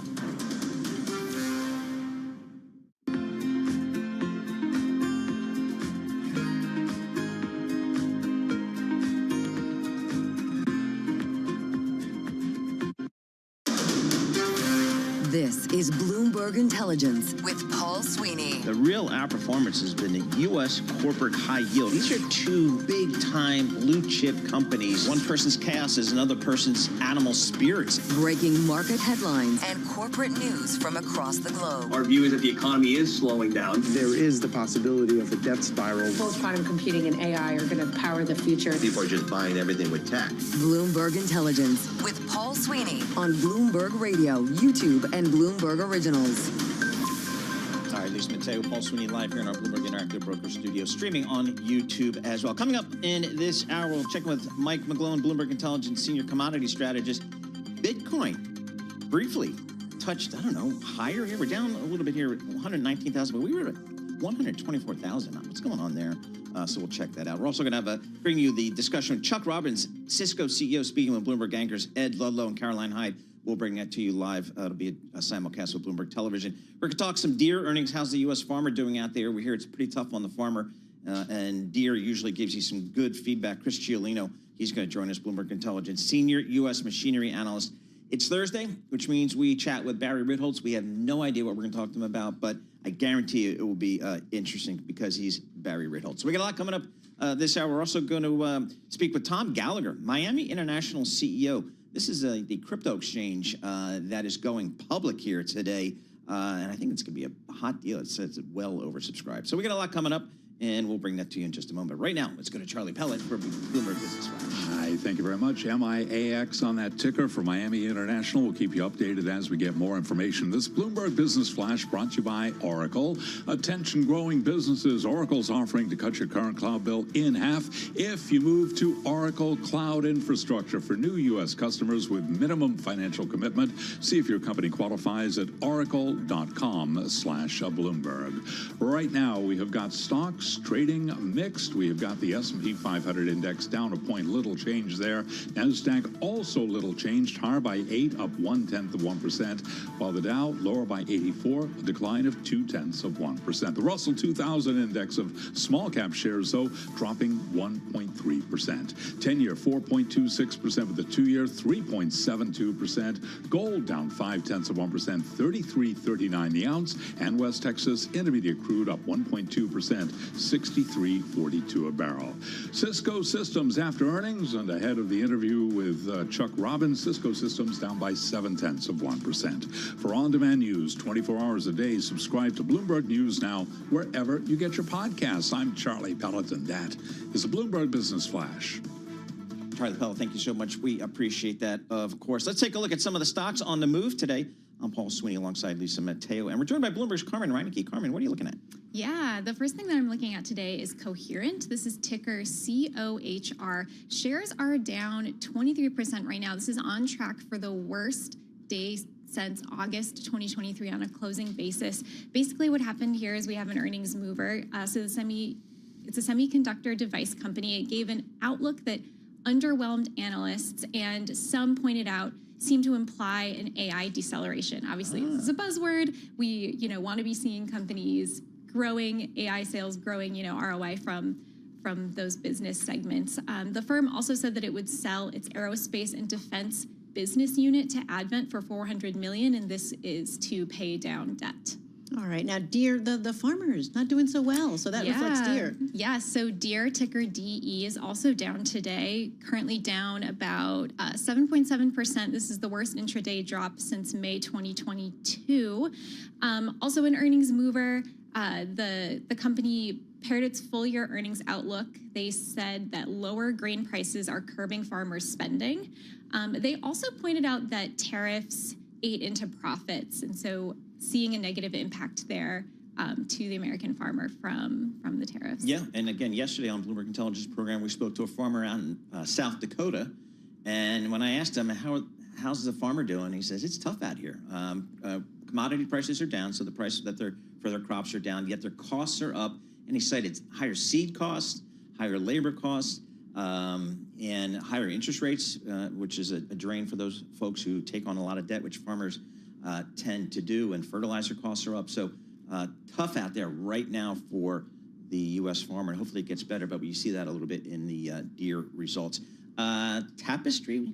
Yeah, last one that we're looking at. So Tapestry, ticker TPR. This is the owner of Coach and Kate Spade, so your luxury handbags. It's down 14% right now, on track for the worst drop since April of this year. Its annual outlook just missed analyst forecasts. They also cited tariffs, saying, you know, that they're not seeing as much demand because of that. This also sort of signaled that Wall Street is maybe not factoring in tariffs as much to their sort of outlooks for Tapestry. So I think we might see a little bit of an adjustment of analysts' estimates for this company going forward. So what's up with Kate Spade? Don't we like Kate Spade? It's all about Coach lately. I mean, they said that on their call, that they're seeing really strong demand for these handbags. I think you can see that on the street, right? I was about to say, I do have a Coach bag, but I don't have the Kate Spade. I don't see exactly. So I think it's just sort of the brand that's resonating, you know, right now. All right. It is so You true. put Labubu's on a Coach, not on a Kate Spade. Oh, that's how you do That's it. how you roll. It's Okay. all about the bag chains, too. Yep. That's it. Exactly. Carmen, thank you so much. Carmen Reinecke, she covers all the equities for Bloomberg News. We appreciate that. Bitcoin retreats from record highs after markets get volatility. Joel, I was looking at Bitcoin here. It's 118,750, down about 3.4%. But in the last, 24 hours, it did hit 124,000. So it is. You're going to cut rates. You're going to have the animal spirits like maybe yesterday. You buy the Bitcoin, and today you see the PPI data. You get a little nervous. Maybe you pull back. That's called volatility. That's called crypto. That's called Bitcoin. Mike McGlone lives it. Senior commodity strategist for Bloomberg Intelligence. Mike, did I just call that kind of correctly for Bitcoin? Yes, I think you're right, Paul. The key thing to remember about Bitcoin is probably going to do well as long as the U.S. stock market keeps going up. And so far, that's the case this year. Now, it's backing off from record highs. It's becoming highly, I would say, leveraged at these levels. It's normal for that, and it's normal for high volatility. And right now, we're seeing a lot of pile-on speculation. But on the year, for a while, it was up about 30%. Gold's up about 30%. The stock market's up about 10%. Typically, Bitcoin trades about 2 to 3 times the volatility of the stock market, so it should be up about 30% if the stock market's up 10%. But the thing is, it's a highly volatile, at-risk asset, new store of value that's got a very high correlation to the stock market versus gold, which is known as negative or zero, basically zero correlation to the stock market doing well. So I'm concerned that it's signaling there's a bit of a risk going on in the market. And also remember, it's August, and the VIX yesterday dropped to 14.5, the lowest on the year. If that VIX picks up a little bit and we get back to some normal volatility, Bitcoin might be the first indicator to suffer. Hey, Mike, you got to explain this for me. So what exactly is Bitcoin? Is it a commodity? Is it a currency? Is it a speculative asset? How would you categorize it? I think it's all the above. Digital gold is where I started getting really bullish with Bitcoin back, 5-6 years ago. But now I find it just a highly speculative digital asset. So the good thing to remember about Bitcoin is in 2009, there was one cryptocurrency. Now, according to CoinMarketCap.com, there's 19 million of them. So there's an unlimited supply of these things. The key thing that's really been notable and delightful to see the Trump administration tilt from an antagonist to really understanding, well, this space is going to the dollar for its base layer, i.e. stable coins or crypto dollars. They're pushing almost 300 billion now, and they all invest in treasury. So the technology is awesome. Tokenization is awesome. That's happening. But the key thing is we're in that speculative frenzy now, and it's highly related to the stock market. I'll end with one key fact. Like I mentioned, there's unlimited supply of cryptocurrencies, and there's only 4 precious metals: gold, silver, platinum, and palladium. So I'm still kind of sticking with the rock this year. All right. So what ongoing role are ETFs, Bitcoin ETFs, playing in the price performance of Bitcoin these days, do you think? I guess they're just really a lot of income, a lot of demand, a lot of inflows, but a lot of it's just kind of catch up. Because remember, we've been waiting for these ETFs for 10 years. When we launched that big Bloomberg Galaxy Crypto Index in 2018, the idea was someday it's going to be tracked by ETFs. An index to track the space, not just one, not just picking a winner. So massive inflows. The problem is, Paul, they're all expecting returns to be as good as they were in the past, and they're expecting the Bitcoin to beat the stock market, which it has. The key risk is it's basically leveraged stock market. So the stock market goes up, up, Bitcoin should go up more. The problem is now it's becoming mature, volatility is declining, everybody's piling on. Have we seen this before? It reminds me of 1999 in internet stocks. Oh boy, I was there. You were there, been there, done that.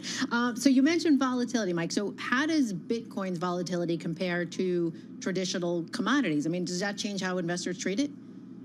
Well, I always compare it to gold. So the Bitcoin to gold ratio, the ounces of Bitcoin, ounces of gold equal to 1 Bitcoin. Right now it's about 35 ounces. That's the same as when it first peaked in 2021. So that leading indicator has been flat for a while. It's a bit wary.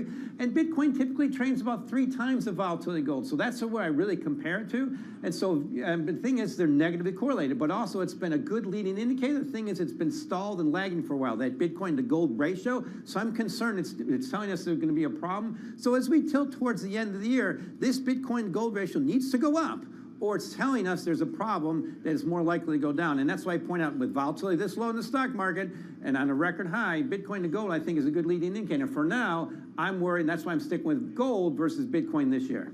Hey, Mike, we heard from Deere today, and they called out that the U.S. farmers a little bit challenged there with the economics of the business. Yesterday, on this program, we spoke to a farmer in South Dakota who's got 3,500 acres, and he's got a big seed business, and he said the same thing. He said, you know, crop price is down and his costs are higher, really putting a dent on profitability here. How do you view kind of the U.S. farmer these days, and what's the outlook, do you think? Well, you nailed it, Paul. Right now, it's the first thing you remember, superabundance is a wonderful thing. The only way for farmers really to get out of this price decline is to create more and more crops. Right now, at 189 bushels, the latest estimate of U.S. corn production this year per acre, that's the highest ever. It's just the technology is bringing on, we're bringing on so much supply, it's pressuring prices. Yep. The key question is where the prices bottom. I think corn's more likely to get to down to $3 a bushel than stay above $5. It has to get to that low price cure, but it's not alone. Crude oil's doing the same, natural gas is some in there, the grains are all in there, so they're all heading to those low price cures. Mike, great stuff. As always, appreciate getting a few minutes of your time. Mike McGlone, Senior Commodity Strategist for Bloomberg Intelligence. He grew up on a farm in Illinois. He was back on the farm earlier this summer. So not only does he trade these commodities historically in Chicago and various other pits, but now he writes about them from a research perspective, but he lived it back in the day here. So he's gone from doing corn and soybeans to Bitcoin. I mean, somehow he's evolved his coverage. How do you make that transition? I have no idea. Yeah, I mean, you can talk cattle, pigs, anything with them. You know, I occasionally will do a pork belly special, you know, a segment on pork bellies, but we'll see what that. Coming up in just a moment, Chuck Roberts, he's the CEO of Cisco. He's going to be speaking with Bloomberg Television anchors Ed Ludlow and Caroline Hyde. Cisco had their quarter yesterday. I thought it was a good quarter stock, kind of hanging in there, not really doing too much here today, but as Woo Jin Ho told us earlier, it's all about trying to get a piece of that AI expenditure, and they've been growing their business.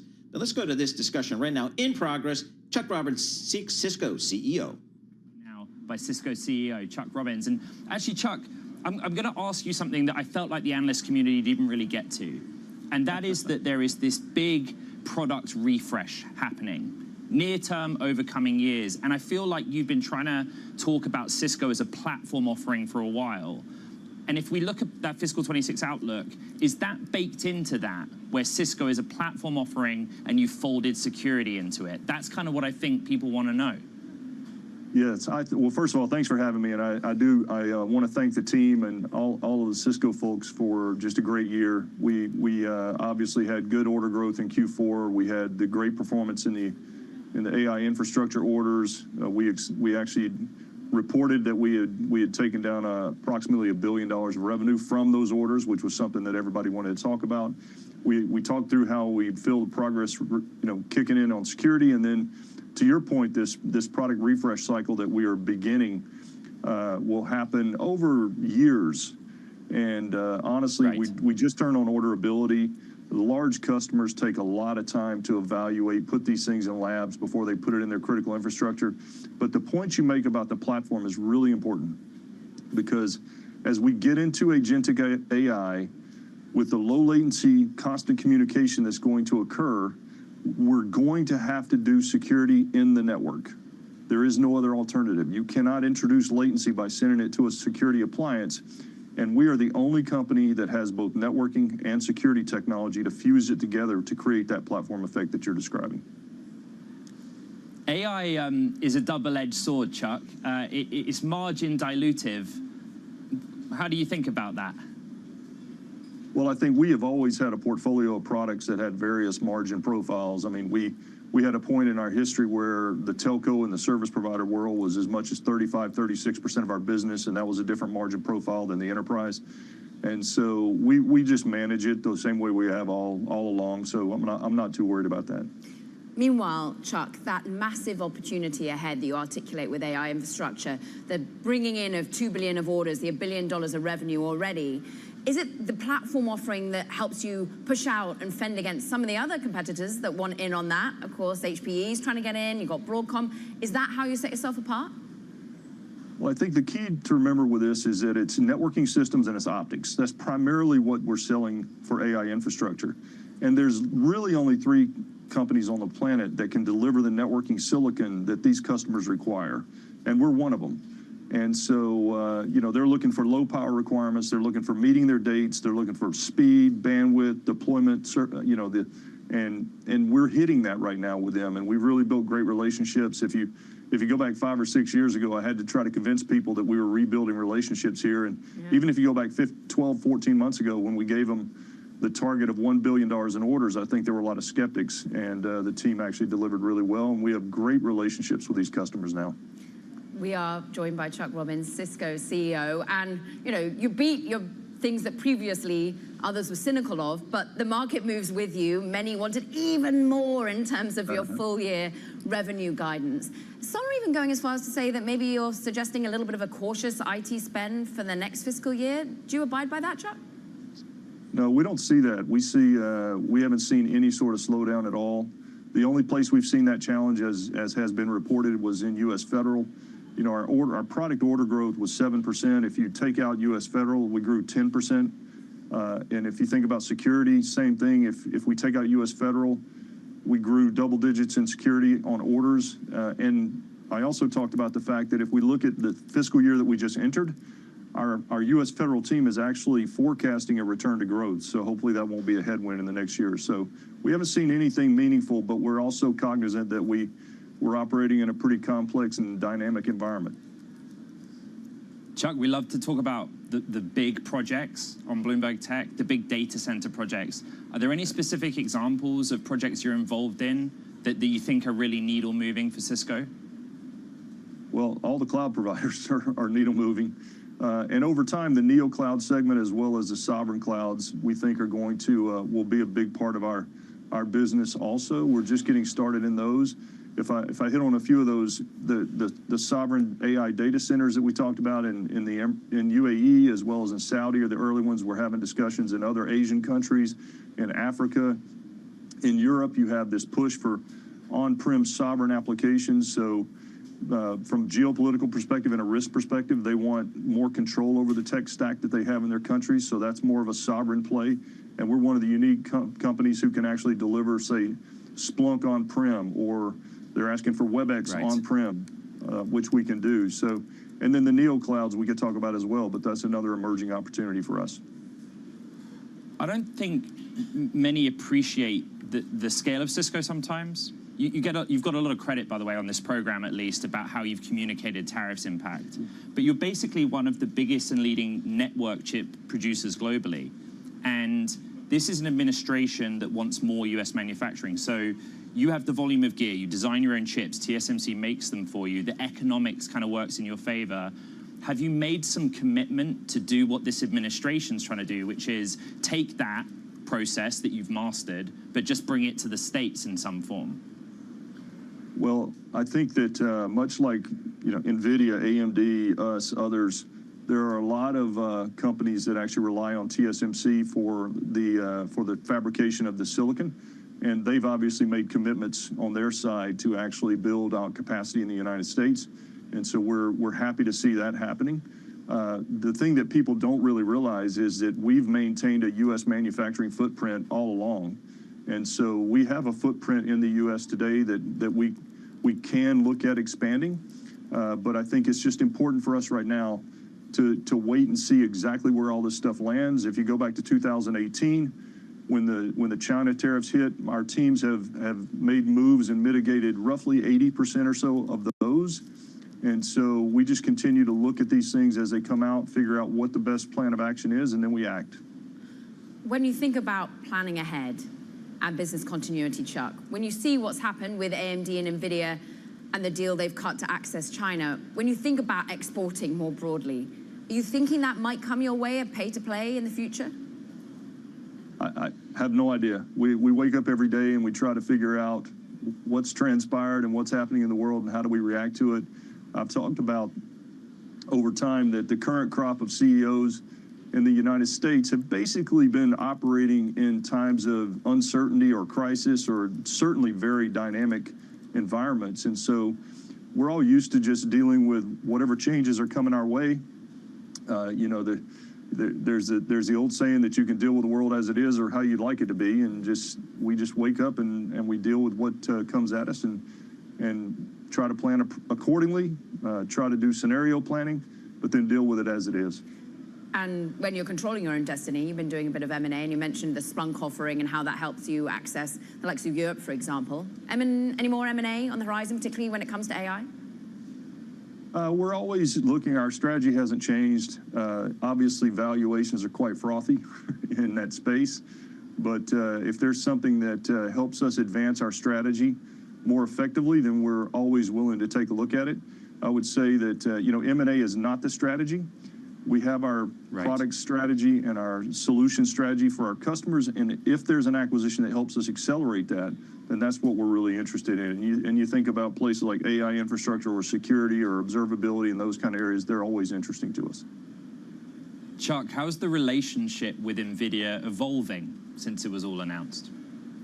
It's great. Our team and their team's execs had dinner last night, and we're working on architectures for NeoCloud, architectures for the enterprise.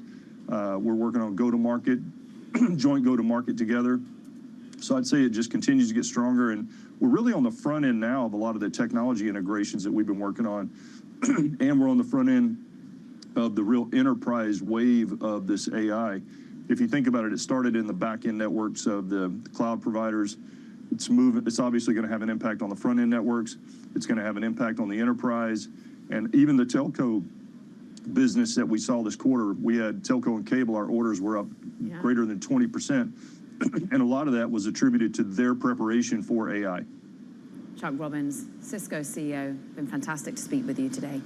Thank you very much indeed. All right, that was Chuck Robbins, Cisco CEO, speaking with Bloomberg Television anchors Ed Ludlow and Caroline Hyde, talking about Cisco. They just reported their quarter. Stock's off about 1.5%, but generally, as we spoke to Woo Jin Ho earlier, Bloomberg Intelligence, pretty solid advancements being made in their business. All right now, let's get a little bit of a reset here. We'll go to Charlie Pellet for Bloomberg Business Flash. Hi, thank you very much, Paul. Here's what's going on. The Dow, the S&P, NASDAQ, they're all lower. And this Bloomberg Business Flash is brought to you by Oracle. Attention, growing businesses. Oracle's offering to cut your current cloud bill in half if you move to Oracle Cloud Infrastructure for new U.S. customers with minimum financial commitments. See if your company qualifies at oracle.com/Bloomberg. We've got stocks lower across the board right now. The Dow, the S&P, NASDAQ in the red. S&P down 7 to 64.59, drop there of 0.1%. Dow down 115, decline there of 0.3. NASDAQ lower by 0.1%. The 10-year at 4.27%, with the 2-year currently yielding 3.72%. Bond yields are rising as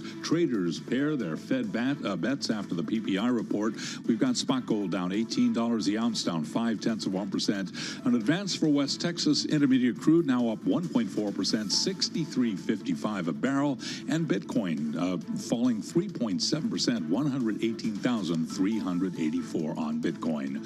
Cisco again after earnings, after that Chuck Robbins interview that you heard live on Bloomberg, down now by 1.5%. For on-demand news 24 hours a day, subscribe to Bloomberg News now wherever you get your podcasts. I'm Charlie Pellet, and that is a Bloomberg Business Flash. All right, Charlie Pellet, thank you so much. We appreciate that. Lisa Mateo, Paul Sweeney live here in our Bloomberg Interactive Broker Studio and streaming live on YouTube as well. Looking at Deere, they reported numbers. Guidance a little bit weaker than expected. Stock down about 8% here trading today, but it's still up about 11, 12% year to date. Let's check in Chris Ciolino, Bloomberg Intelligence. He covers all the big machinery companies. Chris, what's the takeaway from Deere today? They called out the U.S. farmers facing some economic challenges here. I guess that's impacting their businesses. What'd you learn?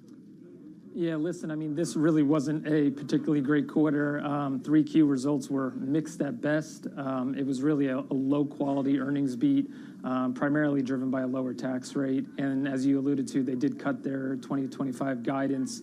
But to be honest, I don't think that really changes the investment thesis here. We still expect earnings to bottom this year. We're still looking at a very, gradual recovery as 2026 unfolds.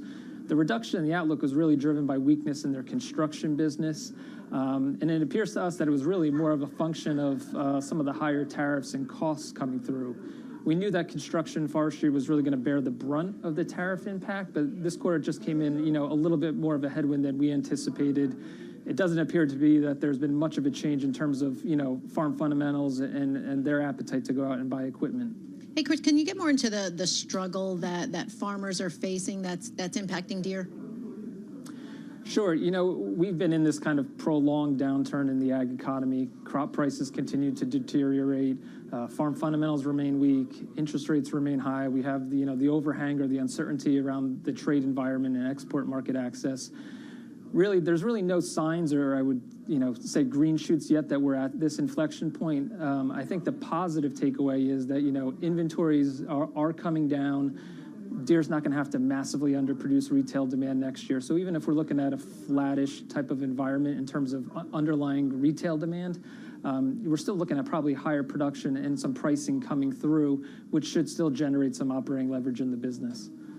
So, Chris, when demand is down for their core farm equipment, what does Deere typically do? Do they let inventories build? Do they get promotional to move inventory out the door? How do they usually manage that? Yeah, so it's a delicate balancing act, right? I mean, it's almost impossible to time the cycle. And what they've been doing, for the better part of this year and even at the end of last year, they had been underproducing retail demand to bring down those elevated inventories. They've done really a commendable job on new equipment. The big issue right now is still on the used equipment inventory side, particularly on tractors, which are still quite elevated. And you're right, they are allocating more merchandising programs and pool funds to help address that issue and move the equipment. And I think you see that partly reflected in their production precision ag business this quarter, and pricing actually flipped negative, which was a surprise to us. It does appear that this is, relatively transitory. We should expect pricing to bounce back next quarter.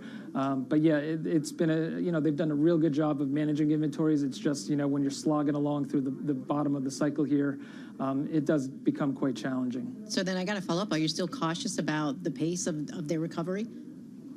Yes. I would say signs of recovery are still, pretty elusive to us. And if you just look over the last couple months, you continue to see further downward pressure on crop prices, which at the end of the day is one of the bigger drivers of Deere's business and farmer cash receipts.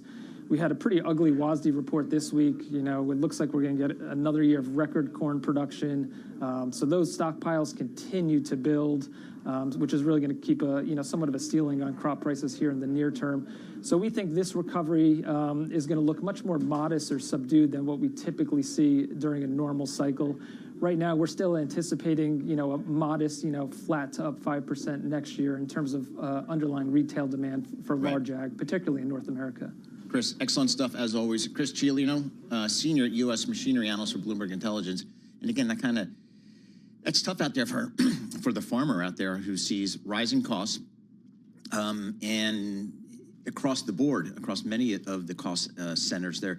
And the top line, as Chris was just mentioning, as we heard from our farmer, Mr. Hefty, yesterday, commodity prices are low. That's a tough thing to get past. And, even Mike McGlone said the technology is getting such that they're getting more per acre than they ever have, which is good from that perspective, but that just creates more supply. Yeah, and the technology is not cheap either. Due to the technology, right, exactly. And the technology it's expensive. Yeah, you go out to a John Deere lot. I mean, they're not giving those things away. There's big tractors in this thing. Yeah, and the machinery sector in general, it was expected to bottom out this year, but I don't know, with trade talk too and everything, I mean, that just might not happen. It might continue. Yeah, and we talked to this farmer from South Dakota yesterday, and he called out something which I was just kind of hadn't thought about and I should have, which is farmers tend to use a lot of debt to finance things like buying a tractor, buying feed for the upcoming year. And so they do go to their local banks. They do rely on their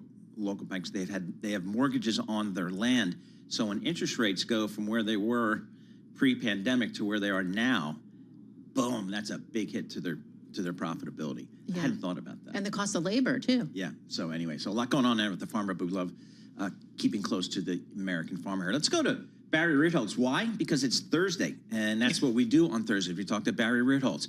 Ritholtz Wealth Management. He's also got a little podcast that just crushes it out there called Masters in Business on Bloomberg Radio. Great guests every week and some real good insight into these markets. Hey, Barry, let's talk. I'm just reading your recent missive here. How do you get people to think about concentration risk in the equity markets where it seems like only a handful of stocks really move the market and represent most of the performance and most of the capitalization? Is that good or bad, or how do you talk about that? Well, there's been an ongoing concern for, I don't know, decades, certainly years, that we have a market that's driven too much by a handful of companies until you actually do a little work as opposed to just repeating what you saw on Twitter or TikTok, and you find out, hey, this is kind of where we've been historically. That's before we get to the issues that these 7 companies aren't doing 7 businesses, as our Bloomberg Intelligence colleague, Eric Balchunas, has pointed out. Collectively, the Magnificent Seven has made about 846 acquisitions over the past decade or two. And so these are really giant, technological, wildly diversified companies. I know I'm at risk of saying something that when the market crashes, people will point to and say, hey, that was the top. But just looking at this objectively, there's only 3,500 companies in the Russell 5,000. And when people try and figure out why is that the case, well, just these 7 companies are responsible for over half of that shortfall. And there's been a lot of M&A. So, yeah, we have bigger, broader, technologically competent conglomerates, especially considering that, I don't know, since the Microsoft antitrust case a quarter century ago, we just haven't been exerting a lot of antitrust limitations. We're allowing these companies to bulk up. Think about what Microsoft owns, what Amazon owns, what Facebook owns. These are massive, massive companies. They're no longer just their core business. I want to say Amazon is barely a retailer anymore. They're a cloud player with this little side hustle selling crap to people at home. That's exactly how you put it. One of those who get orders from their things, Larry. So do you have any concern about valuations? I mean, you're mentioning so many different companies, earnings season winding down too. Yeah, so we've been hearing for a couple of years now how bad earnings are going to be this quarter, and that, gee, this market can't grow into this valuation. And yet earnings continue to surprise to the upside. Revenues have been really, really solid. You know, I think people have big problems when we hit any sort of inflection point or pivot, when there's a broad technological adoption. I recently wrote about not the Magnificent Seven, but the Magnificent 493. I'm more interested in the rest of the S&P 500. And the reason for that, valuation-wise, is that we go back to the late 90s, leading into the dot-com implosion. Yeah, Metro Media Fiber and Juniper Networks and Pets.com all crashed and burned. But what came after that was, we don't think of companies anymore as internet companies. We're all internet. Hey, we all live on email. We all work with Slack. We all, or Teams or whatever your group thing is. We all use Google Meet and Zoom. Everybody markets through the internet. It made everybody else more effective, more efficient. The chart I showed was just revenue per employee from early 90s to now. I suspect we're going to see the exact same thing happen over the next quarter century as all these companies adapt artificial intelligence. All right, Barry, thank you. Always appreciate getting a few minutes of your time. Barry Ritholtz, he's the host of Masters in Business on Bloomberg Radio. Highly recommended. Great content there, great guests, great discussions. He's also got a day job, folks. He's a founder of Ritholtz Wealth Management, and we appreciate getting a few minutes of his time. Looking at the markets here, still a little bit of red on the screen, off about 0.2%, 0.3%, pretty much across the board on the equity indexes. Well, more coming up. This is Bloomberg. Good morning.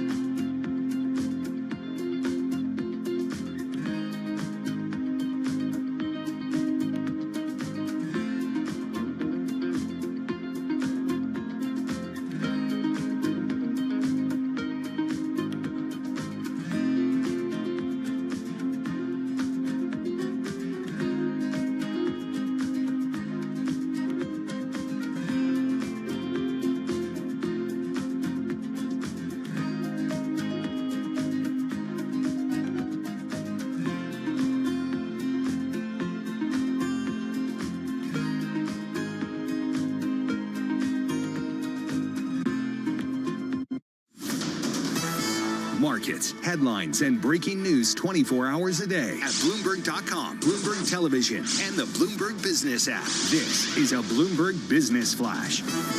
It's 11:40 on Wall Street. We do check markets all day long here at Bloomberg, and this Bloomberg Business Flash is brought to you by Oracle. Attention growing businesses. Oracle is offering to cut your current cloud bill in half if you move to Oracle Cloud Infrastructure for new U.S. customers with minimum financial commitment. See if your company qualifies at oracle.com/Bloomberg.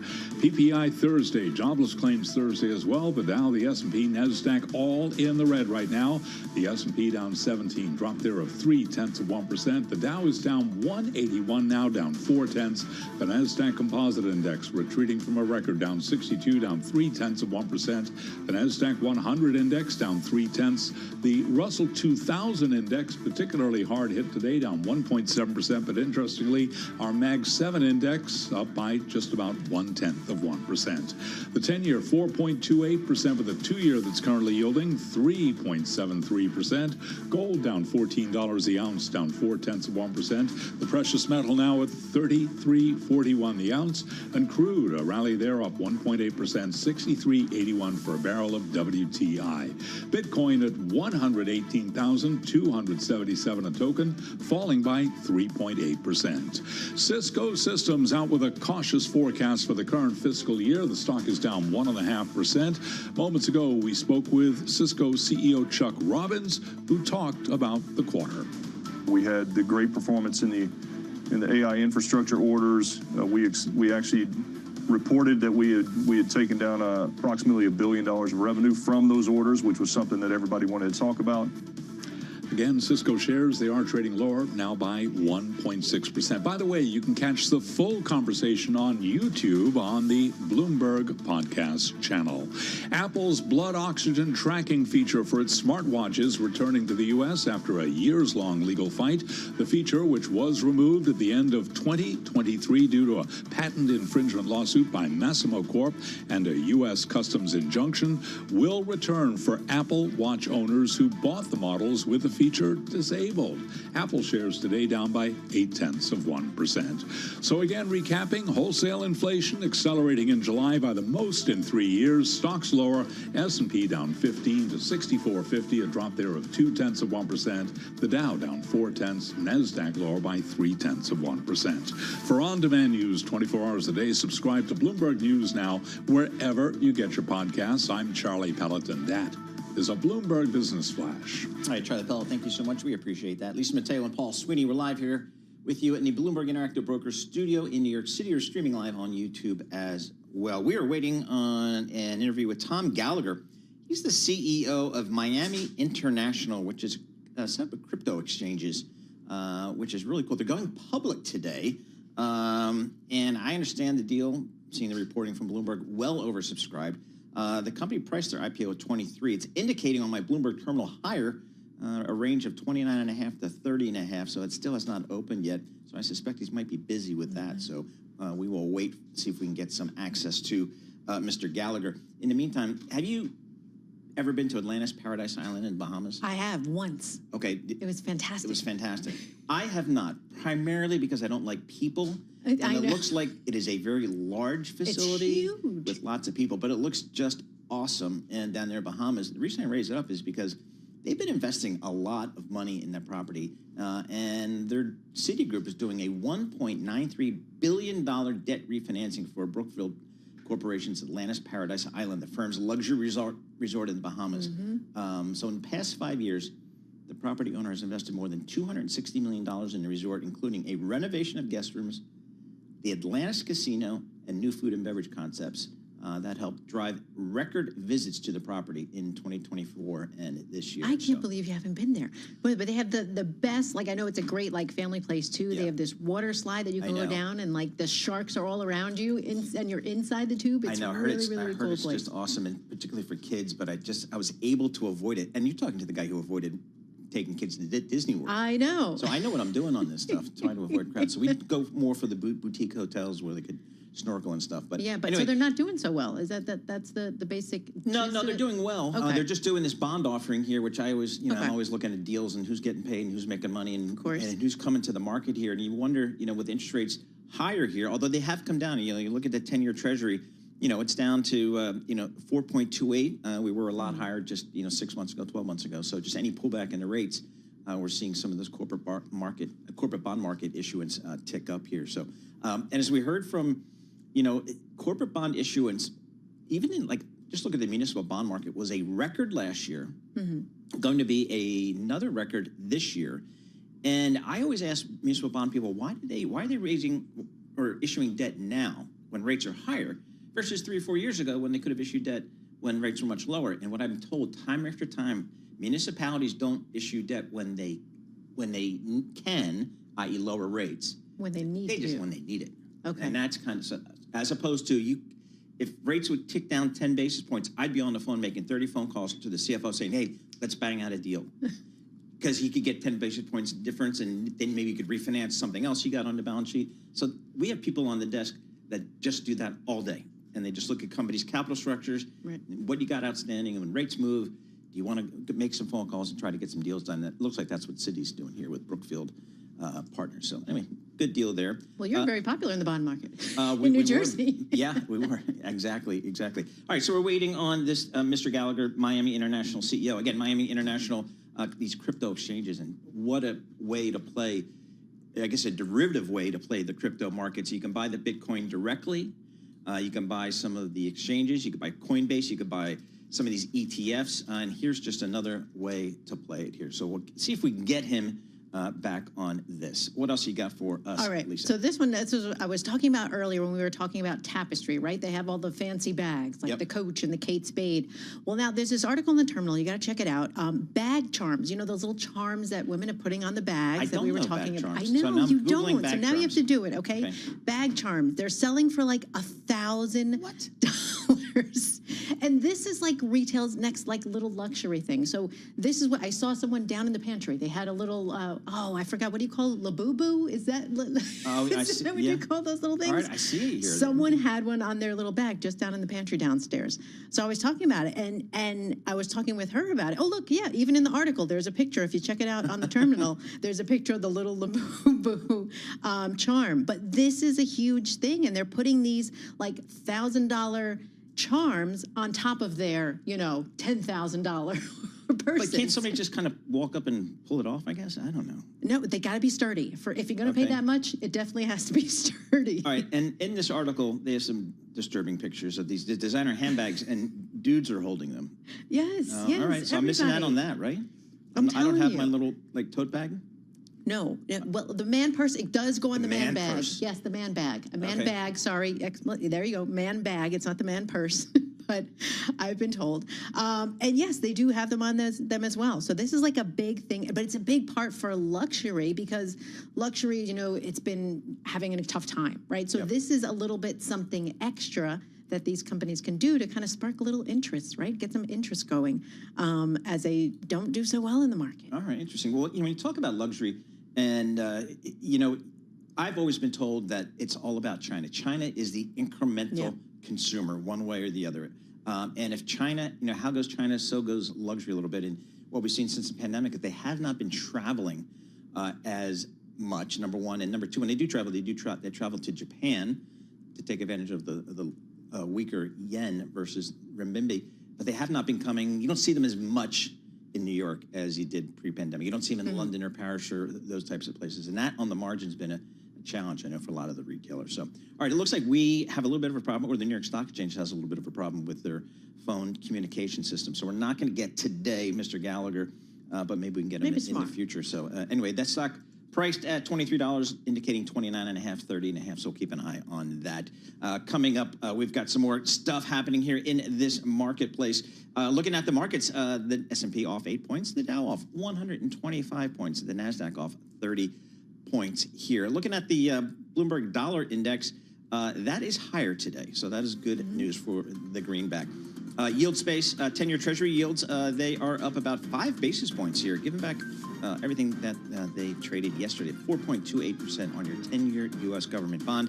WTI crude oil, it's higher by more than $1, just still below $64 per barrel. Bitcoin down by 4%. Thank you, Doug. This is Bloomberg.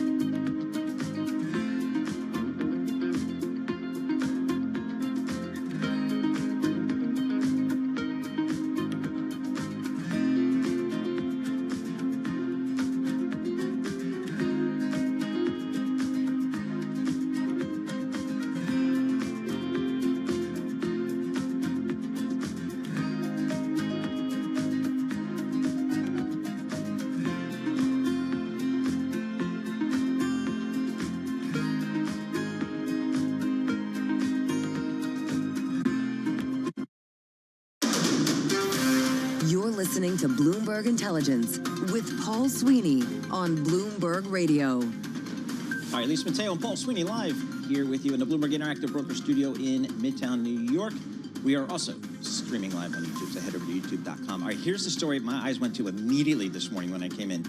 U.S. and Canadian banks are summoning staffers back to their offices at a faster rate than European rivals. That was very interesting. And we've got lots of good data in their charts and stuff like that. But to me, it just went right to the difference between the U.S. and Europe as it relates to banking and investment banking, where it just seems like the U.S. banks have just dominated. And I know there's a lot of reasons why structurally, but this one just feels like a part of it.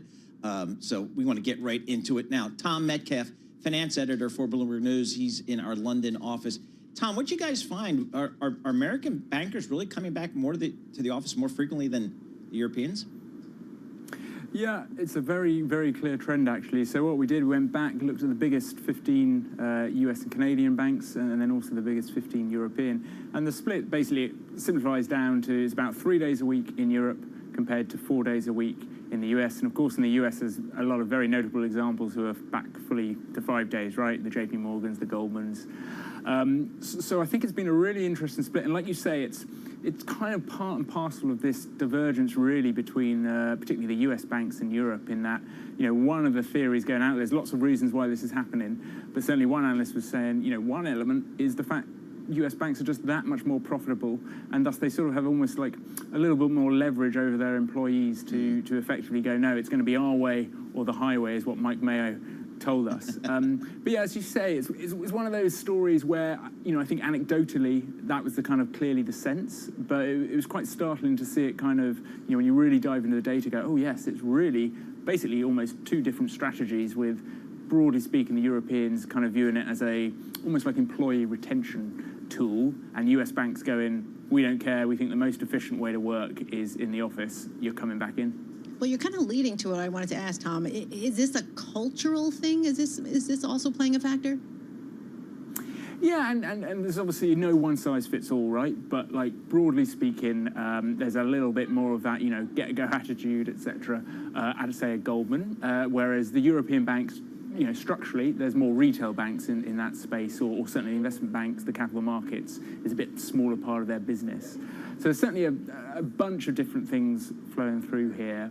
And, well, the other interesting thing was the academic research we took a look at the same time is not out there going, if you bring everyone back to the office, you necessarily get better stock market performance or even better financial performance. So it's very much, I think, cultural is probably what's driving this, the tone from the top. Someone like a Jamie Dimon, probably the most outspoken executive on this, very, very keen to have everyone back in the office. And then on the flip side, Bill Winters here, who runs Standard Chartered, he's literally taking the opposite tone. So he's just effectively going, look, we believe our employees can make the right decision for their particular teams, and Standard Chartered is a fascinating example of everyone we spoke to. They basically said they don't even have a specific mandate at all. They just truly are sort of decentralizing this and just telling people that there's no policy, just make sure you do what's right for you. Wow, that's interesting. And I wonder, I'm hearing stories that, back to work schedules and requirements may be used as a recruiting tool to attract and retain talent, i.e., Citigroup. I know Jane Fraser, the CEO there, she thinks it's a recruiting tool for Citi because they're only at 3-day mandate. Are other banks thinking that way? Yeah, exactly. It goes to show, it's not like kind of a universal monolith here. Like, you go through the US banks and there's a bunch of variety, and Citi's probably maybe the most interesting example, because as you say, it's got that, it's going through a big restructuring, and as part of that, it's offering a bit of flexibility to its employees. Some people think because, that helps retain talent who might otherwise, look further afield, but they can go, well, look, if I'm at Citi, I get way more flexibility, it fits my lifestyle, or it gives me that ability to work from most places. So it's really fascinating, and I think you kind of almost have to go case by case, but broadly speaking, still, if you're looking at a US bank, you can expect a little bit more strictness around RTO.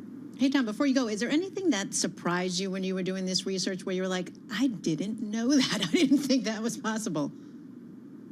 I think the biggest thing was like, how has it been 5 years since COVID? Okay. I was just like, I didn't realize it's been half a decade already. And I think that's the sense of, this is still very much a work in progress. And I remember writing about it, during the pandemic and beyond. It was very much felt to be this kind of big philosophical debate about, the future of work. And, I don't think anyone's actually reached a satisfactory argument. I think I think basically banks have settled into kind of where you think they would. Of course, the JP Morgan, Goldman are basically going, that was all nonsense, let's come back. I guess in some ways it's just that the firms are living up to their stereotypes, right? Like, it's kind of the classic, we're in August in Europe, guess what, everyone's working from home and stuff like that. Tom, great article you and your team did. Tom Metcalf, finance editor for Bloomberg News, joining us from our London offices here. When I think back on my 30-year career in Wall Street, great career, very happy. But it all comes down to just the people. Yeah. It's just the people. Those are my members of Solomon Brothers. It's people. Members of First Boston, it's people. And you form those relationships by, I don't know, doing all-nighters with these people, right. Cramming into flying here and there, just working, grinding together. It's not on, I can't imagine it's the same on a Zoom call, but maybe I'm wrong. But that's just, I'm glad I did it my way, or that's how our business was set up back in the day. Well, just changing. Life, it all changed. Yes. So the kids, some of my kids are like, I'm not going back 5 days a week. I said, all right. It's a different thought, right? Exactly. It's true. All right. For our listeners in the U.S., a reminder, you can listen to us via satellite radio on Sirius XM channel 121, Access the world's only global audio business network, coast to coast, 24 hours a day. Stay with us. Top stories and global headlines are coming up in just a moment. Market's still a little bit heavy here. S&P down 7, the Dow down 134, and the NASDAQ down 115. And for Tom on the Upper East, 118,000 for Bitcoin. This is Bloomberg.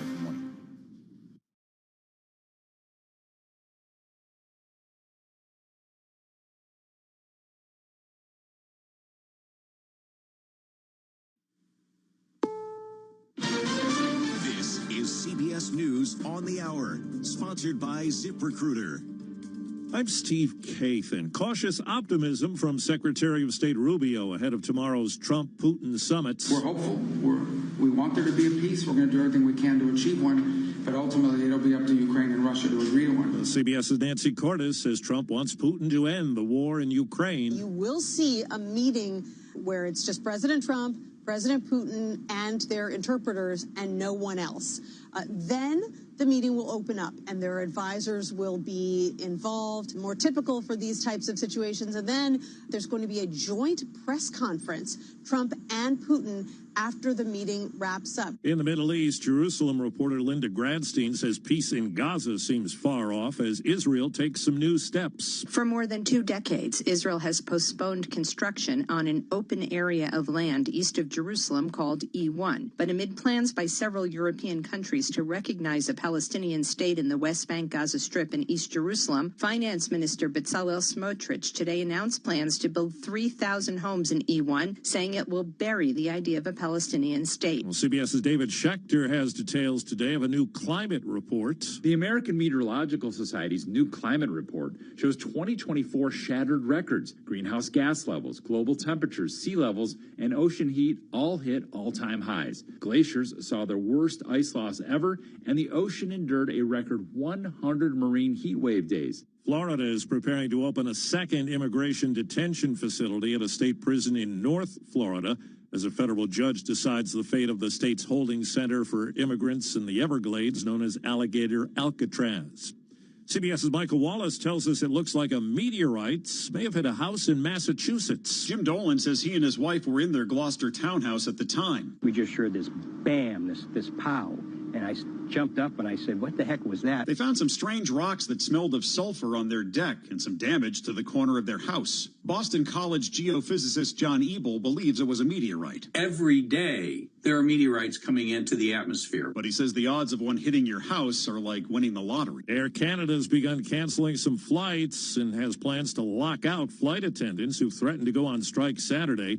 Mark Nasser is an airline vice president. We recognize this is a difficult situation, and we deeply regret the impact that QP strike is having on our customers. The main issue is money. The union rejected a 38% pay increase over 4 years. Wall Street, right now the Dow Jones Industrial Average is down about 160. This is CBS News.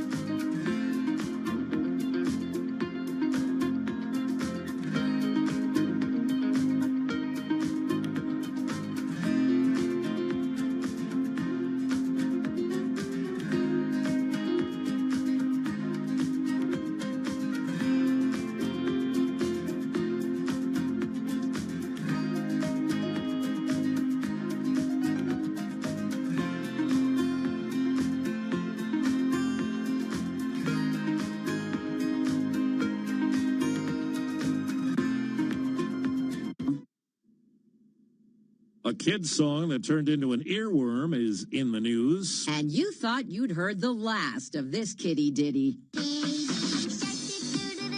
South Korea's top court has thrown out a 6-year copyright claim against Baby Shark's producers. It's ruled against U.S. children's entertainer John Wright, stage name Johnny Only, who sued the Korean brand Pinkfong that turned the tune into a hit that went viral in 2016. Wright claims the music's his because he copyrighted his own version in 2011. Pinkfong insists it's based on a traditional sing-along. The South Korean court says Wright's version is too similar to get its own credit. Deborah Rodriguez, CBS News. McDonald's Japan has canceled a Happy Meal campaign that included coveted Pokemon cards. Resellers bought them all up, took out the cards, tossed out the food. Steve Kathan, CBS News.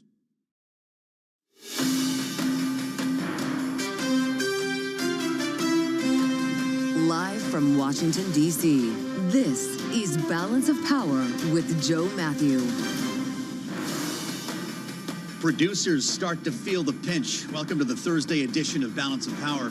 As another round of data show wholesale inflation rising by the most in 3 years, raising new questions about whether higher prices are soon going to land on you. We're going to talk about this, gauge the risk, with Bloomberg's Ed Harrison, author of the Everything Risk newsletter. Edward will be with us in just a moment. President Trump talking tough ahead of the big meeting tomorrow with Vladimir Putin. We're only hours away from the summit, and we'll get the latest on this. New information coming from Bloomberg's Michelle Jamrisco a bit later this hour. And Governor Gavin Newsom says he's going all in on redistricting.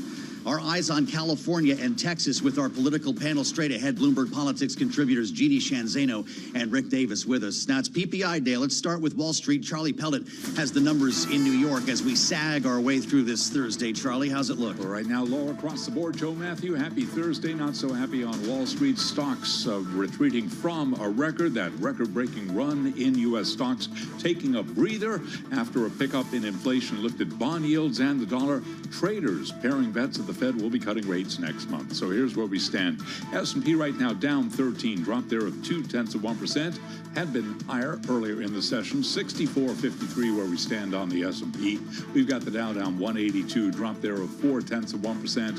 NASDAQ down 43, a decline of just about 0.2%. The Mag 7 index, so holding on to a gain. That's index up now by 0.2%.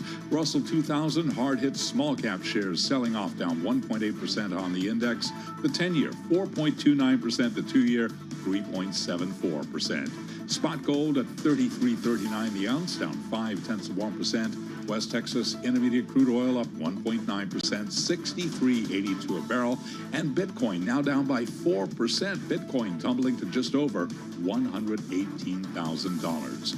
So bottom line here, we did have a hotter than expected PPI report. As for the broader economic outlook, Jim Bianco is the president of Bianco Research. I think that the real growth in the economy is going to slow. I don't have it going anywhere to like a recession. I also think the other thing you got to keep in mind that gets very little discussion is the closing of the U.S. border, because most of the population growth of the United States comes from immigration, whether it's illegal or legal, and that's going to dramatically slow, and that's also going to slow down the economy as well.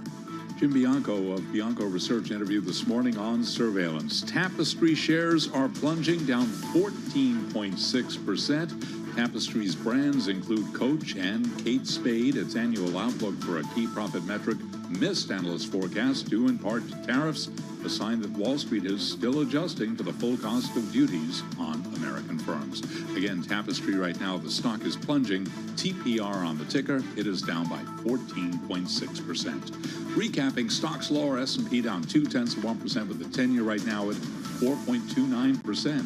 For on-demand news 24 hours a day, subscribe to Bloomberg News Now wherever you get your podcasts. And Balance of Power begins right now. Back we go to Washington. Once again, your host, here he is, Joe Matthew. All right, Charlie, always a pleasure to have Charlie Pellet along for the ride. He's a big part of this program because we keep tabs on the connection here between Washington and Wall Street. And we'll get back to Charlie in about 20 minutes, even less than that, for the latest on the Thursday trade. It's PPI day. Could be worse. We're sagging a bit coming off of very recent all-time highs, so we don't want to paint a picture like Wall Street is freaking out about the data, but it is raising questions here about the trajectory of inflation. Different questions every day as we kind of find our way with a new wrinkle here, filling in the blanks on the way this is starting to take shape here. We're going to talk to Edward Harrison about that in a moment. Thanks for being with us on the Thursday edition. You made it to Little Friday here on Bloomberg Radio, satellite radio channel 121. You can watch the radio on TV by going to Bloomberg Originals or YouTube, where I encourage you to search Bloomberg Business News Live. It's the coolest thing we have going. All of our shows from Washington to New York throughout the day. You can pause it, back it up. When you hear something good, there's nothing like it on YouTube. An hour from now, we may be walking you into the Oval Office. At least that's what the White House is telling us. Could be the big event of the day here for the president. He had his intelligence briefing a little while ago, and he's set to, quote unquote, deliver remarks. And we've gone through this before. That could mean a lot of things.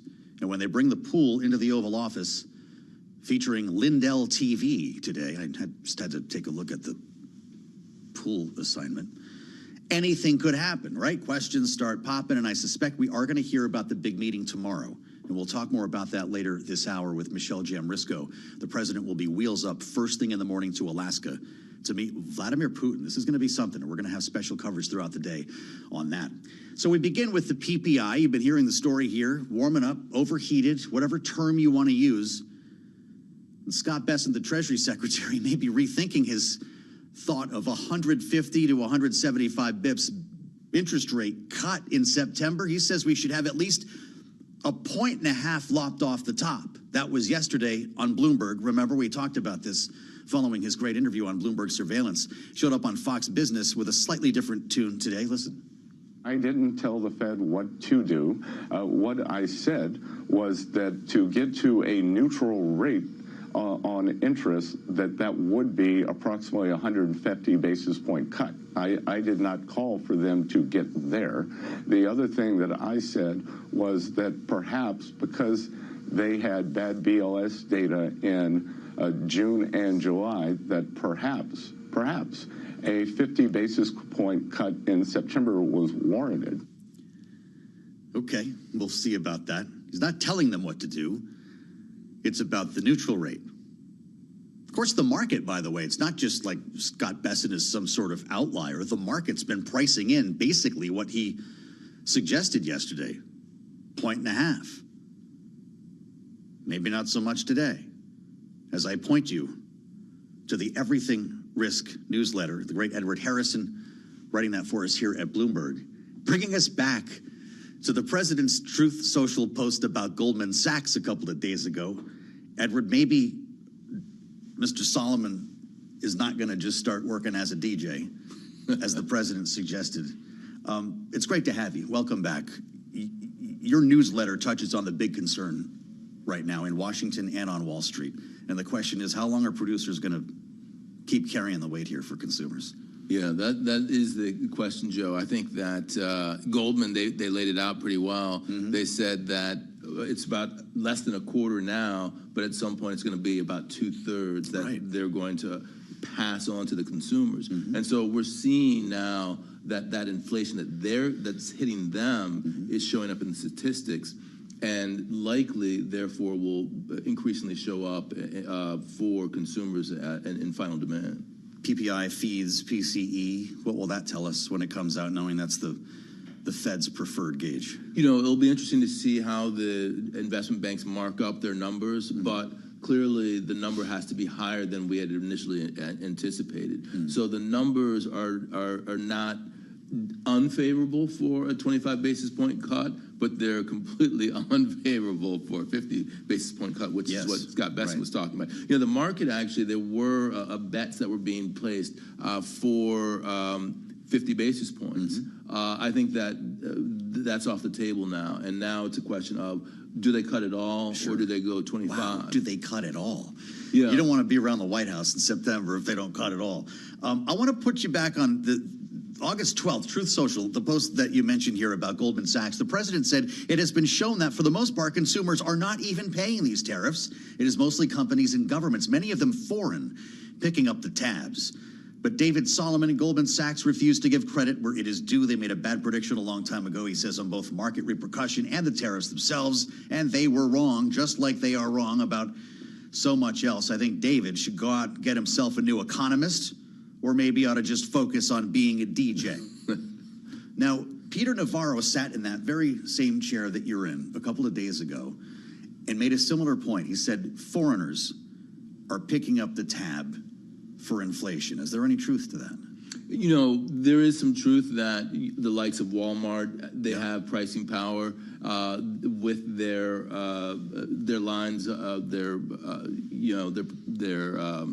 the people who they're sourcing from. However, it isn't true that the overwhelming majority of the tariffs are going to be taken up by foreigners. Yeah. It's going to be a combination of the suppliers, the companies, and the consumers. And now that we actually have a policy, we have a framework in place. 15% as the baseline. Companies can work with that, and they're now going to increasingly pass that through. This is what Goldman Sachs was saying. Yeah. And this is what we're starting to see. So they probably won't get a new chief economist. No, I guess, Edward, I thought maybe you had something going there. They'd be lucky to have you. I have to mention IPO. We got another IPO today. This has been a daily thing here lately. The new issues market is happening. MIAX, Miami International, just opened. $31.65. The IPO price was at $23, so we've already got a nice bid underneath the stock. It's up 34%, 33% right now from the IPO price here. Yeah. BOP, BO, IPO. We're specializing in IPOs around here. Producer James tells me every morning what's about to go public.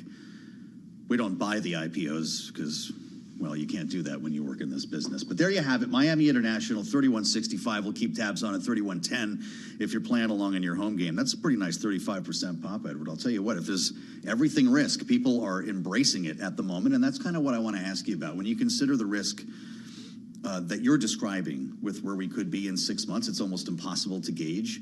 What do you make of the market at basically an all-time high? You know, I think that the market has discounted all tariff news until it affects the economy. I mean, when we look back and we think about what's happened, we had a spike in the VIX to 40, and that was, all-out panic. And the reason is because stocks are fully valued. Bank of America, they had a survey recently. 91% of fund managers said that they think that U.S. equities are overvalued. So it's very difficult to go higher on those expectations unless you leg into it as a result of the economy. If the economy falls apart, then you have a big problem. And that's what we see. And the market is going to boil over. It's going to continue to drift higher until we have any sort of hiccup that suggests that the economy is about to fall apart. Drift higher is an interesting way to put it. And, we're looking at a VIX right now of 15. The S&P 500 is down 0.25% in this environment. Is pretty remarkable. So the investor's saying, call me when it matters. Exactly. So it won't matter unless it affects the overall economy.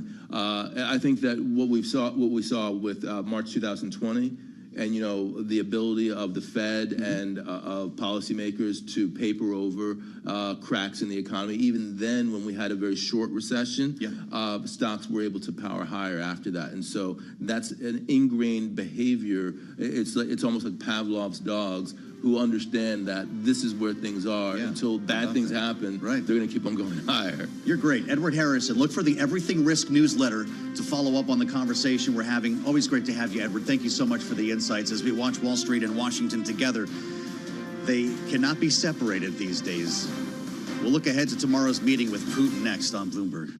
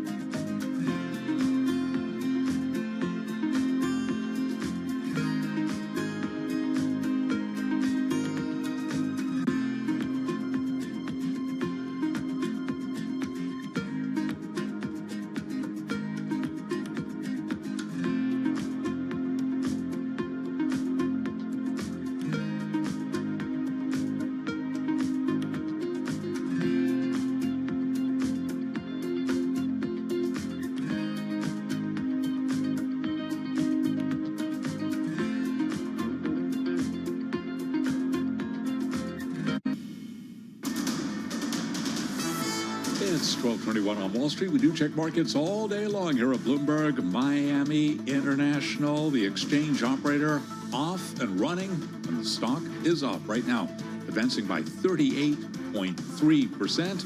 Miami International specializes in options, futures, and derivatives through its MIAX exchanges. Again, first day of trading opened minutes ago. You heard Joe give the initial numbers. Shares right now advancing by 38.2%. This on a day when the Dow, the S&P, and NASDAQ are all lower. A record-breaking run in stocks taking a breather after a pickup in inflation lifted bond yields and the dollars. Traders are also paring bets that the Fed will be cutting rates next month. Again, the S&P down 13 now, 64.53, a drop there of 0.2%. We do have the Dow down 187, down 0.4, and NASDAQ on the composite index down 0.2%. The NASDAQ 100 index also down 0.2%. But on a down day for the rest of the market, our Mag 7 index is advancing by 0.4%. 10-year right now 4.29%, with the 2-year 3.74%. Gold down 0.7%, 33.32 the ounce, and West Texas Intermediate crude up 2%, 63.92 for a barrel of WTI. Peloton down 2.6%. Peloton Interactive is planning its biggest product upgrades in years, according to people familiar with the situation, including refreshed hardware, new accessories, and artificial intelligence set to be introduced as early as October. Again, first day of trading for Miami International Holdings. It is up now by 38.4%. Balance of power continues right now. Back we go to Washington. Once again, your host here is Joe Matthew. All right, Charlie, many thanks. Watching Wall Street and IPOs once again today. We'll keep tabs on MIAX for you as we get our way through the hour here, and we'll check in with Charlie again about 15 minutes from now and see how things are going. At this time tomorrow, the stakes will be high. We're going to have our eyes on Anchorage, Alaska, as President Trump prepares to sit down with, and it might well be right around this time, a little bit later than this tomorrow, when he's face-to-face with Vladimir Putin. We know it's Anchorage. We know it's the Joint Air Base in Anchorage. We don't know a lot else about the actual arrangements and what the optics are going to be, but we'll, of course, have special coverage for you. And now introducing the idea of a bilateral news conference that's coming from the press secretary now. I don't know how they know this in advance, but it does appear that Donald Trump and Vladimir Putin will together face the media, and we'll bring that to you live when it happens. It's been quite a few years since they've done this, and the stakes couldn't be higher for either side. Interesting idea, just to throw one more log on the fire here. The president was on the radio this morning talking to Fox Radio and floated the possibility of President Zelensky of Ukraine showing up in Alaska, maybe joining this little powwow. Said it would be, quote, by far the easiest way for the three leaders to hold talks. Trump also cautioning the meeting with Putin could go poorly. He put the odds of failure at 25%. It's like Nathan Dean is in here. Now, he was asked about the big meeting yesterday. You heard it, saw it live right here. In fact, on Balance of Power, the president went to the Kennedy Center, to roll out the nominations. Sly Stallone, Kiss, etc. Also asked about war and peace. Here's what he said. If the first one goes okay, we'll have a quick second one. I would like to do it almost immediately. And we'll have a quick second meeting between President Putin and President Zelensky and myself, if they'd like to have me there. And that would be a meeting where maybe it could be absolutely worked. Will Russia face any consequences if Vladimir Putin does not agree to stop the war after your meeting on Friday? Yes, they will. Yeah. What will the consequences There will be consequences. Sanctions, tariffs? There will be, I don't have to say, there will be very severe consequences. Severe consequences? I thought this was a feeling out kind of a thing. And to get a sense of what was on his mind. Agree to meet again. I'm having trouble following the beat on this because we keep hearing that they're tamping down expectations, but talk like that makes you wonder. That's why we thought Michelle Jamrisco could shed some light on things. She's with us right now, Bloomberg White House National Security Editor. Great to see you, as Great always. To see you too. We don't know exactly what we're in for tomorrow, but what's with the double talk on the stakes going into this meeting? Yeah. Is it a ceasefire or is it a feel-me-out session. I think you're seeing where Trump has to really strike this difficult balance. He has been burned before by Putin, and his frustration has been growing over the past few months. I mean, during the first term, he had meetings with Putin. He showed up in public with Putin, and he was blasted by both parties in Washington for some of the ensuing remarks that came out of that. So I think there's been this long-held, obsession that Trump has with, he has to beat this guy in some way. But he's coming into this meeting, and as you remark, he's downplaying expectations because he knows the stakes are high. He knows that it's going to be very difficult to get something substantive out of this quick meeting. Yeah. So he and his administration officials all week have been talking about, well, this is on Europe and Ukraine also to eventually be part of the conversation. This is just a feel-out meeting, as you mentioned. We'll have to hear what Putin is willing to do, all of these sorts of things. And then in the meantime, also blaming media for, overplaying certain aspects. So you can see this sort of campaign to set up the meeting as this is Trump's earnest effort to be that president of peace, to figure out what's going on here. He wants to end the war, but it's not on him if things go awry. So we'll see how that plays out. See if we can have both. That was a blast from the past. We were just showing tape of their meeting in 2018. And that was a tough one for Donald Trump. There they are again. That was the moment as he was asked by reporters about intelligence surrounding the 2016 election, that it wasn't Russia, and that he took him at his word.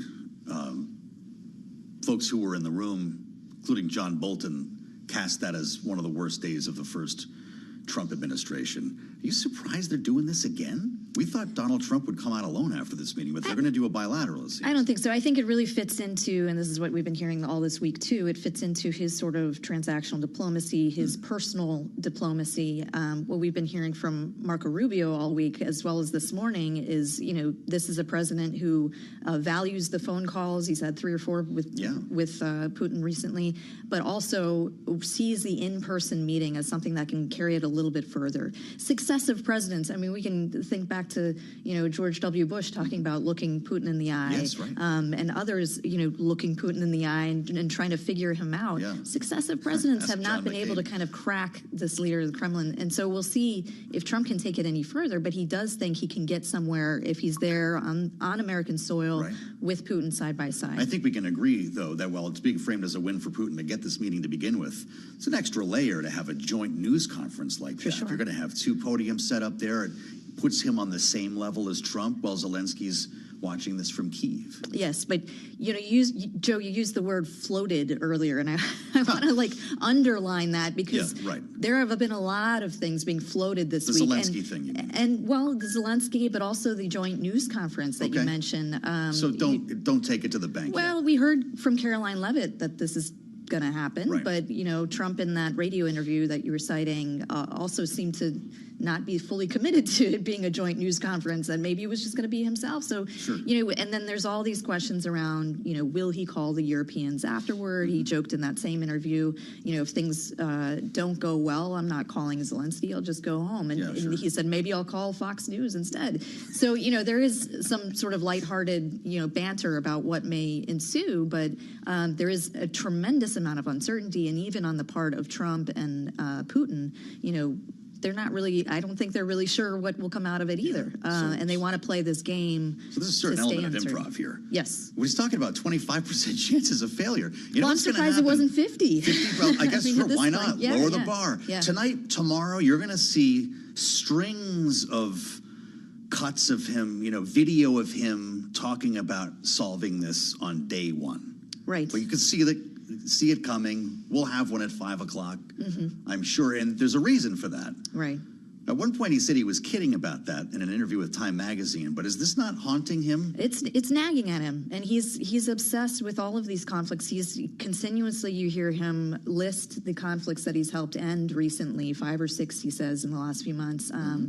Always tied to these sort of negotiations around what can America get out of it, trade deals or resource extraction or the like. So this one has eluded him, and we heard this morning again from Rubio saying, this is a long war. This takes a long time to end. And by the way, again, pointing to the previous administration, it started not under Trump, but under his predecessor, which is something that they want to kind of underline also. This wasn't our problem. it is our problem now, and we're trying to solve it. So we'll see if they can get anywhere. As we spend time with Michelle Jamrisco here in Washington, I point you to the Kyiv Independent. Producer James put this in front of me. This is really interesting. Putin to present Trump with historical materials framing Ukraine as an artificial state. Now, this is coming out of Kyiv, of course, and in this case, Ukraine's Center for Countering Disinformation. But they say that this package will include geographical maps intended to justify Russia's territorial claims and ongoing military aggression in Ukraine. Vladimir Putin is hoping to move the needle here, too. That's right. And it's hard to be surprised at anything that's coming out of both sides and what they might present tomorrow. But in addition to that, Are they showing up with props? I mean, we're not going to see the meeting itself, but we'll hear about it. Perhaps, maybe we'll hear about it at the press conference if Putin attends. But it also just shows that each side, and Putin especially, is throwing the kitchen sink at this. I mean, aside from the territorial issues, which the U.S. side has said needs to include Europe and Ukraine in the discussion eventually. They're also looking at economic benefits. They're trying to play to Trump, and Putin has been on this charm offensive for the past 24 hours, talking about, well, maybe we'll talk about nuclear arms treaties and how about that? What did you economic make of that headline? deals. It's not surprising. Again, this is a man trying to recall some Reagan spirit here. Yeah, this is like a former KGB guy, really knowing how to get at what his counterpart wants. Yeah, I mean, I think this is what Trump wants to hear. What can you give me? So he's going to be charming at the table. You're not the first person to suggest that. That's what I would think so. From everything, I haven't met Putin myself, but from everything we read and understand from history, I mean, this is going to be a further charm offensive with a lot of things that, shiny objects perhaps here and there, but also perhaps these earnest historical arguments that he believes deeply that Ukraine should be his. We still don't know about staging here. We know it's at the air base. Have you heard anything in terms of optics, what the backdrop would be? Well, I think for security purposes, the officials have been pretty buttoned up about that. I know our reporters who cover those agencies have been speaking with, I'm sure they are. They never tell me anything, these guys in the newsroom. I mean, are we serving sandwiches? You wonder what kind of accommodations and how welcoming we'll be to a man who's seen as a pariah around the world. Well, I think we'll have further details today on that. But yeah, if you can imagine, Anchorage is not the sleepy place that maybe sometimes it usually is. That's for sure. And it's bustling. The advance it's must be bustling wild up there right now with both sides, right? I suspect there are Russians and U.S. advance workers bumping into each other in Anchorage this weekend. It's pretty wild. Schlubs like us in the media who are trying to figure out how to cover it. That's right. We're all coming. We're going to have special coverage. I'll remind everybody tomorrow. It's going to be a long day tomorrow, and we could find ourselves here on Bloomberg Radio at 10, 11 o'clock at night by the time. Did I just say that out loud? By the time this is done, because that's what we're here for, and this is about as important as it gets. Michelle Jamrisco, always love having you on. Thank you. Great to be here. And we'll be looking for Michelle's reporting and editing, of course, as this all unfolds here on Bloomberg. We'll assemble our panel next. Rick Davis and Jeannie Shanzano are with us here on the Thursday edition of Balance of Power. I'm glad you're with us, too, on Bloomberg Radio, satellite radio channel 121. Get us up on YouTube because the president will be speaking, well, they tell us at least a half an hour from now, 1 p.m., delivering remarks from the Oval. Search Bloomberg Business News Live. I'll meet you on YouTube. Stay with us right here on Bloomberg.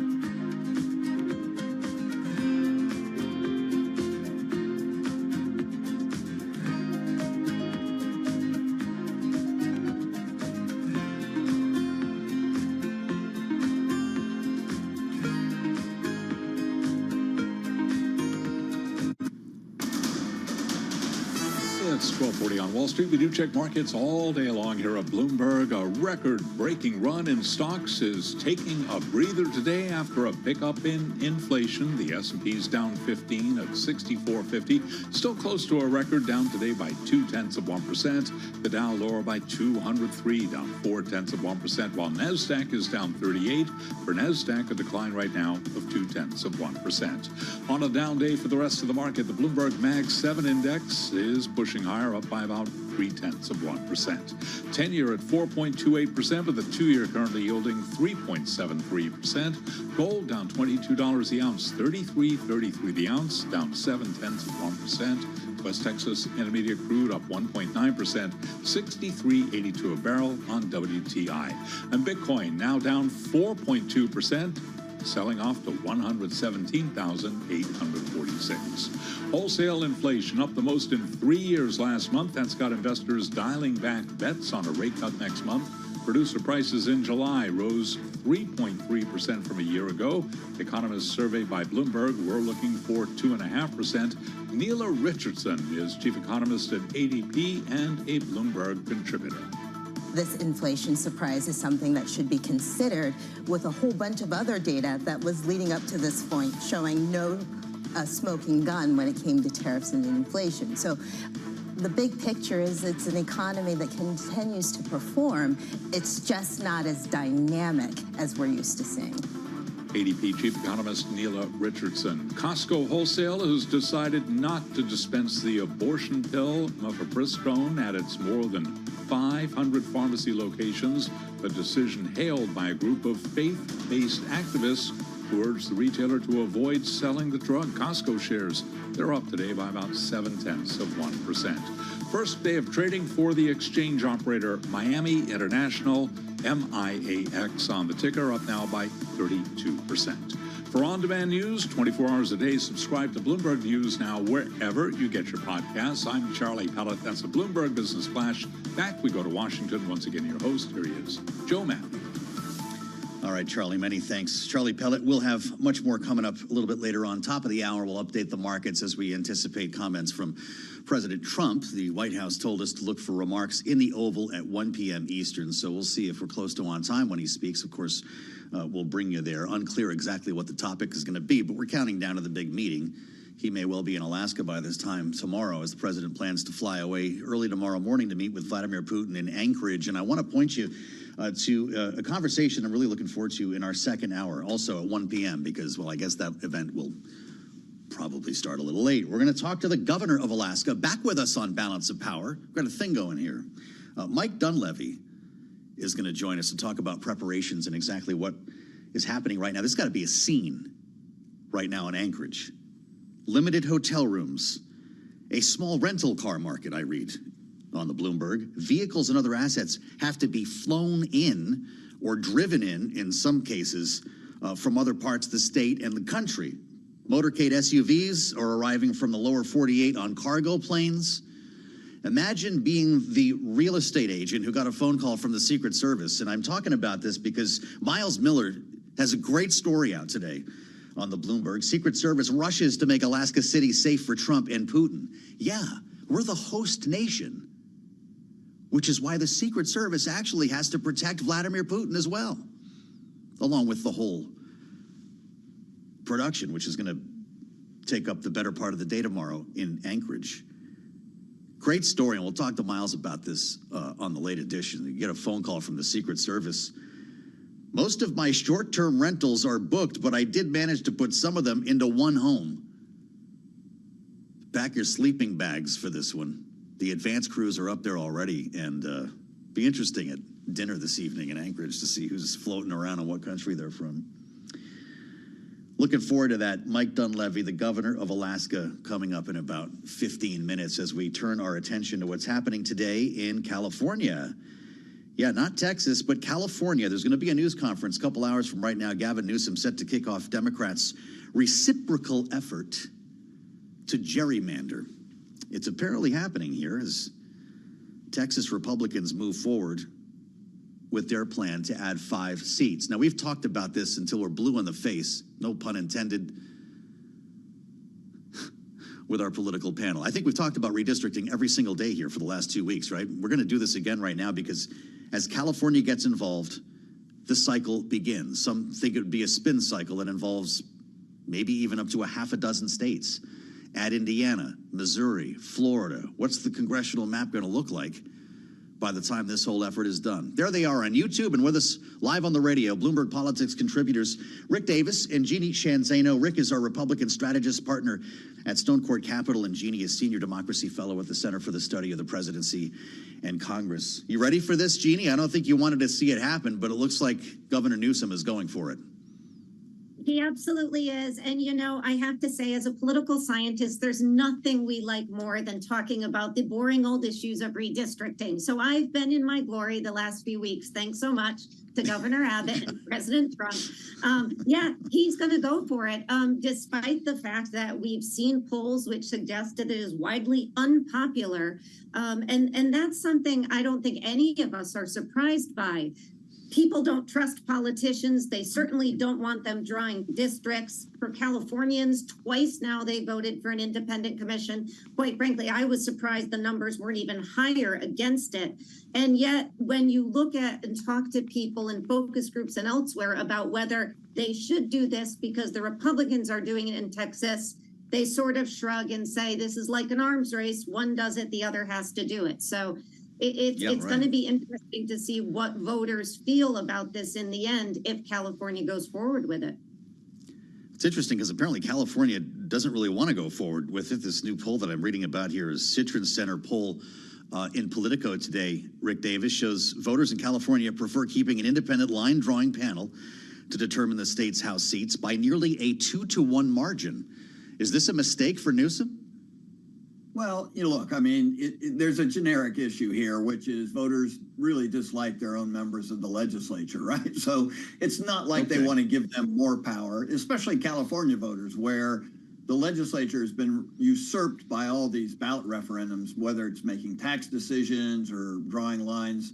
A commission's always going to beat a legislature, but this has to be done through a campaign. They're going to have to run a campaign to convince voters that this, you know, retribution to the Texas redistricting is worth it for them. And, you know, frankly, I think it's going to be an interesting campaign because if I were running the Republican Party right now, I'd say, let's get in there and mix it up with those guys, right? I mean, like, this is a good thing for Republicans to try and run a campaign against Newsom because it's his credibility that's at risk here, right? If Newsom stumbles on this, it will hurt his chances of being the nominee of the party. Okay. Well, you've talked about dummy mandering, not to be confused with gerrymandering, Rick. And I'm wondering, Jeannie, if you see that as a risk, just like it is in California. Republicans can't count their chickens here until we actually have these seats. They assume they're going to be Republican. Should Newsom assume that they'll all be Democratic? No, and that's the thing. This is a risk. You cannot assume, because let's not forget, no matter how well you try to draw these districts and how much data you have, you still have to run a campaign. You still have to have candidates. There's still a whole environment of issues going on, including the passage of a most unpopular big, beautiful bill. And so, you know, we look in Texas and we see that Republicans are banking on the fact that Donald Trump will do as well there as he did in 2024. But you look back just one cycle earlier in 2020, Joe Biden won many of those districts, and Trump, the ones he did win, he won by a lesser margin. Same thing goes on the other side with California. So this is full of risk. You know, they are trying to play this game. I think they might be better off putting, you know, redistricting aside and focusing on passing bills that are popular and putting up candidates and running campaigns that are well-funded and popular. So it can be seen as a waste of money if you look at it from that perspective. It's been quite an exercise watching Gavin Newsom on Twitter this week, Rick, the last couple of days, including, well, just one today, right after we woke up this morning, we saw this one. Your favorite governor, Gavin Christopher Newsom, he's writing all of these as if Trump was writing them, and they're in all caps. Offered the best, most amazing deal in history. Stop rigging Texas maps, and California won't make ours more beautiful. Sadly, but no surprise, Donald was too weak in Perren's little hands. to even write me back. What's going on with the Gavin Newsom experiment, Rick Davis? You've run presidential campaigns. Is that all this is about? Look, it's all part of the Gavin Newsom campaign for president in 2028. It's a dangerous game. Donald Trump has a history and a personality that can sustain this kind of demeaning of people. He's proven it over time. When Republicans were running against him in 2016, some of them tried the same thing, and it was a disaster for them. And so I think there's a big caution sign out there for Gavin Newsom. And yet, at the same time, the one thing the Republicans in Texas are doing is unifying the Democratic Party around Gavin Newsom. And so, you know, there's a situation where the Democrats were in complete disarray until the Republicans in Texas decided to start playing with maps. How does this hit you, Jeannie, this kind of talk? They're funny. As many know, he said in a different tweet, Donald Taco Trump, author of Art of the Deal, a book he should return to the library, just missed the best deal in history. He always chickens out. Tariffs, China, but even a chicken should know a good deal when he sees one. Is he making you laugh? Is he making you take him seriously as a presidential hopeful? Yeah, that one was to me a bit cringy. You know I'm not the audience for it, but, I think there's a danger for Gavin Newsom, and Rick just talked about it. And I would just add that people want authenticity. And if this doesn't come off as authentic, and certainly just look back at our current Secretary of State, Marco Rubio tried this in 2016, not authentic at all. You need to be who you are. That is what people want. So Gavin Newsom trying to be Donald Trump probably isn't going to resonate with too many Democratic voters. And I think that's the danger here. So he's going to have to watch out for that. He should be Gavin Newsom, and he should run as the person that he is, and to see if that resonates with voters. So I think in this regard, I would say Pritzker in the 2028 sweepstakes so far is doing a slightly better job in that regard, clearly running, but not necessarily trying to be Donald Trump. Well, it certainly reinforces the idea that the next presidential election begins the day after the election. There's J.B. Pritzker right now, surrounded by Texas Democrats who, of course, went to places like Chicago, and it looks like they're coming back home, which is why we're talking about this. It'll allow Republicans to move forward with the plan in Texas. Guys, we're going to be hearing from the president, the actual president of the United States, presumably 8 minutes from now, although these are frequently not on time when it comes to White House events, as we realize he's going to be in the Oval Office to deliver remarks, as says the presidential schedule today. We have really no real sense of what he's going to be talking about. And when we consider the importance of tomorrow, Rick,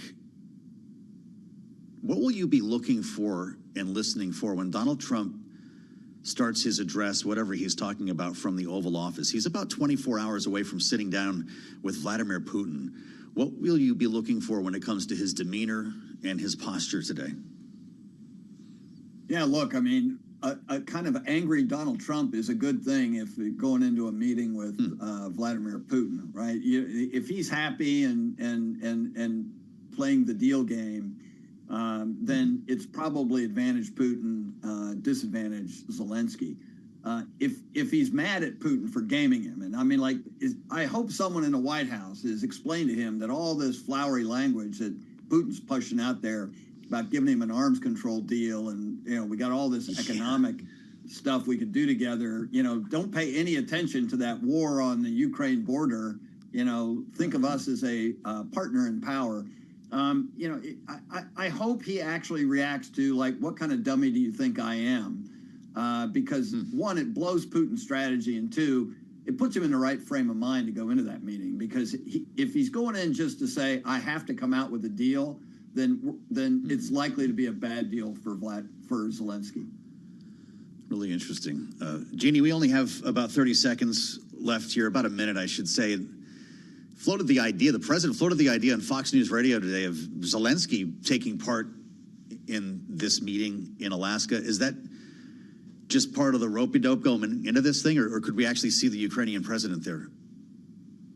Certainly Zelensky wants to be there. I can't imagine Vladimir Putin has changed his mind about sitting down with the three of them, so I doubt it happened. Yeah. All right. They'll be back with us in our second hour, as always. Bloomberg Politics contributors Jeannie Shanzano and Rick Davis. The best we have and the best analysis as we lead up to this very important session tomorrow. We're going to talk more about it with the governor of Alaska coming up at the top of the hour. Mike Dunleavy making his return to Balance of Power right here, only on Bloomberg.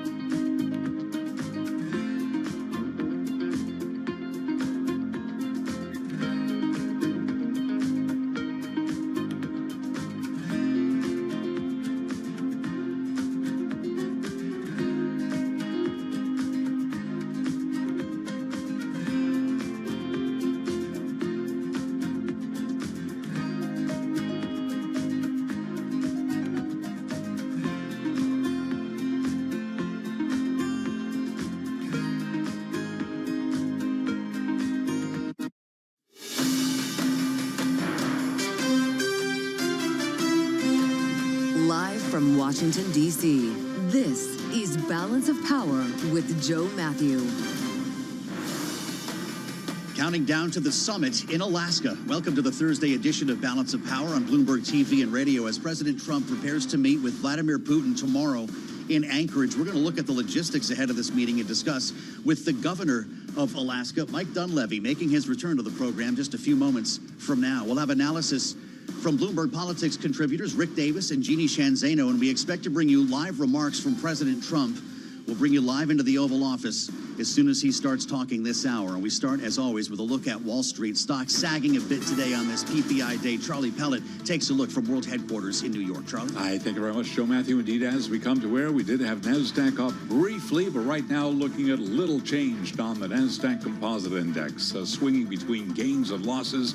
We got the S&P keeping it all in context, lower by 6, down 0.1%. Dow Industrials down 170 right now on the Dow, a decline of 0.4%. That record-breaking run in stocks taking a breather after a pickup in inflation lifted bond yields. Right now, the 10-year 4.28%, with the 2-year currently yielding 3.73%. Spot gold is declining by $21 the ounce, $33.34, a decline of 0.6%. West Texas Intermediate crude up 1.8%, $63.78 a barrel, and Bitcoin now down by $5,000 a token with a $117,000 handle, $117,855 on Bitcoin. That is a drop of 4.1%. Coming up after the close of trading today, we will be hearing from Applied Materials. Ahead of that report, Applied down by 0.6%. Peloton Interactive said to be planning its biggest product upgrades in years, including refreshed hardware,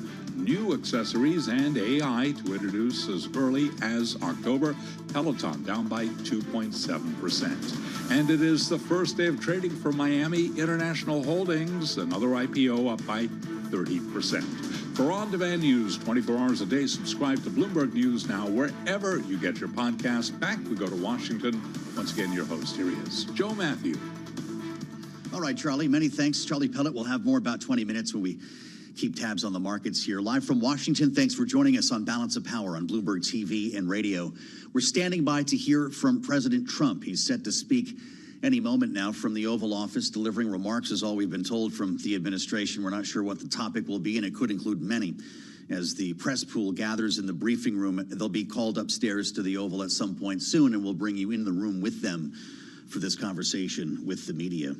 This, of course, all coming just a day before President Trump meets with Vladimir Putin, as the world's attention shifts to Anchorage, Alaska, where it's not only political drama, but logistical drama ahead of this meeting. A remarkable story here on the terminal from Miles Miller. When the Trump administration announced this meeting only a week ago, the lone agent assigned to the Secret Service post in the last frontier began preparing to host hundreds of reinforcements in the days ahead. The agency's mission was unusually complex. Consider this. As the host nation here, the Secret Service tasked with protecting both the American and Russian presidents at the same time. We're going to talk in a moment with the governor of Alaska after Donald Trump was asked about this meeting yesterday in his news conference at the Kennedy Center. Here's what he said. If the first one goes okay, we'll have a quick second one. I would like to do it almost immediately. And we'll have a quick second meeting between President Putin and President Zelensky and myself, if they'd like to have me there. And that would be a meeting where maybe it could be absolutely work. Will Russia face any consequences if Vladimir Putin does not agree to stop the war after your meeting on Friday? Yes, they will. Yeah. What will the consequences There will be consequences. Sanctions, tariffs? There will be, I don't have to say, there will be very severe consequences. Some pretty tough talk from the president, even as we've also heard him lower the bar ahead of this meeting, suggesting that it might be a feel-out session. We're not going to know until they get in there, and there will be a bilateral news conference afterward. We'll bring it to you here tomorrow night on Bloomberg TV and radio. But when we consider Alaska, as I mentioned, the last frontier, as the staging ground for peace talks, we have a great opportunity to bring back the governor of Alaska, Mike Dunleavy, with us on Bloomberg TV and radio. Governor, welcome back to Balance of Power. It's great to see you, and as I think I've made clear here, you had very little notice to put all of this together, so I understand it's been a busy couple of days. Is Alaska ready? Oh yeah, Alaska's ready. We have the venue already selected. The White House has already done that at our joint base Elmendorf, Richardson, here in Anchorage. So it's going to be pretty secure. The president's going to land there, and they've got a lot of space for meetings, and so I think it's a location that works well. Will you be greeting the president on the tarmac? I'll be meeting with the president Friday morning briefly, and so yes, and we'll have probably a very brief conversation about things such as our Alaska natural gas line and other things happening here in Alaska. Understood. really incredible reporting here about the logistics going into all of this. Anchorage has a limited number of hotel rooms to work with here, a small rental car market. So we're trucking in all kinds of resources here, whether it's vehicles being flown in from the lower 48 or from other parts of your state. How much of this has been a logistical experiment for your office? Well, again, most of this is being handled by the White House itself, and they're doing a great job. They've interfaced with us. They've interfaced with our troopers and city police here in Anchorage. And so the vast majority of this is being handled by the White House. It is tourist season. We're in the height of tourist season, so hotels are tight, cars are tight, as you mentioned. Right. But again, having this on the base alleviates a lot of issues. And so it's going to be on the base. Tourism will continue here. There's going to be a lot of reporters here, a lot of others with their eyes on this great state. So we're prepared. Well, I should think that that's a pretty good thing for Alaska. You're going to be seeing all weekend lots of beauty shots of your state, I'm sure, and a lot of tourists will have stories to tell when they come home. We know the Secret Service is on the ground there, Governor, and I don't know to what extent you can answer these questions. Are there Russian agents in Alaska right now? I don't know. I don't have the answer to that. That again, would be something the White House would know, but if there are, it hasn't been made known to us. Interesting. As you mentioned, this is taking place here at the joint base, which gives you, the logistical cover here to keep that sort of self-contained. But when you consider the number of folks coming into the state, it's pretty interesting to imagine what it's going to look like in Anchorage. Is this the biggest thing to happen to Anchorage ever? This is one of the This is one of the biggest things to happen. I mean, we've had the Pope and President Reagan here at one time years ago, obviously. But this is a huge issue, a huge deal for Alaska. It makes sense when you look at the globe. We're only 2.5 miles from Russia. The president of Russia just has to fly a few miles across the Bering Sea to get here. President Trump has to come up from the lower 48, go through Canada, and so we're closer. I think we're closer to Moscow by about 2.5 hours than Washington D.C. is going the other way, and so makes sense to be here. We're glad to host it. Whatever we can do to help, especially with this issue of peace, hopefully in Ukraine sooner than later. Alaska is standing by. Well, that's great, and it's a pleasure to spend some time with you here as we wait to hear from President Trump. I will let you know that they're mobilizing reporters, so at some point here this hour we'll end up in the Oval Office, and I suspect he'll have some things to say about this visit. Governor, he's also likely to talk about his big, beautiful bill, which is something that he's and other members of the administration are trying to remind people of now that it's actually being enacted, trying to highlight what they see as the benefits of the bill. Alaska played a pretty big role through your Senator Lisa Murkowski in the final shaping of that bill. She talked about feeling cheated, even though she voted to pass the legislation and had carved out some pretty interesting things for Alaska when it comes to rural hospitals, when it comes to even, I believe, tax credits for whaling captains. And I suspect that you would probably tell me about the energy enhancements in the Arctic that are going to be coming to your state. What's the most important part of the big, beautiful bill when it comes to Alaska?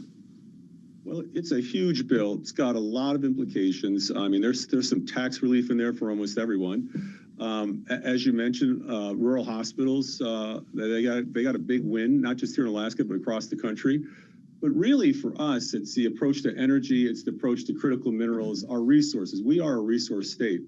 Under the previous administration, and we talked about that in the past on Bloomberg, we were not treated well, to be perfectly honest with you, by the Biden administration. As a matter of fact, we had more, we call them sanctions, about 70 sanctions by the federal government on Alaska during that time.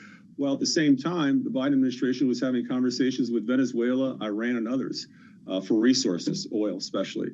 So President Trump has been great for the state of Alaska. In my opinion, the best president ever for the state of Alaska. He's allowing us to do what we do best. And so that bill is very large, very complex, impacts everyone in this country, all the institutions you can think of.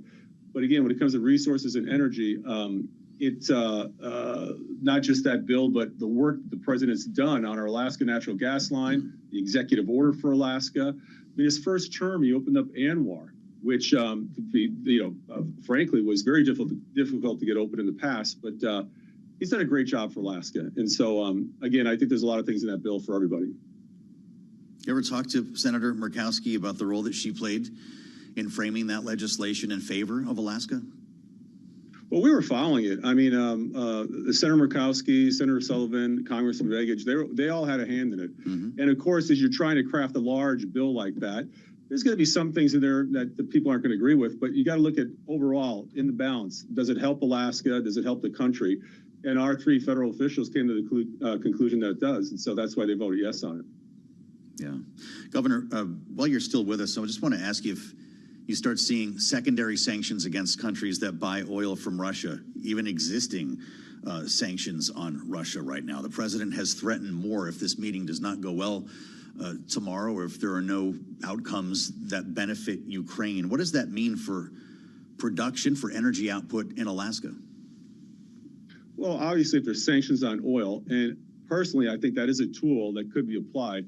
When you look at what's really happening in the world, it's interesting because many European countries are advocating for a tough stance against Russia, yet at the same time, they're buying oil and gas from Russia, which doesn't make any sense at all. In essence, they're helping to fuel the war effort on the part of the Russians. What it does for Alaska, for any oil-producing sovereign anywhere in the world, it's going to probably help in the short run, because if Russian oil is taken off the market, if Russian gas is taken off the market, it's certainly going to help the United States, but it's going to help other producers as well. But again, sanctions, I think, are a tool that the president is thinking about implementing, and maybe stronger sanctions, longer-lasting sanctions to help bring this war to an end. And from a security issue, a strategy issue, it's a tool that makes sense. Governor, what's the most important thing you're going to tell the president tomorrow? I'm going to thank him for what he's doing for the state of Alaska. I'm going to talk to him about the progress on our natural gas line, the $44 billion project, which is moving ahead. And I'm going to wish him luck in his discussions with the president of Russia. And we're all going to hope that there's a peace, a just peace, the war ends, and we can get on with investments. We can get on with being good neighbors to each other. And so I think the president's going to there's something going to come out of this. Maybe not any final decisions, obviously, in the 4 or 5 hours he's going to be talking with the president of Russia, but I think it's going to set the stage for, I hope, a long-lasting peace and that benefits everybody in the world. We'll be watching for you, assuming we can see his arrival at the air base tomorrow, Governor. It's good to have you back, and I hope the summer tourist season has been treating you well. That's Mike Dunleavy, the governor of Alaska. It's been great this year on Bloomberg TV and radio. Thank you, sir. It could be right around this time tomorrow that he's touching down. We'll bring all the stages of this visit to you live here on Bloomberg. It's going to be a remarkable day if you're interested in politics, if you're interested in history. This will be the case tomorrow as the president sits down with Vladimir Putin, and it's going to cascade into the evening. We'll be here overtime for you tomorrow on Bloomberg TV and radio to not only capture what we can around the meeting itself, but the bilateral news conference that is now apparently expected, with both of these leaders facing the press. As we wait for the president, he's going to be facing the press any moment now. The press pool is just outside the Oval Office waiting to go inside to hear remarks from President Trump. We assemble our political panel. Bloomberg Politics contributors Rick Davis and Jeannie Shanzano with us right now. Rick is our Republican strategist, partner at Stone Court Capital, and Jeannie is Senior Democracy Fellow with the Center for the Study of the Presidency and Congress. I'll apologize in advance, guys, if we get caught off by the president. But Jeannie, what do you make of this development, bilateral news conference that has emerged today, sort of casting some, I guess, or projecting some optimism over the outcome of this meeting? What if it doesn't go well? And that's possible, given, what happened in Helsinki that we all remember. Some people say one of the lowest points in Trump's first term. When I heard this, my first instinct was Vladimir Putin has once again gotten the better of President Trump. We know one thing about President Trump. Everybody does. He can't resist a press conference. So the minute that Putin put that out there, or Russia put that out there, you knew Donald Trump was going to jump on it. And I suspect that we will see something like that. But it is not a good idea for Donald Trump, because we still are unclear where he stands, given he's been pretty much all over the map in the last 6 months as it pertains to what his objectives are going to be as in these talks. And so I think it's not a good idea. It also gives Vladimir Putin, the ability, as somebody who is really been pushed aside by most countries given what's happened after he moved into Ukraine. And he is certainly known as, or at least indicted as, a war criminal, puts him on the stage with the President of the United States once again. Is it a mistake to share a news conference with Vladimir Putin, Rick? Yeah, I think you only have news conferences with foreign leaders, especially those at odds with your foreign policy, if you have something positive to announce. I can't imagine a scenario where they're going to come out of this, short meeting with no prep for the summit and shake hands on a ceasefire deal. And that is the expectation that Trump has put on himself, is it's his job to get a ceasefire deal. Now, he's been working the media overtime in the last 48 hours to lower expectations. But at the end of the day, he will be graded on his ability as a peacemaker, what he is claiming some jurisdiction over, to make something happen in this meeting. And I wouldn't be surprised if there's some forced event, but I don't think it's good for the United States to be standing next to a leader like Vladimir Putin, who's really just a thug working as an attendant at a big gas station, to think that somehow, that's going to help world peace. Really interesting reporting on the logistics going into the visit, Jeannie, from Miles Miller on Bloomberg. Reciprocity is the key here. According to State Department protocol, each courtesy extended to one leader must be matched for the other. Russian security will control Putin's immediate movements. The Secret Service will control the outer ring. When it comes to security, neither side will open the other's doors or ride in the other's vehicles. If 10 American agents are posted outside of a meeting room, 10 Russian agents will stand on the other side. Everything will be matched body for body, gun for gun, according to a source talking with Bloomberg. The choreography here is going to be remarkable, Jeannie. How much ad-libbing are we going to see around that by this president? Well, they've all got to be ad-libbing to a certain extent. I mean, so much credit goes to the people who have put this in place and are working hard to put this in place in such a short time period. These often take months to come together. And we've had, a week or less than a week, a few days. And it was fascinating, your conversation with the governor, what a big deal this is, obviously, in Alaska to welcome these two leaders. I guess it's not a summit, it's a listening exercise. And Joe, I have to tell you that I thought Jimmy Fallon made a good point when he said those are two things Donald Trump doesn't like. So we don't know how it's going to come out, listening and exercise. But that aside, credit for the choreography here, because they haven't had a lot of time to put this into practice and into place. So, I think we could see missteps as a result, but hopefully not. Everybody's a comedian. Hundreds of agents descending on Anchorage. Rick, downtown hotels full, as I read, rental car lots cleared for convoys. Agents in suits and earpieces posted at intersections. Plain clothes blending into coffee shops and parking garages. This is not a normal Thursday in Anchorage. I asked the governor if there were Russian agents in his state. He didn't seem to know. What do you think? Well, if he knew, he wasn't going to say anything on public TV, that's for sure. Yeah. The reality is that we're only going to get a tidbit of the real news that the planners are working through. I mean, enormous issues, but at least the fact that it's on a military base gives the planners total control on the logistics. And I have no doubt there's barracks being used to house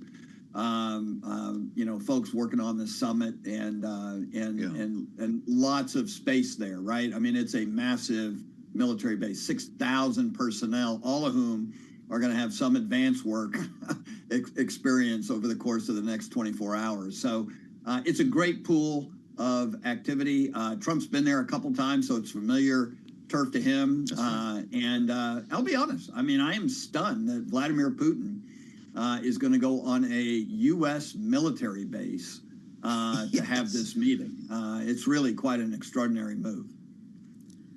What do you think of that, Jeannie? I mean, I've stopped asking questions about it. I was kind of blown away when I first heard that this was the case. The man known as a pariah on the world stage, touching down with the full protections and courtesies of the United States on one of our military bases? Should this be at a hotel somewhere? Yeah, I mean, that was just such a fascinating development because people I talked to prior to this announcement said that if there's one thing we know, it won't be at a military base because they're not going to welcome Vladimir Putin to a U.S. military base.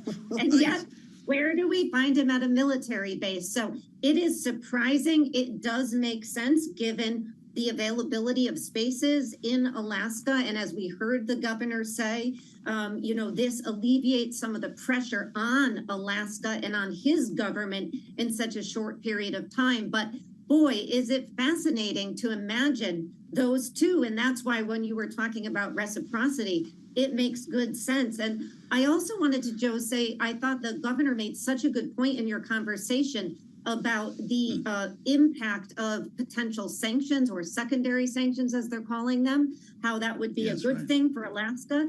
The other part of that, what he said was so true, which is that where is Europe? They are buying Russian oil. So as we talk about sanctioning India and China, Europe seems really hypocritical in all of this. And I think he made a very good point on that. Really interesting. Spending time with Rick Davis and Jeannie Shanzano as we wait for the president. The press pool's just outside the Oval in the Colonnade, waiting to go inside. And when he delivers remarks, we'll bring them to you live here on Bloomberg TV and radio. I'm Joe Matthew in Washington. Glad you're with us on the Thursday edition of Balance of Power. As we keep our eyes on Wall Street, we've been bouncing around, at least in terms of the broad market, a little bit on this PPI day. A little up, little down kind of a session as we hear from Charlie Pellet. Let's get an update on Wall Street as we stand by for the president, live from World Headquarters. Charlie? I thank you very much indeed. Here's what's going on. The Dow, Dow right now down 140. That's a drop of 0.3%. It is the S&P 500 index that is little change now, lower by 3. Record-breaking run in stocks, taking a breather today after a pickup in inflation this morning. That lifted bond yields and the dollar. NASDAQ back in the green with the NASDAQ Composite Index higher now by 10 points, up by just about 0.1%. On a down day for the S&P, our Mag 7 index is advancing by 0.6%. We've got the 10-year currently yielding 4.28% with a 2-year 3.73%. Spot gold at $33.38 the ounce. Gold down $17 the ounce, tumbling 0.5%. We heard the Alaska governor talking about the price of oil. West Texas Intermediate crude up 1.5%. Brent, the global benchmark, up now by 1.3%. Bitcoin trading lower by $5,100, below $118,000. Bitcoin right now at $117,847. Bitcoin down by 4.1%. Earnings news, Tapestry's annual outlook for a key profit metric missed analyst forecasts due in part to tariffs, a sign that Wall Street is still adjusting to the full cost of duties for U.S. firms. Tapestry's brands, by the way, include Coach and Kate Spade. Tapestry, again, now lower by 14.4%. It is the first day of trading for Miami International Holdings. That's stock surging now by 32%. Again, recapping, looking at a mixed market with the Dow, the S&P, they are both lower. NASDAQ is higher. NASDAQ up 0.1%. The S&P keeping it all in context down by 0.1%. For on-demand news 24 hours a day, subscribe to Bloomberg News Now wherever you get your podcasts. Back we go to Washington. And once again, your host, here he is, Joe Matthew. All right, Charlie, many thanks. Things warming up today in Washington, literally, in terms of the weather. And it's starting to feel a little different on the streets around our Bloomberg Bureau and elsewhere on the National Mall. You can see the difference after the president sent not only National Guard troops to the streets, but also federalized the Metro Police Department and put hundreds of agents from federal law enforcement agencies, from the Park Service to the FBI, out on the streets. Park police have been awfully busy. They always are around here, but their movements have been notable. As you drive into town today, there are sirens everywhere. You can't always see where they're coming from, but they're kind of roving in groups through the city, closing down intersections for a minute. In the case of last evening, they put up a checkpoint on 14th Street in Washington, D.C. They were yelled at by protesters coming out of restaurants locally there, and a lot of New York plates, a lot of federal officers with their faces covered, not to suggest that they were not identifying themselves. If you're with us on Bloomberg TV, there's a shot. There were, I believe, 2 arrests that came from the checkpoint. It looked kind of like a a DUI type of checkpoint, but it was ICE agents, immigration officials, in some cases questioning people who were inside their vehicles driving through town fairly early in the evening, about 8 p.m. Eastern time. Interesting reporting by the Washington Post as they asked these federal agents who was in charge, what their mission was. They didn't refer people back to police or their agency. They're referring the media to the White House. This is very unusual to see this kind of activity. Washington Post also breaking news that the D.C. police chief is expanding cooperation with immigration enforcement. Police officers here in the city now may assist federal immigration enforcement by sharing information about people not in custody and by transporting federal immigration agency employees and their detained suspects. According to a new executive order that was just issued by the D.C. police chief, Pamela Smith. I'll add more. It's happening right outside the Kennedy Center. A homeless encampment was cleared out earlier today. Members of D.C.'s Health and Human Services team clearing an encampment on what they refer to as a grassy no man's land near the Kennedy Center. And we have a couple of those here around town that were frankly being cleared out by the Biden administration as well. We're standing by to hear from President Trump. I suspect he's going to be asked about all of this as well as his meeting tomorrow with Vladimir Putin. The press pool has been assembled and they're standing by waiting to be allowed into the Oval Office. When they do, we'll bring you in there. In the meantime, we have a chance to catch up with our political panel. Bloomberg Politics contributors Rick Davis and Jeannie Shanzano are back with us now as we stand by to hear from the president. Rick, I don't know if you got into D.C. yet today, but it does seem noticeable what we were kind of waiting for, to actually see the impact of troops and federal officers on the streets of D.C. The president yesterday suggested that he may try to seek an extension well beyond 30 days that he's allowed here as president of the United States. Will Congress allow him to do it? Yeah, I think he's got a blank check from this Congress. I mean, he's had more controversial things to get them to walk the plank on, and in a straight line party vote, they've given him pretty much everything he's asked for. So I had no doubt to question his resolve on this, and it makes sense that he'd need more than 30 days to do what he's talking about doing. Look, everybody wants this to work. Now that it's happening, let's make sure it turns out the way that everyone hopes it will, with a more peaceful and safer District of Columbia. I have noticed a ramp up. I mean, it took a couple days to start seeing people from federal police to military units in and around town. But I would say now there's no quadrant of Washington that I've been in that I didn't see some. So I think that the federal invasion is complete, and we'll see what kind of impact that really has over time.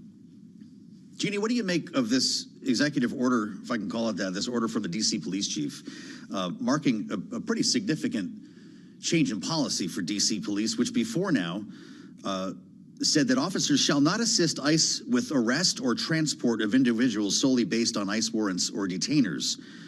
Chief Smith's new policy is reversing that order. We've got a city here that's listening closely to this president and trying to keep him happy. Is this a good idea? Yeah, I don't think that the police chief has any choice, really. Given the situation that DC is in, the way that Congress passed this law in the early 1970s gives President Trump the legal right to do this. And so I think the police chief is right. You've got to partner with the feds. And so in this specific case, it's not shocking. What is going to be, I think, particularly concerning is, to your point, if he spreads it out to other cities, because this notion of federalizing our cities is something that makes most Americans very, very uncomfortable. Going right back to the Revolutionary War and the Third Amendment, which says no quartering of soldiers in homes, we have a sense that we should have freedom from the federal government in particular. And Donald Trump is going directly in opposition to that.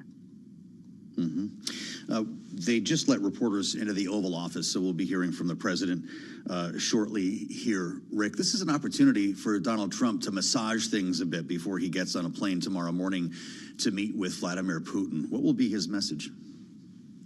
You know, I think that it's probably going to be consistent, although consistent and Donald Trump in the same breath is a little dangerous. But you know, he's been trying to lower expectations to the point where you know, he even indicates that one of the outcomes could be him coming home and nothing changes. So I think we'll continue to hear that from him today. He has been echoing some of the concerns that Europe has given him on what needs to happen with Ukraine's borders. And yet at the same time, his administration has not been bashful about talking openly about the fact that Ukraine's going to have to lose some territory. So I think he'll probably touch on a lot of these issues. You know, he loves to negotiate against himself before these big events, and yet he never seems to feel obliged to implement any of those. So he really has a different negotiating style that we constantly have to learn from, and I think we'll see that in full display today with this presser in the Oval. Well, let's find out. The president just started talking. He's flanked by SSA Commissioner Frank Bisignano. He's going to be talking, it seems, about Social Security, but they will get to questions and a lot of the topics we've been discussing right here on Balance of Power. The Oval Office now live on Bloomberg TV and radio. Social Security Administration, Frank Bisignano. Oh, in the world of business, in fact, I wrote some of the little things down that he's had an amazing. He was Chief Operating Officer of JP Morgan Chase. He worked for Jamie Dimon. And Jamie Dimon said that he was amazing. So think of that, Chief Operating Officer, JP Morgan Chase, had a storied career. Then he went to First Data.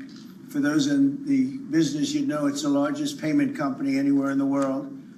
And he worked for Henry Kravis, and it was in big trouble. He took it over as CEO. He made it incredible. They merged with Fiserv, and he became CEO of that, and that became extremely successful. I was in Milwaukee. I guess they had the Milwaukee Arena, and where we had some good success and some good speeches. But he's a really legendary guy, and he wanted to do this. I mean, he just wanted to straighten out Social Security because he loved the country. And what he's done in a few months is amazing. Almost 60 million American seniors rely on Social Security for peace of mind and a life of dignity and retirement. These Americans paid into the system, and they deserve leaders in Washington who are going to protect the benefits they've had and protect Social Security. Under Biden, Social Security went down like nobody's ever seen it, deteriorated. There's never been anything like it. The 4 years of Biden were very, very destructive. It couldn't have gone on much longer. Social Security was going to be destroyed. It was being destroyed. The average call wait time reached an all-time high of more than 42 minutes. Field office wait times were at 32 minutes, which is unheard of, and the disability claims backlog was the longest ever in recorded history. In other words, it was run just like the country was run. It was run really badly. But I'm pleased to report that under our leadership, and Frank in particular, the changes he's made and what he's done is sort of a miracle. Sort of like what happened with the country as a whole. Field office wait times are now down 30% since last year, and it looks like it's going to a total record number. And the record was set in a long time ago when the world was a lot different place. So we're gonna beat that record. Call wait times are down 73% while serving twice as many customers per day. The disability claims backlog is down 26%, and seniors now have 24/7 online access to their accounts, which they never had before, whereas under Biden, the website was down 29 hours a week for maintenance purposes. It was essentially not open very much. They were always maintaining it, but they didn't know what the hell they were doing. They had a person running that had no idea what they were doing. Among my very first acts was to order all government employees to return to the office or be removed from the job, which means our Social Security offices are now open for full business hours 5 days a week. So unlike being shut down all the time, we're open at record levels also. We're making it really great for the people that want and demand Social Security, and they paid into the system. They deserve it. Last month, I signed one big, beautiful bill and allowed no tax on Social Security for our great seniors, okay? So how's that? Not bad, right? No tax on Social Security for our seniors. And to protect our benefits, we've already kicked nearly 275,000 illegal aliens off of the Social Security system. These are people, many of them have already left the country, and yet we were sending them checks all the time. And 275,000, and that number is now even larger than that, frankly. It's an unbelievable job. And what that's doing is making the system strong. It's making it strong. Biden never kicked anybody off. Everybody joined. And we're carrying out historic deportations to remove many more illegals committing Social Security fraud. It's the Social Security fraud that was taking place at levels that nobody's ever seen. We cleared 12.4 million names listed in the Social Security database over 120 years of age. Think of that. So we had 12.4 million names where they were over 120 years old. Is that right? That's a hell of a statement. I have a feeling, Dan, that's not really really didn't happen, did it? So you have 12.4 million names listed. President Trump is reading from behind the Resolute desk here about Social Security and some prepared remarks, I guess, from the Oval Office just a day before his meeting in Alaska with Vladimir Putin. As he goes through this update on Social Security, we'll get back to the president when they get to questions and answers, presumably, about the meeting tomorrow, about the law enforcement efforts, the federal law enforcement efforts today on the streets of Washington, D.C., and so many of the other stories that we're looking to update here. So stay with us on Bloomberg as we reassemble our panel. Bloomberg Politics contributors Jeannie Shanzano and Rick Davis have been listening along. Jeannie, is this a strategy? You know, we're waiting for some pre-game posturing here ahead of Alaska tomorrow, but is the whole point Donald Trump showing that he's not worried about it? Yeah, I think it could be. I also was wondering, Joe, if this is some type of effort to clean up after Scott Bessent's remarks not that long ago about privatizing Social Security, which, of course, is really, really wildly unpopular with so many Americans, and Donald Trump knows that. And I also think, to your point, you know, if he doesn't come out in a joint press conference with Vladimir Putin tomorrow, he cannot be accused of having not spoken to the press about it. So I think it does make sense for him to come out today and you know, make sure that people's expectations regarding tomorrow are not quite too high, because of course he himself has said even early today that there's about a 25% chance of failure. I think if what he's after is an agreement, I would say there's about a 99% chance of failure, but that's me. He's at 25%. Yeah. Rick, what do you think of this? Is part of the strategy to show a relaxed president, not worried about sitting down with Vladimir Putin, in fact, occupied with other issues like domestic issues, Social Security, and so forth? Yeah, look, I mean, number one, I do think they're playing a little bit of damage control on this issue of Social Security. You know, it came out in June that the old age and survivor benefits run out in 2033, I believe. And that sent a shockwave through a lot of constituents that, especially older Americans who want to be sure that their Social Security will be there in the future. If nothing is done on Social Security between now and then, those benefits will be reduced by about 20%. Nobody wants to be the president when that happens, so it's not that far off. And then in addition to that, you had really bad debt news. The federal deficit hit a all-time high, I think $34 trillion, quicker than anybody thought it was going to. Of course, a lot of that dates back to the pandemic era when a lot of heavy spending was done there and it's accumulated. But these are two bad news items for Donald Trump, both of which nothing positive happened in this latest congressional round of reconciliation. Donald Trump says hands off of Social Security. Not sure that's a good option for him for the next 3 years. And even though Republican rhetoric about wanting to reduce the deficit, you know, was everywhere, nothing actually occurred. If anything, the deficit's now been increased over the next 10 years by $4 trillion. So at the end of the day, he does have some exposure on these issues domestically, and it's a smart move to get out there and get ahead of it a little bit. But two, I agree. I mean, like, business goes on. This is not all about Vladimir Putin all day at the White House, and that's a good signal to send. Yeah, really interesting. Jeannie Shanzano and Rick Davis, Bloomberg Politics contributors in our great panel today. Many thanks to you guys, as always. We'll, of course, bring you into the Oval Office when the president, as I mentioned, starts taking questions here. He has been making a couple of remarks, kind of side remarks, as he's talking Social Security here and generating a couple of headlines on the terminal. As the president says, 401ks, stock market are soaring, recalling that following his Liberation Day and the immediate swoon that we saw in the markets, he wasn't talking about Wall Street. In fact, said he wasn't consumed with the markets at all. Hardly any inflation at all, the president said. Inflation, quote, is down to a perfect number. And that follows news today on producer prices, wholesale inflation warming up more than expected, to the point where a lot of folks are wondering if this is about to fall on consumers. And as we wait for the president to start taking questions, it's a great pleasure to talk to Betsy Stevenson, professor of public policy and economics at the University of Michigan, former member of the Council of Economic Advisors, former chief economist at the U.S. Department of Labor. Betsy, welcome back. I'm loath to start a conversation with you when I'm about to go to the Oval Office, so I mean that in the best way. I don't want to interrupt you when the president speaks, but we will go back to the White House when he starts here. Donald Trump says inflation is at a perfect number. Do you agree? Well, I think that no, I do not agree. It's not at a perfect number. We want to see inflation down to about 2%.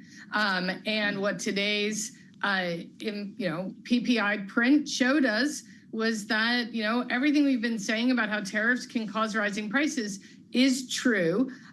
It's tricky because what's happening is the tariffs lead to higher prices for businesses that then have to decide how much they can absorb, and not just how much they can absorb right now, but for how long they can absorb it and what to pass along to whom. And so what we saw here was some pass along that has happened among producers. And the question will be, when does this pass along start to happen to consumers?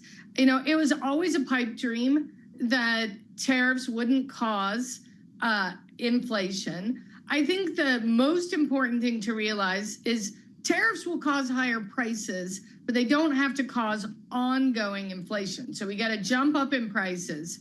And the Fed has to figure out whether people can look through the increase in prices and realize, okay, we're going to move to a new equilibrium where everything's a bit more expensive and then stay there. Or will they start to get worried about ongoing inflation because people's inflation expectations have not been quite as well anchored in the post-COVID inflation era? Well, when you combine some of the comments that we've heard from companies this earnings reporting season, Betsy, it sure makes you wonder. People not buying breakfast as often at Wendy's and McDonald's because they're not driving to work. In some cases, not working at all. Sweetgreen says they're not lining up for salads at lunchtime. But then you've got the Procter & Gamble's of the world that are passing on higher prices. And you've got the Black & Deckers who are trying to absorb it. They're all warning investors, though, that something is coming. And when you put that composite together here, what does it tell us about where we'll be, say, in the fall or winter? Look, this is just, our bread and butter economics that you learn in an intro econ class, which is, if input costs go up, if you're a business, you might sell less if you raise your prices. But if you don't raise your prices, you might not make enough profit to make it matter how much you're selling. So you have to figure out how much of the price increase do you pass on and what does that mean for how much you sell. And if you do that in an environment when consumers' incomes might be declining, or at least their willingness to spend is declining because of fear of rising unemployment or fewer job opportunities, that makes things even more complicated because you've got consumers' willingness to pay has gone down, and you have to navigate how much to pass on in that environment. It's not going to be static. It's something that is, every business out there is trying to live and learn, adjust their prices a little bit, see what happens, figure out how long they can hang on without raising their prices. The one thing I think I'll say for certain is companies don't like Procter & Gamble to announce an increase in prices and then say 6 months later, we're just kidding. Tariffs are gone. We didn't need that price increase. Sorry, we did that to you. It costs them too much in terms of loyalty. So companies are slow to pass along price increases. And I think we all need to keep that in mind. Well, and it's something that we're going to be watching, obviously, here. We're watching it with every data point, Betsy. But how would you respond to the Peter Navarros of the world who say, no, you're wrong. Wages will keep up because of growth, that growth is the answer to all of this. And we heard that in the first term as well. In fact, they frequently point back to the first term as evidence to say you're not painting the complete picture here. You're going to see wages skyrocket because of reshoring. You're going to have growth that helps us get beyond higher prices. Bring me back to Econ 101 and the response to Peter Navarro. That's a great question. So first we have to ask, where does economic growth come from? Economic growth basically comes from being more productive. So if we can produce more using the same amount of resources, we have economic growth. And one of the things that's true about tariffs is they lead us in the opposite direction. Because what they do is they put a wedge between choosing what's optimal in terms of producing things at the lowest cost and what we end up doing. Because now there's this wedge, the tariff, and it's might make it better to produce iPhones in the United States, even though they're very, very expensive to produce in the United States. So we go about doing that, we're going to have very, very expensive iPhones. That's not going to lead to economic growth because phones are going to be more expensive. There's going to be something else we're not doing with our resources, which might have been something we were producing for export that we were actually quite good at doing. So I think this question is, they say economic growth, but you have to actually say where the economic growth is coming from. Now, one thing they are telling us is, that one big beautiful bill had a bunch of incentives in there to try to get, increase maybe capital investment, invest in research and new ideas. And so they're hoping that spurs some growth. I don't know that there's a lot of evidence that the problem businesses had was that, they didn't have, strong enough tax write-offs to be able to do new ventures. So I'm not convinced we're going to see a lot of economic growth out of that. And then there's something else, which is one of the things that's going to hurt economic growth, besides the tariffs, which will hurt economic growth, is growing government debt. Growing government debt means if you're a saver, should you loan your money to the government or a business? Now you've got, government in there competing in the market for loanable funds with businesses. That's going to drive up the cost of borrowing. And I think that's another reason why, the research shows you drive up the cost of borrowing and you're going to slow economic growth. So I just don't see this evidence for faster growth. Going to school with Professor Stevenson today, Betsy Stevenson, University of Michigan. It's always great to have you, Betsy, on Bloomberg. We thank you so much for the analysis as we bring you back to the Oval Office. President Trump has just begun taking questions from the press, which means I'll probably meet you on the late edition of Balance of Power. Let's go live now to the White House on Bloomberg. And he's got it turned around so well. The proclamation helps. All of the things we've done help. And he's finding such tremendous fraud where we have illegal aliens. We have people that don't even exist on Social Security now. They don't exist. And what it does, it makes it totally secure and powerful for the people that are on it and need it. And we're very proud of the job he's done, one of the best. Kara Castro from Lindell TV. How are you today, sir? Democrats like Bernie Sanders and Elizabeth Warren continue to peddle the lie and the claim that you're trying to cut Social Security, despite your repeated promises to protect it. Why do you think they keep pushing this misinformation and literally terrorizing the elderly in America that sadly keep watching the very misleading mainstream media? I love your question. I should have called you almost first, but I love his questions also, always. But it's such a good question. It's so vicious what they do. Elizabeth Warren said she was an Indian. We call her Pocahontas. She's a liar. She lied her whole career. Based on the fact that she was an Indian, she was able to get into certain colleges, get certain jobs, get into certain universities to work there. She's a liar and a mean person. She's a nut job. I watched her the other night. She's all hopped up endorsing a communist in New York City. And she was all excited and jumping up and down. She's got to take a drug test. She really does. She's got to take a drug test. There's no way somebody can act that way and be normal. What she's done to our financial institutions, he destroys people. Do you know that you had a lot of great banks in the Midwest, and banks that loaned to farmers and others, and they went out of business. She put them out of business. Stone cold mean. Banks that were open 150 years, family banks that supplied the farmers and manufacturers and others, and she put them out of business. She's a mean, horrible human being. Bernie Sanders is Bernie Sanders. I don't mind him so much. He's just a liberal guy, very liberal guy. He's a wacky guy. He's still sharp. I got to tell you, you know, he's 86 or 87 or something. He's still sharp. You compare that to Joe Biden, it's, you know, sort of what happened. So I don't mind Bernie Sanders. With him, you know what you're getting. You're getting a guy, he's a nasty guy, but he's somebody that throws the ball pretty well. He's okay. I watched him the other day. He was totally on the opposite side of things. I will say this, the biggest issue right now, and an issue that's really taken hold, is crime, stopping crime in the cities, and the Democrats are fighting the stopping of crime. So I think that's like men playing in women's sports is okay, or transgender for everybody, okay. But this is a bigger issue. This is the biggest of all issues. Crime is rampant in D.C. It's rampant in our generally blue-run cities, and they've got to do something about it, or they're never going to win another election. And instead of calling me a dictator, they like to say Trump's a dictator. Trump's a dictator.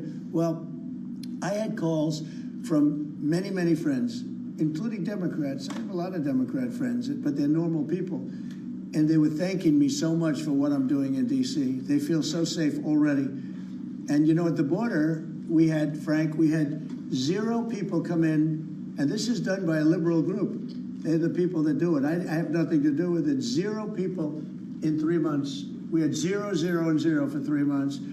And last year we had millions of people pouring in from all countries, from jails, from drug addicts, gang members, drug dealers by the thousands and thousands.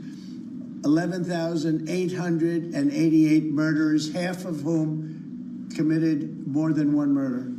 They flowed into our country, and for the last 3 months we had none. And I didn't remember when Joe Biden used to always go, I need legislation. I had no legislation. I just said we're closing the borders, and the whole world understood it because they respect your country again. They really respect this country again. They didn't respect it. When he said it, it didn't mean anything.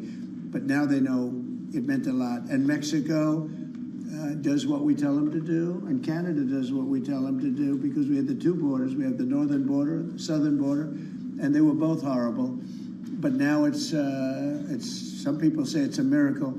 Well, what Frank has done with Social Security also is something very special. But what we're doing with crime, which will be your next question, I guess, that's because everyone's they're afraid. Half of the people here, maybe all of the people here, most of you live in D.C., you are petrified to go out, and you're liberal, and if you're liberal, you're going to have to change. You're Democrats, you're going to have to change your ways. So we will have crime under control very shortly in D.C., but they're record numbers, and sadly, what I guess the mayor did, but whoever it was, they asked the numbers to be fudged so that it would show less crime than the fact. The fact is, it's worse than it's ever been, and we will have it just like we did at the border, where the borders are totally in great shape right now, the best ever, record-setting shape.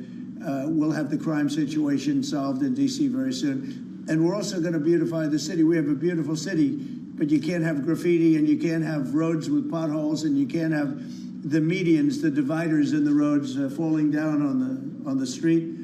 We're going to be beautifying the city, making it really beautiful. We're going to be getting the criminals the hell out of here. We don't want the criminals in Washington, D.C. Mr. President, one on your Putin meeting and then one on D.C. crime. Are you prepared to offer Vladimir Putin access to rare minerals to incentivize him to end the war? We're going to see what happens with our meeting. We have a big meeting. It's going to be, I think, very important for Russia, and it's going to be very important for us, and important for us only that we're going to save a lot of lives. Look, we have, we're not paying any money, as you know, to Ukraine. We're supplying equipment. We're being paid 100% plus for that equipment by NATO. And I got NATO up from 2% to 5% of GDP. They now have billions of dollars. NATO is a very rich group of countries, and we make the best military equipment anywhere in the world by far, and they're buying our equipment, and they're paying 100% for the equipment, 100%. In fact, they owe us about $2 billion now. They're going to send a check. Another one was sent recently for $1 billion. So we're not spending any money anymore. Biden gave him $350 billion, got nothing for it. And if you look, and by the way, we also signed a rare earth deal where we get, years of rare earth to get our money back, the money we spent. But what I'm really doing this for is to save thousands of soldiers a week. You have Russian soldiers, you have Ukrainian soldiers, and then you'll have missiles dropped into various cities and towns in Ukraine. And they're losing last week they lost 7,251 people, mostly soldiers, Russian and Ukrainian soldiers. I'm doing it for that reason. We have a meeting with President Putin tomorrow. I think it's going to be a good meeting, but the more important meeting will be the second meeting that we're having. We're going to have a meeting with President Putin, President Zelensky, myself, and maybe we'll bring some of the European leaders along, maybe not. I don't know that it's going to be very important. We're going to see what happens. And I think President Putin will make peace. I think President Zelensky will make peace. We'll see if they can get along. And if they can, it'll be great. I've solved 6 wars in the last 6 months, a little more than 6 months now. And I'm very proud of it. I thought the easiest one would be this one. It's actually the most difficult. We had one war raging, as you know, for 37 years. One in the Congo with Rwanda was raging for 31 years. We solved 6 of them, made peace, not just solved them. We made peace. If you look at Pakistan and India, planes were being knocked out of the air. 6 or 7 planes came down. They were ready to go. Maybe nuclear, we solved that. I thought this would be maybe an easier one. It never made sense, this war. It would have never happened when I was president. If I were president, this war would have never happened. But millions of people have been killed. And I'm there for one reason, to see if I can solve. This was Biden's war. This isn't my war. I want to see if I can stop the killing. Yeah. Rare earths, do you plan to offer him access to that at all? We have great rare earth. We made that as payment for all of the money that we've spent so foolishly in Ukraine. We spent $350 billion. Now, Europe spent $1 billion. That's a lot of money. They spent $100 billion. That's a lot of money. But we shouldn't be spending a lot more money than them, and they understand that. And I think that's maybe why we're not spending money anymore. We're not spending any money. They're paying us for everything. So people are shocked when they hear it. They don't even understand. They don't even write about it. But we're not spending money, but we are spending a lot of time trying to get the war solved. If we can get the war solved, we'll be very happy. As far as rare earth, that's very unimportant relative to, I'm trying to save lives. And on DC crime, sir, on DC crime. Do you have a message for the Democrat lawmakers like Nancy Pelosi or media who are saying, after living here for many years, that there is no crime and you're trying to start a new news cycle? It's another reason why the Democrats lost the election in a landslide. They lie. It's just lie. Look, the crime is very bad. I think they'd be much better off saying, we want to help President Trump with the crime because it's an epidemic. It's a tragic situation. It's the worst it's ever been. And we want to help President Trump with the crime, as opposed to, he's a dictator. He's a dictator. People are so happy to see our military going into D.C. and getting these thugs out. As you know, we arrested a lot of people yesterday. We arrested a lot of people today. We're getting people that have arrest records that you wouldn't believe. 28 arrests, 15 arrests, brutal people. And we're going to have to do something about this cashless bail, because people shoot somebody, they kill somebody, and they're out on the street in less than an hour. Now, that's when it's all started, in New York, in Chicago, Los Angeles. You take a look. If we didn't go to Los Angeles to help this incompetent governor and a mayor that doesn't know what the hell she's doing, if we didn't go to Los Angeles, you wouldn't have a big part of it burned down. The other part of it would have burned down, too. You would have not had, I don't think you would have been able to have the Olympics. We have the Olympics. I have a lot at stake with that, because I'm the one that got the Olympics. I got it in my first term, and I was saddened because I got it for what would be my third term, okay, which turned out to be second term. And the Olympics, it's a great honor, but I felt badly because I said I won't be president when the Olympics came. Well, through circumstance, I am president. I want to make sure the Olympics is great, the World Cup is great, and the 250, maybe the most important of all, is the 250-year celebration is great. So what's happening is we will work very hard. You would not have had, I don't believe that if I didn't send in the troops, I don't think you would have had Los Angeles in condition to have the Olympics. I think you would have had to tell them, I'm sorry, you're going to have to go someplace else. And if you look at the police commissioner or the sheriff, he said, we really needed them. Thank God they were here. We really needed them. That was the first 2 or 3 days after we solved their problems. Then he said, well, I think we could have maybe done it. No, he was told what to say. He said, you go back to your files and see what he said. He said, thank goodness they came. If I didn't go and put our military there, or National Guard in that case, and we'll go military if we have to, but the National Guard went there. They were very effective. If we didn't do that, I don't think you would have had the Olympics in Los Angeles. The place would have been just like the 25,000 houses that burned down, where, by the way, the governor ought to focus on getting their permits. You know, the federal permits are given. Those are the hard ones, and they were given a long time ago. People can't rebuild their house because they can't get permits from the state and the city, and they ought to focus on that because it's very upsetting. I went there right after the fires. I walked the streets, and I met a lot of great people that want to rebuild their homes. We took care of it from the federal standpoint, but they're not taking care of it from the city standpoint, the mayor and the governor. They're not getting their permits. They can't build their houses. Mr. President, on DC, go ahead, please. Mr. President, thank you. Do you think this summit and the incentives for peace you are putting on the table could end up rewarding Putin for his invasion of Ukraine? And what kind of signal do you think that could potentially send to other aggressors? No, I don't think it's a reward. I think that what we have is a situation that should never have started, should have never started. It didn't start under me, and for 4 years it wasn't even discussed. And I could see it was going to happen after I left. I could see what was happening. Everything that we did was wrong. Everything that was done was wrong.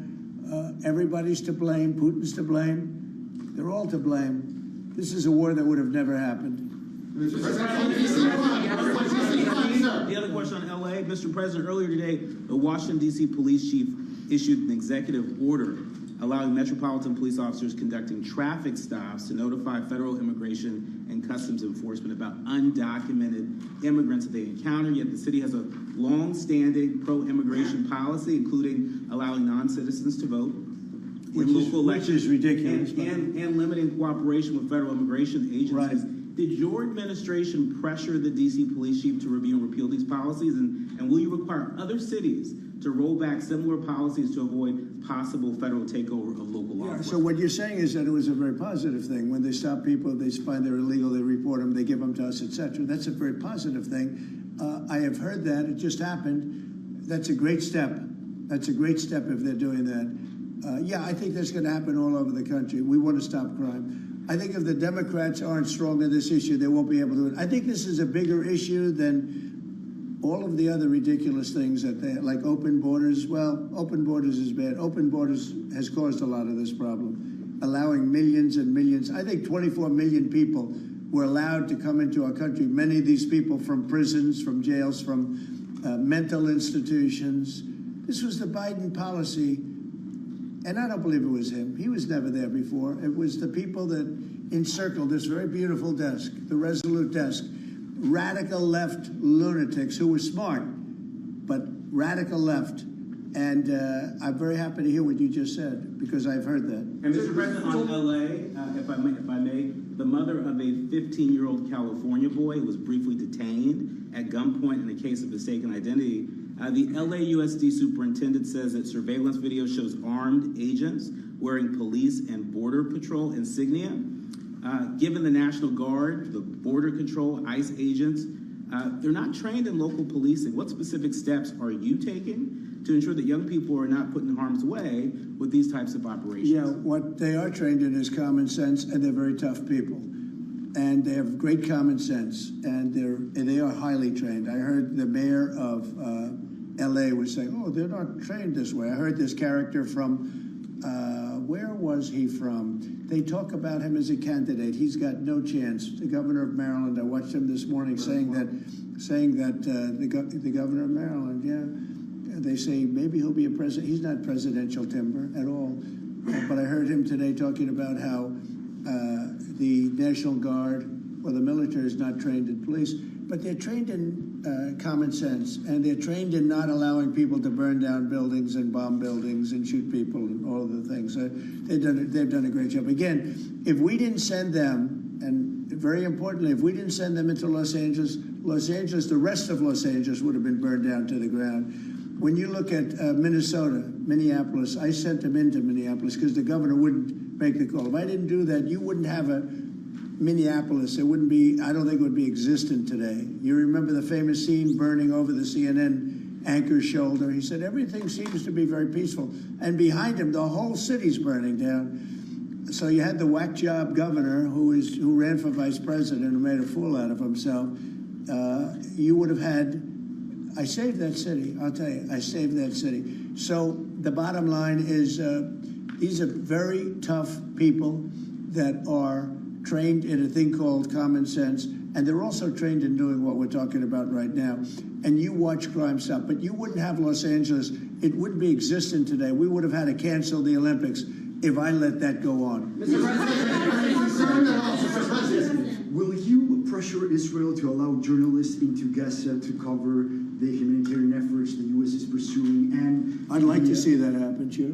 Would you pressure? I would like to see it happen. I would be very fine with journalists going in. It's a very dangerous position to be in, as you know, if you're a journalist, but I would like to see it. And on tariffs, Brazil, Mexico, and Latin America are getting closer to China, and they say it's partly because of the tariffs you're imposing those countries. Are you concerned them getting closer to China? No, not at all. I'm not concerned at all. They can do what they want. None of them are doing very well, and what we're doing in terms of economics, we're blowing everyone away, including China. We're doing better than any other country in the world right now.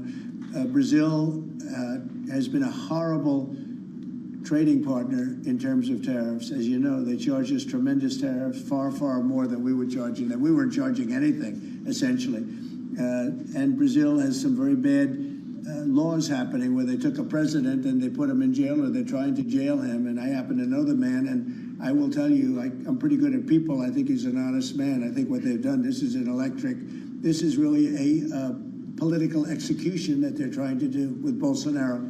I think that's terrible. But they also treated us very badly as trading partners for many, many years. One of the worst countries on earth for that. They charged tremendous tariffs, and they made it very difficult to do anything. So now they're being charged 50% tariffs, and they're not happy, but that's the way it goes. Mr. President, on DC crime, sir, on DC crime, are you concerned at all that some federal officers that are helping DC police might be being pulled away from other high priority assignments? Like what? Like what? Terrorism, for example. Oh, really? Terrorism? They'll stop terrorism as part of what they're doing right now. No. The soldiers that we have, first of all, we have plenty of them, long beyond what that you have here. We're just using a very small force. You know, in Washington, D.C., they have thousands of police. They have a lot of police, but the police weren't allowed to do their job. We have a lot of great ones, and you have some that weren't so good, to be honest, but they weren't allowed to do their job. But now they are allowed to do their job, and essentially it's only 2 days, but you look at the numbers already, they're dropping. And no, they're not being pulled off for anything. Mr. President, as you know, there were some very concerning reports about crime statistics. Police are manipulating crime data to downplay crime in D.C. Will the administration's own crime statistics to counter their misinformation? And will those individuals who are intentionally misrepresenting crime data and fudging the books, like you said, be penalized for endangering the public? They are under investigation right now. First point. And it will soon be at its best point. You're going to have a very safe, you're going to have a crime-free city. I mean, I say that. You're going to have virtually a crime-free city. And these are strong men, but the criminals are strong men and women, but they're strong men. And these are people that don't play games. We're not playing games. These are criminals we're dealing with. And they treated people. They took one of the people that worked for us the other day. You saw the beating, the pounding, 10 against 1. And they pounded the hell out of him. He's lucky to be alive. He's barely, almost killed. And we're not going to have that happening, please. Tulsi Gabbard declassified more documents last night related to the Russiagate hoax. She's doing a great job, by the way. That was another fake story. I'm very happy with the job she's doing. That's right. They declassified some terrible documents talking about Democrats and what they did. Yeah. Radical left lunatics. It showed that then DNI James Clapper sent out emails to IC officials saying that it would be a team sport to push then the debunked 2017 ICA report and that it might need them to compromise on their normal modalities. What's your reaction to the latest declassification? And in your view, sir, what does real accountability look like for the players? It's incredible what we're finding. Absolute proof of guilt. And we'll see what happens. But Clapper and Comey and that whole group of criminals, they're criminals. And they made it very tough. You know, they did the fake Russia witch hunt that lasted for 2 years. And I got totally exonerated. There was no doubt about it. They should have done it in 1 day, not 2 years. But it was a whole scheme to try and demean Trump so that I couldn't win an election. And that is a criminal group of people. They're sick people, and they're criminals, and they should be taken care of. Mr. President, does Putin have a strong hand tomorrow?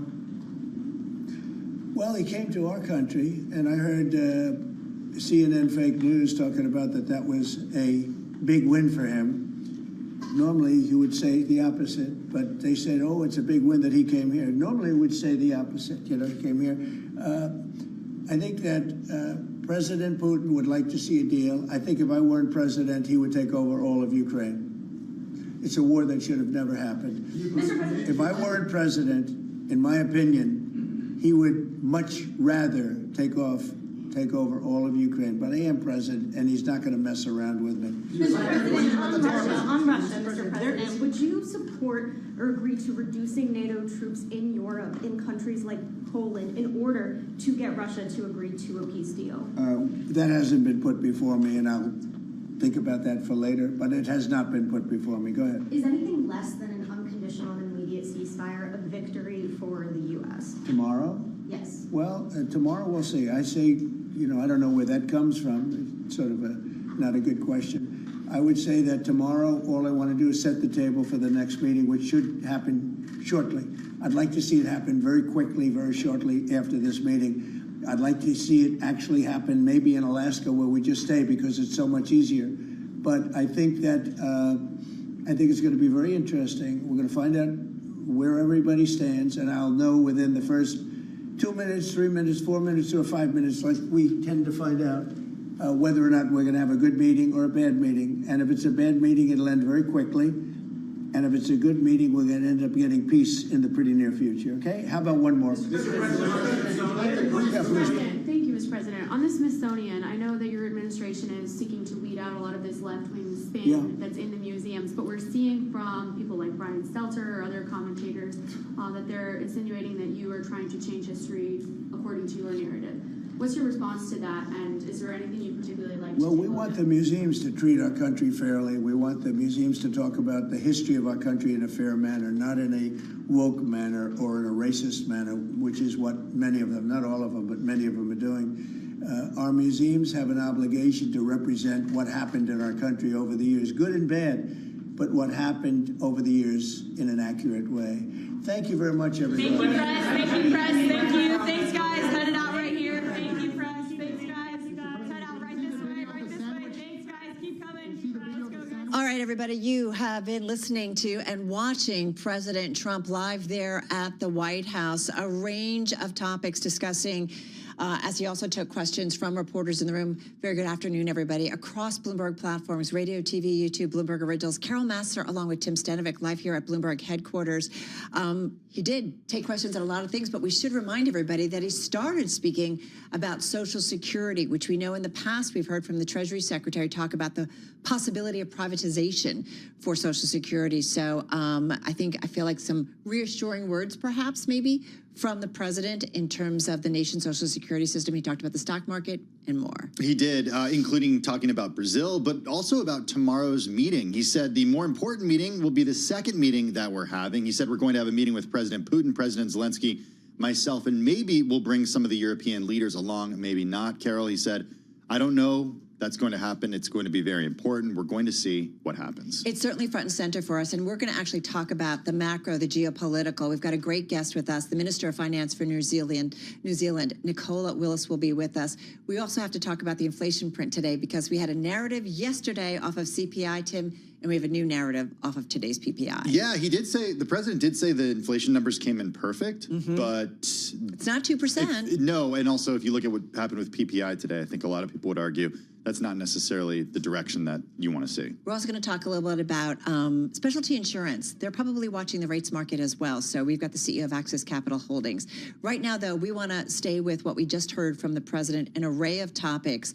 We've got with us our own Jenny Welch. She is with us, joining us from our bureau in the nation's capital. She is Bloomberg Economics Chief Geoeconomics Analyst. Jenny, good to have you back with us. There was a lot from the president. I'm always curious because he certainly says things that might be strewed as opinion or thoughts and speculation about things. What is it that from what we just heard from the president, anything in terms of new messaging that is something certainly the Bloomberg audience wants to know about? Well, I think in particular as it relates to geopolitics and the summit taking place tomorrow between him and President Putin, that what especially European partners are likely paying attention to is the fact that he just once again tried to set expectations low for that meeting. But I think the new element was indicating he might be open to having European partners join some sort of subsequent summit that he hopes to be able to arrange between Putin and Ukrainian President Zelensky. I think we would say the odds of that coming together are rather low given Putin's previous opposition to meeting with Zelensky. But nevertheless, that seems to be a goal that Trump is very much keen to get across the finish line in tomorrow's conversation with Putin. Jennifer, nobody has a crystal ball here, but we're thinking about possible and probable outcomes at this meeting. How are you thinking about these? What could end up happening post-meeting tomorrow? So we see three broad potential pathways for the meeting. As you noted, it's hard to say for sure, so we develop multiple scenarios and hope that one of them pans out. I think the first one, and what we would consider to be pretty unlikely, is that talks collapse in such a calamitous way that Trump actually feels embarrassed and feels he needs to follow through on his previous threat of sanctions against Russia, which he's been lobbying since he returned to office in January, but hasn't actually taken any steps on. A second potential pathway is that they do make enough progress for Trump to declare victory of a sort and walk back those previous threats, which is probably his preference. But we remain rather skeptical that the two sides will be able to reach some sort of agreement that leads to lasting, sustainable peace. A key reason behind that is that Putin thinks time's on his side and that he's winning on the battlefield. And so his incentives to negotiate are pretty low, which means the third possibility that they agree to something that will actually put them on the path towards a full peace deal with Ukraine, we see is still relatively low at this point in time. Is there any chance if there is no kind of peace deal worked out in a first or even second meeting that what ultimately happens is the U.S. steps up its efforts and support of Ukraine? I think there's certainly that possibility out there, and that's what Zelensky and many of the European partners are hoping, that certainly that Trump doesn't make any agreements with Putin without them being there.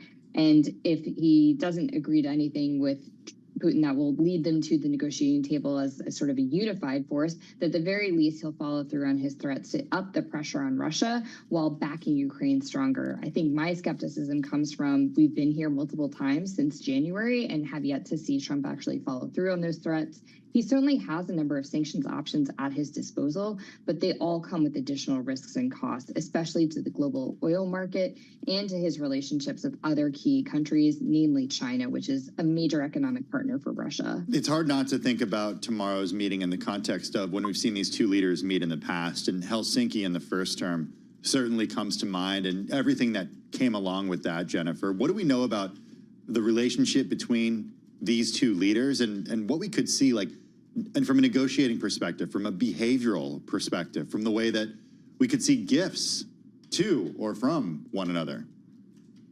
Yeah, the relationship between these two leaders is of high interest, especially here domestically in the United States, subject to previous inquiries, and I think will continue to be subject to a lot of skepticism. They also have extremely different negotiating styles. Putin is a former KGB intelligence officer. That really shines through in how he approaches diplomacy, focusing on control, psychological manipulation, playing the long game as part of these talks. We've seen him, for example, before play out international negotiations, pretending like he's interested in peace while continuing to make gains on the battlefield, most notably in Crimea in 2014 and 2015.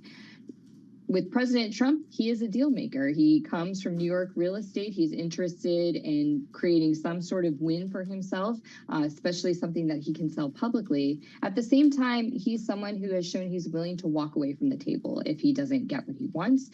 That was apparent in his first term with negotiations with North Korean leader Kim Jong-un. And I think that's something he's trying to sort of put down a marker for he's willing to do tomorrow. I think the question is, will Putin sort of outmatch him and outmaneuver him on that front and be able to provide him some sort of tangible win that Trump says this is a victory, or play into Trump's longstanding skepticism of Ukraine?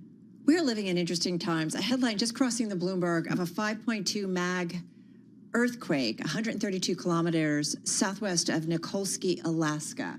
So this is just crossing. It looks like probably from the U.S. Geological Service. So I'm just putting it out there because it all kind of is this big whiteboard and it all just connects, doesn't it? Hey, Jenny, one last question. You mentioned about, I think, people moving ahead, forging agreements and so on and so forth. The president was asked specifically about Latin America and China getting closer and cozier. How are you looking at that, continuing to look at how things are changing when it comes to important global relationships? And is the U.S. increasingly being left out, or no? Is the president showing that he definitely has strength and still has a seat at the big table? Well, certainly China's efforts to court Latin America and other global South countries are longstanding. I think Beijing is making a lot of this moment where a lot of those countries, in particular Brazil, are facing a heavy weight of U.S. tariffs and trying to gain the most that it can from those relationships, positioning itself as sort of the rock in Trump's storm. I think from the U.S. perspective, and really from Trump's perspective in particular, he has kind of brought back this theme of almost a Monroe Doctrine approach to Latin America, where this is considered the U.S.'s traditional sphere of influence, and he's going to push back on China, especially in places like the Panama Canal that are regarded as kind of strategic choke points. I think for many countries in that region, though, the question is, what is the U.S. going to do to give them an alternative?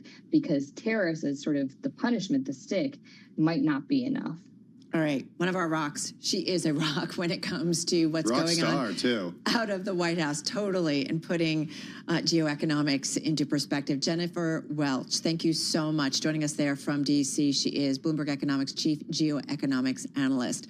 We're going to stay with news from the Capitol, talk a little bit about economic news in just a moment, but we got to get a check on trading. Yeah, let's get a check on trading with Charlie Pellet. He's also got a check on the top business stories happening. Hey, Charlie. Well, hello there. Here's what's going on. Right now on PPI Thursday, we have got the Dow, the S&P, NASDAQ, all trading lower, looking at a 6-point drop right now at 6460 on the S&P, a decline of 0.1%. Dow Industrials down 94, decline there of 0.2%. NASDAQ down 24 points right now. That is a drop of 0.1%. The Mag 7 index up by 0.4% on a down day for the rest of the market. 10-year yield 4.29%. Gold down $18 the ounce, 33.37, a drop right now of 0.5%, and a rally for crude WTI West Texas Intermediate up 2%, 63.92 a barrel.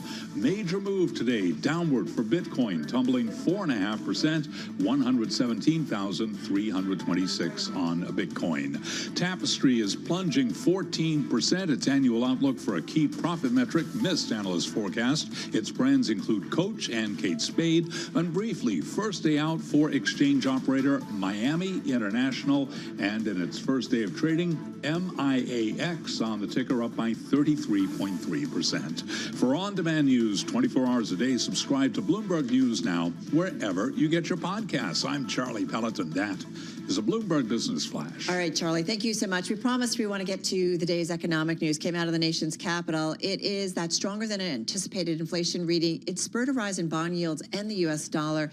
And traders trimmed bets that the Fed will cut interest rates next month. Man, what a 24 hours we've had.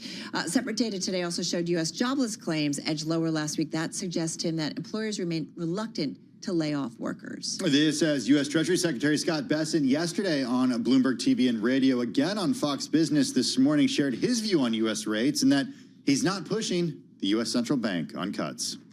I didn't tell the Fed what to do. What I said was that to get to a neutral rate on interest, that would be approximately 150 basis point cut. I did not call for them to get there.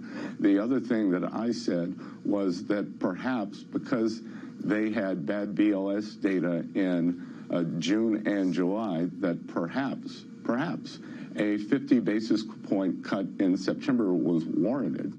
That's U.S. Treasury Secretary Scott Bessent earlier today on Fox Business. With more on the U.S. economic backdrop, with us we have Bloomberg News economics editor Molly Smith. She joins us here in the Bloomberg Business Week studio in New York. Ira Jersey, our Bloomberg Intelligence chief U.S. interest rate strategist. He joins us from Bloomberg Intelligence headquarters in Princeton, New Jersey. Molly, I want to start with you. The data that we got this morning, the PPI inflation print, it was hotter than expected. Is it bad? It's just a reminder that inflation is still pressuring these businesses?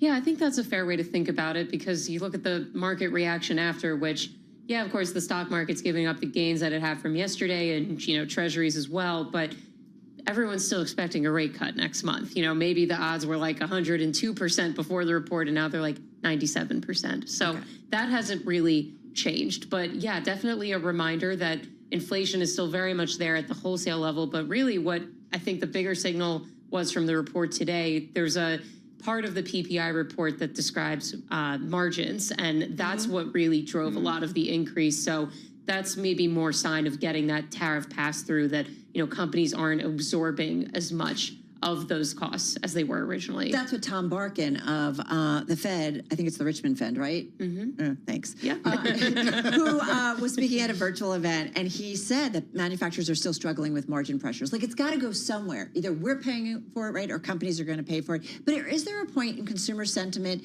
where we kind of get used to it and we're kind of okay with it, and everybody figures out how to work in a higher cost tariff environment? Well, that's the thing, though, is that it hasn't really substantially hit consumers yet. And I think that's the concern then, that since there has been so much of companies absorbing a lot of the costs so far, yes, we have seen some select goods prices come up in recent months, but it hasn't really been as severe or as widespread as we thought it was going to be. So I think this is more the concern, that if you are in the camp that producer prices are a leading indicator of consumer prices, then that there's more concern that this is going to ripple over to the consumer side.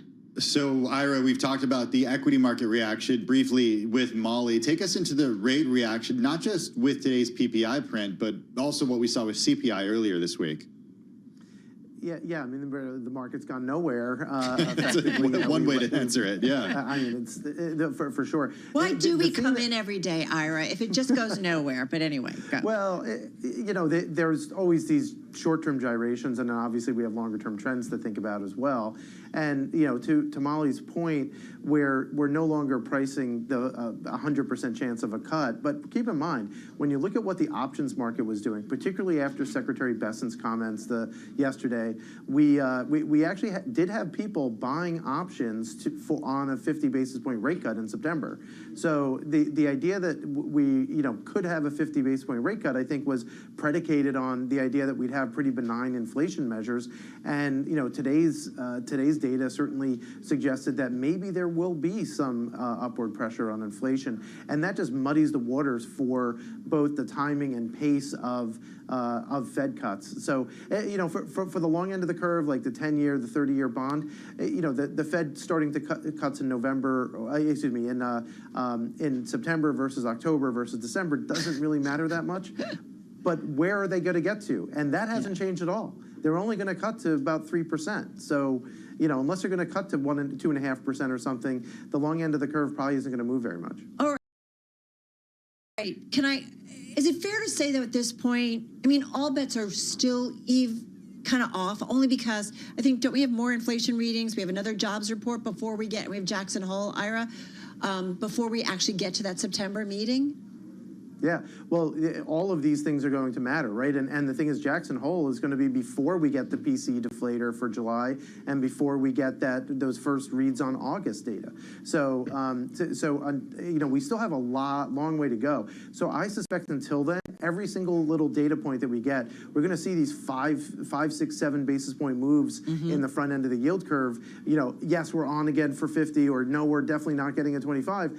That's going to keep jumping around, but we're basically going to go nowhere. And, you know, so someone on my team suggested, you know, hey, you know, people who are selling vol right now on rates might actually make for an interesting trade because short-term rate volatility, while yes, we're moving 6 basis points today, we're pricing for 6 basis point moves every day. So as long as we don't get much more than that, it's not going to be a big deal.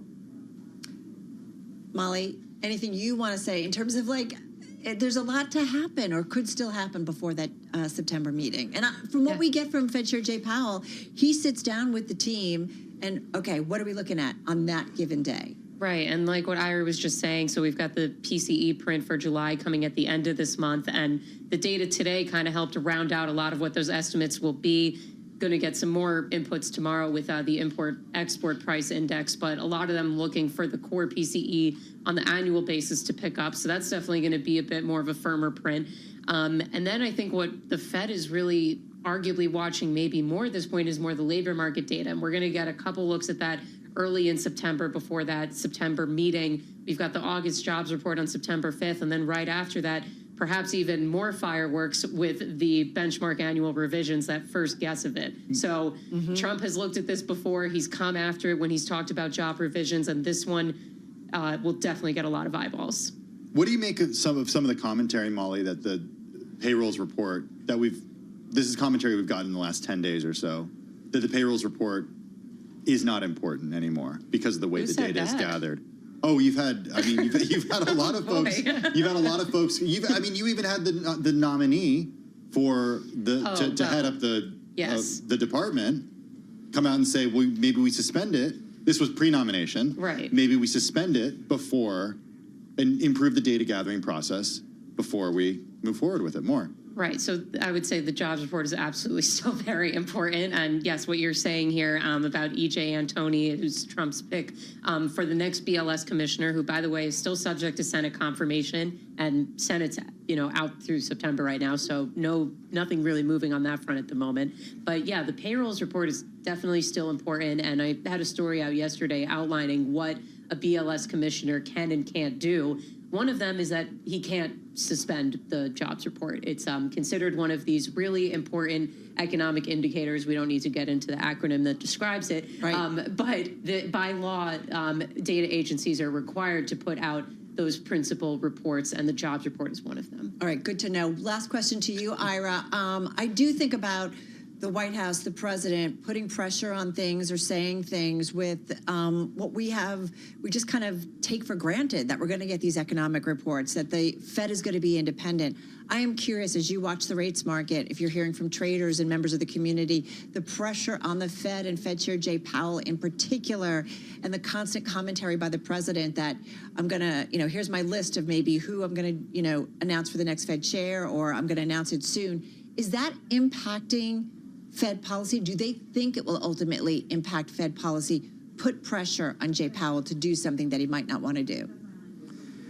I don't think so. I mean, certainly, I think Jay Powell's going to treat himself as a lame duck. It's pretty clear that he's not going to get reappointed, right? So I think for him, it's like, I'm going to do the best job that I can, and I'm going to keep on doing what I think is right. The president can have his opinion. I mean, just like we all can, as to what the Federal Reserve should be doing. It's my job as an analyst to try to determine what they will do. And I think this Fed, right, until we get more nominees who are likely to be much more dovish that President Trump appoints, this particular Fed is going to probably continue to be somewhat cautious about cutting interest rates because they don't want to make the same mistake they made last year, right? This time last year, the economic data was actually pretty bad, and then they cut rates 50 basis points in September, and then the economy turned around, right? So I think they are worried about inflation. And so unless we get an absolutely terrible jobs data, it's, maybe you can make the case that the Fed is going to cut 25, but cutting more than that, you'd need to have something astounding on the employment situation to make the Fed and all of the committee, right, or a majority of the committee, think you should do more than 25 basis point move in September. Ira Jersey, he's Bloomberg Intelligence Chief U.S. Interest Rate Strategist at Bloomberg Intelligence headquarters in Princeton, New Jersey. Also, big thank you to Bloomberg News Economics editor Molly Smith, who joined us here in the studio. Taking a look at equity markets on this Thursday afternoon, just about 90 minutes to go until the close of equity trading. The S&P 500 down 0.1%, the NASDAQ down 0.1%, the Dow down 0.2%. The economic data that we got this morning, everybody's talking about PPI and jobless claims. Tomorrow, though, retail sales is what we'll get. All right, everybody. And we should remind everybody that that PPI number coming in at a 0.9% increase. So it did come in hotter than forecast, and core also coming in hotter as well. Year over year, PPI 3.3% and core is at 3.7%. So it's definitely ticking above what the Fed likes to hit in terms of that 2% number. As for the president, just off a press event at the White House, he did say inflation is down to a perfect number. He said hardly any inflation at all. He also mentioned the stock market soaring, 401ks soaring. He also talked about something that is certainly a focal point for us, and that is the meeting between the United States President Trump and Russian President Vladimir Putin. The president saying that he thinks President Putin will make peace, and also talked about a second meeting will be more important than tomorrow's, and talked about potentially European officials being part of that meeting. And that is kind of where we want to start. Getting an end to that more than 3.5-year-old war will likely take time and more than one meeting, as we just heard from President Trump moments ago. We have a meeting with President Putin tomorrow.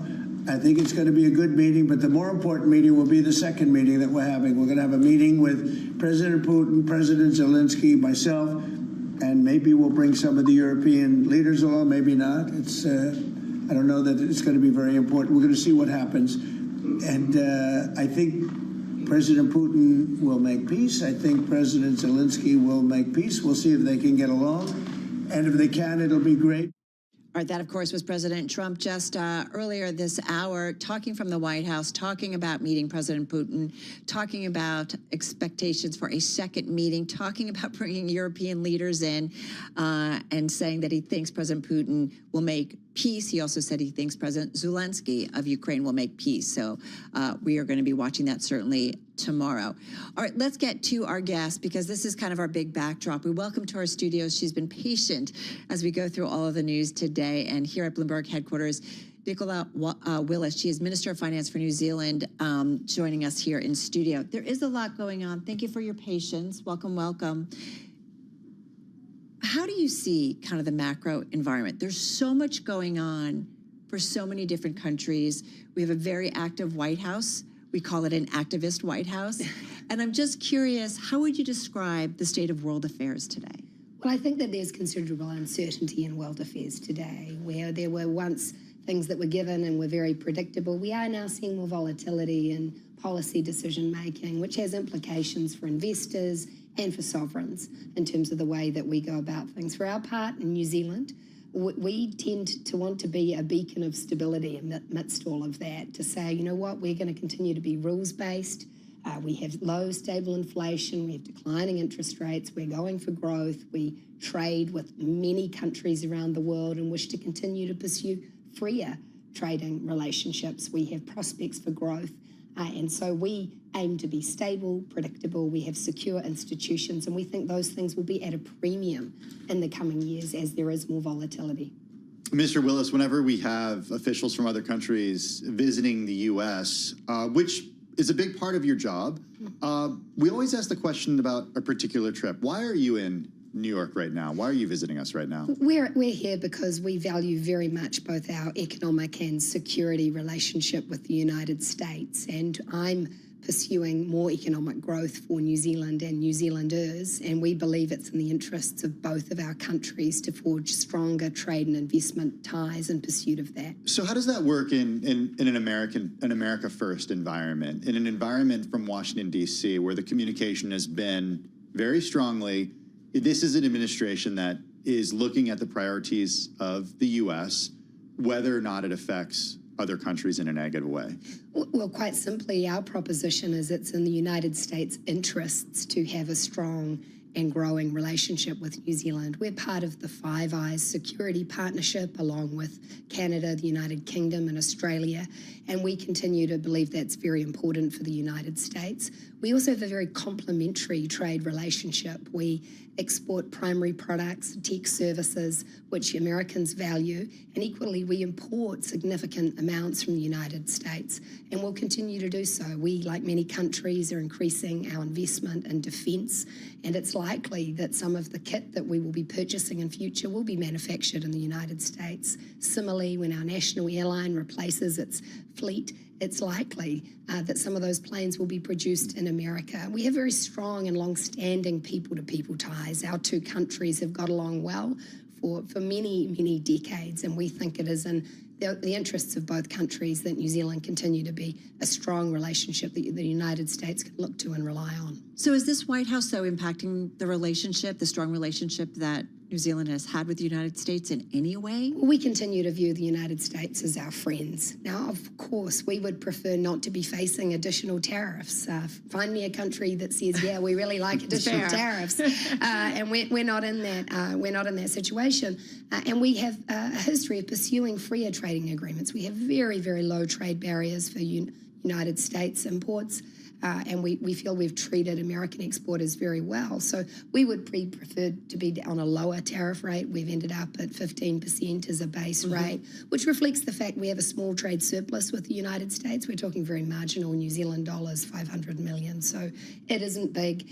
We don't really think... But it's disappointing that it wasn't maybe the 10% that folks were thinking initially. We would have preferred that. We understand the rule that's been applied, but it's hard to conceive that New Zealand, a country of 5 million people, is any kind of threat to the manufacturing or industrial base of America. Does it lead, though, and I guess we're trying to figure out, we talk a lot about the geopolitical world order changing around. We talked about, the president was just asked about maybe closer ties between China and Latin America. China already has a presence, we know, in Latin America, but maybe they are increased as a result of what's going on. Are you forging different relationships because of some of the strained relationships out of the United States or strained relations out of the U.S.? I wouldn't characterize it that way. New Zealand has always looked to forge relationships around the world and to reinforce the rules-based system wherever we can and to work through multilateral institutions because we're small and our voice will never be the loudest. Like the United States, we have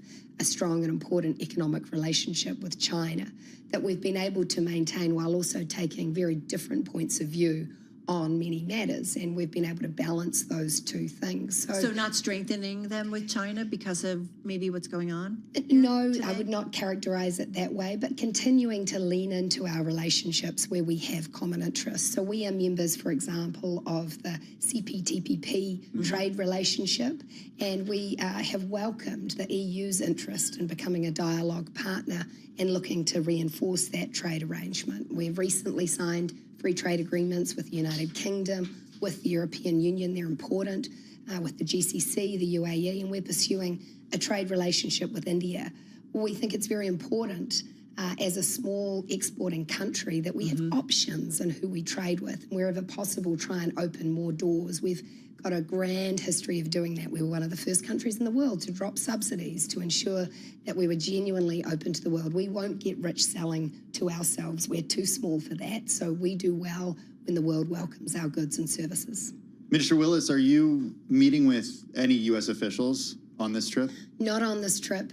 36 hours only, I'm afraid. But I look forward to returning to Washington later this year for some of the annual meetings. And at that point, I would hope to meet with some people from the administration. At that point, will part of your job be to try to reduce the 15% tariff on goods from New Zealand? Well, look, we're realistic about the fact that the Trump administration have set a clear parameter that countries that have surpluses are unlikely to get reductions in their tariffs. But we will continue to advance our case, which is that we have a very complementary trade relationship with the United States built on a security partnership and a very long history. And we will press the case for our exporters that we think be fairly facing a lower rate, and we will continue to share that message with our friends in the United States to make sure that if there is reconsideration of the current tariff regime in future, that we're front of the line for reconsideration. We think we should be. We're Kiwis. We play fair. We play by the rules.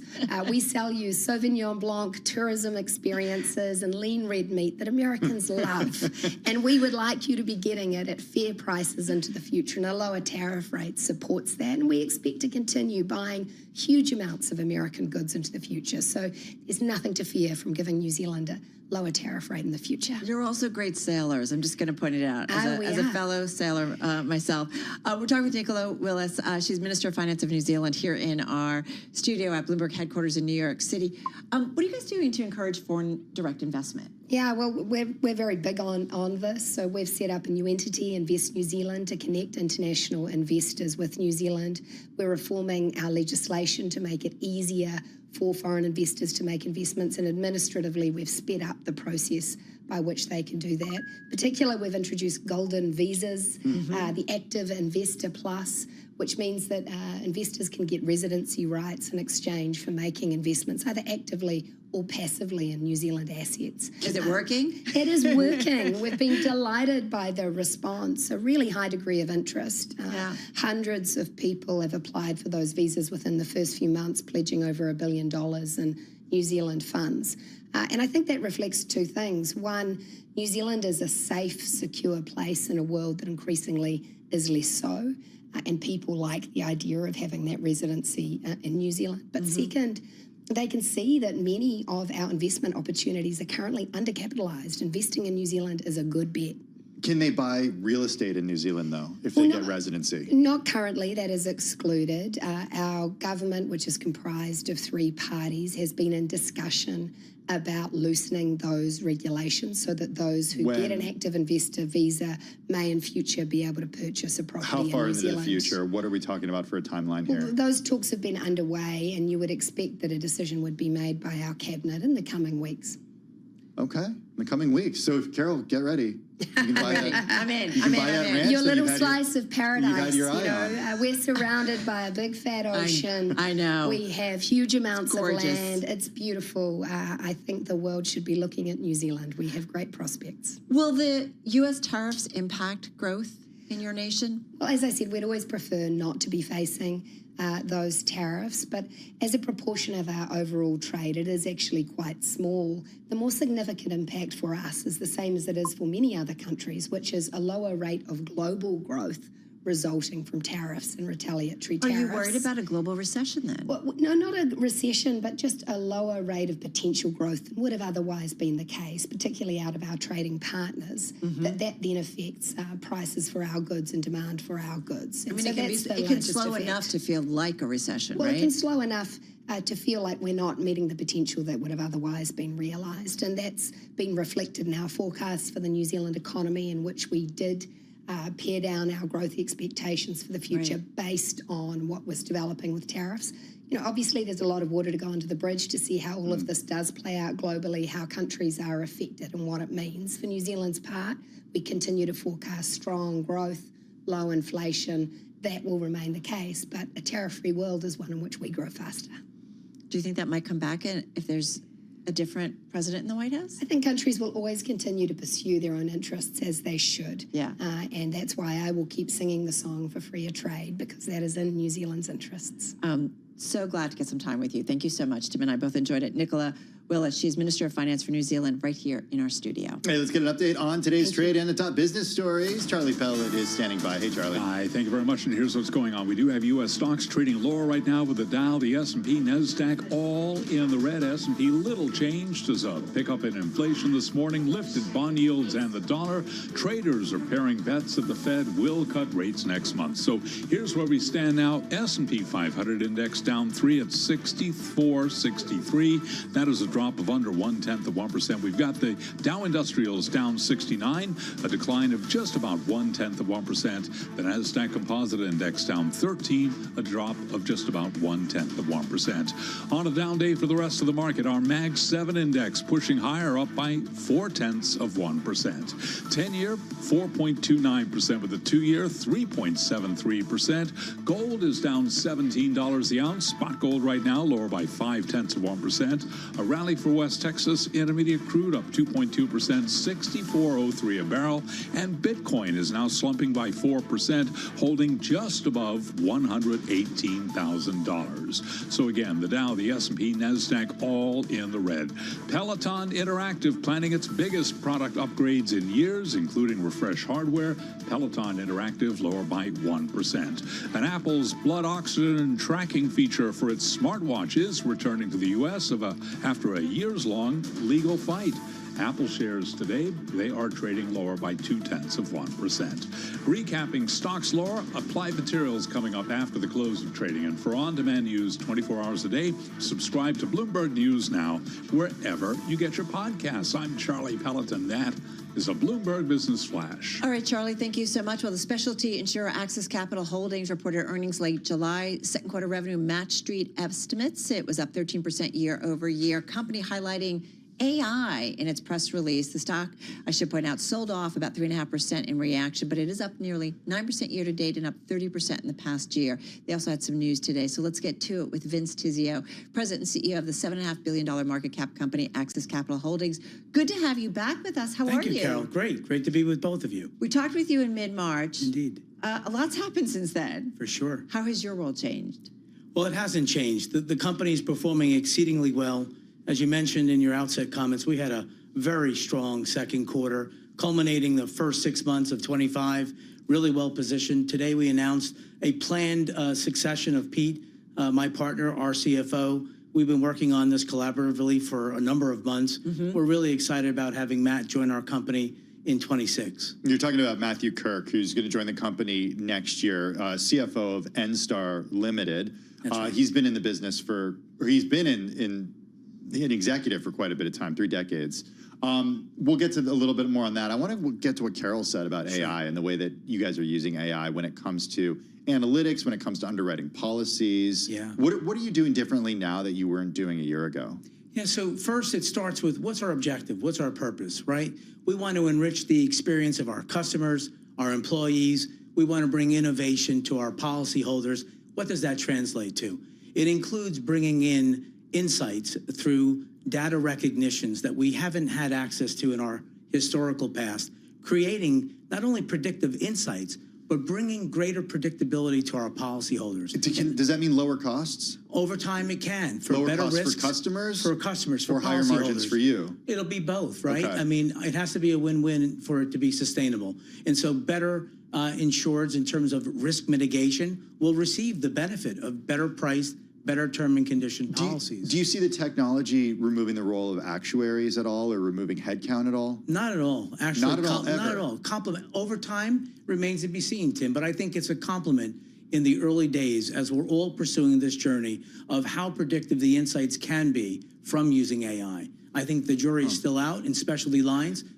Well, won't AI make it, Vince, very sensitive in terms of figuring out rates so that if something is a much, or the data perceives it as a much riskier situation, that's going to be a policy that's going to price up, right? I think it's going to help inform. So it's going to kind of go in There'll both be ebbs ways. and flows. There'll be ebbs and flows. And, you know, please recall, these are still early days in specialty lines on the use of AI.